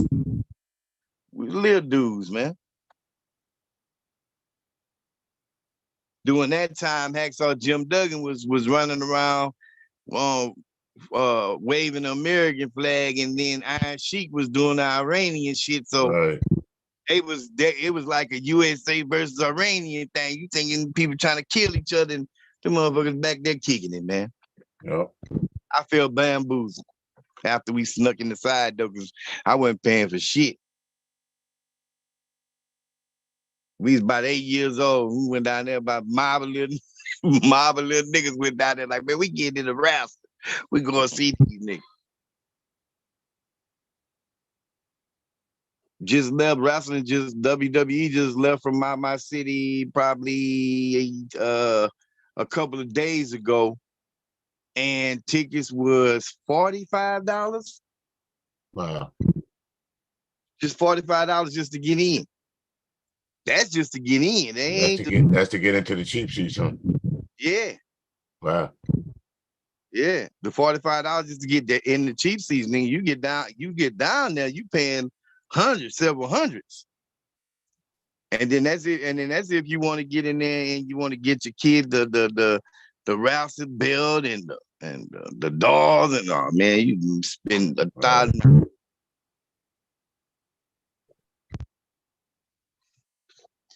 Well, folks, with that, I'm gonna say good night myself. Got to get up in the morning, get some things done. It's always a pleasure. We had a great conversation. Yeah, it was. Appreciate that information on Scarface. You know, I'll do my homework. I got a few folks I need to correct myself, so I'll make sure I pass that on. Yeah, whenever you want to talk about music, you let me know because I like. You know, that's my subject. I love doing it. Yeah, I ain't right about everything. There's always a healthy debate about music. Yeah. I like music, my damn self too. Yeah, man. Indeed. Yeah. Indeed. So what you think about the new music? Because you still out there listening to music and stuff. You think they all sound alike? I don't. Well, yeah, because a lot of the new music that they're using, the auto-tune they're using, so a lot of people are having the same sound, which making all the music sound the same. So to be honest with you, I rarely listen to new artists. Oh, okay. You don't listen to Mm. You don't listen to Future. Right. That about old Drake. question is, what you got in your iPod? You know, if you had to name 10 artists in your iPod, what do you have in there? Old school, new school? Nah, I mean, like when I jam, and I'm not gonna lie, I'm Southern biased. So a lot of my music, I'm from the South, so a lot of my music is Texas shit, like Southern shit. But I listen to all genres of music, period. But a lot of my music, you know, A-Ball, MJG, UGK, Scarface, Big Pokey. A lot of artists I listen to from Houston and Louisiana, just some down south, some Florida shit. But I mainly just rock like local shit. The Houston underground the Houston underground scene, like the Screwed Up Click, shit like that, Big Pokey, Fat Pat, shit like that. Boy, y'all might not know about it because it's not. I mean, even as in the business that I'm in, I never heard of those two right there. Yeah, but I mean, no disrespect to them. You know, if you don't know, you just don't know. Yeah. And I feel there's a lot. It's pretty much a lot of music out there, bro. And we not gonna hear everything. Nope. I'm pretty As much sure as you try. you fuck with music, so I'm pretty sure you can find. Listen, the majority of my show now is a lot of folks email me and they want this request on a lot of these artists that I've never heard. Of course, I got to listen to it. You know, we'll see what it is and what it ain't. But the most of the requests I get is for music in the 80s and the 90s, to be quite honest with you. That's the majority of what I play on my station. That's the majority of what folks ask me to play. And that's the same thing with the DJs there as well. We called it, that's when they said the music was realer back then. Yeah. And I'm not gonna lie to you, I listen to a lot of 90s still. You know, I'm still updated on a whole bunch of music, but it's not that many artists that I mean, like, man, let me listen to. Yeah, nothing that sticks out, nothing that stands out. You know, not unless you're at a party or something and you hear it, it's like, oh, let me check that, or it's something that hits you. But for the most part, you know, I think you like whole lot of people. If it's mostly you listen to music that was good, and that, you know, after the 90s, what can you really say about music? Like you said, it all starting to sound the same. No disrespect to the artist, but it is what it is. I'm not saying that. That's your generation saying that. Yeah. No, I guess, like I said, it goes back to what our parents told us.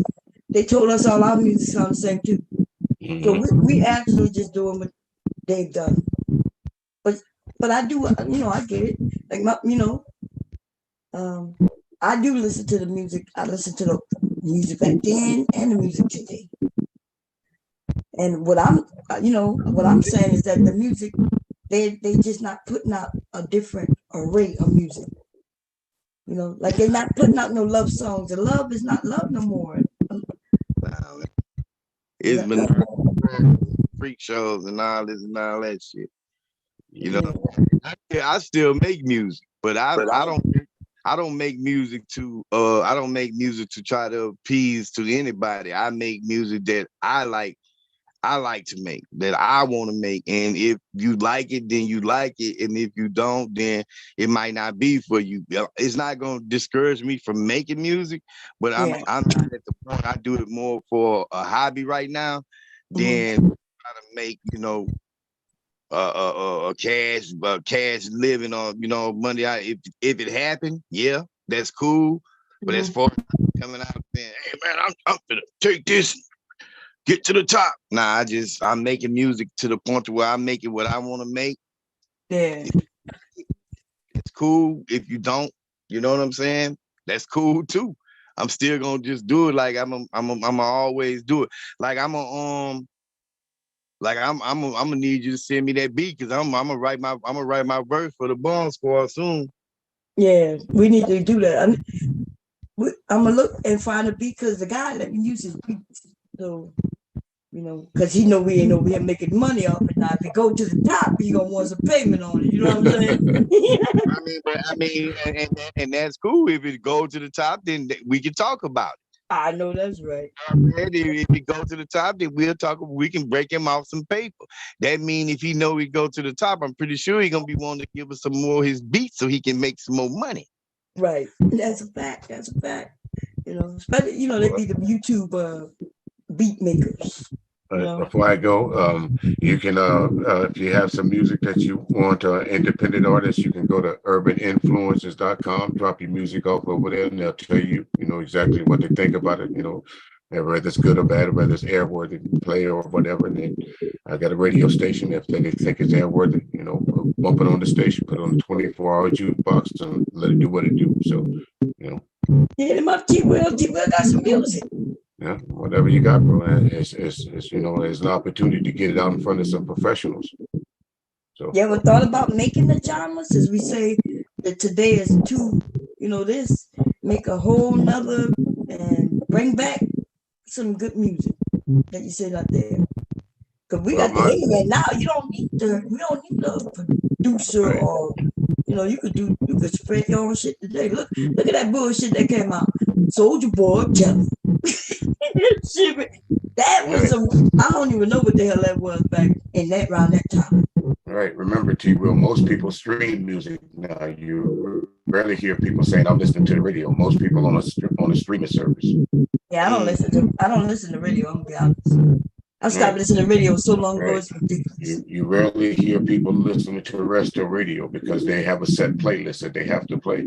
If you're in Atlanta, if you listen to B103 at 6 o'clock in the morning, if you go back and listen to it 2 o'clock in the afternoon, you hear the same songs again. They have a rotation. They have to play that. Whereas in the internet radio stations, you're not governed by the FCC. You can play what you want, when you want, how you want. Yeah, that's Atlanta shit. Out here, you hear them songs every hour. Right. Every hour, yep. Right. They make you like them because you done heard it so much, you know the words. Like the fucking song, but before you know it, you find yourself humming it, and before because you hear it over and over and over and over and over. Right. You hear it. And it pressed so much in your head, you don't even like the song, but you done heard it so many times on a fucking radio, and not on the station. They on 3 or 4 the same hip hop stations that all this shit in rotation where you can turn it off one and turn it on another and hear the same goddamn song for real, bro. Right. Yeah. That's right. Right. Hot 97 and B103 pretty much play the same music. They just have younger DJs play the same music. Before your fucking ass know it, you didn't know that you done found the whole goddamn song. Right. That is facts. That's not a lie, man. But yeah, man, that's just something to think about that too. Well, I mean, it's up to you, if you pursue it. But, again, go to urbaninfluencers.com and, drop them a line, drop them, a quick snippet of what you do. They'll let you know. They'll tell you, hey. I got a little project on all digital platforms. All digital platforms right now, you know what I'm saying? And I got some new material I'm gonna put on there too, but hell yeah, because it's all about really being heard. Yeah. You get it in front of the right person. Right. Like they say, it's not how many you shoot, it's who you shoot. So it's not who you put your song in front of. How many you get in front of, it's who you put it in front of. These folks, they work with Death Row Records, they work with mainstream artists, independent artists, So hey, you never know. You just never know, bro. Nothing but a click, nothing but a click and a search. It's always good to have more than one outlet to go to anyway. Because if you go to the other streaming services, they're gonna want you to pay. First, they're gonna want you to build an account. They're gonna want you to maintain an account, and then they're gonna start taking your money as far as how many plays that you get. So, Spotify takes what, almost 73 cents out of every dollar you make. Damn. CD Baby, same thing. They take about 58 cents out of every dollar you make. Damn, I didn't know that. Yeah. Yeah, that's the thing about they don't tell independent artists. They say, yeah, we'll get your music out there. They'll put you on these platforms, but you got to go by number of plays, and if you don't meet a certain criteria, you don't make no money. So basically, why'd you put your music over there? It's pretty much a free listen. You got 100,000 plays and you only made $28.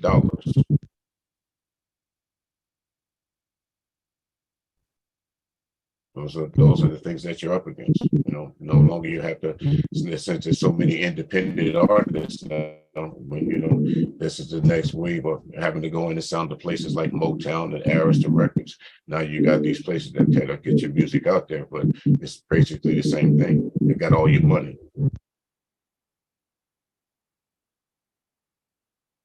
Not to mention, once it's uploaded in digital, you can't take it off that platform anymore. It's theirs. Yeah, I didn't know that, Miss Music. Right. That's why every artist, when I ask them to send me music, that gives them, when they send it to me, that gives me permission to play it. I never go and automatically just take their music. When I ask them to send it to them, make sure it's clearly marked with the correct metadata, that you have the name of the artist, all the credits and all that. So when I play it on the station or I send it to the other folks, you get the credit for it. If it's not marked correctly, then I sometimes I get 50, 60, 70 songs a day. I can't go and correct each song that I get. Do you still spin music? On Sundays and Tuesdays. I do R&B on Sunday nights and jazz on Tuesday nights. I seen So all that information about that jazz, huh? I didn't just see it, I've been seeing it, but I was gonna spend a tribute for Tina Turner, man.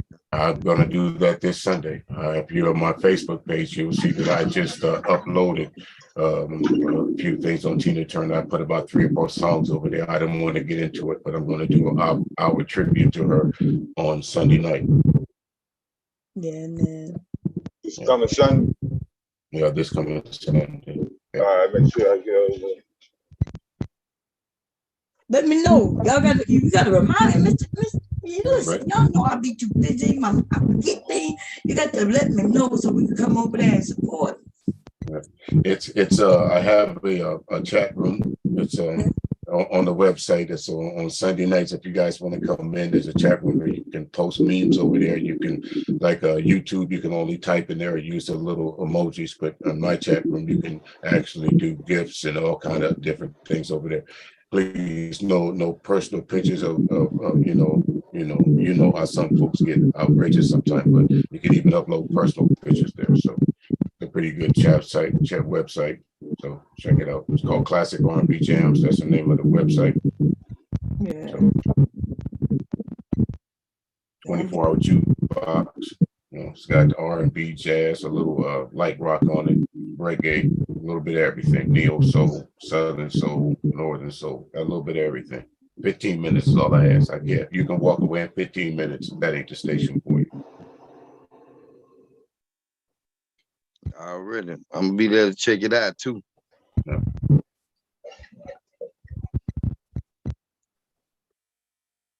Deb, is that you, Deb? I know it's you. I'm just Yeah, want to hear your voice. You fell asleep on us earlier.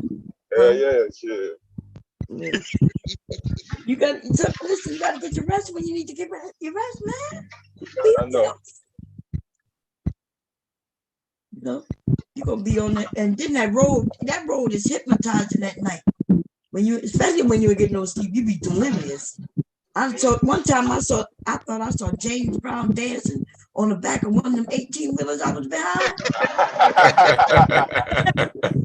And the girl from with me, I was like, "You see what I see?" And she was like, "What?" I said, "James Brown is dancing on the back of the 18-wheeler." I said, she was like, "You sleepy." She said, "You pull over, let me drive." Oh man. All right, good folks. Y'all have a good night. Y'all be good now. You too. All right, man. Same. All right. All right. Yeah, man. Never say you missed it. We was breaking down, a story. We was doing our sleuthing. I guess that's what you call it, like investigative work. Yeah, flute. I'm actually shocked that shit was real. That's how bad that shit was. That man should be in jail. We all know it. Okay. That's how bad that shit was. We started thinking, God damn, this cannot be real. There was no police on the scene. He was talking too calm. The man already had said he had a gun. It was almost like it felt like it was a setup from the beginning, like a setup to kill some people. Like, yes, sir, you got a gun? Yep, go use it. You know what I mean? It'll be okay. We'll protect you. Kind of thing. That shit is crazy. Yeah. And then there was statement I was showing, I think Nella might be mad at me. She mad at us because we were jokingly telling her that Chicago is not the highest rate in murder, in the country. She should have been happy, but she was mad at us. She wanted that title. Why? Part of conditioning up there. Talking about murder capital. Yeah. We celebrate that shit. Oh damn. That's crazy. Hey bro, look at the back chat and link.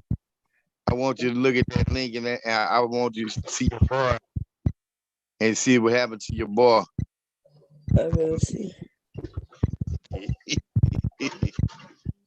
You want me to share it? Hey, you could, but I think God damn. But you see you see what that is? You got the same clothes and the same color clothes as your boy on his boxing picture. Oh, so do. God damn. That's his picture. Get his bitch ass knocked out of there. Okay, let me share it, y'all. You want me to share it? Yeah, you good. Okay, hold up. Man, that's... Oh, you can... I don't even need to share the sound, but I'll share it. That shit was crazy. Yeah. Wait. Boy. Oh, wait. Let's see. Wait a minute. God damn it. I think it's here. Okay, I gotta... Wait, we're gonna hit the sound. I'm not sure if it had sound. Yeah, it's out. He just it's no. I'm good. I just gotta get my feet together. Okay. Why that sound like him too? That sound like him. I'm good. I just gotta get my feet together. I'm good. I just gotta get my feet together. That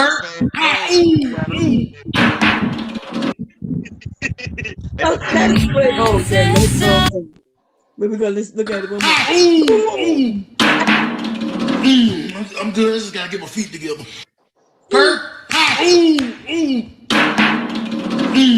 I'm good. I just gotta get my feet together. That sound like him. You hear the boom, boom.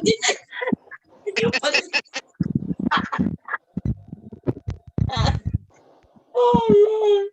That's your boy Cyber, dog. Boy Cyber getting knocked in the ring, dog.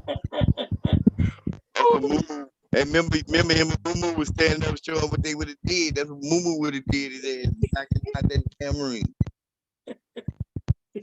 You crazy, man. Oh Lord.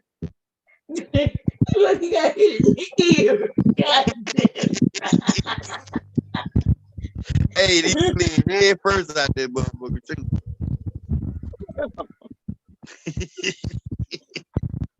Oh, goodness. I wasn't even prepared for that. Oh.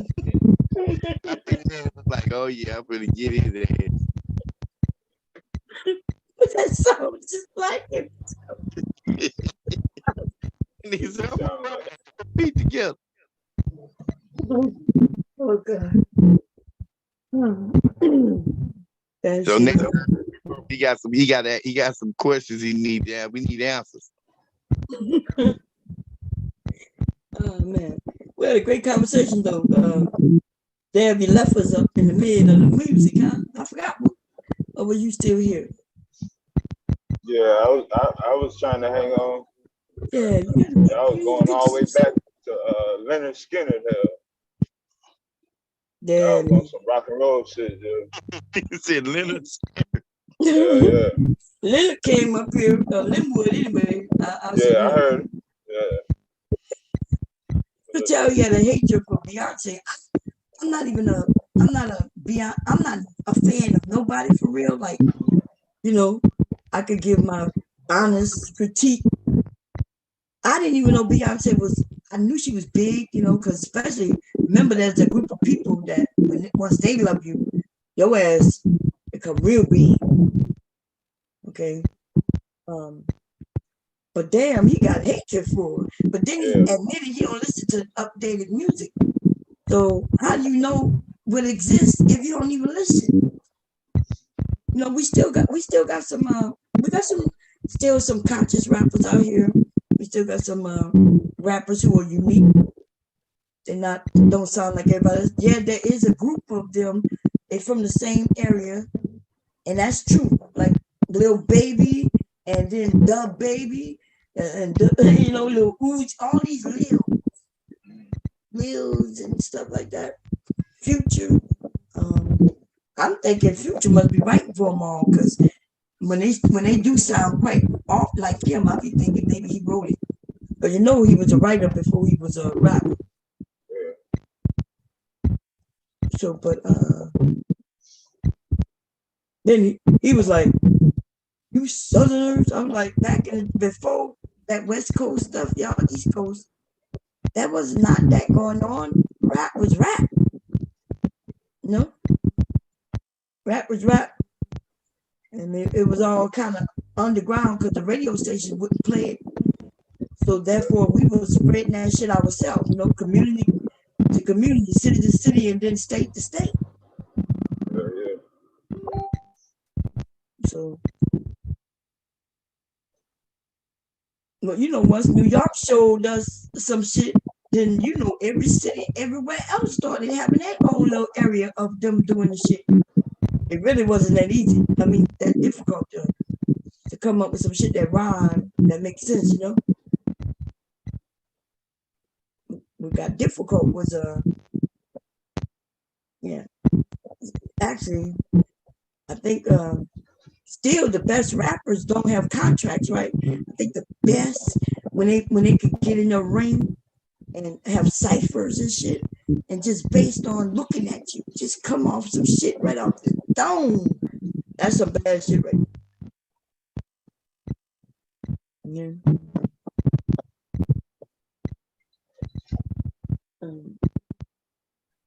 But then we got onto a video I was sharing, and we were breaking it down. That shit was fun.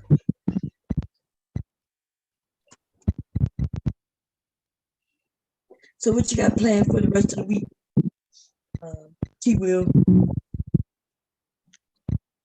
Oh shit! Now damn it, just working. Just working. My baby graduated to the 9th grade, so she going to start high school next year. She's about to be in the high. You about to have a high school? Is she the baby or she the only one? Now she is my youngest daughter. Oh, okay. How you feel about her going to the high school? I know she excited.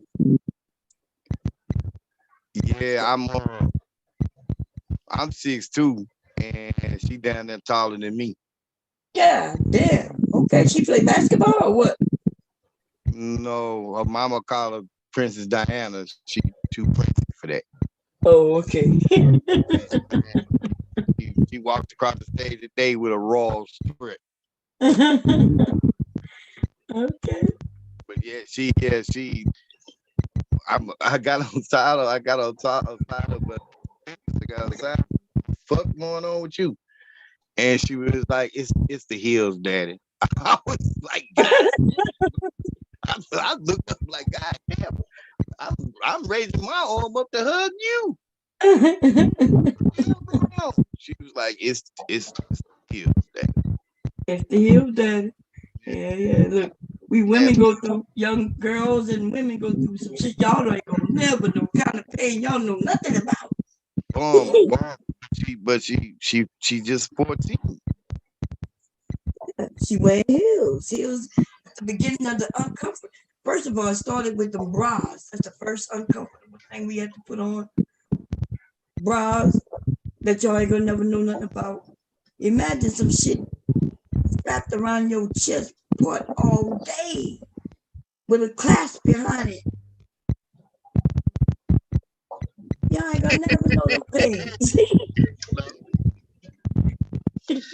No, I don't want to imagine that.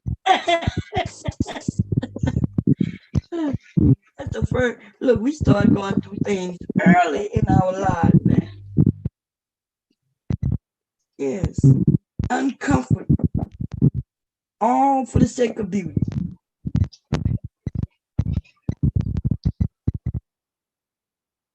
Yeah, that's crazy too. Y'all don't even think about that kind of stuff, man. Women be going through some shit. Okay. Nah, and to be honest with you, hey, that's sacrifice. So you sacrifice, right? Sacrifice for what though? Shit, I always wondered with the bra, man, had to put that shit on every day. That's all about beauty, I guess.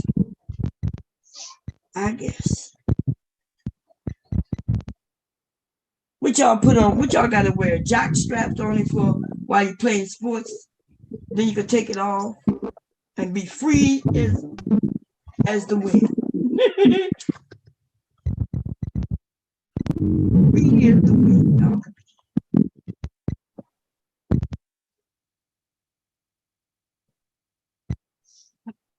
Now you can't you can't what they call it. No. Some people go what they call it, bomb commando. Oh yeah, commando, yeah.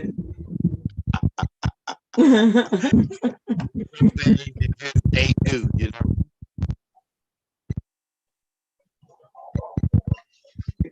I guess you gotta have some kind of form of support for a man. I guess that's what we have for support. we don't have the bread part, so I guess that's the support for the men is down the underwear, I guess. But you want to be like what we talking about Yeah. So you want to be a man with a thong on. Yeah. Oh man. What you gonna be on the road all night? Devastating? Nah, this road going to the house. Oh, okay. How long that? What we talking about, hours, or we talking about just all night? What you mean, like later? You'll be there in the morning? Huh? Like 5 o'clock. Oh, okay. Yeah, that's all night. What time is it already? Finna be one. Oh yeah. Gonna be your time, huh? So yeah, that's all night driving.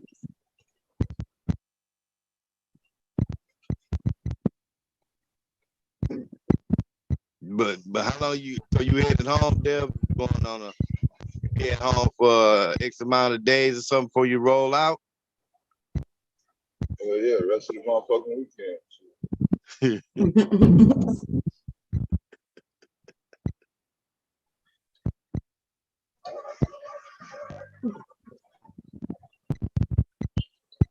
It's probably gonna feel good in the motherfucker not to be on the road, not driving. Or does it? Or is it the opposite? Get home, you got everywhere else to drive and go. As soon as you get home, you probably gonna get back right on the road again. Not this time, no. Oh, you gonna be off this weekend? Yeah. Oh, okay. Taking my time off. That's cool. Get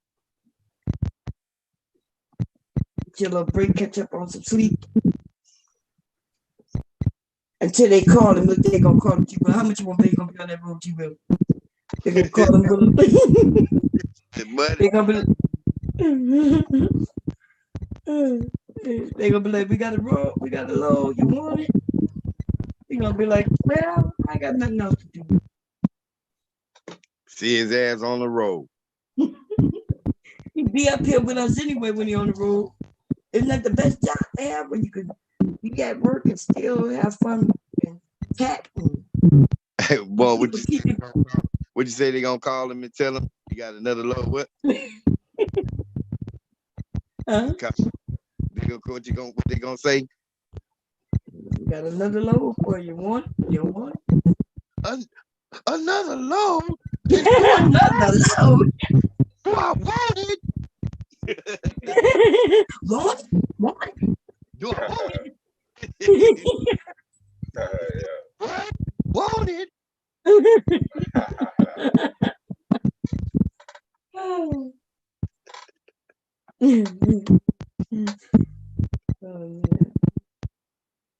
Where's that motherfucker at? Good boy.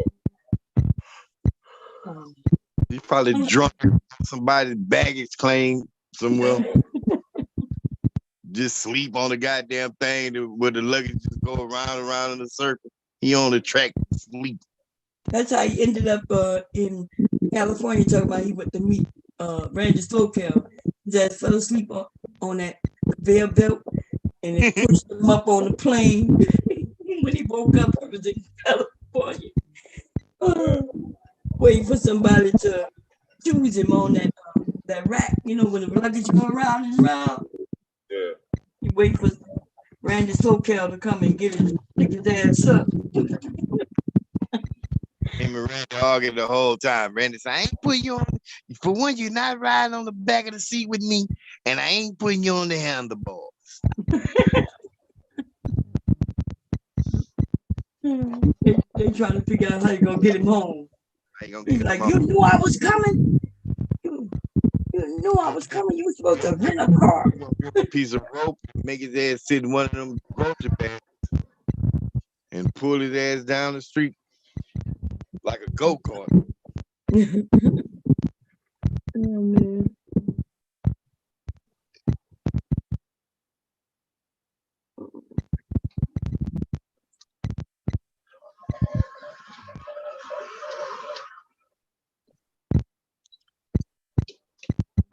Boy, you making pizza Friday? Probably so. The Leaky kid this weekend, so. Why you want to follow me so you can make some homemade pizza?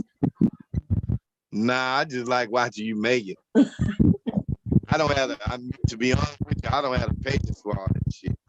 It only take 2 minutes to make the dough. See?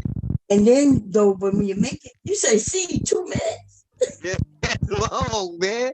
That's too long. We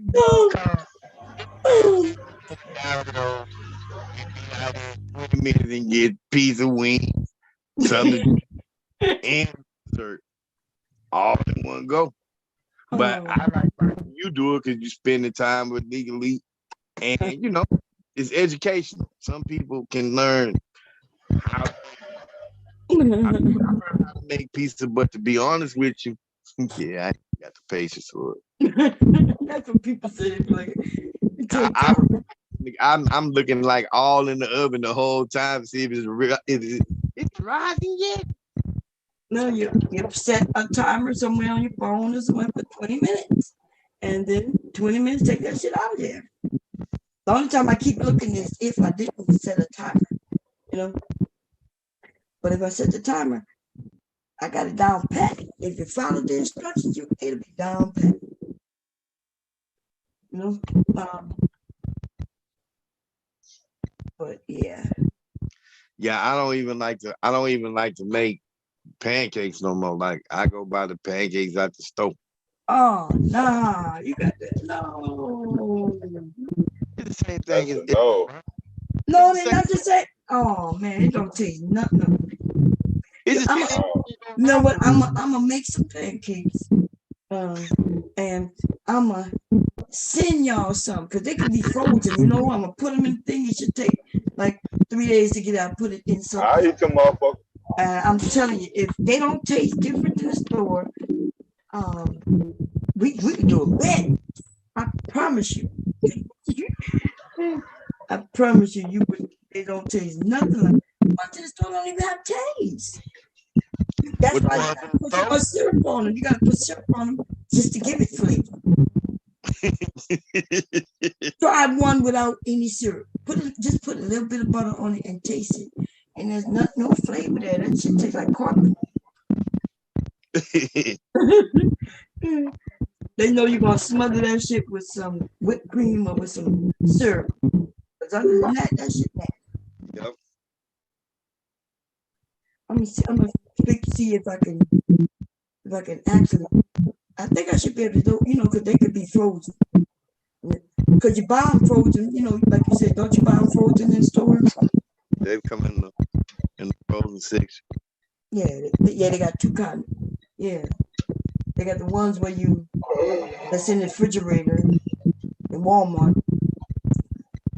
Then I think they do have some that's in the frozen section too. They come with they be either Eggos, they call them Eggos, but Eggo is a box. Yeah, that's me. And the biscuits too. I do them biscuits like that too. Yeah. Them Grand's biscuits is already frozen. Pillsbury biscuits is already frozen. Well, you can just put them on the pan and just put them in there, and they already cooked. You just got to warm them up. Warm them up. Yeah. Do you so you put them in the microwave or in the oven or toaster? Oven. Yeah. I used to do that with my kids. So I'm not, because when I was busy being a parent, I ain't gonna lie, I had time to be making this stuff like that. And I still only make it on like weekends, or when everybody home or something.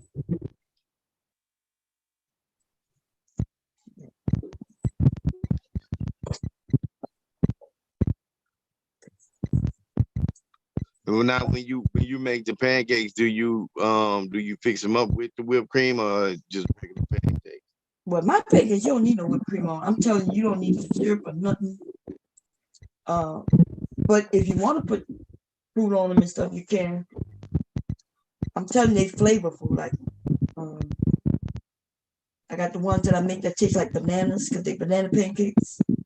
And then I got some that taste like root beer, lemon.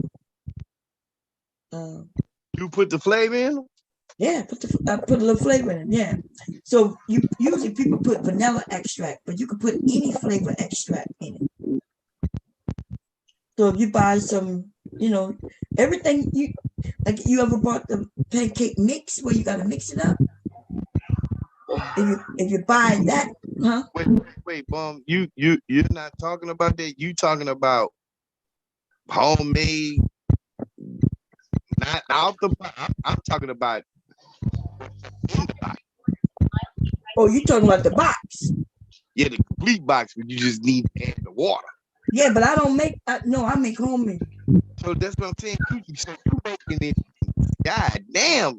Yeah. Yeah, you ain't see me make it. You saw me put flour, baking soda, baking powder. I put my extract in. Huh? I caught you making pancakes. I only caught you cooking them. I didn't see the part where you made them. I came in. You was just cooking them in a pot. No, I don't do nothing in the box, baby. We don't do no boxes here. Yeah, no, that's homemade, my own recipe, Boy, say ain't nothing in no boxes over here. Yeah, no, we done with that. I used to do that because if you could do it in a box, then you could do it like I do it. No, you got the box already got all the ingredients in there. Yeah, but think about it. You still got to add the milk yourself. You still got to add the oil, and you still got to mix it up. So you got to mix it up. You got to add the water and the egg. Yeah, some of them. But for the best ones, like when you add water, they already got milk powder in it. So it's a powder already in there. So when you add water, it's like adding milk, essentially. Those are gonna be the most, the expensive box. You ever seen a cheap box where they tell you gotta add milk? Yeah. HEB got a cheap version called Crystal. Yeah, and they want you to add milk because they don't add the milk powder to it. So that's the difference. But and then they don't come out fluffy or nothing. So just imagine if you got the box and you got to add water, then what's the difference in you already having flour, baking soda, baking powder? You already probably have some baking soda. Almost everybody got baking soda. You talk about baking soda and baking powder. That's too many ingredients. Well, that's only if you want to make them fluffy. But if you okay with them being flat like the ones in the store, you could just add baking powder. And yeah, if you want to be, so it depends on if you want to fluffy. But if you got to mix it up anyway, it's cheaper. You don't buy this stuff all the time, but every time you want to buy pancakes, you got to buy the box every time. But if you buy some flour, which is cheap, baking soda, baking powder, that gonna last you a year. Just those two things right there, if not more. Okay, because you don't always use baking powder. You don't always use baking soda. See? So flour, you buy you some baking powder, baking soda. Baking soda you could get for like $1 something. Baking powder cost you about $5. But those things gonna last you a long time. Those two. And then and everything else you gotta add yourself. You usually add egg, milk. And if you don't have milk all the time, like maybe you don't drink milk, buy powdered milk, which will last you a long time. So I've had my baking soda for maybe 2 years because we ended up buying a big box, and I got a shitload of that. I ended up cleaning with it. That's how much it is. Yeah, a big box costs like $1 something from Walmart. The baking powder, I go through that often because I'm baking all the time, like cakes, and I don't put baking powder in my pizzas, but you could if you wanted to. Because the baking soda, baking powder, it helps. So I make cookies a lot too. So I use baking soda and baking powder for that. I'm telling you, this pizza dough would check. You wouldn't go to Pizza Hut or Domino's no more. It's the dough. The flavor is in the dough. I like thin crust pizza. Yeah, and that means it's the same dough, and you spread it out thin. That's it. Like actually, I think the last time y'all saw me make pizza, it was thin crust. I don't really like it thin. You don't like thin crust? I don't like thin crust because thin crust it gets crispy. I don't like it. Too hard for me. I don't like it. The kids like it though. They don't care which one, but I like pan pizza. Do you have to put yeast in it? Yes. And yeast don't cost that much. You get your little thing of yeast.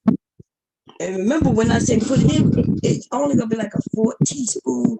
Actually, for the pizza, I end up making like 4 large pieces with the recipe that I make. And I think I put 4 teaspoons of yeast. But with yeast, if you learn, once you get that pizza dough, you can make wines with yeast. Oh, you're making braids with yeast. Man,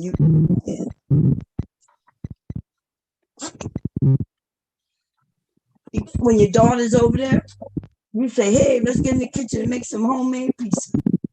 Man. Yeah, I'm going straight to Domino's. Man, I'm telling you. I'm having patience for Gotta try it. I wish did you ever try to you could go to a Domino's and buy that pizza though. Did you know that? Nah. Yeah. I didn't. They sell they do. Call them up, see if you sell them. I tried to make some pizza, but I didn't even go to the store and buy a piece of dough. I bought biscuits. Bought some biscuits. Yeah. Yeah, you could also use French bread to make pizza. But French. Yeah, or what y'all call hoagie bread, whatever that is. You know what? Because almost like making garlic bread, but you put the sauce on that bread, and then you put some cheese on it, put whatever pepperonis or whatever you want in, and put it in the toaster oven or the air fryer. Have you ever made a pizza that had the cheese in the crust? Yes. Like what cheese would you put make to go in like around the crust? What cheese is that? Mozzarella cheese? Yeah, it's mozzarella. Remember the mozzarella sticks that you buy in the store? All them strings, the mozzarella strings. Yeah. And so you take it, because the first time I did it, I used the whole mozzarella string, right? Because you remember they kind of thick.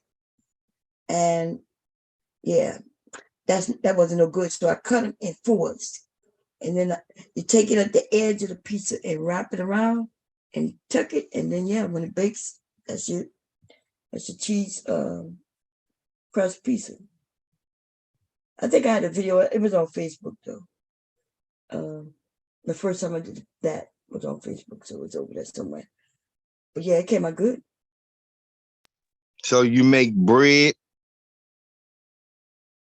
Yeah, I make bread. What else? You ever tried a pretzel? I made pretzels, cinnamon buns. I don't think there's nothing I haven't made. I got a lot of flour, babe. I'll be down there. Right now, I could go down there and show you how to make a cake in a mug in 3 minutes, and it would be so good. All you need is a little flour, a little oil. You could use egg or no egg. It just depends on. But we got a lot of people who vegetarians. But you do need baking powder though. Put a little tea in a little mug. Put that shit in the microwave. That shit came out good. I think I got a video of me doing that on my cooking channel. It comes out good.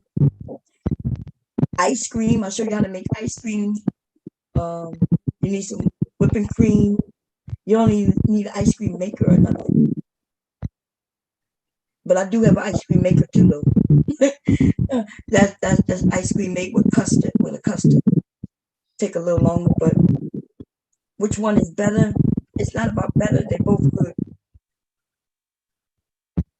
So you from the South, right? So what about pecan candy and popcorn balls and stuff like that? You know how to make them? Hell yeah! I was eating a piece of pecan candy last week.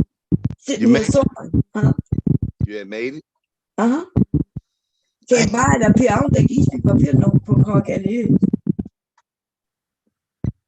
is. I'm talking about, so you made it on the show or you just made it? Oh no, I didn't make it on the show. I just made it. Sometimes I don't cook everything on the show. But if y'all ask me to, I would. But if I feel like it, I'll bring the laptop down and make something. But yeah, I wouldn't mind seeing that. Oh, okay, yeah. Pecan candy, which one? I like both of them. I like pecan candy and I like popcorn balls. But I only like popcorn balls. Now I'm just biased because I'm from the South. Mm-hmm. You from Louisiana, so I know you know about that yellow can of syrup down there. Yeah. Steams. But you talking about Kiro syrup, huh? No. Which one? It's the dark pure cane syrup, but it's called Steams. It's called Steams? Steam syrup, and it's an old school syrup that coming like in the can. It don't even come in no bottle or nothing. I have to see because I see what you mean, but I use Kiro syrup. It is dark, not the white. They do come in dark, but I haven't made popcorn balls in years. My kids are older now. I need to look at you. What is it called again? Steam. I might know what you're talking about. I just see. It's an old school syrup. My grandma used to get it, and I'm thinking it's made. My grandma from Appaloosa, and I'm thinking. Oh, I see it. I think. Let me see what it looks like. Oh yeah, I remember that. Yeah, but so it's pure cane syrup. Yeah. Shit, let me see if I can even. Yeah. Like a old school printing on it. Yeah, yeah. Oh, I'll show it to you. Let me show you.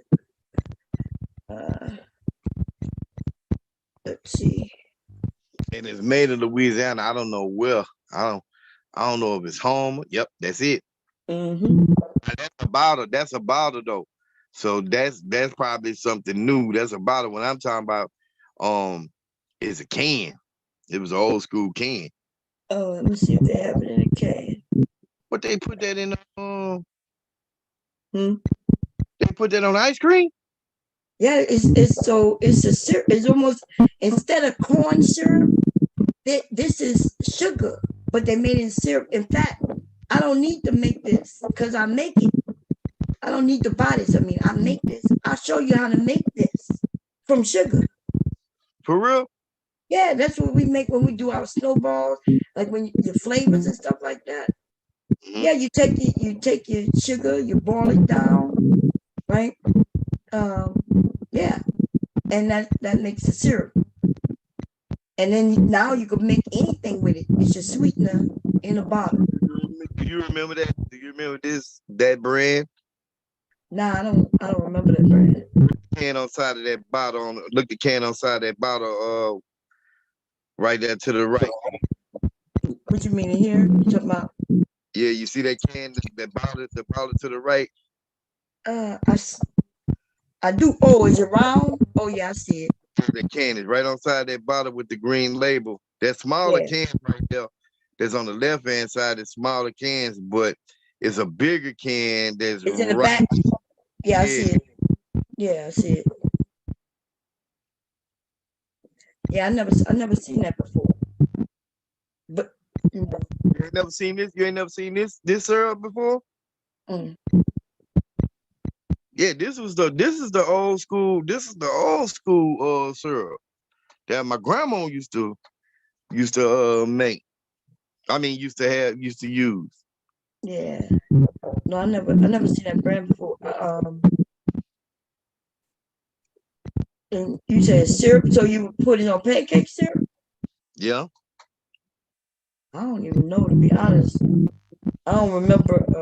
I know Mrs. Butterworth and all that shit didn't exist back then, so this could be. No, I just don't remember. Because so we didn't eat with syrup when I was little. Like when you got biscuits, you had butter, and my grandmother used to make homemade biscuits and coffee, give us coffee, homemade biscuits, and it would be so good. Oh my God. Then we would dip the biscuit in the coffee. Oh God. But things don't taste the same no more. Butter is not even the same no more. My grandma used to drink coffee a lot, and she would get coffee as our treat, and we would do, instead of biscuits, we would just do toast. Yeah. And dump the toast. Like back then, this is when I was younger. So we didn't have a toaster. We would put our toast at the bottom part of the stove. That's right. The brawler way to the bottom down there. That little dough down there. Yep. Yeah, open up that little dough. And look, we would take those because we used to make grilled cheese like that too down there. Yeah. But we would take that butter and put it on each corner, and then one in the middle and slide it in there. And then my grandma she'll make a coffee, so she'll let us make the coffee, and then I would always let her go out because my coffee got half an inch of sugar at the Hey, Paul, after we drink the coffee, you just hold the cup upside down and let the sugar just run in your mouth. But my grandma would be mad because back then they had sugar dishes and sugar bowls that she would use. Yes, sure did. She would put in it. Well, like, okay, she's scooping her sugar, probably 2 or 3 teaspoons. And I'm pouring that shit in there. So when she go back to get her sugar, she gotta, why the hell I gotta keep filling up the damn sugar? I'm over there. I got a whole half an inch of sugar at the bottom of my shit. Like a whole candy cane down there, man. Yeah. And nothing tastes like it used to, huh? You agree with that? No. Not like it used to. I don't, to be honest with you, I don't drink coffee because I drank so much as a kid. I just love the way it smells when you're brewing it. Yeah. It used to be a different type of coffee. It used to be chicory, I think they called it. And it wasn't made with them beans. It was some chicory. I think it was something.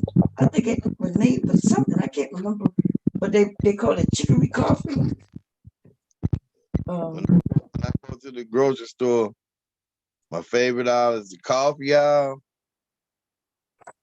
and the goddamn detergent aisle. Oh, because it's the way it smells. Yep, they smell good. Coffee aisle, detergent aisle, and then the candy aisle, but not the candy that's in the pack, the candy that you sell by the scoop. You know what I'm talking about? Yeah, you got to scoop it. Yeah, by the pound. Yeah. That's my favorite 3. Yeah. If they got a bakery in the store, I'll go by the bakery, but I like to smell cakes and all that. Not really. I don't really care for bread and all that other shit. But the way cakes smell and shit like that, they smell good. Cookies and shit when you cooking them, it smells good. Yeah, they do. Bread smell good too. Like if I go and put it in the bread machine and time it, and it's just getting done when hubby wake up. Something you can grab him a slice of warm baked bread.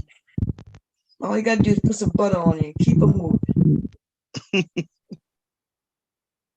Bread when it's baked, you don't even need no meat on it. It's just a whole different taste of flavor. You like bread pudding? Yeah. Bread pudding with some raisins and Yeah, I don't like bread pudding. You don't like bread pudding? It's like I bet you like mine. Let's put some of that bourbon in it. I bet you. I don't like bread pudding, boy, but it's something about this bread pudding. It got me feeling good. Yeah, I didn't put a half a gallon of bourbon in it. Yeah. See, they got the old-fashioned bread pudding. They use bourbon. My grandmother used bourbon, raisins. Because really, bread pudding is really just bread, but they make a pudding. It shouldn't be. I've seen some people make their bread pudding. They look like pudding. It shouldn't look like that. They just call it bread pudding because you take something, like bread that you. Because back then they didn't throw away anything. So they used to make stuff with the leftovers. I seen somebody with bread pudding though. It was slimy. It was like it was wet. It was soft. Yeah, it should be soft, but it should not. But it shouldn't be wet though. I didn't like the texture of how it was. It was like whoever made it, they just poured a lot of liquid on them. Yeah, some people do that. Yeah, they cut it. And then the liquid don't even taste good. It be because it's a custard that you make. And if they custard not good, then the bread pudding put it on. No. Definitely can't stand no damn chicken and dumplings. Hell, Now, I don't eat chicken and dumplings. you don't. I don't even think I've ever had it. That's why, like, I've never had chicken and dumplings. I had some as a young guy, and what they did was they didn't make it from scratch. They used canned biscuits. Oh yeah. They threw them in the damn pot. Yeah. I've seen somebody on YouTube make it. I never seen my mom make it either. I never seen it. Yeah, when I taste that shit tastes like slap ass flour. And that ruined me. I didn't know. Yeah. I'm wondering, like, because that's what it is, right? It's like flour, and then they put it in this liquid, and then it cooks. Almost like a donut, but you're not frying it. You boiling it. Yeah, you boiled it. And then, so what's the purpose of the dumpling? What's the... I don't know. And I don't know how it's cooking if it's boiling. Yeah. You ain't baking it. You ain't frying it. You boiling it like it's in water. What's cooking? It's wet. What? This is supposed to be dry. No business dry. You gotta, I think you gotta short in whatever you're talking in, or the battery's dead on it. Below. Cause you're breaking it, and you kind of, but yeah, chicken and dumplings, yeah, it looks like, so based on what I see, because I've never made it, I've never seen anybody in my family make it either. I only heard about it like from people, but I did look on YouTube and I saw what people look like raw dough in a boiling pot that might have some chicken cooking in it, and they put it on top, and it, like you said, it boils, and I don't know what the hell that creates. It looks like maybe almost like a noodle kind of, maybe. One big ass noodle. Yeah, that's what I can only surmise. You ever had chicken and dumplings, Devastating, and was it good? Yeah, they put the chicken broth in there. They try to put some vegetables in there to give it some flavor and shit. But in the dumpling or in the pot? In the pot. Okay, so the dumpling is just really what is that? Noodle. It turns into a noodle, yeah. So that's how, like, so it's like dough, a noodle dough, I guess, a dough, and then they boil it though, but like almost like boiling noodles. Yeah. But it don't be in no shape. Now I see some other people, other ethnicities make dumplings, but they dumplings have something inside of them, almost like the Asians. Oh, okay. Will, and I do have something to make dumplings like that, where I make a dough and then I fill it with something. It could be with vegetables or anything, meat or whatever, and then I fold it over and then put it on top or boil it separately. But for all that, I will make chicken pot pie and make a crust. And so, man, so in my family, I don't know anybody. I never had chicken dumplings before. Never had that. But there's so many things we could do with that dough. You know what I mean? Yeah. If I made that dough, I would stuff it with some seafood or something. And I don't know. There's so much you could do. And then I know what her name? Damn it, Mew was telling me I take those papers wraps that the Asians use, and she stuffed that. Well, I make my own dough and put stuff in it. Maybe I'll do that this weekend because I do have a lot of flour. I just have to figure out what meats or what I want to put in them. I even make pizza you know those what they call them pizzas? My Pizza sons puff. love it. Huh? A pizza puff, pizza roll. Yeah, pizza roll. But this one, yeah. And I made them. I think I had a video, but I'm not sure if I have that on the site. I think I don't have that video. I need to try to get that site back. I'm gonna try to see if I can get that channel back. But I made the pizza out of dough, but it's a crust, like a very buttery dough, because you use butter in it. Okay. And then I put pizza sauce in it, whatever you want in it, and fold it over. And almost like, you ever seen a pie, them southern pies that people sell? Yeah, that. But you could put filling in it to make a pie, or you could put something in it to make it into something else. My sons love that shit, so I made them, put them in the freezer, and when they wanted them, they could just go get them, put them in the oven. Boy, you ever made a calzone? That's what I'm talking about. That's what you would call it, a calzone. Right? So you put the whatever you want inside of it, right? So it's almost like, that's like a pizza, right? Yeah. Yeah, that's what they called it. That's what they call it. Yeah. We got some stuff out here called meat bread that they make. Pretty much is a pizza dough and cheese and whatever meat you're gonna put in, and you fold it like a pita or whatever. Yeah. And you cook it like that, and then you just slice it into slices like bars or something like that. And it's whatever all the meats you put in it, the cheese, the sauce, the meats, and all that. Yeah, that sounds good. I'm not making it though. Somebody made it. I didn't make it. I ain't got the patience for that shit. Man, listen, it's easy. But I know you're a working man, so I get it. But cooking can be relaxing. Especially when at the end you're gonna sit down and eat it. I just watch a white couple make something. I'm thinking about trying it, but I'm not. I'm up in the air. They made a like a lasagna, but it was in like a cake pan. I was like, I don't know. It looked good though in the end. But so does my lasagna, and so does my baked spaghetti.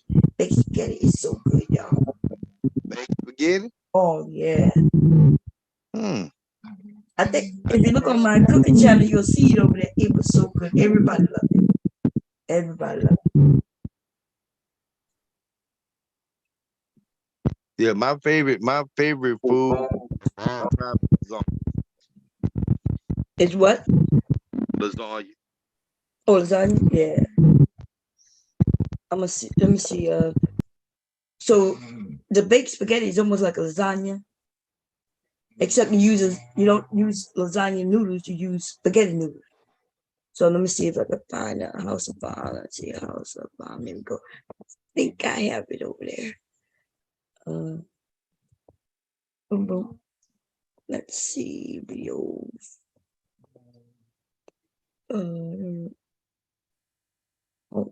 I showed them how to make great ranges.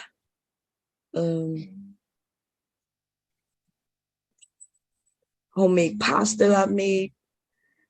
Man, I had a whole lot of.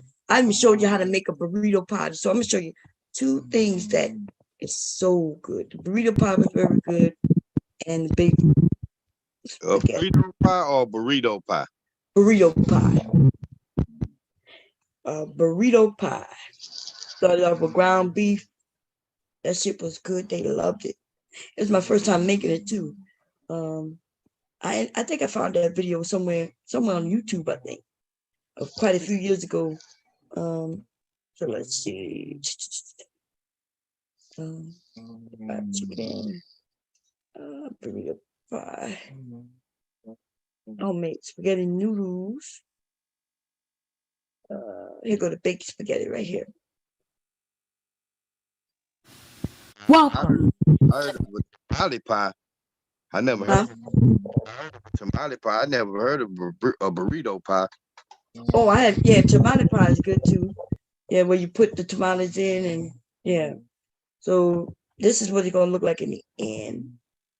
That shit look good. Don't look good. Look, that shit look good. That's baked spaghetti right there. And I want some of that shit. Man, it's so good. I layered it. You see how I layer it? I take the spaghetti just like a lasagna. Let me show you. So this the baked spaghetti, and instead of me using at the bottom, I use these tortillas, right? Comes undone. Okay, so I put the tortillas, then I put some meat, layer meat, then I put some cheese. No, first I put the meat, spaghetti, and then some cheese on top. And I then start the process all over by adding in my spaghetti meat sauce. Second layer, I added in some ricotta cheese to the warm noodles while in the bowl and mixed it very well so it'll be easier to use. Okay, so I then add my second layer of spaghetti noodles to the casserole.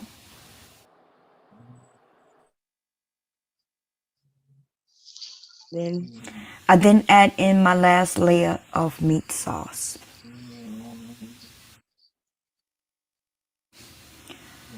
I add in some grated Parmesan cheese.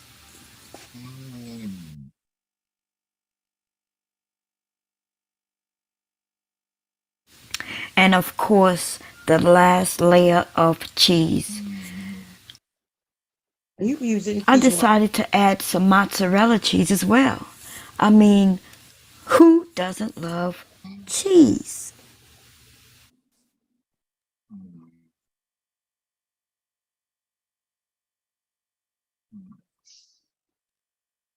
Okay, so I place the casserole in the oven.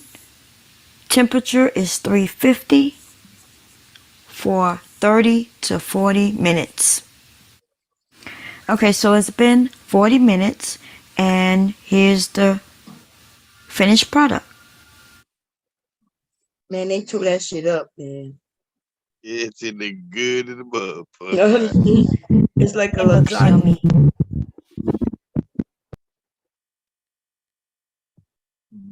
So it's a lasagna without, but more, you know, this shit was good.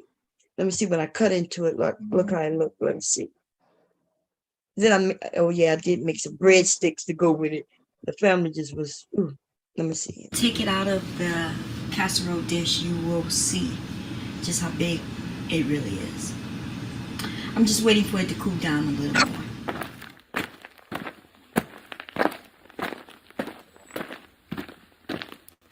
I ended up making my famous homemade breadsticks to go with this dish. If you would like to know how, make sure you hit the subscribe button.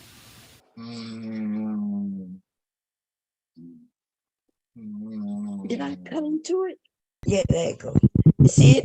If you found this video to be useful, so look the layers. Yeah, that's why I say you got that motherfucker look like a Home and Garden magazine. That shit was good, man. Now, when you make the meat sauce, do you add like Italian sausage or is it just ground beef? I use both. So I'll show you how to make it here. I use I use Italian sausage and ground beef. The stove so I can brown my ground beef.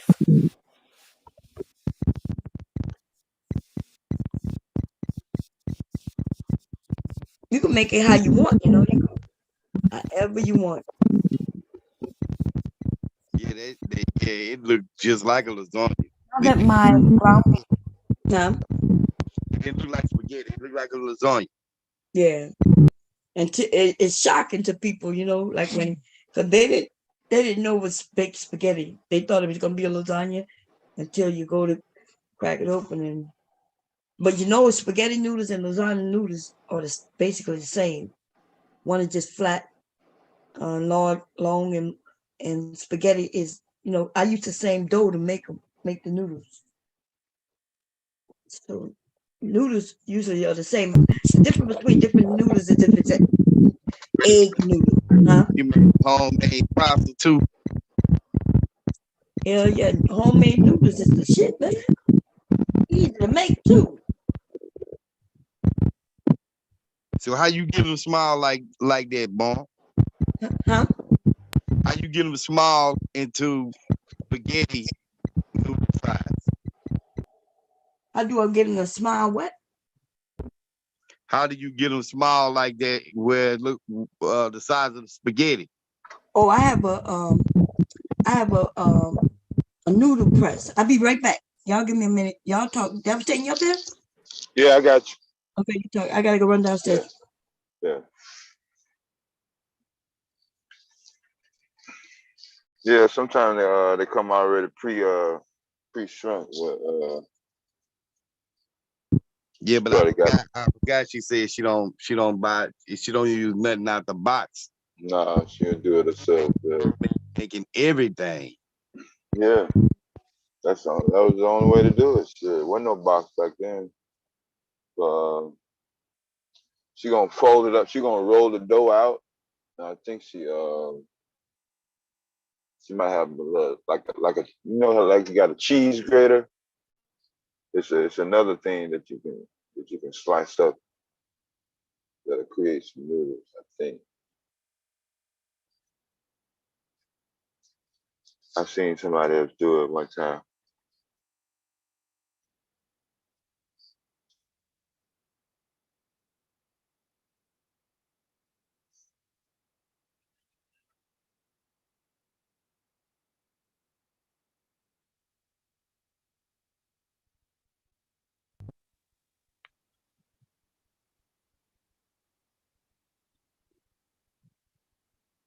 Yeah, my boy said he gonna make it to the crib. He relaxing this weekend, bro.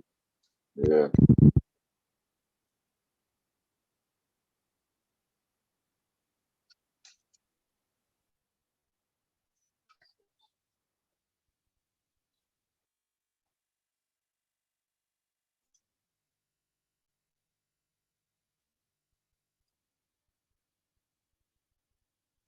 Okay, I'm back. Let me see.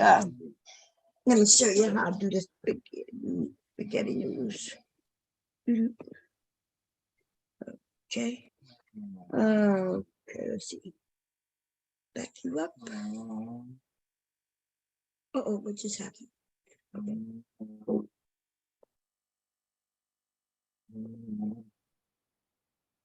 Homemade pasta, baby. This. Welcome to Creole and Cajun Living with Bomb Cherry. In this episode of I'll Be Your Grandmother, my grandchild is making homemade pasta using a pasta machine. Okay, so what we're going to be doing is making, what are we making? Homemade noodles. Spaghetti noodles or pasta is another one. And we're going to be using this machine, and the whole thing. Yep. And the first thing we're going to do is set it up, right? Mm-hmm. Okay. So, what you think? Yep. Go ahead. Ah, not that way. Not that way. Mm-hmm. Yep. Yep. Yep. It's good. So this is my grandson's sister, y'all. So yeah, she used to live here with, you know, when they would date, you know, when they were dating and she was pregnant. So she would come. So this machine. I was showing her how to. I love kids, y'all know. So at this point, we are dealing with ingredients that could become messy. So what you do is just inform them to take their time, but also let them know that if a little spillage happens, that is no big deal. We will simply just wipe it up. Take your time. Forgot.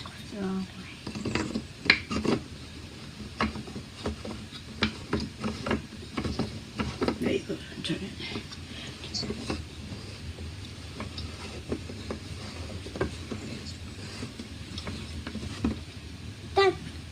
Tighten it a little bit more.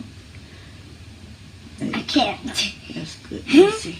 That's so far. And then you got the part that goes on there. One up here. Check. Good girl. Okay. So now we're gonna measure. We use the measuring cup. The oil goes to that line. Other words, that's 2 tablespoons. That's what they claim. So here you go. You want to pour, or you want, and me, I hold, or you want to hold and I pour, and then you pour it. Hold. Okay.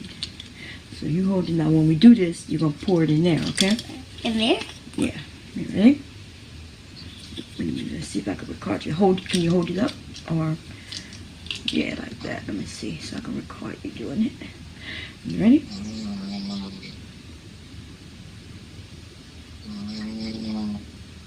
Okay, wait a minute. And then you're gonna pour it in here. Oh, that's very cool. It looks crazy. Look, and it went to that line, didn't it? Yep. Yep. Let me show everybody. It went directly. It went exactly to the line when it's sitting flat. Okay. Okay, let me put this back in. No, do we need this too? Okay. So then we're gonna use the egg. I'm not good at cracking. I'm gonna crack the egg for us. Hello. How you doing? How you doing? I'm doing really good. You How you sound doing? really good.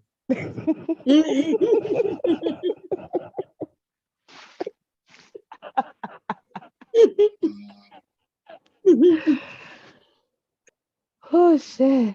I'm doing good. I'm doing good. That's good. That's good. How are you doing? Girl, I'm listening to hubby in the background with this loud ass snoring. You're getting louder and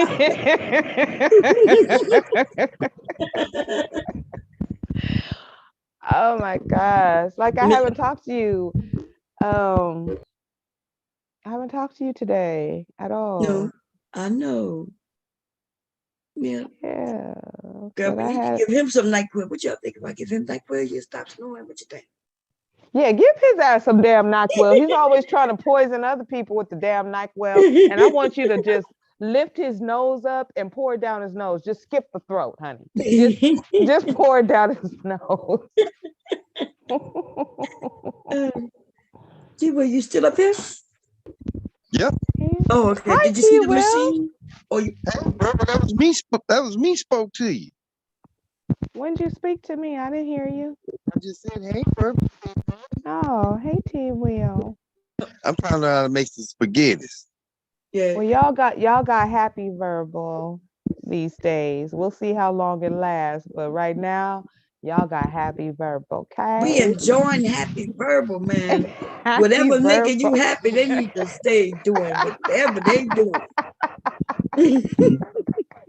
Verbal really happy. Yes, verbal been happy. Yes.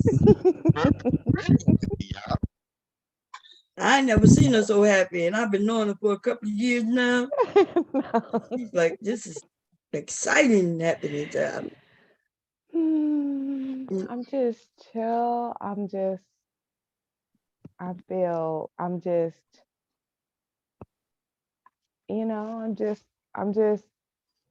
don't even know how to explain it. I just feel really look at Miss Nas. She's like, I like mad verbal.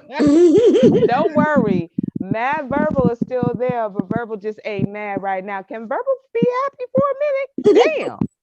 I'm still here. I still can take some heads off. Don't get it twisted. I'm still gonna wrangle up Dusties. Don't get it twisted. Hey, you know you happy when you can't describe the happiness. You like, I'm just. Oh, is that what it is to you, Will? It's an undescribable happiness, and we like verbal in that spot. Don't get me wrong. I want to see you knock a couple of these. Oh yeah. What was it? Almost You definitely. see the noodles coming out, T. Will? Dang. Bomb. So are y'all doing this right now? Oh no. That was yeah, this was a while back. Me, her, this was before Leaky was born, or he was just born, I think. No, he's right there. No, that's not Leaky. Oh. That's his sister. Oh, a pasta maker? Yeah. Oh. How you know when to break them out? As long as you want them to go. If you want them long or short. And it only take 3 seconds to boil them when they fresh like that. And you don't need nothing on no fresh noodles. You can put some salt and pepper and that shit is good. Little bit oil. Dang, I need to do that. But what kind of machine is that? I got that machine from Goodwill years ago. But they do have them, you can buy them. Or there is another one, but that shit, if I would have gotten an expensive stand mixer, then they got this attachment that would do the same thing. You have to make the noodles, then it goes. Then you could buy one though from anywhere from $20, $30. They might be a little more now, where you have to crank it. You ever seen the ones you crank? Oh yeah, I have. I've seen people use the crank ones. So is it less time or more time to get those cooked? Less time, huh? Because they're soft. Oh yeah, the cook is 3 minutes. I think it's less than 3 minutes. I think because they soft, they fresh. Yeah. I've never. I haven't had. You don't fresh even need the machine. Oh, I'm sorry. Go ahead. Unless I had it in the restaurant, I didn't know. But like making it, I would love to do that. I love pasta. You don't even need the machine though. You can make the because I have a recipe. The thing is, if you want them that, when you make spaghetti noodles, if you want them thin and even, of course you got to do them that way. But you could absolutely roll that out and cut it, slice it into thin. Well, fettuccine would probably be easy to slice. Yeah, because it's thicker. It's not as thin. Yeah. So lasagna noodles, all that stuff is easy. Yeah. Oh, the angel hair is thin. Ooh, angel hair is thinner. Yeah, that's real thin. Yeah. So yeah, you want to get the machines for all that, but you could cut it real thin though. You roll it out just like you do, like if you're doing cookies or something. Just roll it out a piece of dough, and then you just slice it as wide or thin as you want it. Mm-hmm. And it don't take no time to make you can make a noodle dough in for real in 3 minutes. It's that simple. Flour, put the egg in the center, and then get it to come all together. Roll it, and then flatten it and cut it, and that's it. But that machine made it easy for me. You saw? Yeah.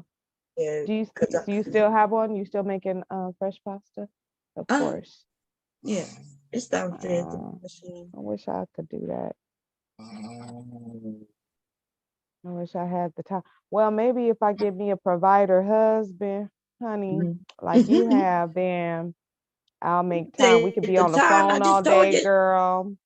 I just told you it take 5 minutes. Together. It takes less than 5 minutes to make the pasta. Because you got to make the dough and all that stuff. No, that's what I'm saying. That's how long it takes to make the dough. Nobody got no time for that. It takes 5 minutes. We don't have 5 minutes, Bob. It takes 7 minutes to boil that shit that don't have no taste. Y'all know them noodles that you buy at the store don't have no taste. Really, I don't understand it. It's like it's there just to fill you up, but it has no flavor. Okay, so you seasoned the dough to make the noodles have some flavor when they come out the machine? Because it's fresh, it has a taste to it, and it's not freeze dried and dry as hell and dried out and crunchy. Right. So all you need is flour, egg, and a little bit of oil and water. That's it, and that makes a dough. I'll show you how to make it without the machine. It's real. I'm literally, it takes less than 5 minutes. Yeah. I think the longest thing is, getting it flat enough that you want and cutting it. You could do all of that.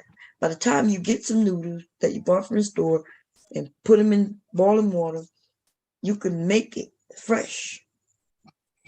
in the same amount of time.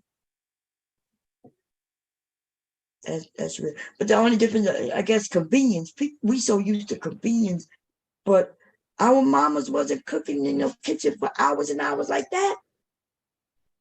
You know, our grandmothers, they just knew how to get in there, make what they're making, boom, and it's done. And they wasn't buying no freeze-dried noodles. Now listen, I make the noodles. I ain't gonna lie. And you about to have a lots of time, baby. You girls. Why am I about to have lots of time? Yes. I still gotta work. Yeah, and then when you come home, you could be like, okay, I'm gonna make this. I'm gonna try this. Then get in there and make it. Otherwise, what's gonna happen is you're gonna be, because if you just gotta eat for yourself, but you think it's gonna be easy to eat out or to cook for yourself? I mean, I plan, well, yeah, I will be just cooking little meals for myself. I'm gonna have to learn how to pare down though, because I cook for a lot now. Yeah, I cook more than is enough because it's my two daughters are here, so I just right. So and then that's we'll why have leftovers and stuff. But what I hate is that we don't eat leftovers more than there's only like one thing that I make that they will eat until it is gone, and it doesn't matter how much I make of it. They won't eat anything else in the house except that. They will eat it for breakfast, lunch, and dinner. They love it so much.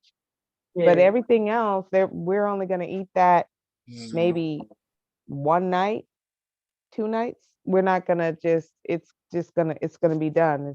So it's going to be a big pot of something. Food that just goes to waste, and I'm so tired of wasting food. I don't like that. Trying to see what this woman making it because it popped up on me. But no, I understand what you mean. Yeah. So it's gonna be, you're gonna find it cheaper to buy for yourself, and then but that's not good. So eventually, after a while, you're gonna start saying, "Okay, I gotta cook." Yeah. But think about it. If you gotta just buy for just you. No, I'll buy less for sure. Yeah. I will buy less. There are things I buy now because I'm buying for what my daughter likes, especially the younger one. So, no, I'll probably, I cook. I just don't cook every night. I like to cook. I cook more so on weekends because I'm, more rested. Yeah. Yeah. But I want to ask T. Will a question. T. Will, you there? He's on mute right now. No, he's muted. He might not. He might have walked away. Oh, okay. Did y'all see this when I was telling the women how to clean their vagina? Girl, no, because I'm good there, so I did not need to watch. Like I did not need that tutorial. Okay. What's up, Verb? Oh, hey, you heard me? What were you doing? I got it on my phone. I was away from the phone, but I got it on the speaker. Oh, so you're married, right? Yeah. Okay. So the question I want to ask you, look at Bob rubbing all up in that papaya. I can't. I cannot. No, that's the thing. I saw that papaya and I said, no, not today, Satan. Not today, Satan. I will not. I'm not going to do this with Bob Cherry. I'm not. But so you're married. So how soon did you know? And just let's be real transparent here, okay? Because I want to know, how soon did you know that you found your wife?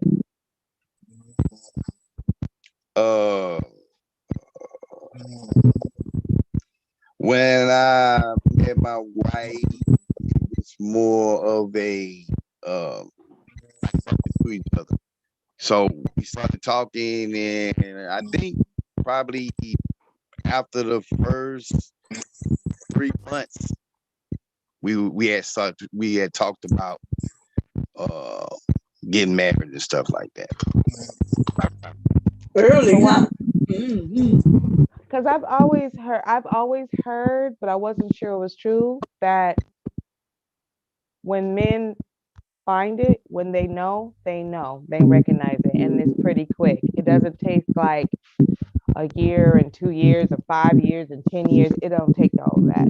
Is that true, T. Will? It doesn't. It doesn't. And because when you, especially like if you, my thing is my wife got pregnant before we got married. So once she got pregnant, it was already up on my mind that that's who I was going to be with, and that's who I would want to marry. Now, okay, so was it because she got pregnant that speeded that up, that your decision process, or did you kind of like already know y'all were being intimate and then she got pregnant and you were like, okay, well, yeah, I already know, so let me just do this? Yeah, well, that was a part of the whole ordeal, because my wife is a preacher's daughter, so that was one of the main things of us being together. That's what they wanted, and that's coming from like out of her household. So I didn't want to be the dude that wasn't trying to do that, because not only was that what she was trying to achieve on her end, I was also trying to do it on my end. So I think it came out to, it made best for both of us to want that. I think it made it easier. Instead of going through the long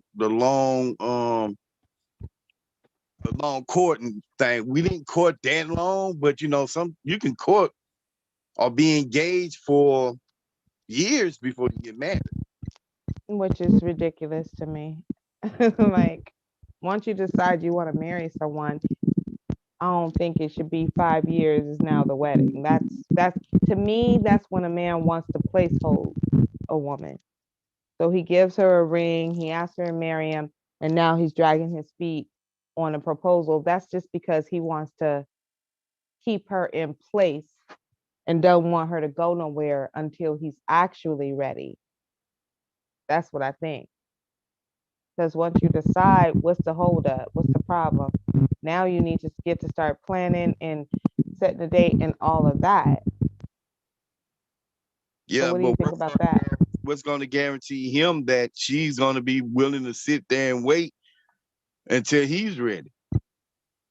But that's what I'm saying. That's why the whole engagement, and now it's 12 years later. I've heard of that before.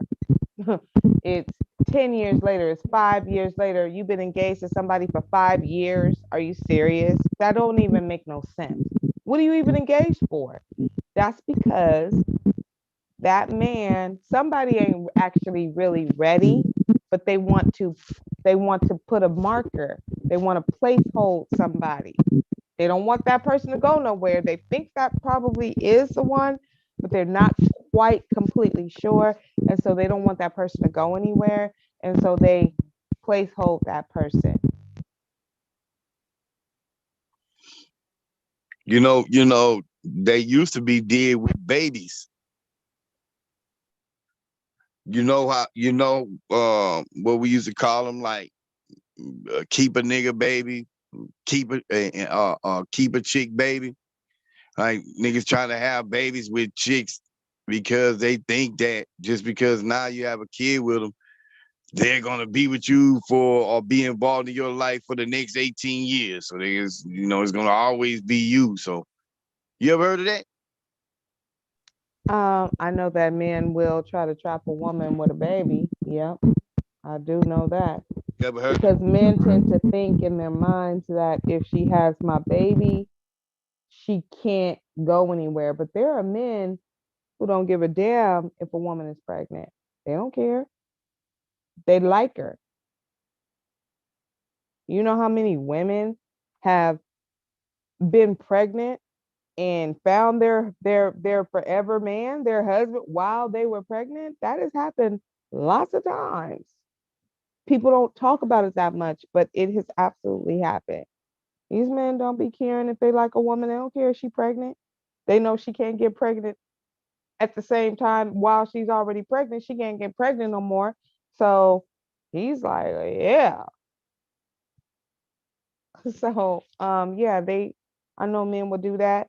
They talk about the women trying to trap a man with a baby, but men do that shit too. Oh, if I put a baby in her, she can't go nowhere. Ain't no man gonna look at her or want her because she's pregnant. She got this big ass belly. No, there are a lot of men who are attracted to that.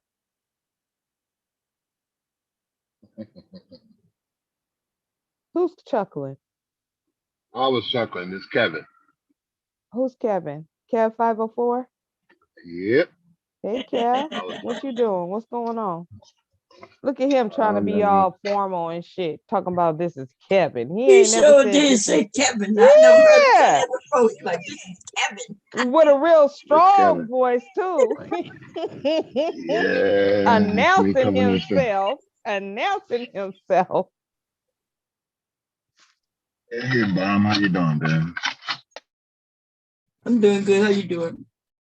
Mr. Kev came up here talking about this is Kevin. I was like, even I was like, I ain't never heard that before. It's always Kev, this Kev 504 Bob. He was like, this is Kevin. I said, oh shit. Okay, Kevin. Okay, Kevin. Hello. How do you do, Kevin?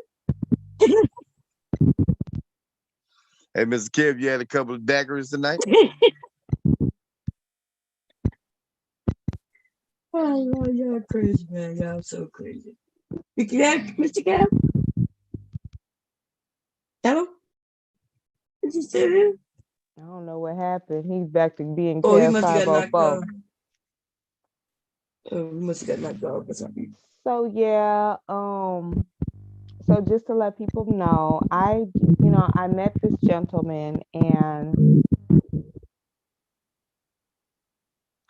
he's really nice. And he is I mean, I don't even know what to say. Like really. I don't know what's about to happen, but what I do know is he is very consistent and extremely sure. He's very sure. And very kind and very patient and very open, like he wears his heart on his sleeve. And does he have anything to do with your happiness tonight? Yeah, he makes me happy. Why are you laughing? Don't laugh at me. I mean, I'm not laughing at you. I'm laughing because now I know why you were so speechless earlier. You described it earlier.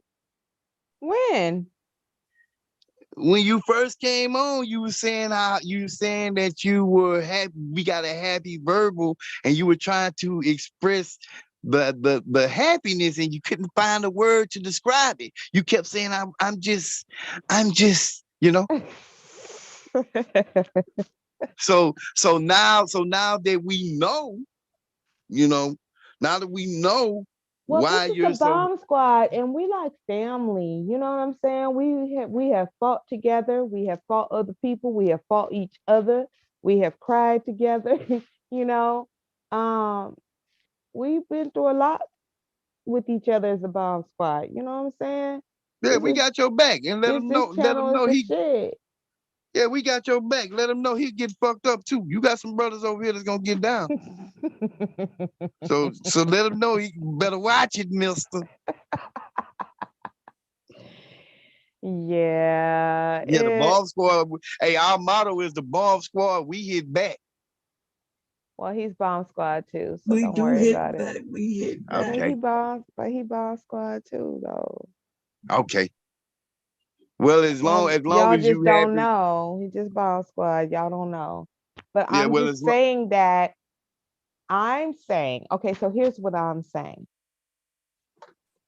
You know, men, because you're not women out here dating men, men like to make it hard, or they make it hard for women. They make it a struggle and a conundrum and a puzzle. And she's got to call her friends and she's got to say, well, what is this? What do you think this means? And hash it out with her friends to get some fucking clarity, right? And this man is extremely clear, very intentional, and men date with intentions. There is no struggle. Like he makes it very, very easy. He makes it so easy, which kind of scares me because I feel like I don't know if I can trust it because of just past experiences that I've had and the way that I know that I am. So if I'm all in, then I'm just completely all in. And once I love for a very long time. I'm really, I hold on to things and people for a long time. My shit is not flighty at all. So I cannot rearrange my life and allow someone to come into my life who is going to make it work. I'm good the way that I am. I'm good. I'm straight. I had this vision of what I'm going to do, later in life when I retire, the things I want to do. I'm like, okay, this is how it's going to be. I'm set on this and I'm good with it. I'm happy with it. I'm content with it because I have found my joy within myself and my love for myself. Like I'm straight, right? I'm straight.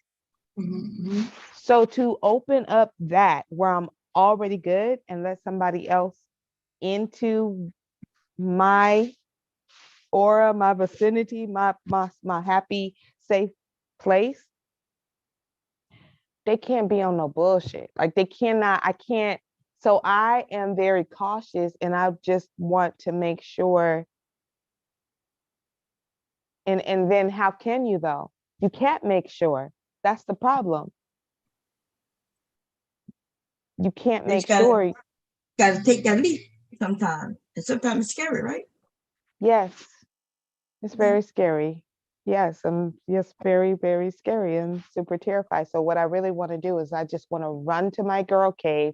I want to go to my protected space and I just want to like curl up in my comfy robe and my protection of just being by myself, being with me, being fine with that as I am. I'm so like good. I'm really an introverted person. It doesn't seem like that to y'all. So, but I actually am. That's my safe space. That's where I'm good.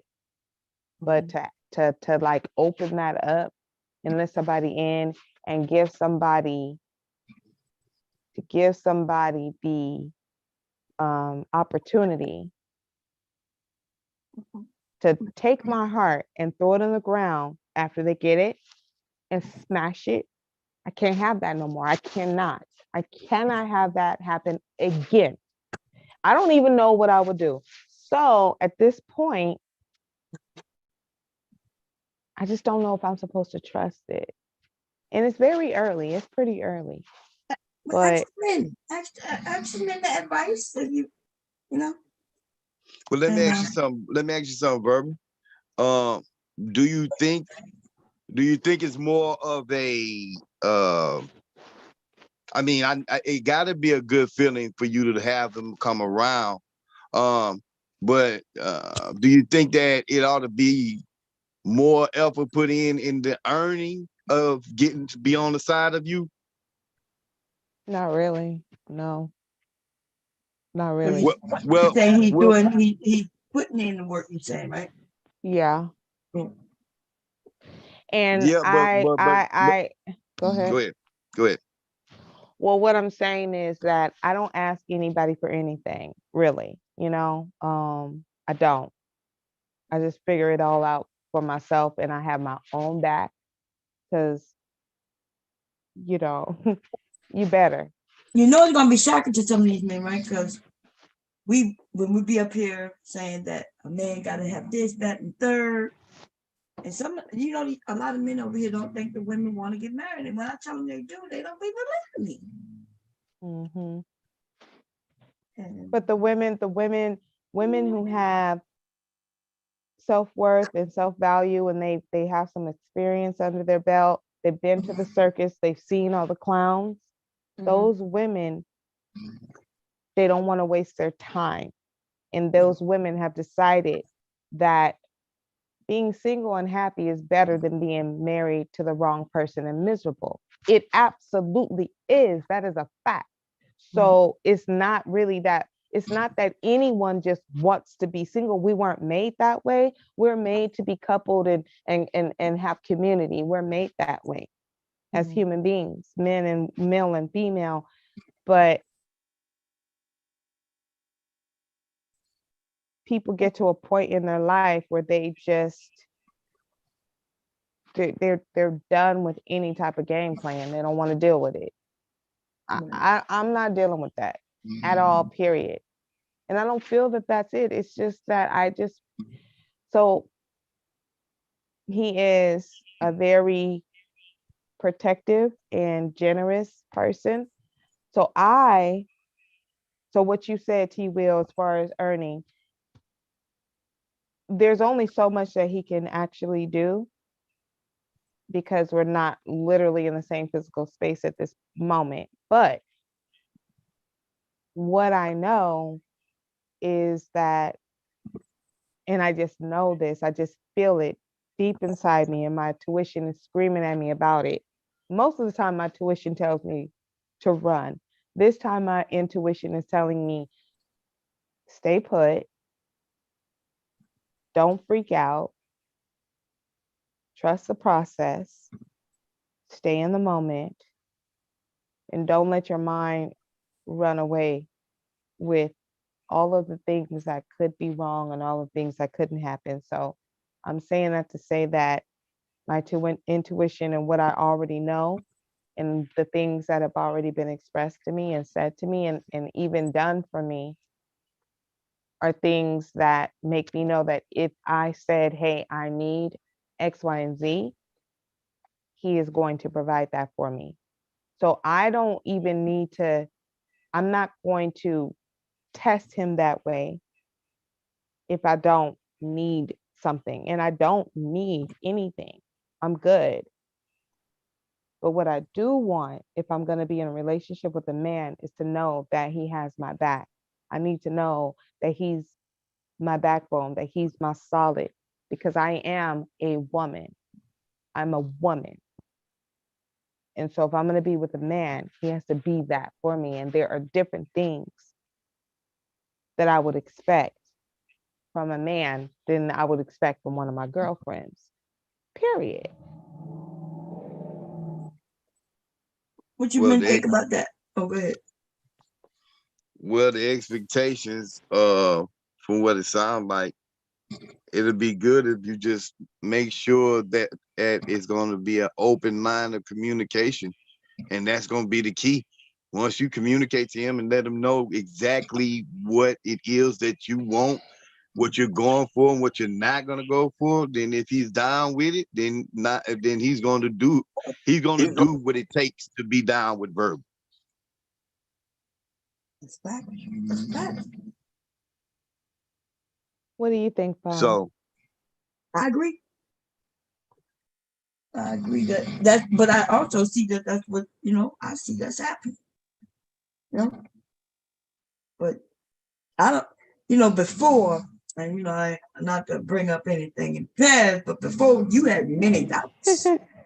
Yeah. You was like, nah, I don't know, Bob. You was like, I don't know. I sound totally different, right? Yes, totally. Totally different. I don't even know how you sound before, but I'ma say, yeah, you sound totally different now. She sounds confident, yeah. And you know what? And you know what, Verbo? I can honestly say that what I'm hearing, it sounds sincere, so I know it's truthful. Yeah. So, yeah, hey, all I can do is say best wishes, man. You know. I'm just, just let them know. Just don't let them know. Don't get out of line, because you still got. Yeah. You got. Oh yeah, he talked to one of my friends briefly today, and she was like, "You better be nice to my sister." And he was like, "Oh no, I promise, I'm gonna be very nice to her. I'm gonna do everything I can to be good to her." And she said, "Yeah, because we're gonna come and get you." He was like, "No, please don't come get me. Please don't come get me." Listen, I can Did she rally give the it? troops. Did she No give it problem. the stamp of approval? I know she's been knowing you a very long time. Yeah, she did. She was like, mm-mm. She's like, yeah. And she, she knows me. And so she's just like, I just want you to have all of the love that you deserve, And so I don't want to sound like I don't even know what's happening, right? I don't even know what's happening right now. I don't even know what the hell is happening. And it's very irritating at the same time that it's interesting and exciting, but it's very irritating. I'm so irked. Because I want to smash heads, I need to smash heads. And this nigga got me feeling all soft and shit. I don't like that. I don't like that at all. I'm very upset about it.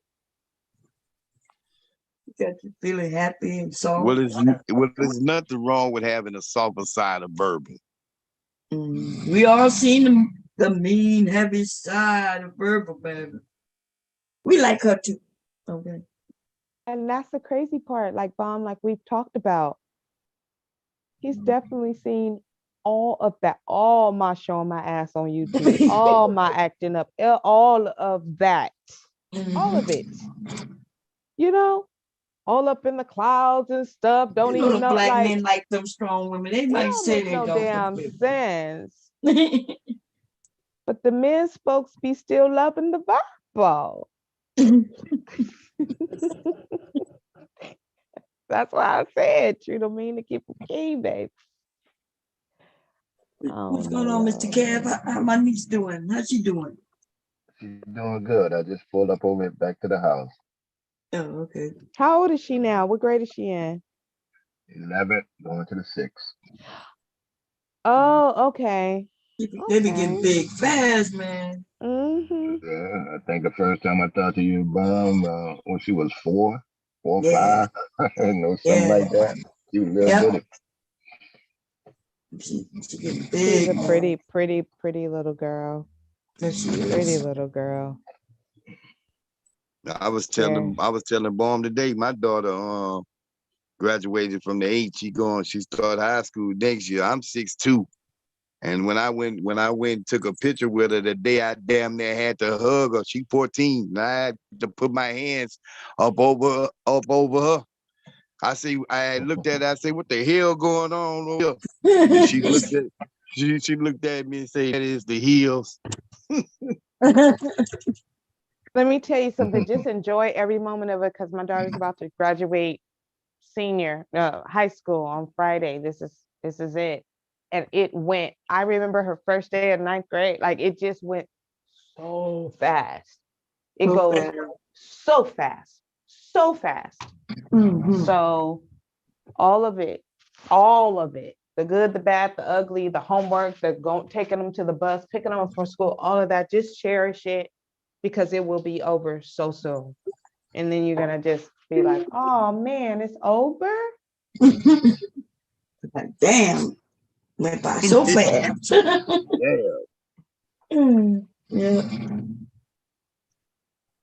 So, yeah.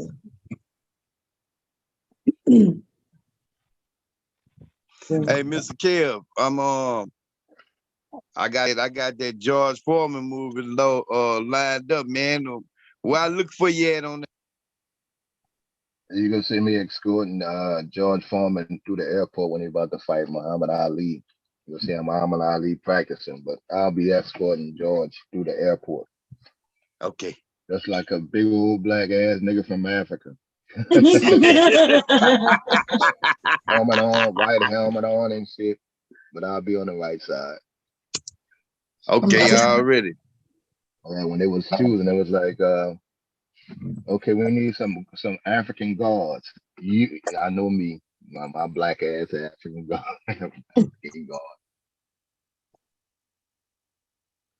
But it was a good movie in general, though. It was. Did you see it? It's a good movie. I saw it. Yeah, I saw it the first day it came out last That's month. the one that's on Netflix, right? I've been avoiding it. It's good though. No, I think it's still at the theaters. Yeah, but it's on that site that I have. It's called George Big Foreman George. It's called on Big Netflix. George Foreman.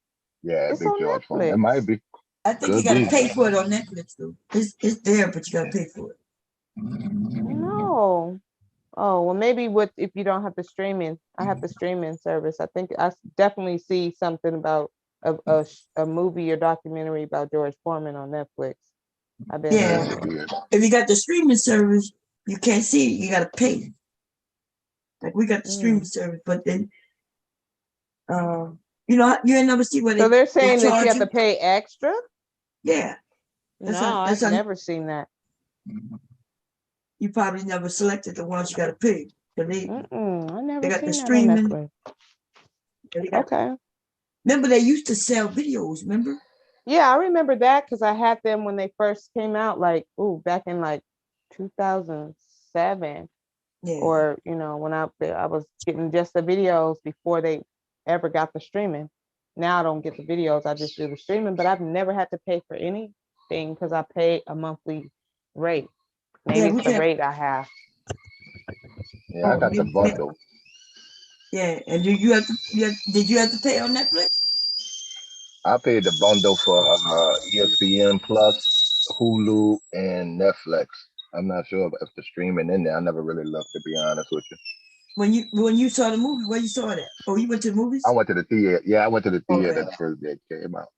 Yeah, so they offer the movies in the theater, but you gotta pay. It's almost like all right, yeah. So it's up there, but yeah. Now I do have a website though where you can see it free. Yeah, there's another one coming out too. I forgot the name of the damn movie I was in, but I have to look at my check stub to see what movie it was. He's like, I was in the movie. I don't even know name. It'll say the movie on your check stub. It'll tell me the name of the movie that I worked on. Oh, okay. Yeah, each movie or show that you do a commercial, it'll tell you which one you did. Maybe you'll be working on a movie that my daughter wrote the script for. What do you think about this towel? That'll work. Verbal. Oh, that's cute. It looked like a skirt. Mm. Oh, that is so cute. It's a towel that you use in the kitchen, if you had to pick up something. Yeah. So. Yeah, it looks all girly and stuff. Yeah. That's so cute. It looks like a little dress, like a little girl's dress. Yeah. That's so Mama cute. would have never let me use that. That would be for decoration. Yeah, I know. Absolutely. That would be for decoration, honey. Yeah. I'm sorry. I use mine, but yeah, you're right. I put AKA on it for the AKAs, so they probably use it for decoration. But I actually use mine. Yeah, I do. But my towel is black on the bottom of mine. And y'all may have seen me like when I need to cover something, like when I'm doing my pizza dough and I have to cover it up. I just use this. Cover it on one side or the other side or both sides. But yeah, it is cute though. Thank you. That's the last one for that. And the more we do.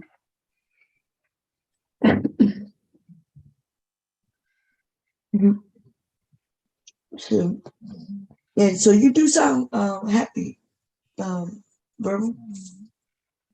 And I'm glad that you come up and speak of being happy because other women give them hope. They give them hope. Like eventually when they find someone, it's okay to be happy and just, Yeah. And yeah, just nervous. So I want the bomb squad to like have my back and cover me. And if we gotta, we gotta wrangle somebody.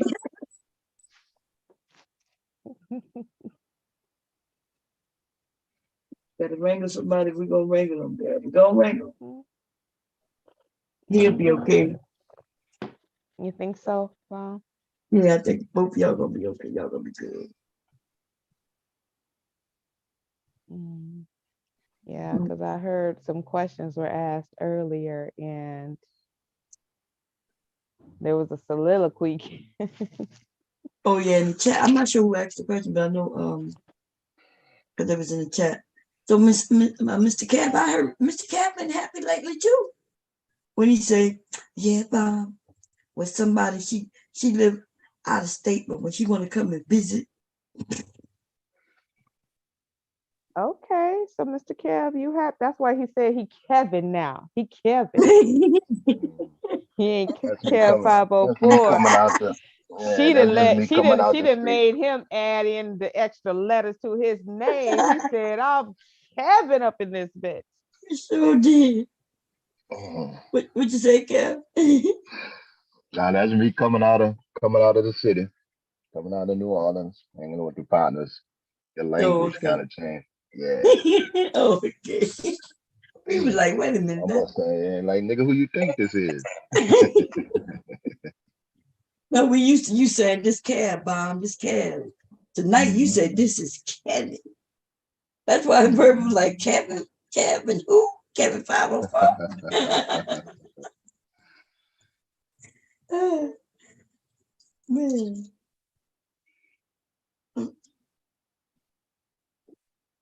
No, I hope everybody's doing good. That was Satan. You parked? Yeah, you Falk investing probably by now. Yeah, that's good. As long as you get some rest. Okay. Yeah, Mom, I still don't get why some of these dudes still have an issue with flying who they want to be around, flying them in or having them come to your city or stuff like that. The manosphere niggas think that's tricking. Oh, ain't that something? Yeah, to me, it's just enjoying your company. Yeah. Money can always be made. So they want the woman to pay her way, and then they call it tricking if you buy dinner, if you let her stay at your house, if you fly in, if you drive her around. Like they don't want you to be around women. See, that's the thing. But I bet you if they get a woman interested and they interested, I bet you they do all those things. You would absolutely do all of those things. Yes, they do. Even remember, pastors say, he'll get on there and say, I don't like child support. I don't like child support. Yeah, I'm gonna get child support. And then he'll say, oh, but I pay my child support. Oh my God. Right. Yeah. Right. You'd be like, but Bob, I do pay my child support. I'm like, why are you on these panels supporting these other men and not paying the child support? I was talking to Taz, and I was estimating that the average black man on child support may pay on average maybe $100 or $200. Taz came out and said, "No, Gav, it's $31."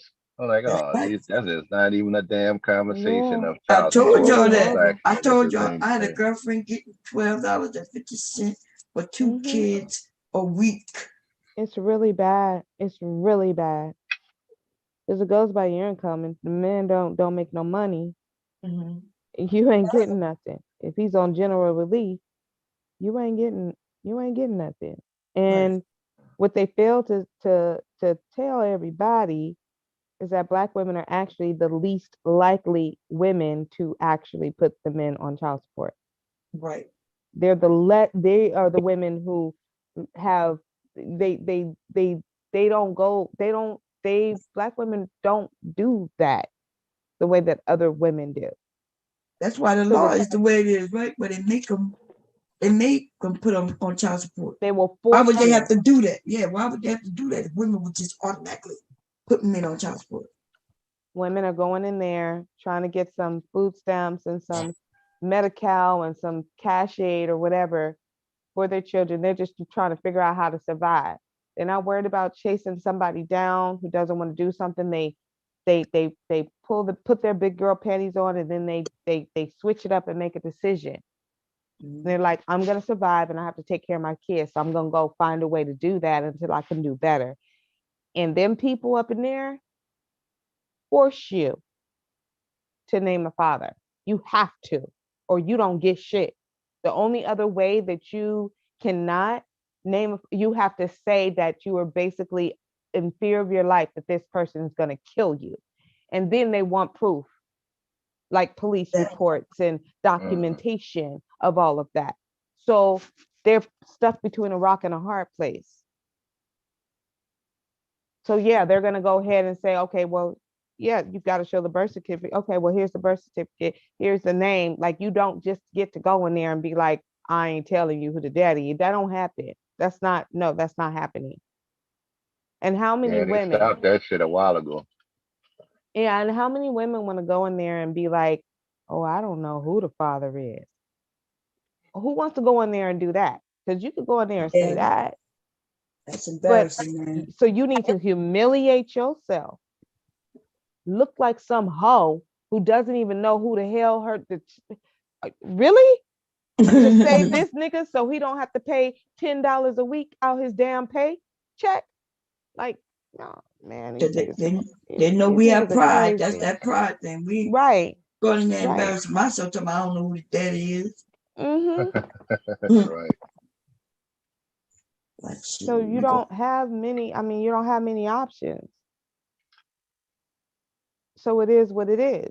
Why don't y'all just take care of your damn kids? Like, I don't understand. What's the problem? Right.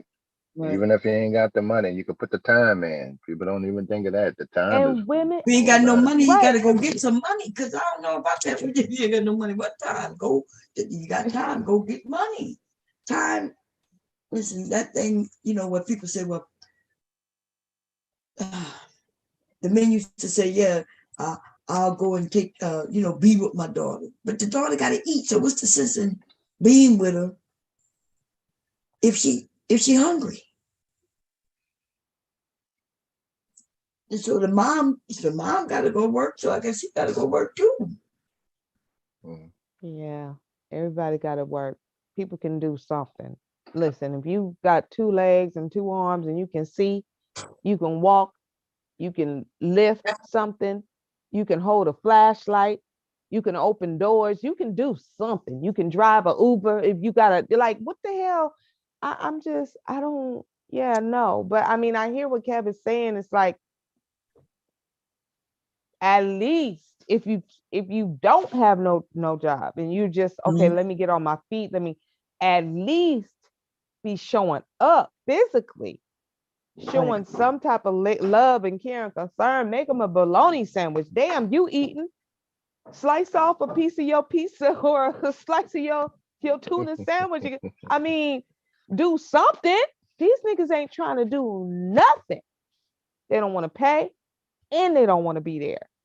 And that's why they pay more in child support. If you aren't there physically, if you aren't seeing the child and spending time with the child, you will actually pay more in child support because of that. Right.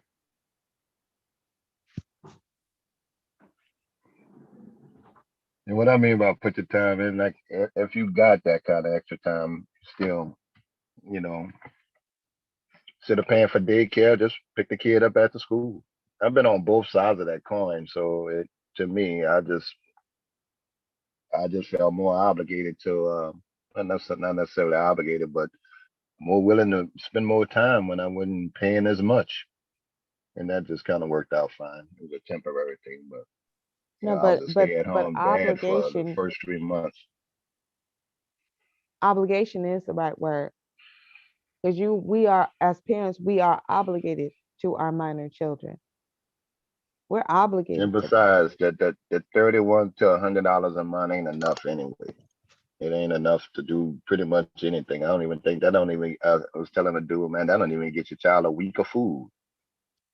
But the let's ask $100. that father if he can live off of $31 a week. No shit. But your child's supposed to live off $31 a week. It don't make no sense. That's just. But these men on these platforms are running around crying about and whining and hollering about Black women aborting babies. Oh, As they if mentioned you something give about a an F. damn. You don't give a care. You They don't mentioned care. something about a celebrity like Dr. Dre and what he had to pay. Well, you not Dr. Dre, nigga. You ain't no billionaire. Exactly. That That is woman, not your hey, that is situation. not your, that ain't your argument. Dr. Dre ain't bitching about it. Why are you? He good with it. His He wife got the good. Why are cheddar. you, man? They don't. So why are you even mentioning Dr. Dre's situation in yours? Like, Right. And come the woman on. was with the nigga for 26 years. Shit. I mean, it is what it is. Any woman with me that long, I wouldn't even argue about giving her half of what I I mean, that's not an issue. Well, she put in the work and but that's the preference though. Why they not mad at the preference? He married a preference, right? So, and we see all these preferences all over the internet. They're doing the exact same thing. And then it's mom's the word. Y'all acting like, man, anyway, let me get out my bag because I'm trying to be happy verbal.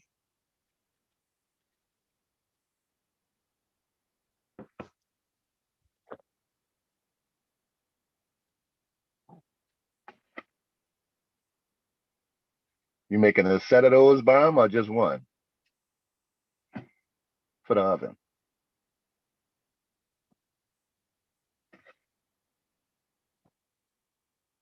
I don't know. Bomb can even hear. Bomb?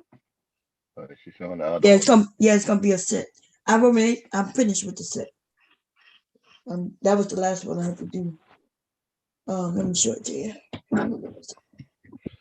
Nothing funnier than when a nigga came up here and said, Bomb, you need to do something instead of just sitting on YouTube. Nigga, I'm working now. You don't see me sewing? Yeah, every time And I damn think near when you see me, I'm sewing. And I think, oh, Here's the that's set. cute. I like that. It's that one and this one. All types of different sizes of booty, because there's a lot of different sizes of booty, and all the sizes need love. Y'all see it? So this is AKA, this is their color. It's like a green with a like pink lemonade kind of color. So this is set, even though it's two. Ain't nobody go use that, Bob. That's decoration. Well, the women are like it. They go another one. This one is a black chocolate. That's definitely AKA colors. They love they green and pink. They love that. Let's see. So this one is and that says the kitchen is seasoned with love, and it got salt and pepper there. Cute. But this one gonna be this one tight. My oh, that is so cute, Bob. I'm looking at the TV. So you held up the one with the black top with the flowers on it. That is so freaking cute. Yeah, that's just a regular one, Oh my without God, the AKA. So I love that. That's so cute. I'm gonna have to buy some of those. I can make it any color. Yeah, that is so cute. This one that I'm about to make now isn't gonna be a dress. It's gonna be a little bit. It'd be cute if you could make a dress and then like a short suit, pantsuit for like a toddler. That looks like a little toddler girl dress, and then like or even like a small like man suit, and you can put them side by side. Oh yeah, that would be cute. That would be so cute. But anyway, y'all, I gotta go. I'm sleepy and tired. Okay, And have a good night. Shoot, 12:30. Bound, call me, okay? Okay. When you get a chance, I'll talk to y'all later. But call me tomorrow if you want. I have a doctor's appointment tomorrow too. What time's your doctor's appointment? 5 something. In the afternoon? Yeah, I make it in the afternoon. Girl. I don't get up in the mornings. Shit, now I'm gonna get up in the Okay. mornings when I'm still You up all up. night. Right. So I wait till Okay, hubby get home and then he'll take me when he get home. okay, I'm off tomorrow because my daughter's graduating on Friday, so I got stuff to do tomorrow for that, and I gotta do her hair and stuff. So I'm took some vacation days off, so I'll be home tomorrow just doing stuff in the house. So I'll call you. Okay. All right, I'll talk to y'all later. Good night. Okay, good night. You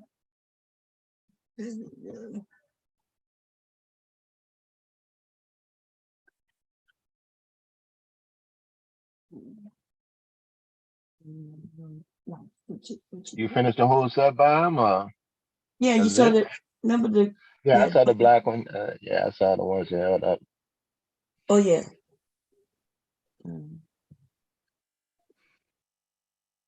So usually people don't usually want like a set, or you could get a set, but I do make 2 of each in case. Yeah, I was about to say 2 should be more than enough. Just something to drape over your stove or your Yeah. oven. Yeah, it looks cute. And then people Mhm. put them in the bathroom too, like a little dressing up in the bathroom. But yeah. That's my only thing about being a single parent dad. I got to find little knick-knack cute stuff, little Yeah. paintings and little stuff like that. So, because I know that that's an impression on my daughter. So, can't have her living just like a damn Paul a damn time.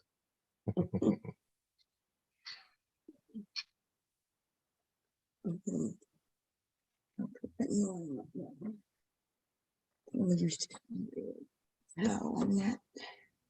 It's gonna go to the top of that. I don't know that. Let's do it too dark for this. Come on. I like it because the fruit, right? So I'm not sure if y'all can see, but the butts on these ladies are fruits. See, you see Yeah, I can see it. the pear, banana. So they're different ones. Apple, pear, cherry, pineapple, and which I thought makes wine. It could make wine. So I'm gonna put this towel underneath it. But this looks too busy. I don't know.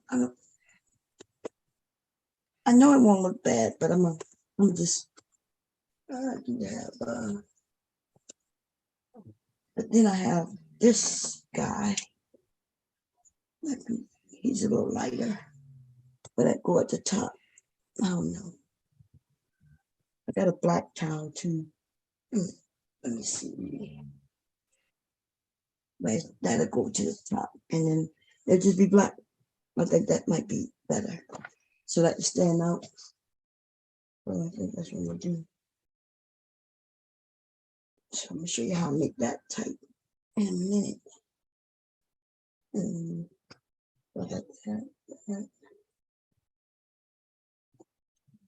Yeah.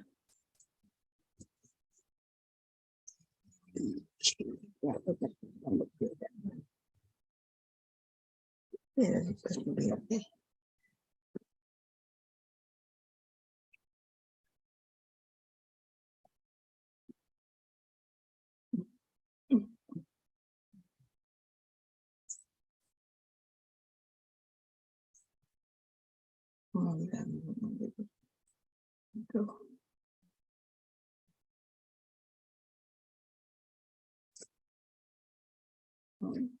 Yeah, Brian, the movie industry kind of slowed down a little bit since the writers went on strike. Oh yeah. Had to get verbal daughter to hurry up and write some damn movies and stage plays or something. I know that's right. Yeah, it could be done in high school.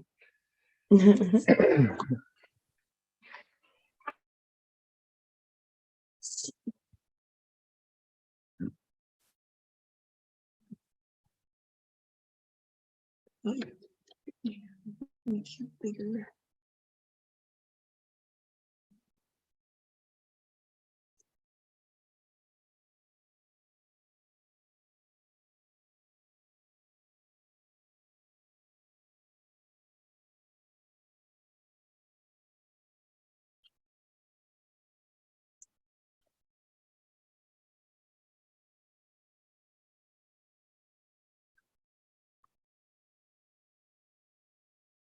Pull your strings. I'm gonna make you into address to you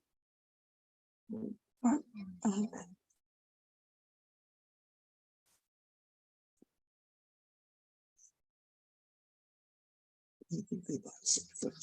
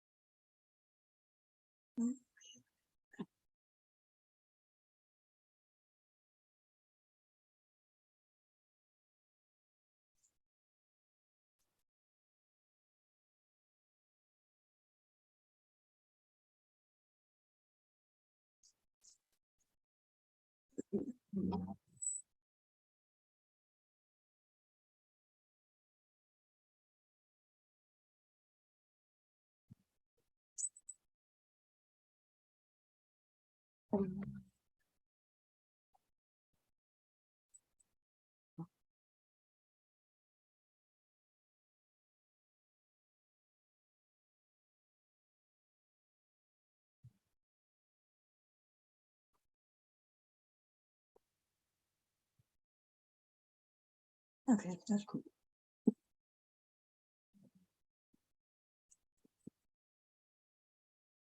Oh,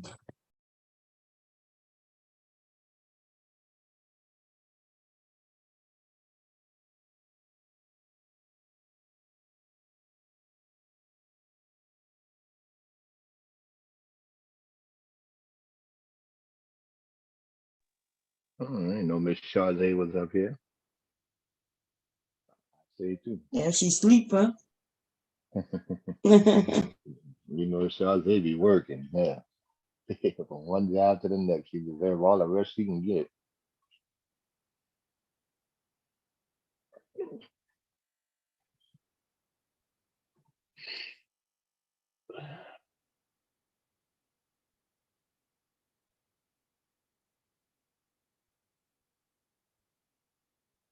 Hold on, Bob. I'll be right back.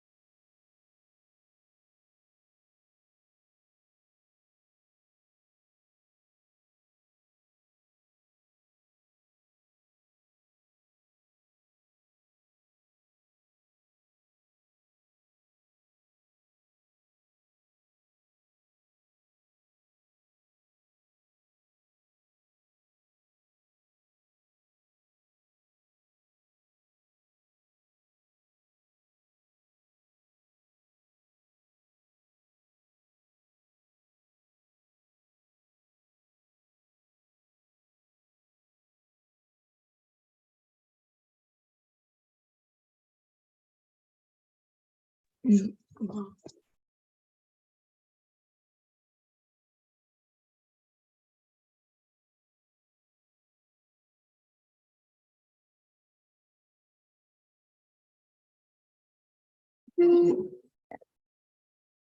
Yeah.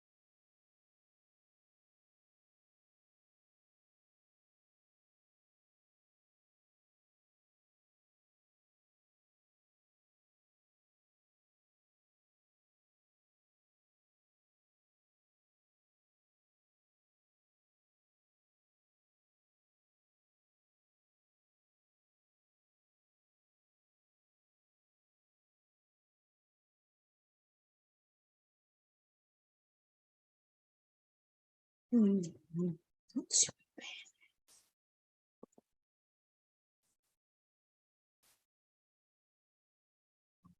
Yeah, this is way too.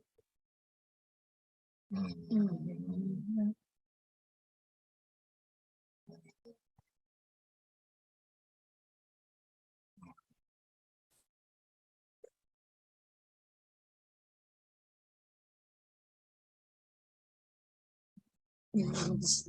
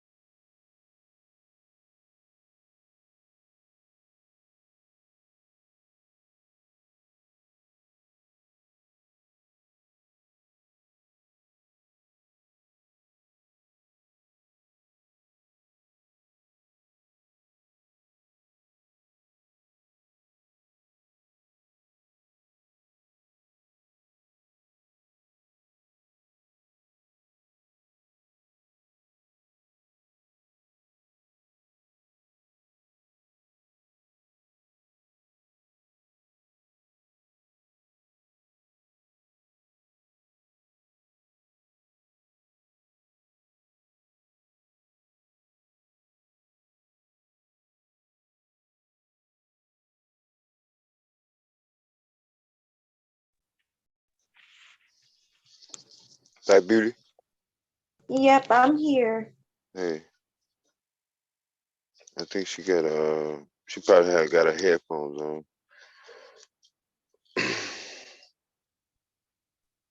Hey y'all, y'all quiet. Can you Yeah, hear me? yeah, I can hear you. Oh, yeah, y'all quiet. Yeah, I think she might have stepped off for a second.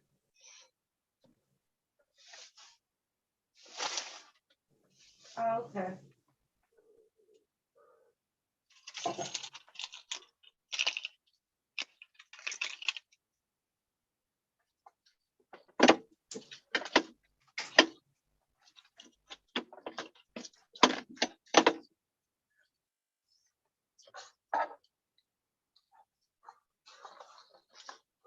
Oh, yeah.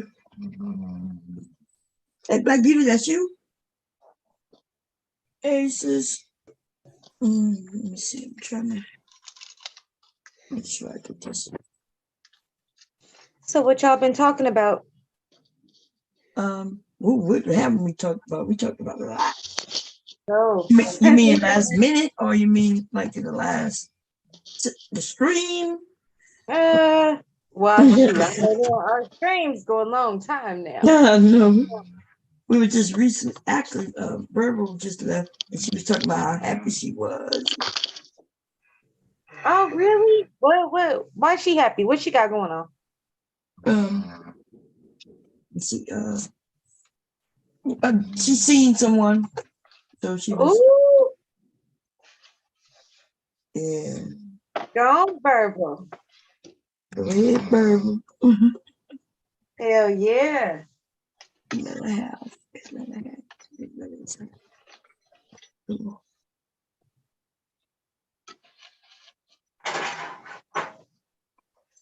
Bomb. You know that recipe that we saw that the show that we was laughing at the other day with the chicken? Oh yeah. My homeboy tried to make it. And brought it over, so I'm about to try it. Huh? I said my homeboy, he had brought it over earlier today, so I'm about to try it. Yeah, good luck.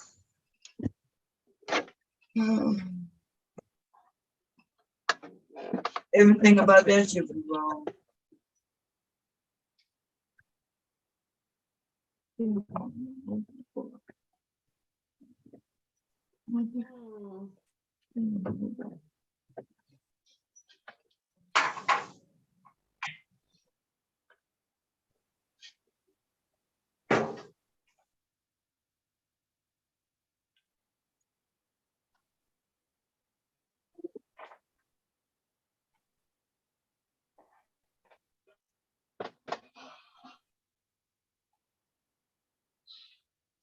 Yeah. So you said he tried it. So what do you say? How it came out? Everything. You gonna put butter and all that shit in that shit? It look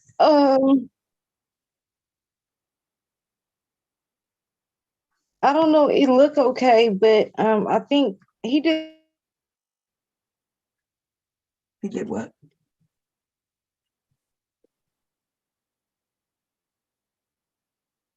The noodles, I think I'm gonna like shit. I think I might have talked him up. He can't hear you. I don't know what's going on. Me? Or she coming in and out?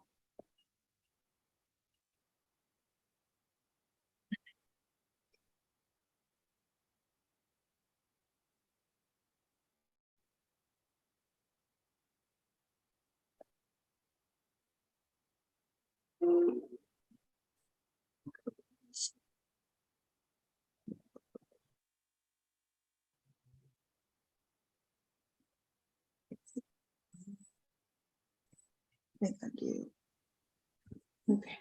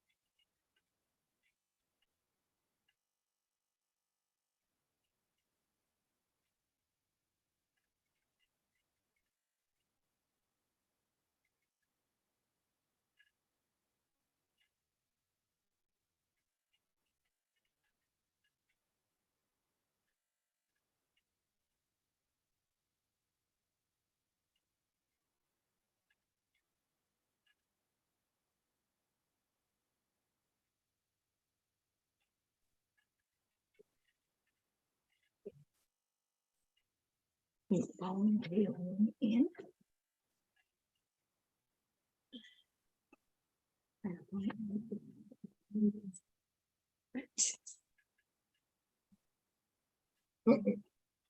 Yeah.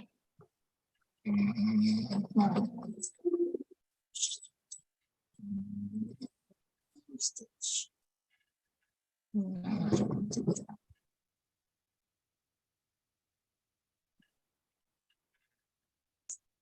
Stitch on the pin.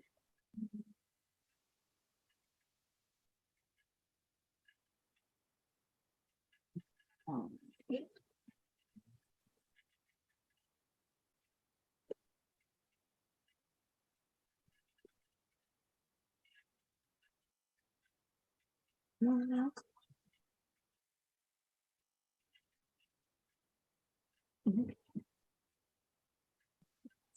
Make this long.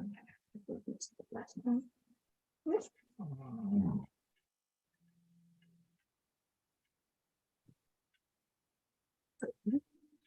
Long stitch, long stitch.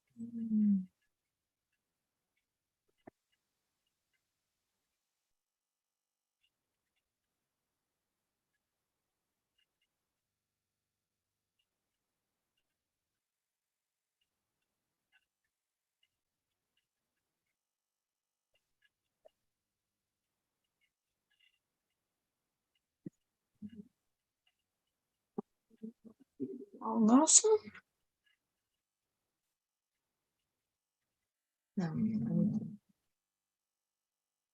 Orange.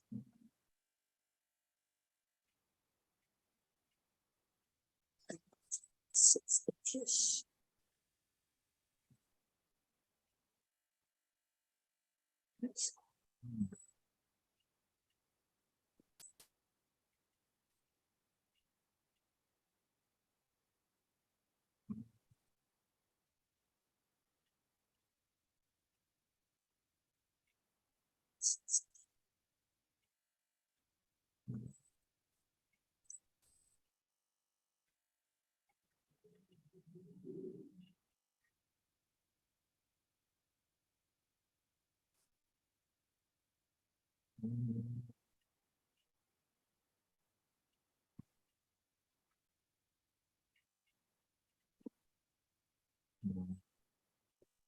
Oh, it's gonna lock it. No, we don't want to lock it. No.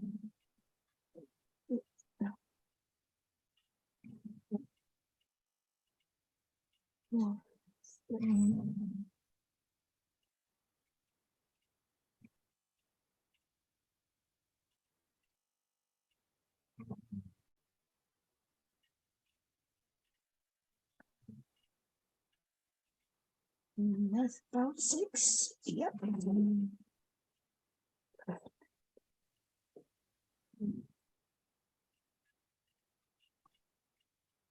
Or lock it first. Yep. What you mean?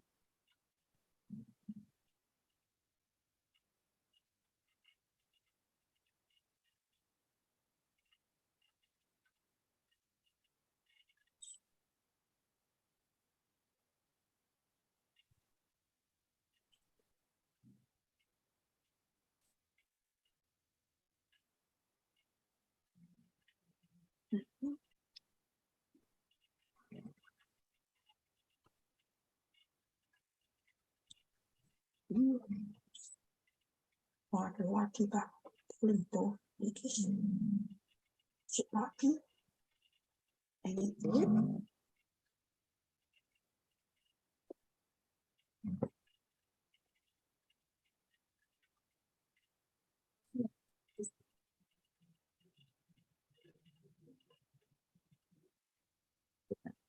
six.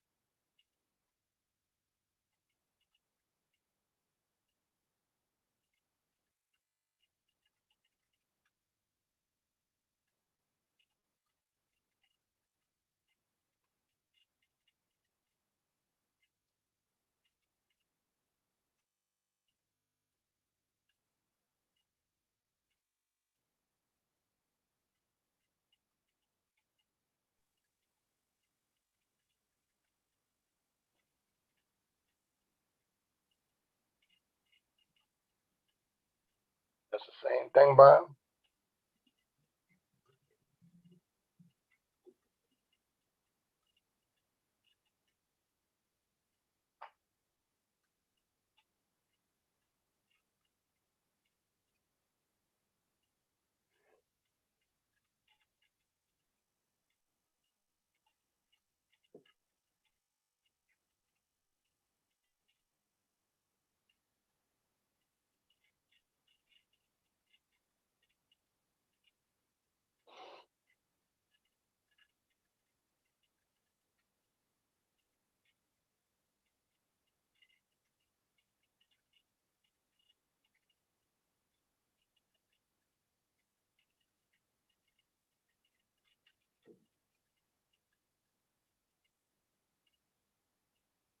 Oh, I'm sorry. I was talking. I was muted, huh?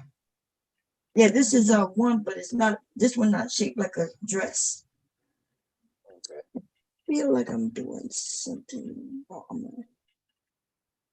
It's the top. And there's the. Let's see. What?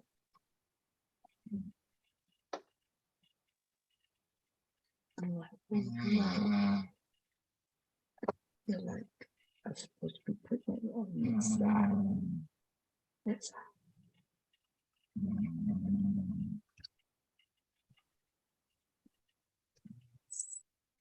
you're gonna get that out. You're gonna be on top.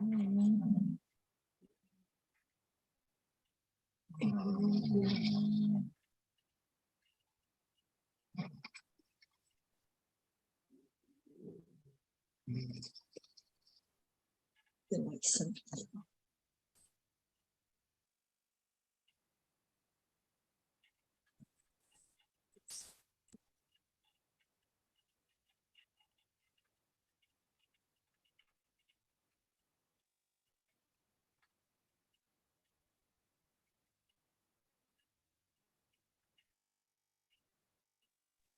Bomb, this little girl got 2 more days of school.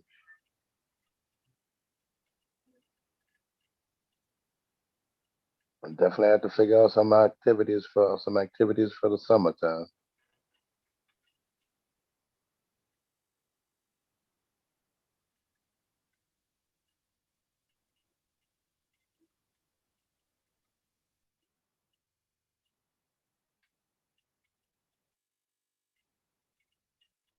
When do school end?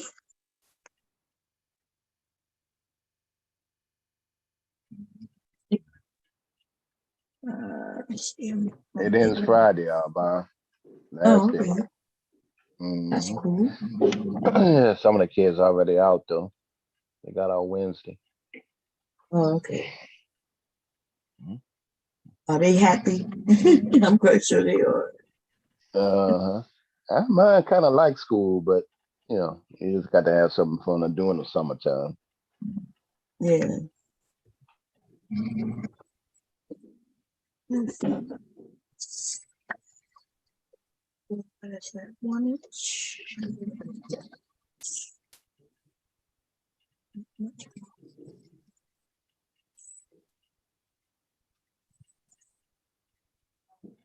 No.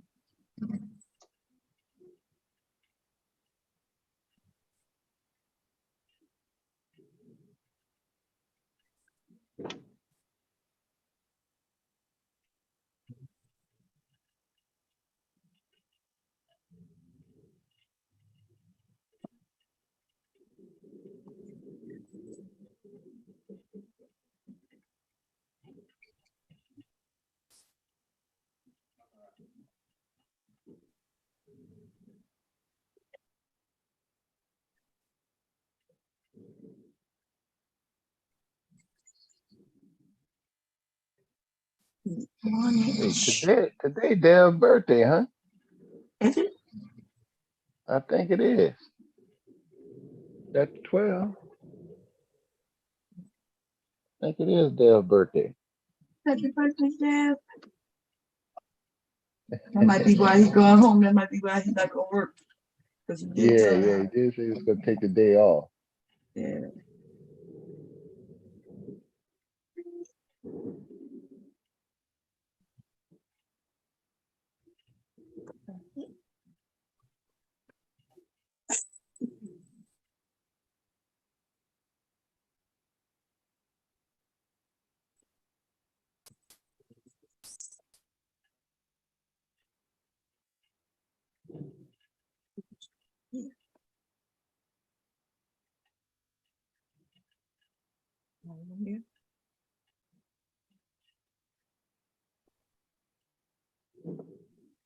I was thinking about what you said about Tina Turner Mansion. Boy, while I was cleaning up, I was like, yeah, they need more than 2 or 3 people to clean that big old place. So, and they had to do some dusting.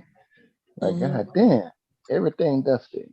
That just the three. So you imagine in that big old place, that big old mansion they have full of furniture.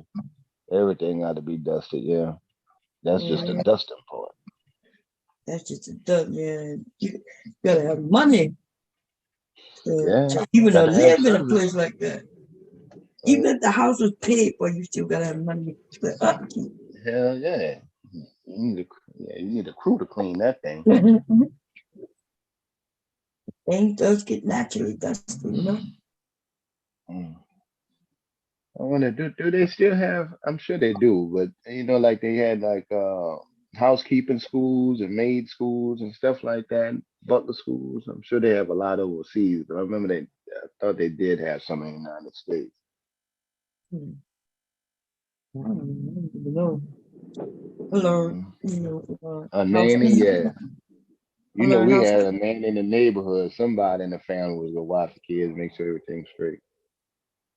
Yeah, I learned by getting a job at I worked at a lodge doing housekeeping. Mm-hmm. Yeah. Ooh, that's some real work there, Bon. That's some real work. I worked at the High Regency, and my girl I used to date used to do the rooms. And as they go see it up there, she had to flip the mattresses and all that. I'm like, damn, how many rooms you got to do a day? She just gave me a little sheet. I'm like, yeah, that's some real work there.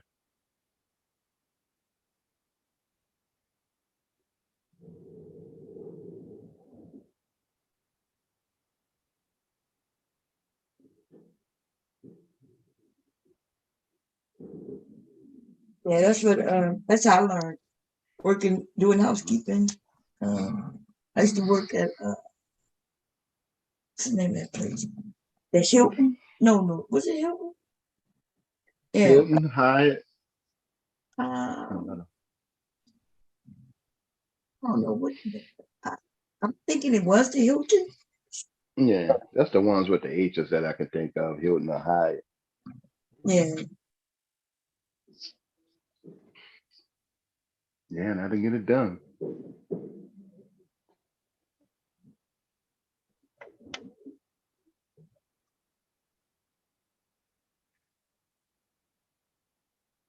There was always 2 events that they used to hate at the Hyatt.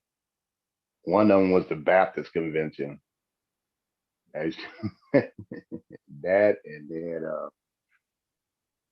I forgot, was a New Year's party and stuff like that. They just used to trash the rooms. Like kids should just tear the rooms up.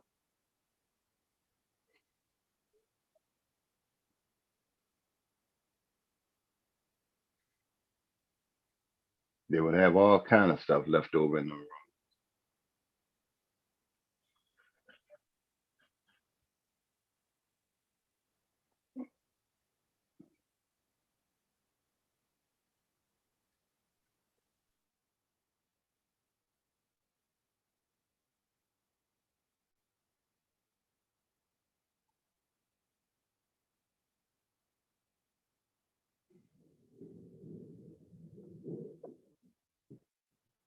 Yeah.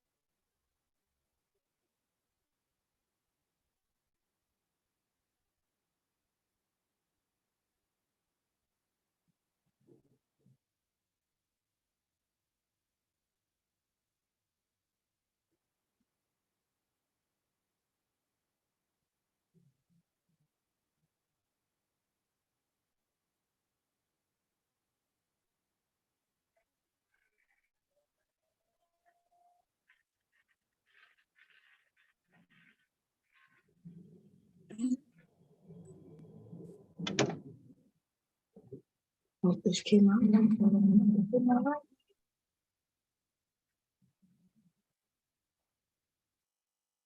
Okay, so this one is different. You see how it's going to be like this? But it's not done yet. I'm still working on it. Oh.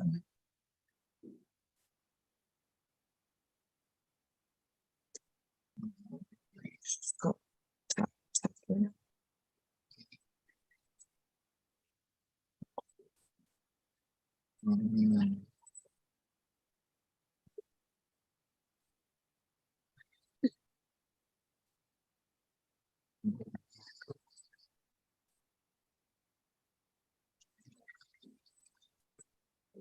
Nope. I gotta catch this again. Damn. Okay.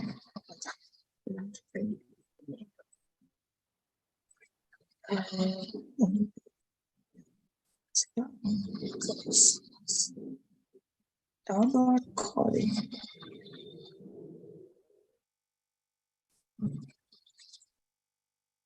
I didn't catch it. I'm gonna use to this.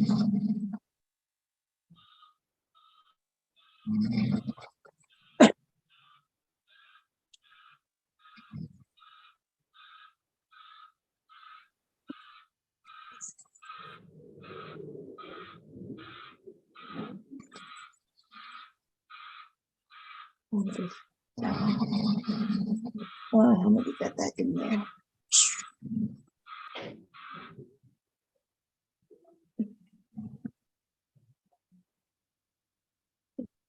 Okay.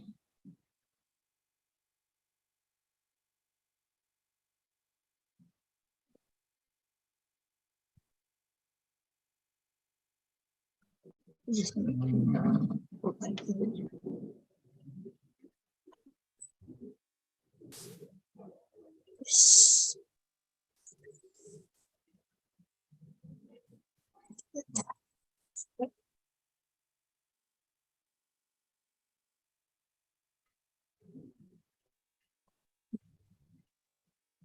Up here with it. Mainly because of that.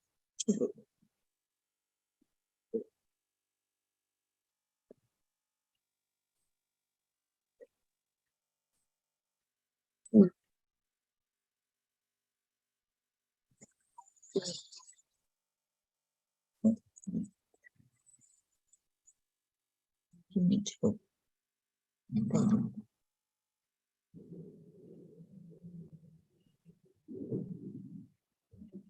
Yes, you need to.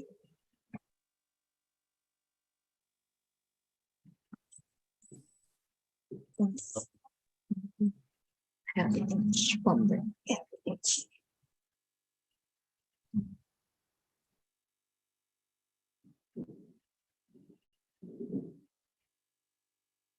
More Africans. Makes it inch with the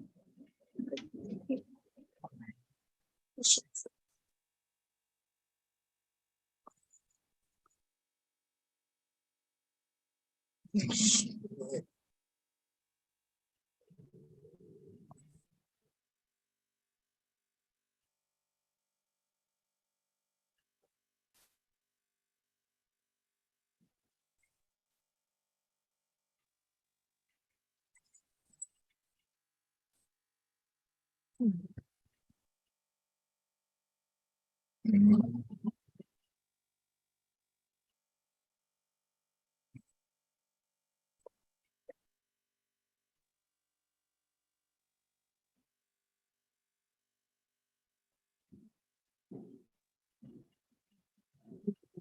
That's one. Yeah.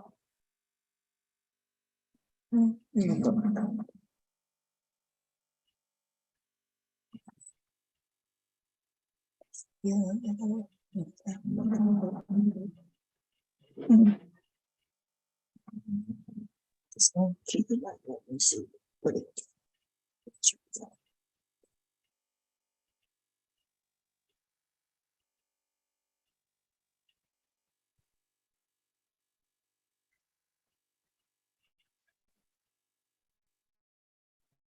First grapes.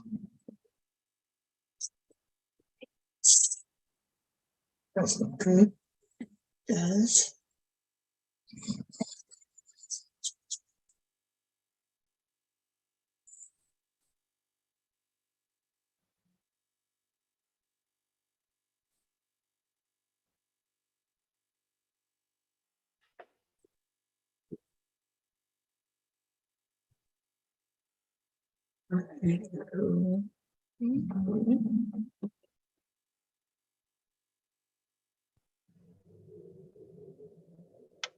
No, no stops. Oh, this. This.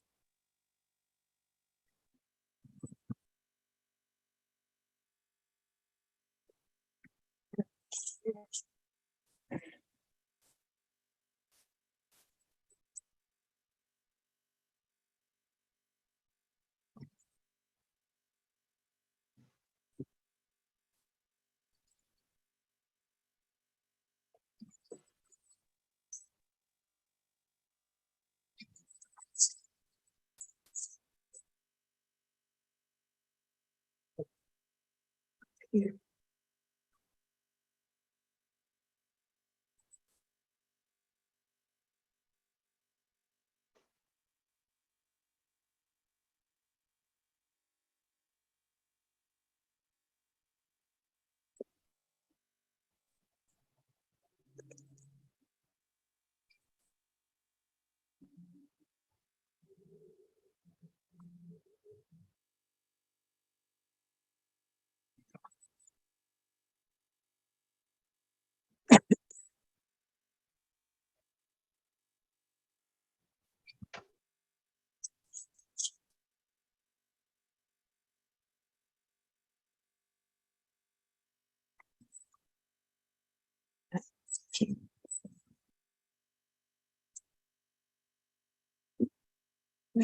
Here is how.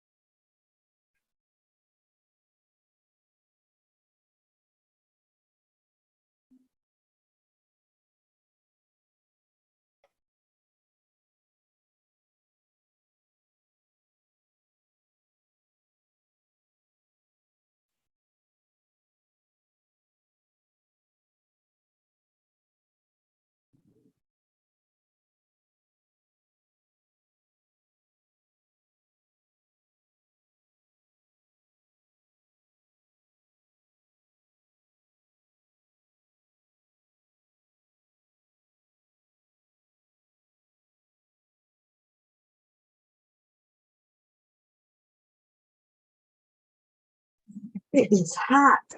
It's me, and where is my medicine? Black cords or something. It's hot like a mom. You love it. They're not in my house. I mean, you're on bed somewhere? No. Ooh. Ooh. I want to put a fan on in a second. Blow on. I would be freezing. What's the beverage?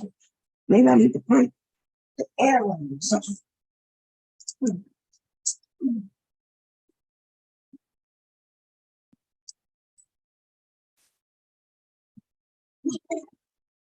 Finish this real quick.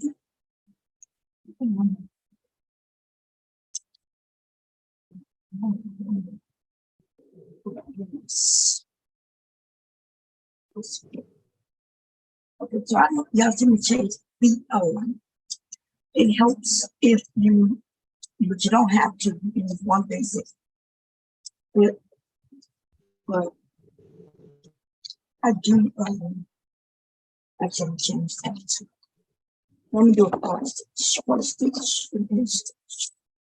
and yeah, if you have a lot of feet and you know that floor, it just makes things much easier. But you know, I do a lot of things that you don't have to do. But it does make your projects come out much better, quicker.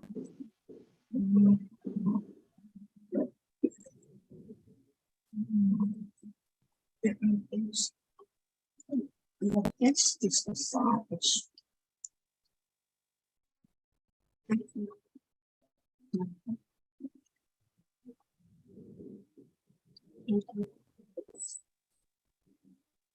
It's kind of bored.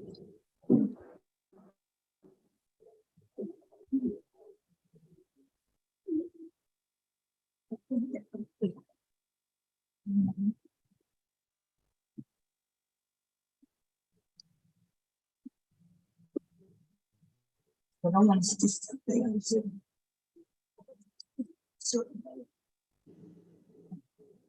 because I'm top stitching and then I stitch from the liner and I'm going to push over it. More.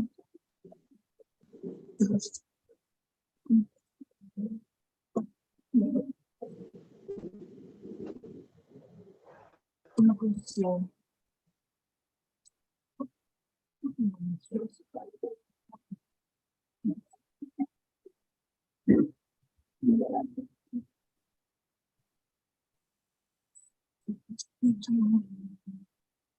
I quit.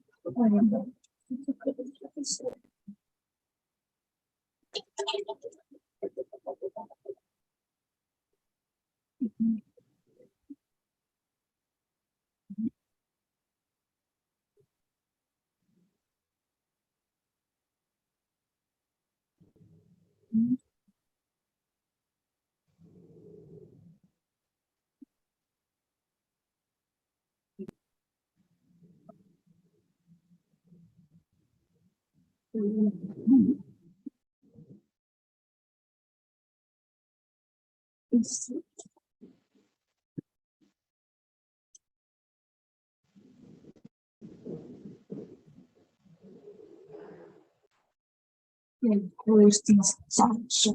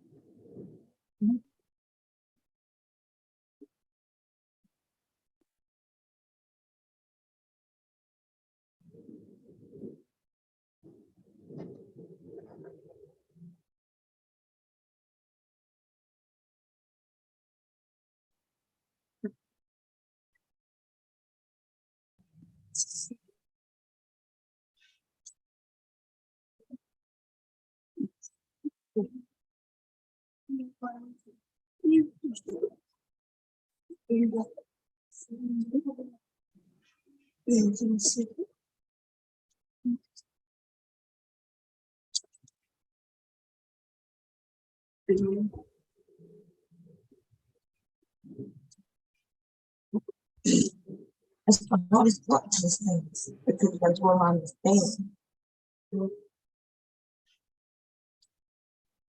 I go and I cut the extra look. I'll show y'all this one.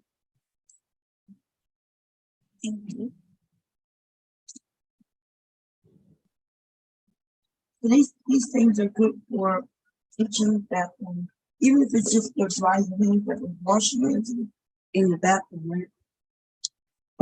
It'll be sitting on the thing. Let me show you how it goes.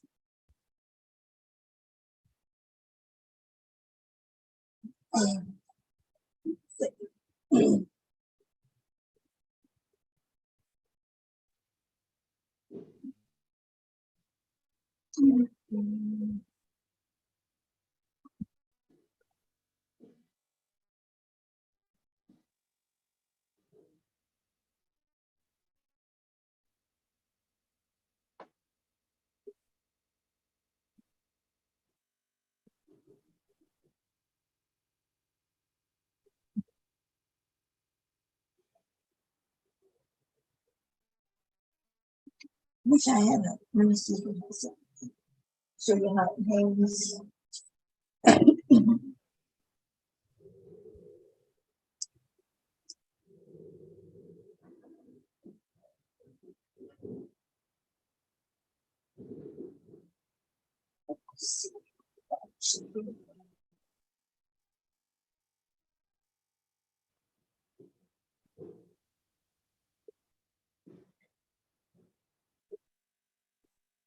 Okay, so this the right side, this the wrong side. And what you would do is you would, let's say this was the bar. This is,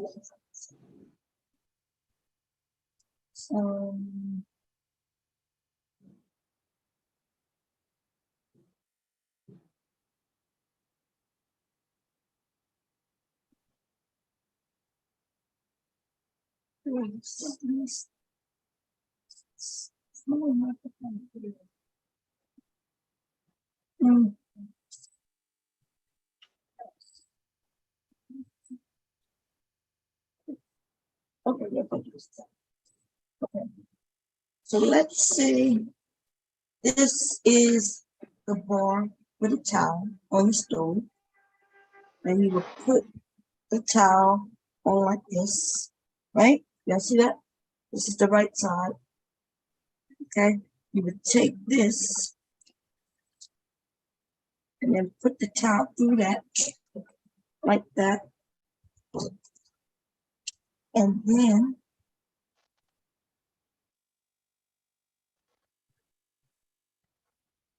Now, mind you, this isn't the right size. Okay.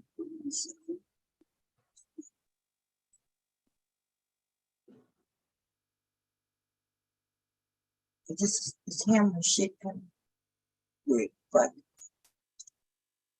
so if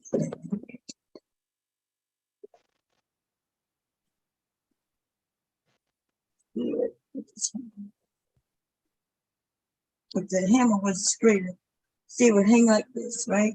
So that's how the towel would hang on the bar, right? This part right here, when you want to take it off, you grab it and you pull down, and the towel comes off, and you're able to use it. Okay. And like I said, you can use it to dry your hands. Women use it like, because I use a lot of flour and things like that. Flour is on my hand. I take this off the bar and I hang it back up, and there's a design at the top. Okay. And so how do you put it back on the towel? You bring that here, take the towel, grab this part that I made, grab the towel through,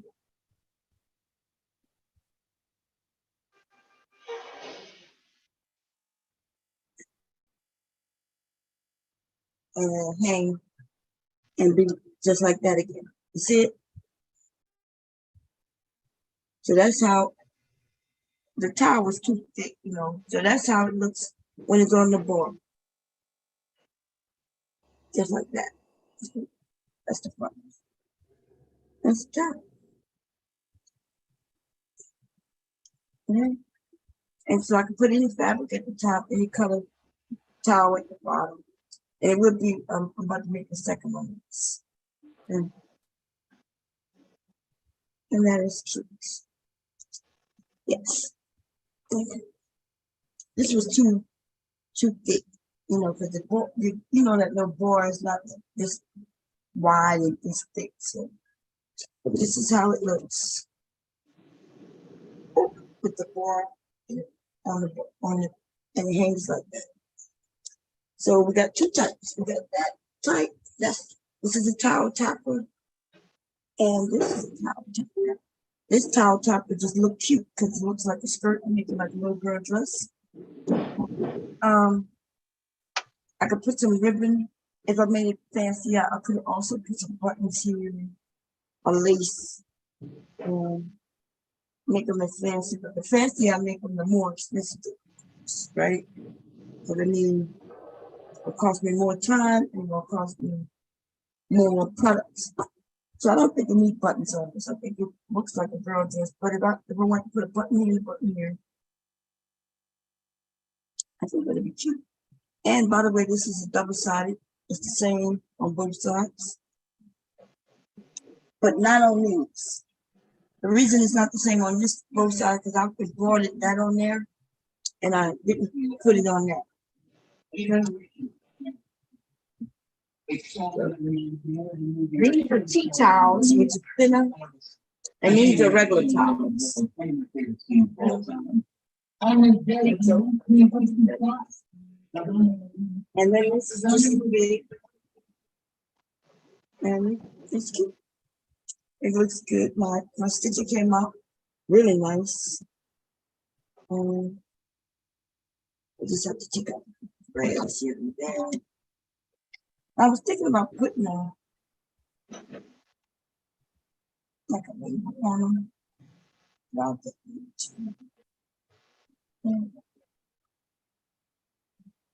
Put off the excess threads. And that's it.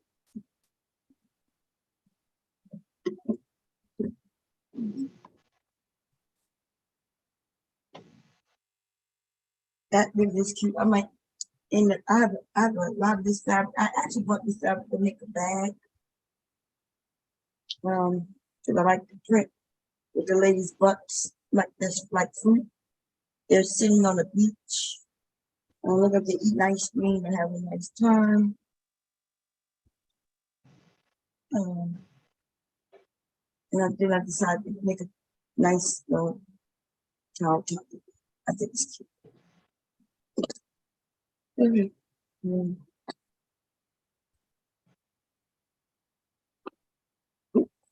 do the next one. I have this type also, then it's gonna be a child topic, like the one I just made. Next up, just fabric at the top. And I think when I do this one, I will name it. I think maybe the one.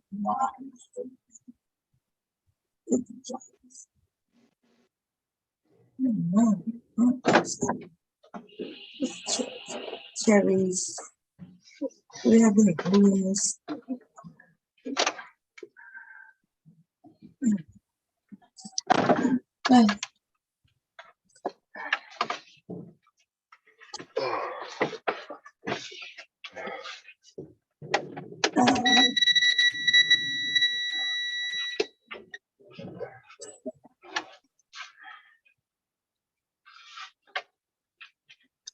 Oh, and remember when I made this bag? This is a hold this, open the bag. And then it has a liner in the bag. This liner is water resistant. I mean, if you put something wet in it, it'll be okay. Okay.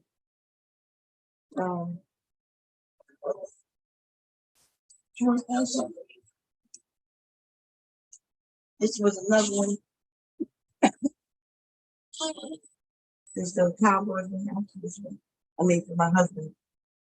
Okay. Also, you can sing. You can put shoes in them also. Like I know people use these bags for store their shoes, wine bottles, all kinds of things, right? But I made this for my husband to put his shaving stuff in it, or whatever you want in it, you know. So it's two-tone. And actually, I'm not done with it. I just have, am I done with this? No.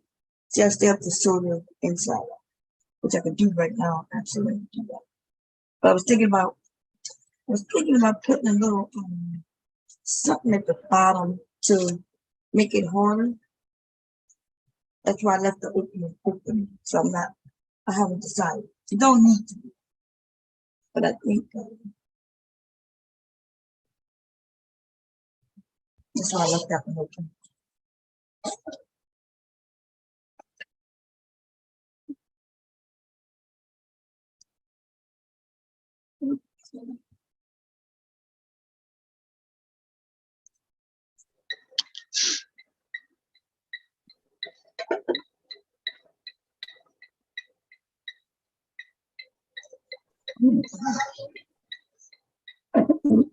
Yeah, they didn't fill off.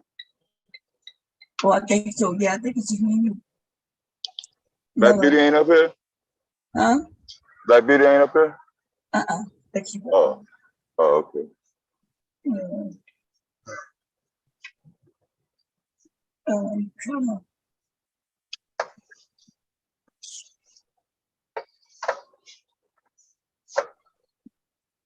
So did you see it? So this is the top one. The last one that I made just now. What's that? What part of that? Huh? That's a dress? No, What's this that? one. This is like the dress, but I didn't make it a dress style. It's a towel top. So it fits on this same thing. It just don't look like a dress. No. I got you. Yeah. All men would want ones that look like dresses, unless you got daughters and stuff. You know. Okay. So this wouldn't go on the bar, just like that one does. Right. Pull this handle when you want to take it off the bar.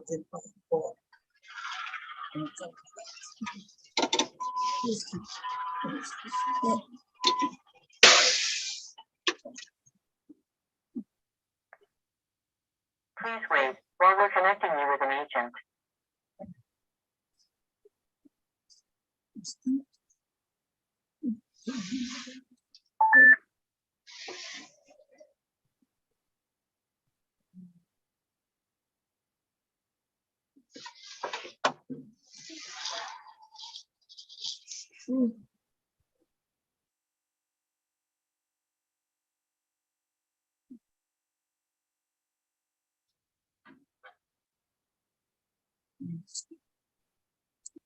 I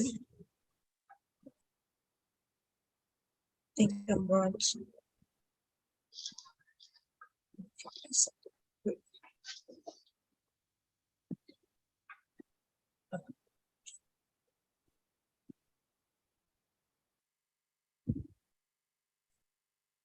I just have the last four on the load ID.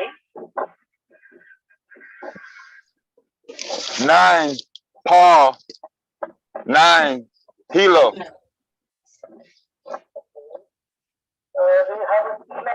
Yeah. Thank you.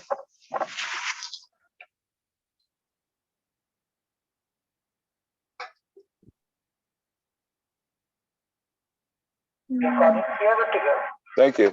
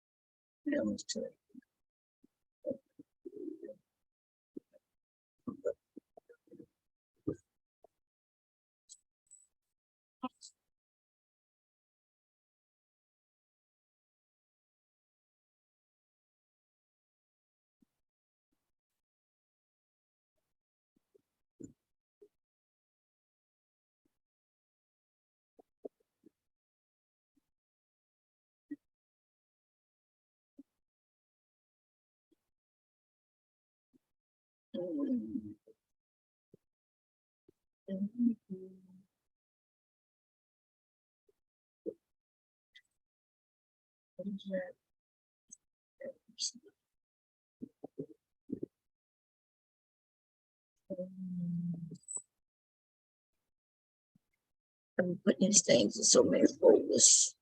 I have so many that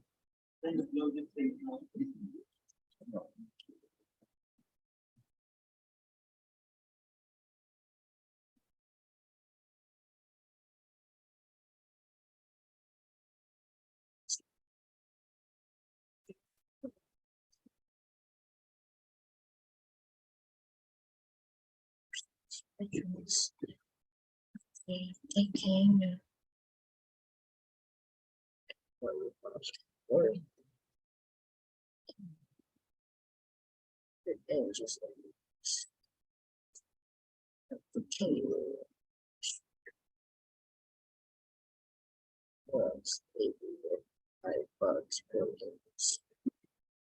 Okay.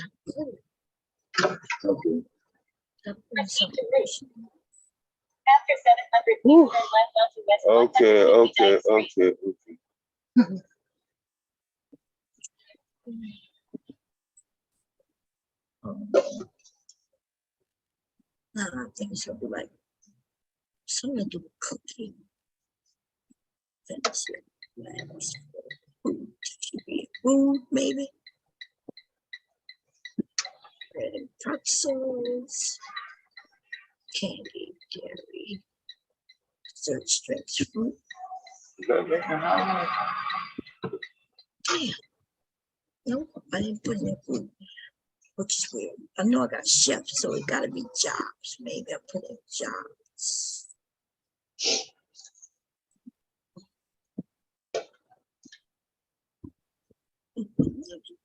Occupations. Accountant, apparel, bartender, restaurant, chef, cooks, equipment. Nope. Chefs. Yep, I think it's where I put it. Maybe.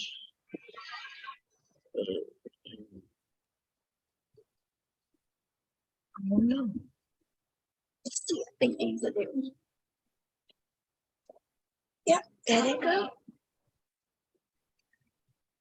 Yes. Okay, where you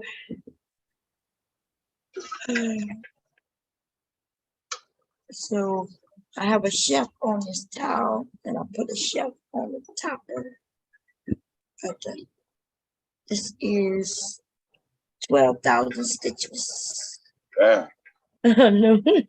And it's small too. It's only 3 by 3. Yeah. Small, yeah. But it's big enough to go on the top of let's see. That's, let me go back where I was.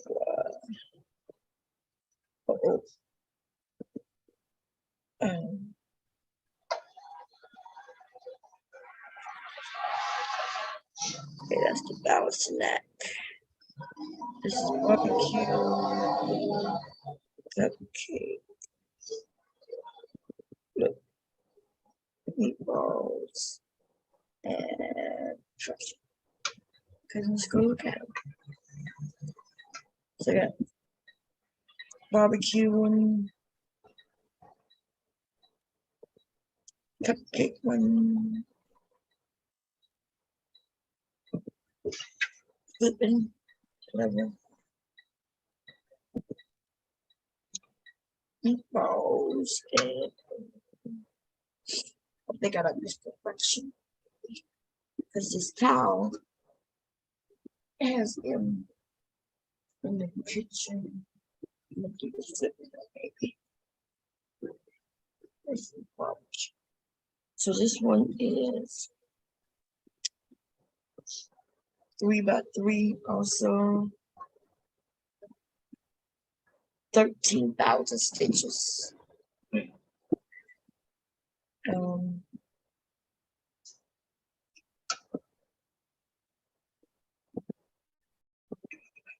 This is 3 by 3, and this is 13,000 stitches.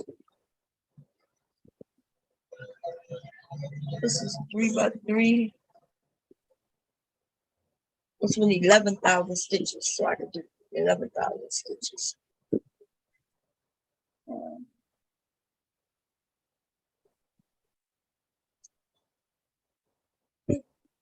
Here's the meatballs.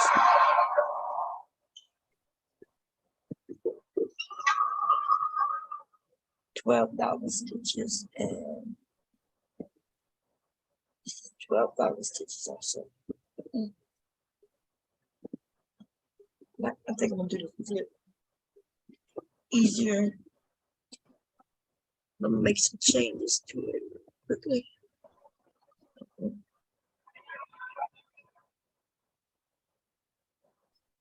Let's see.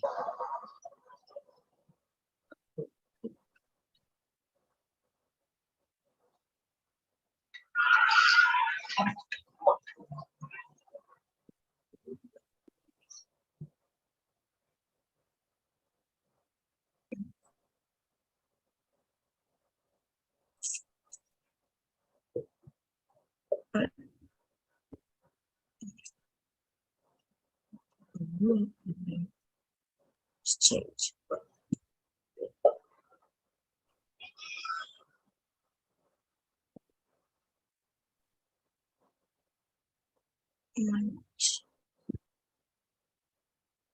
Shoes is black. Pants is red. White. He's you got them in pink, salmon pink. Yeah, to the now. We're gonna make him a little black. Oh no, not the pink. Yeah, he was pink. I'm gonna change his colors a little bit. Thank you, Candy Cane. Change his hands. What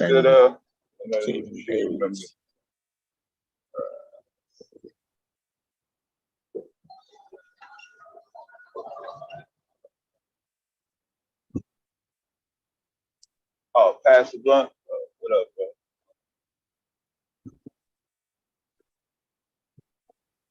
Yeah, I was trying to sneak off to my crib before the midnight.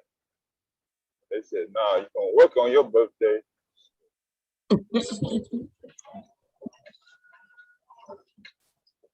Jesus, First half of it.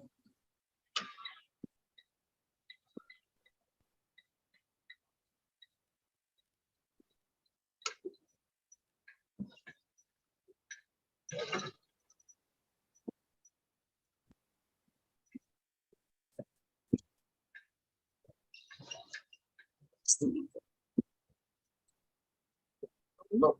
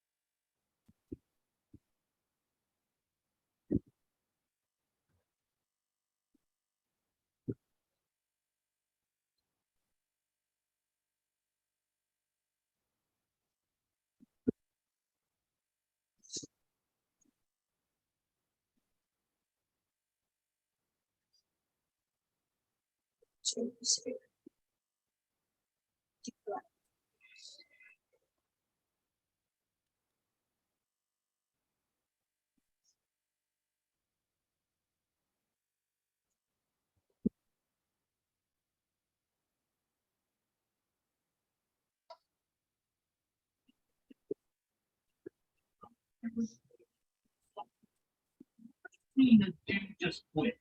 He just like goes up to the phone and he's, I'm done. But I've never seen a coach give up halfway in the middle of the season. He's been on Godwin, and then I did.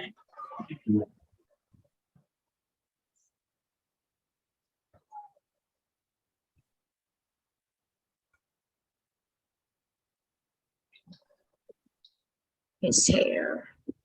That's we'll make that.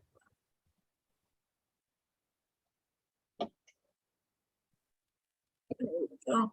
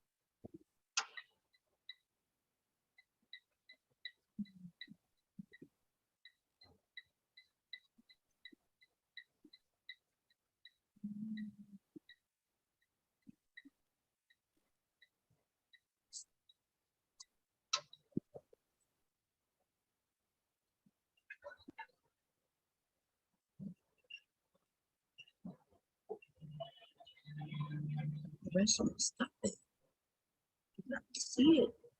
But I should. That was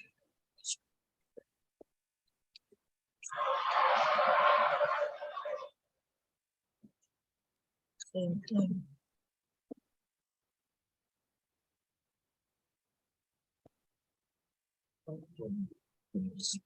Share with people. Silence should be up here in a second. Silence should be up here in a minute. Keep changing its time from 5 to 5:30. It's going to sleep off.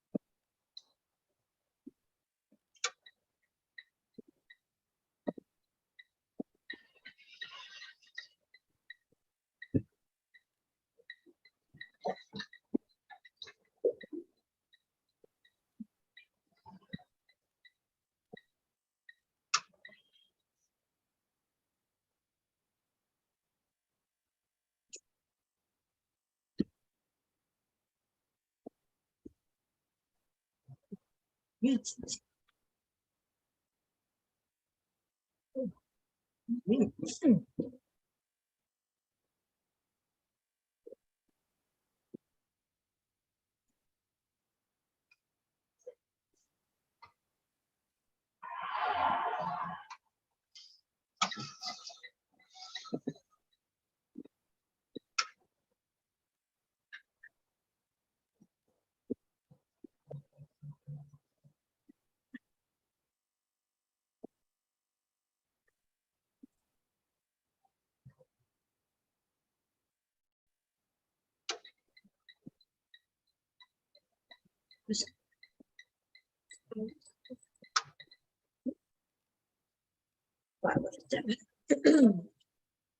Think just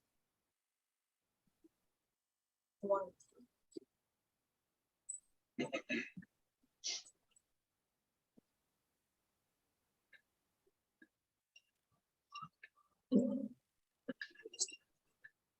Gonna go.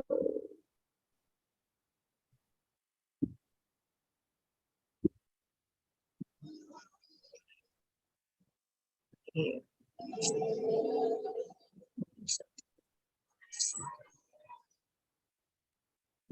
This one's first. Maybe this one.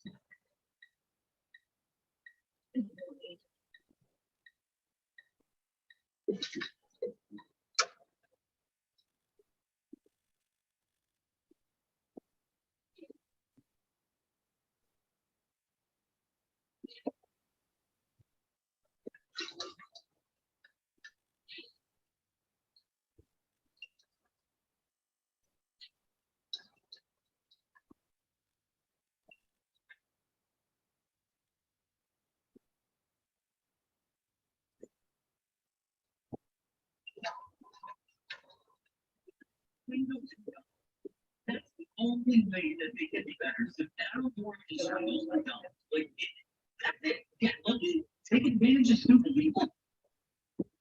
Yeah, I guess. I mean, I guess you just trust what.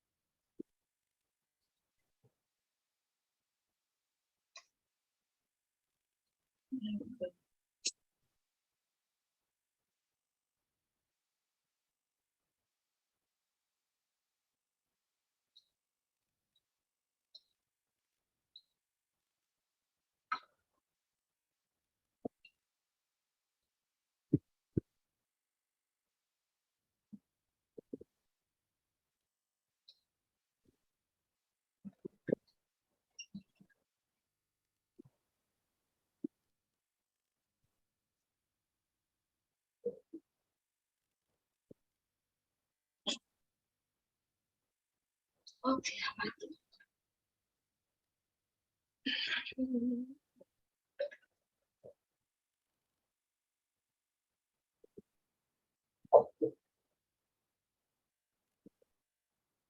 Okay.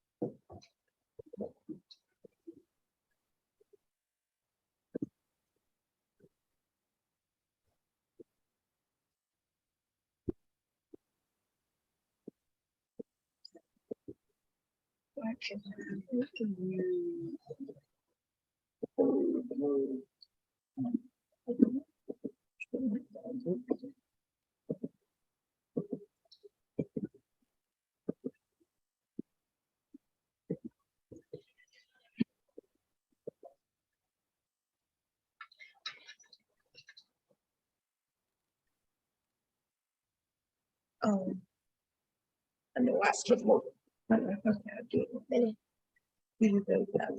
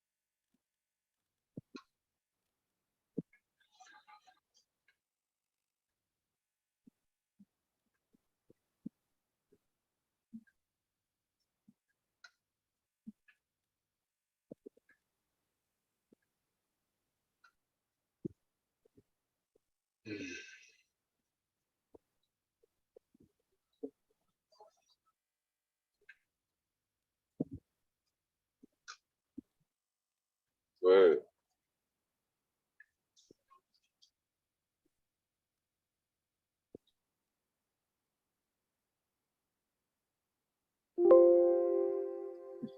Uh-oh. Battery? Oh no, Oh. I'm just editing. I'm trying to get rid of these extra lines that's not needed. Like that. Yeah. Right there.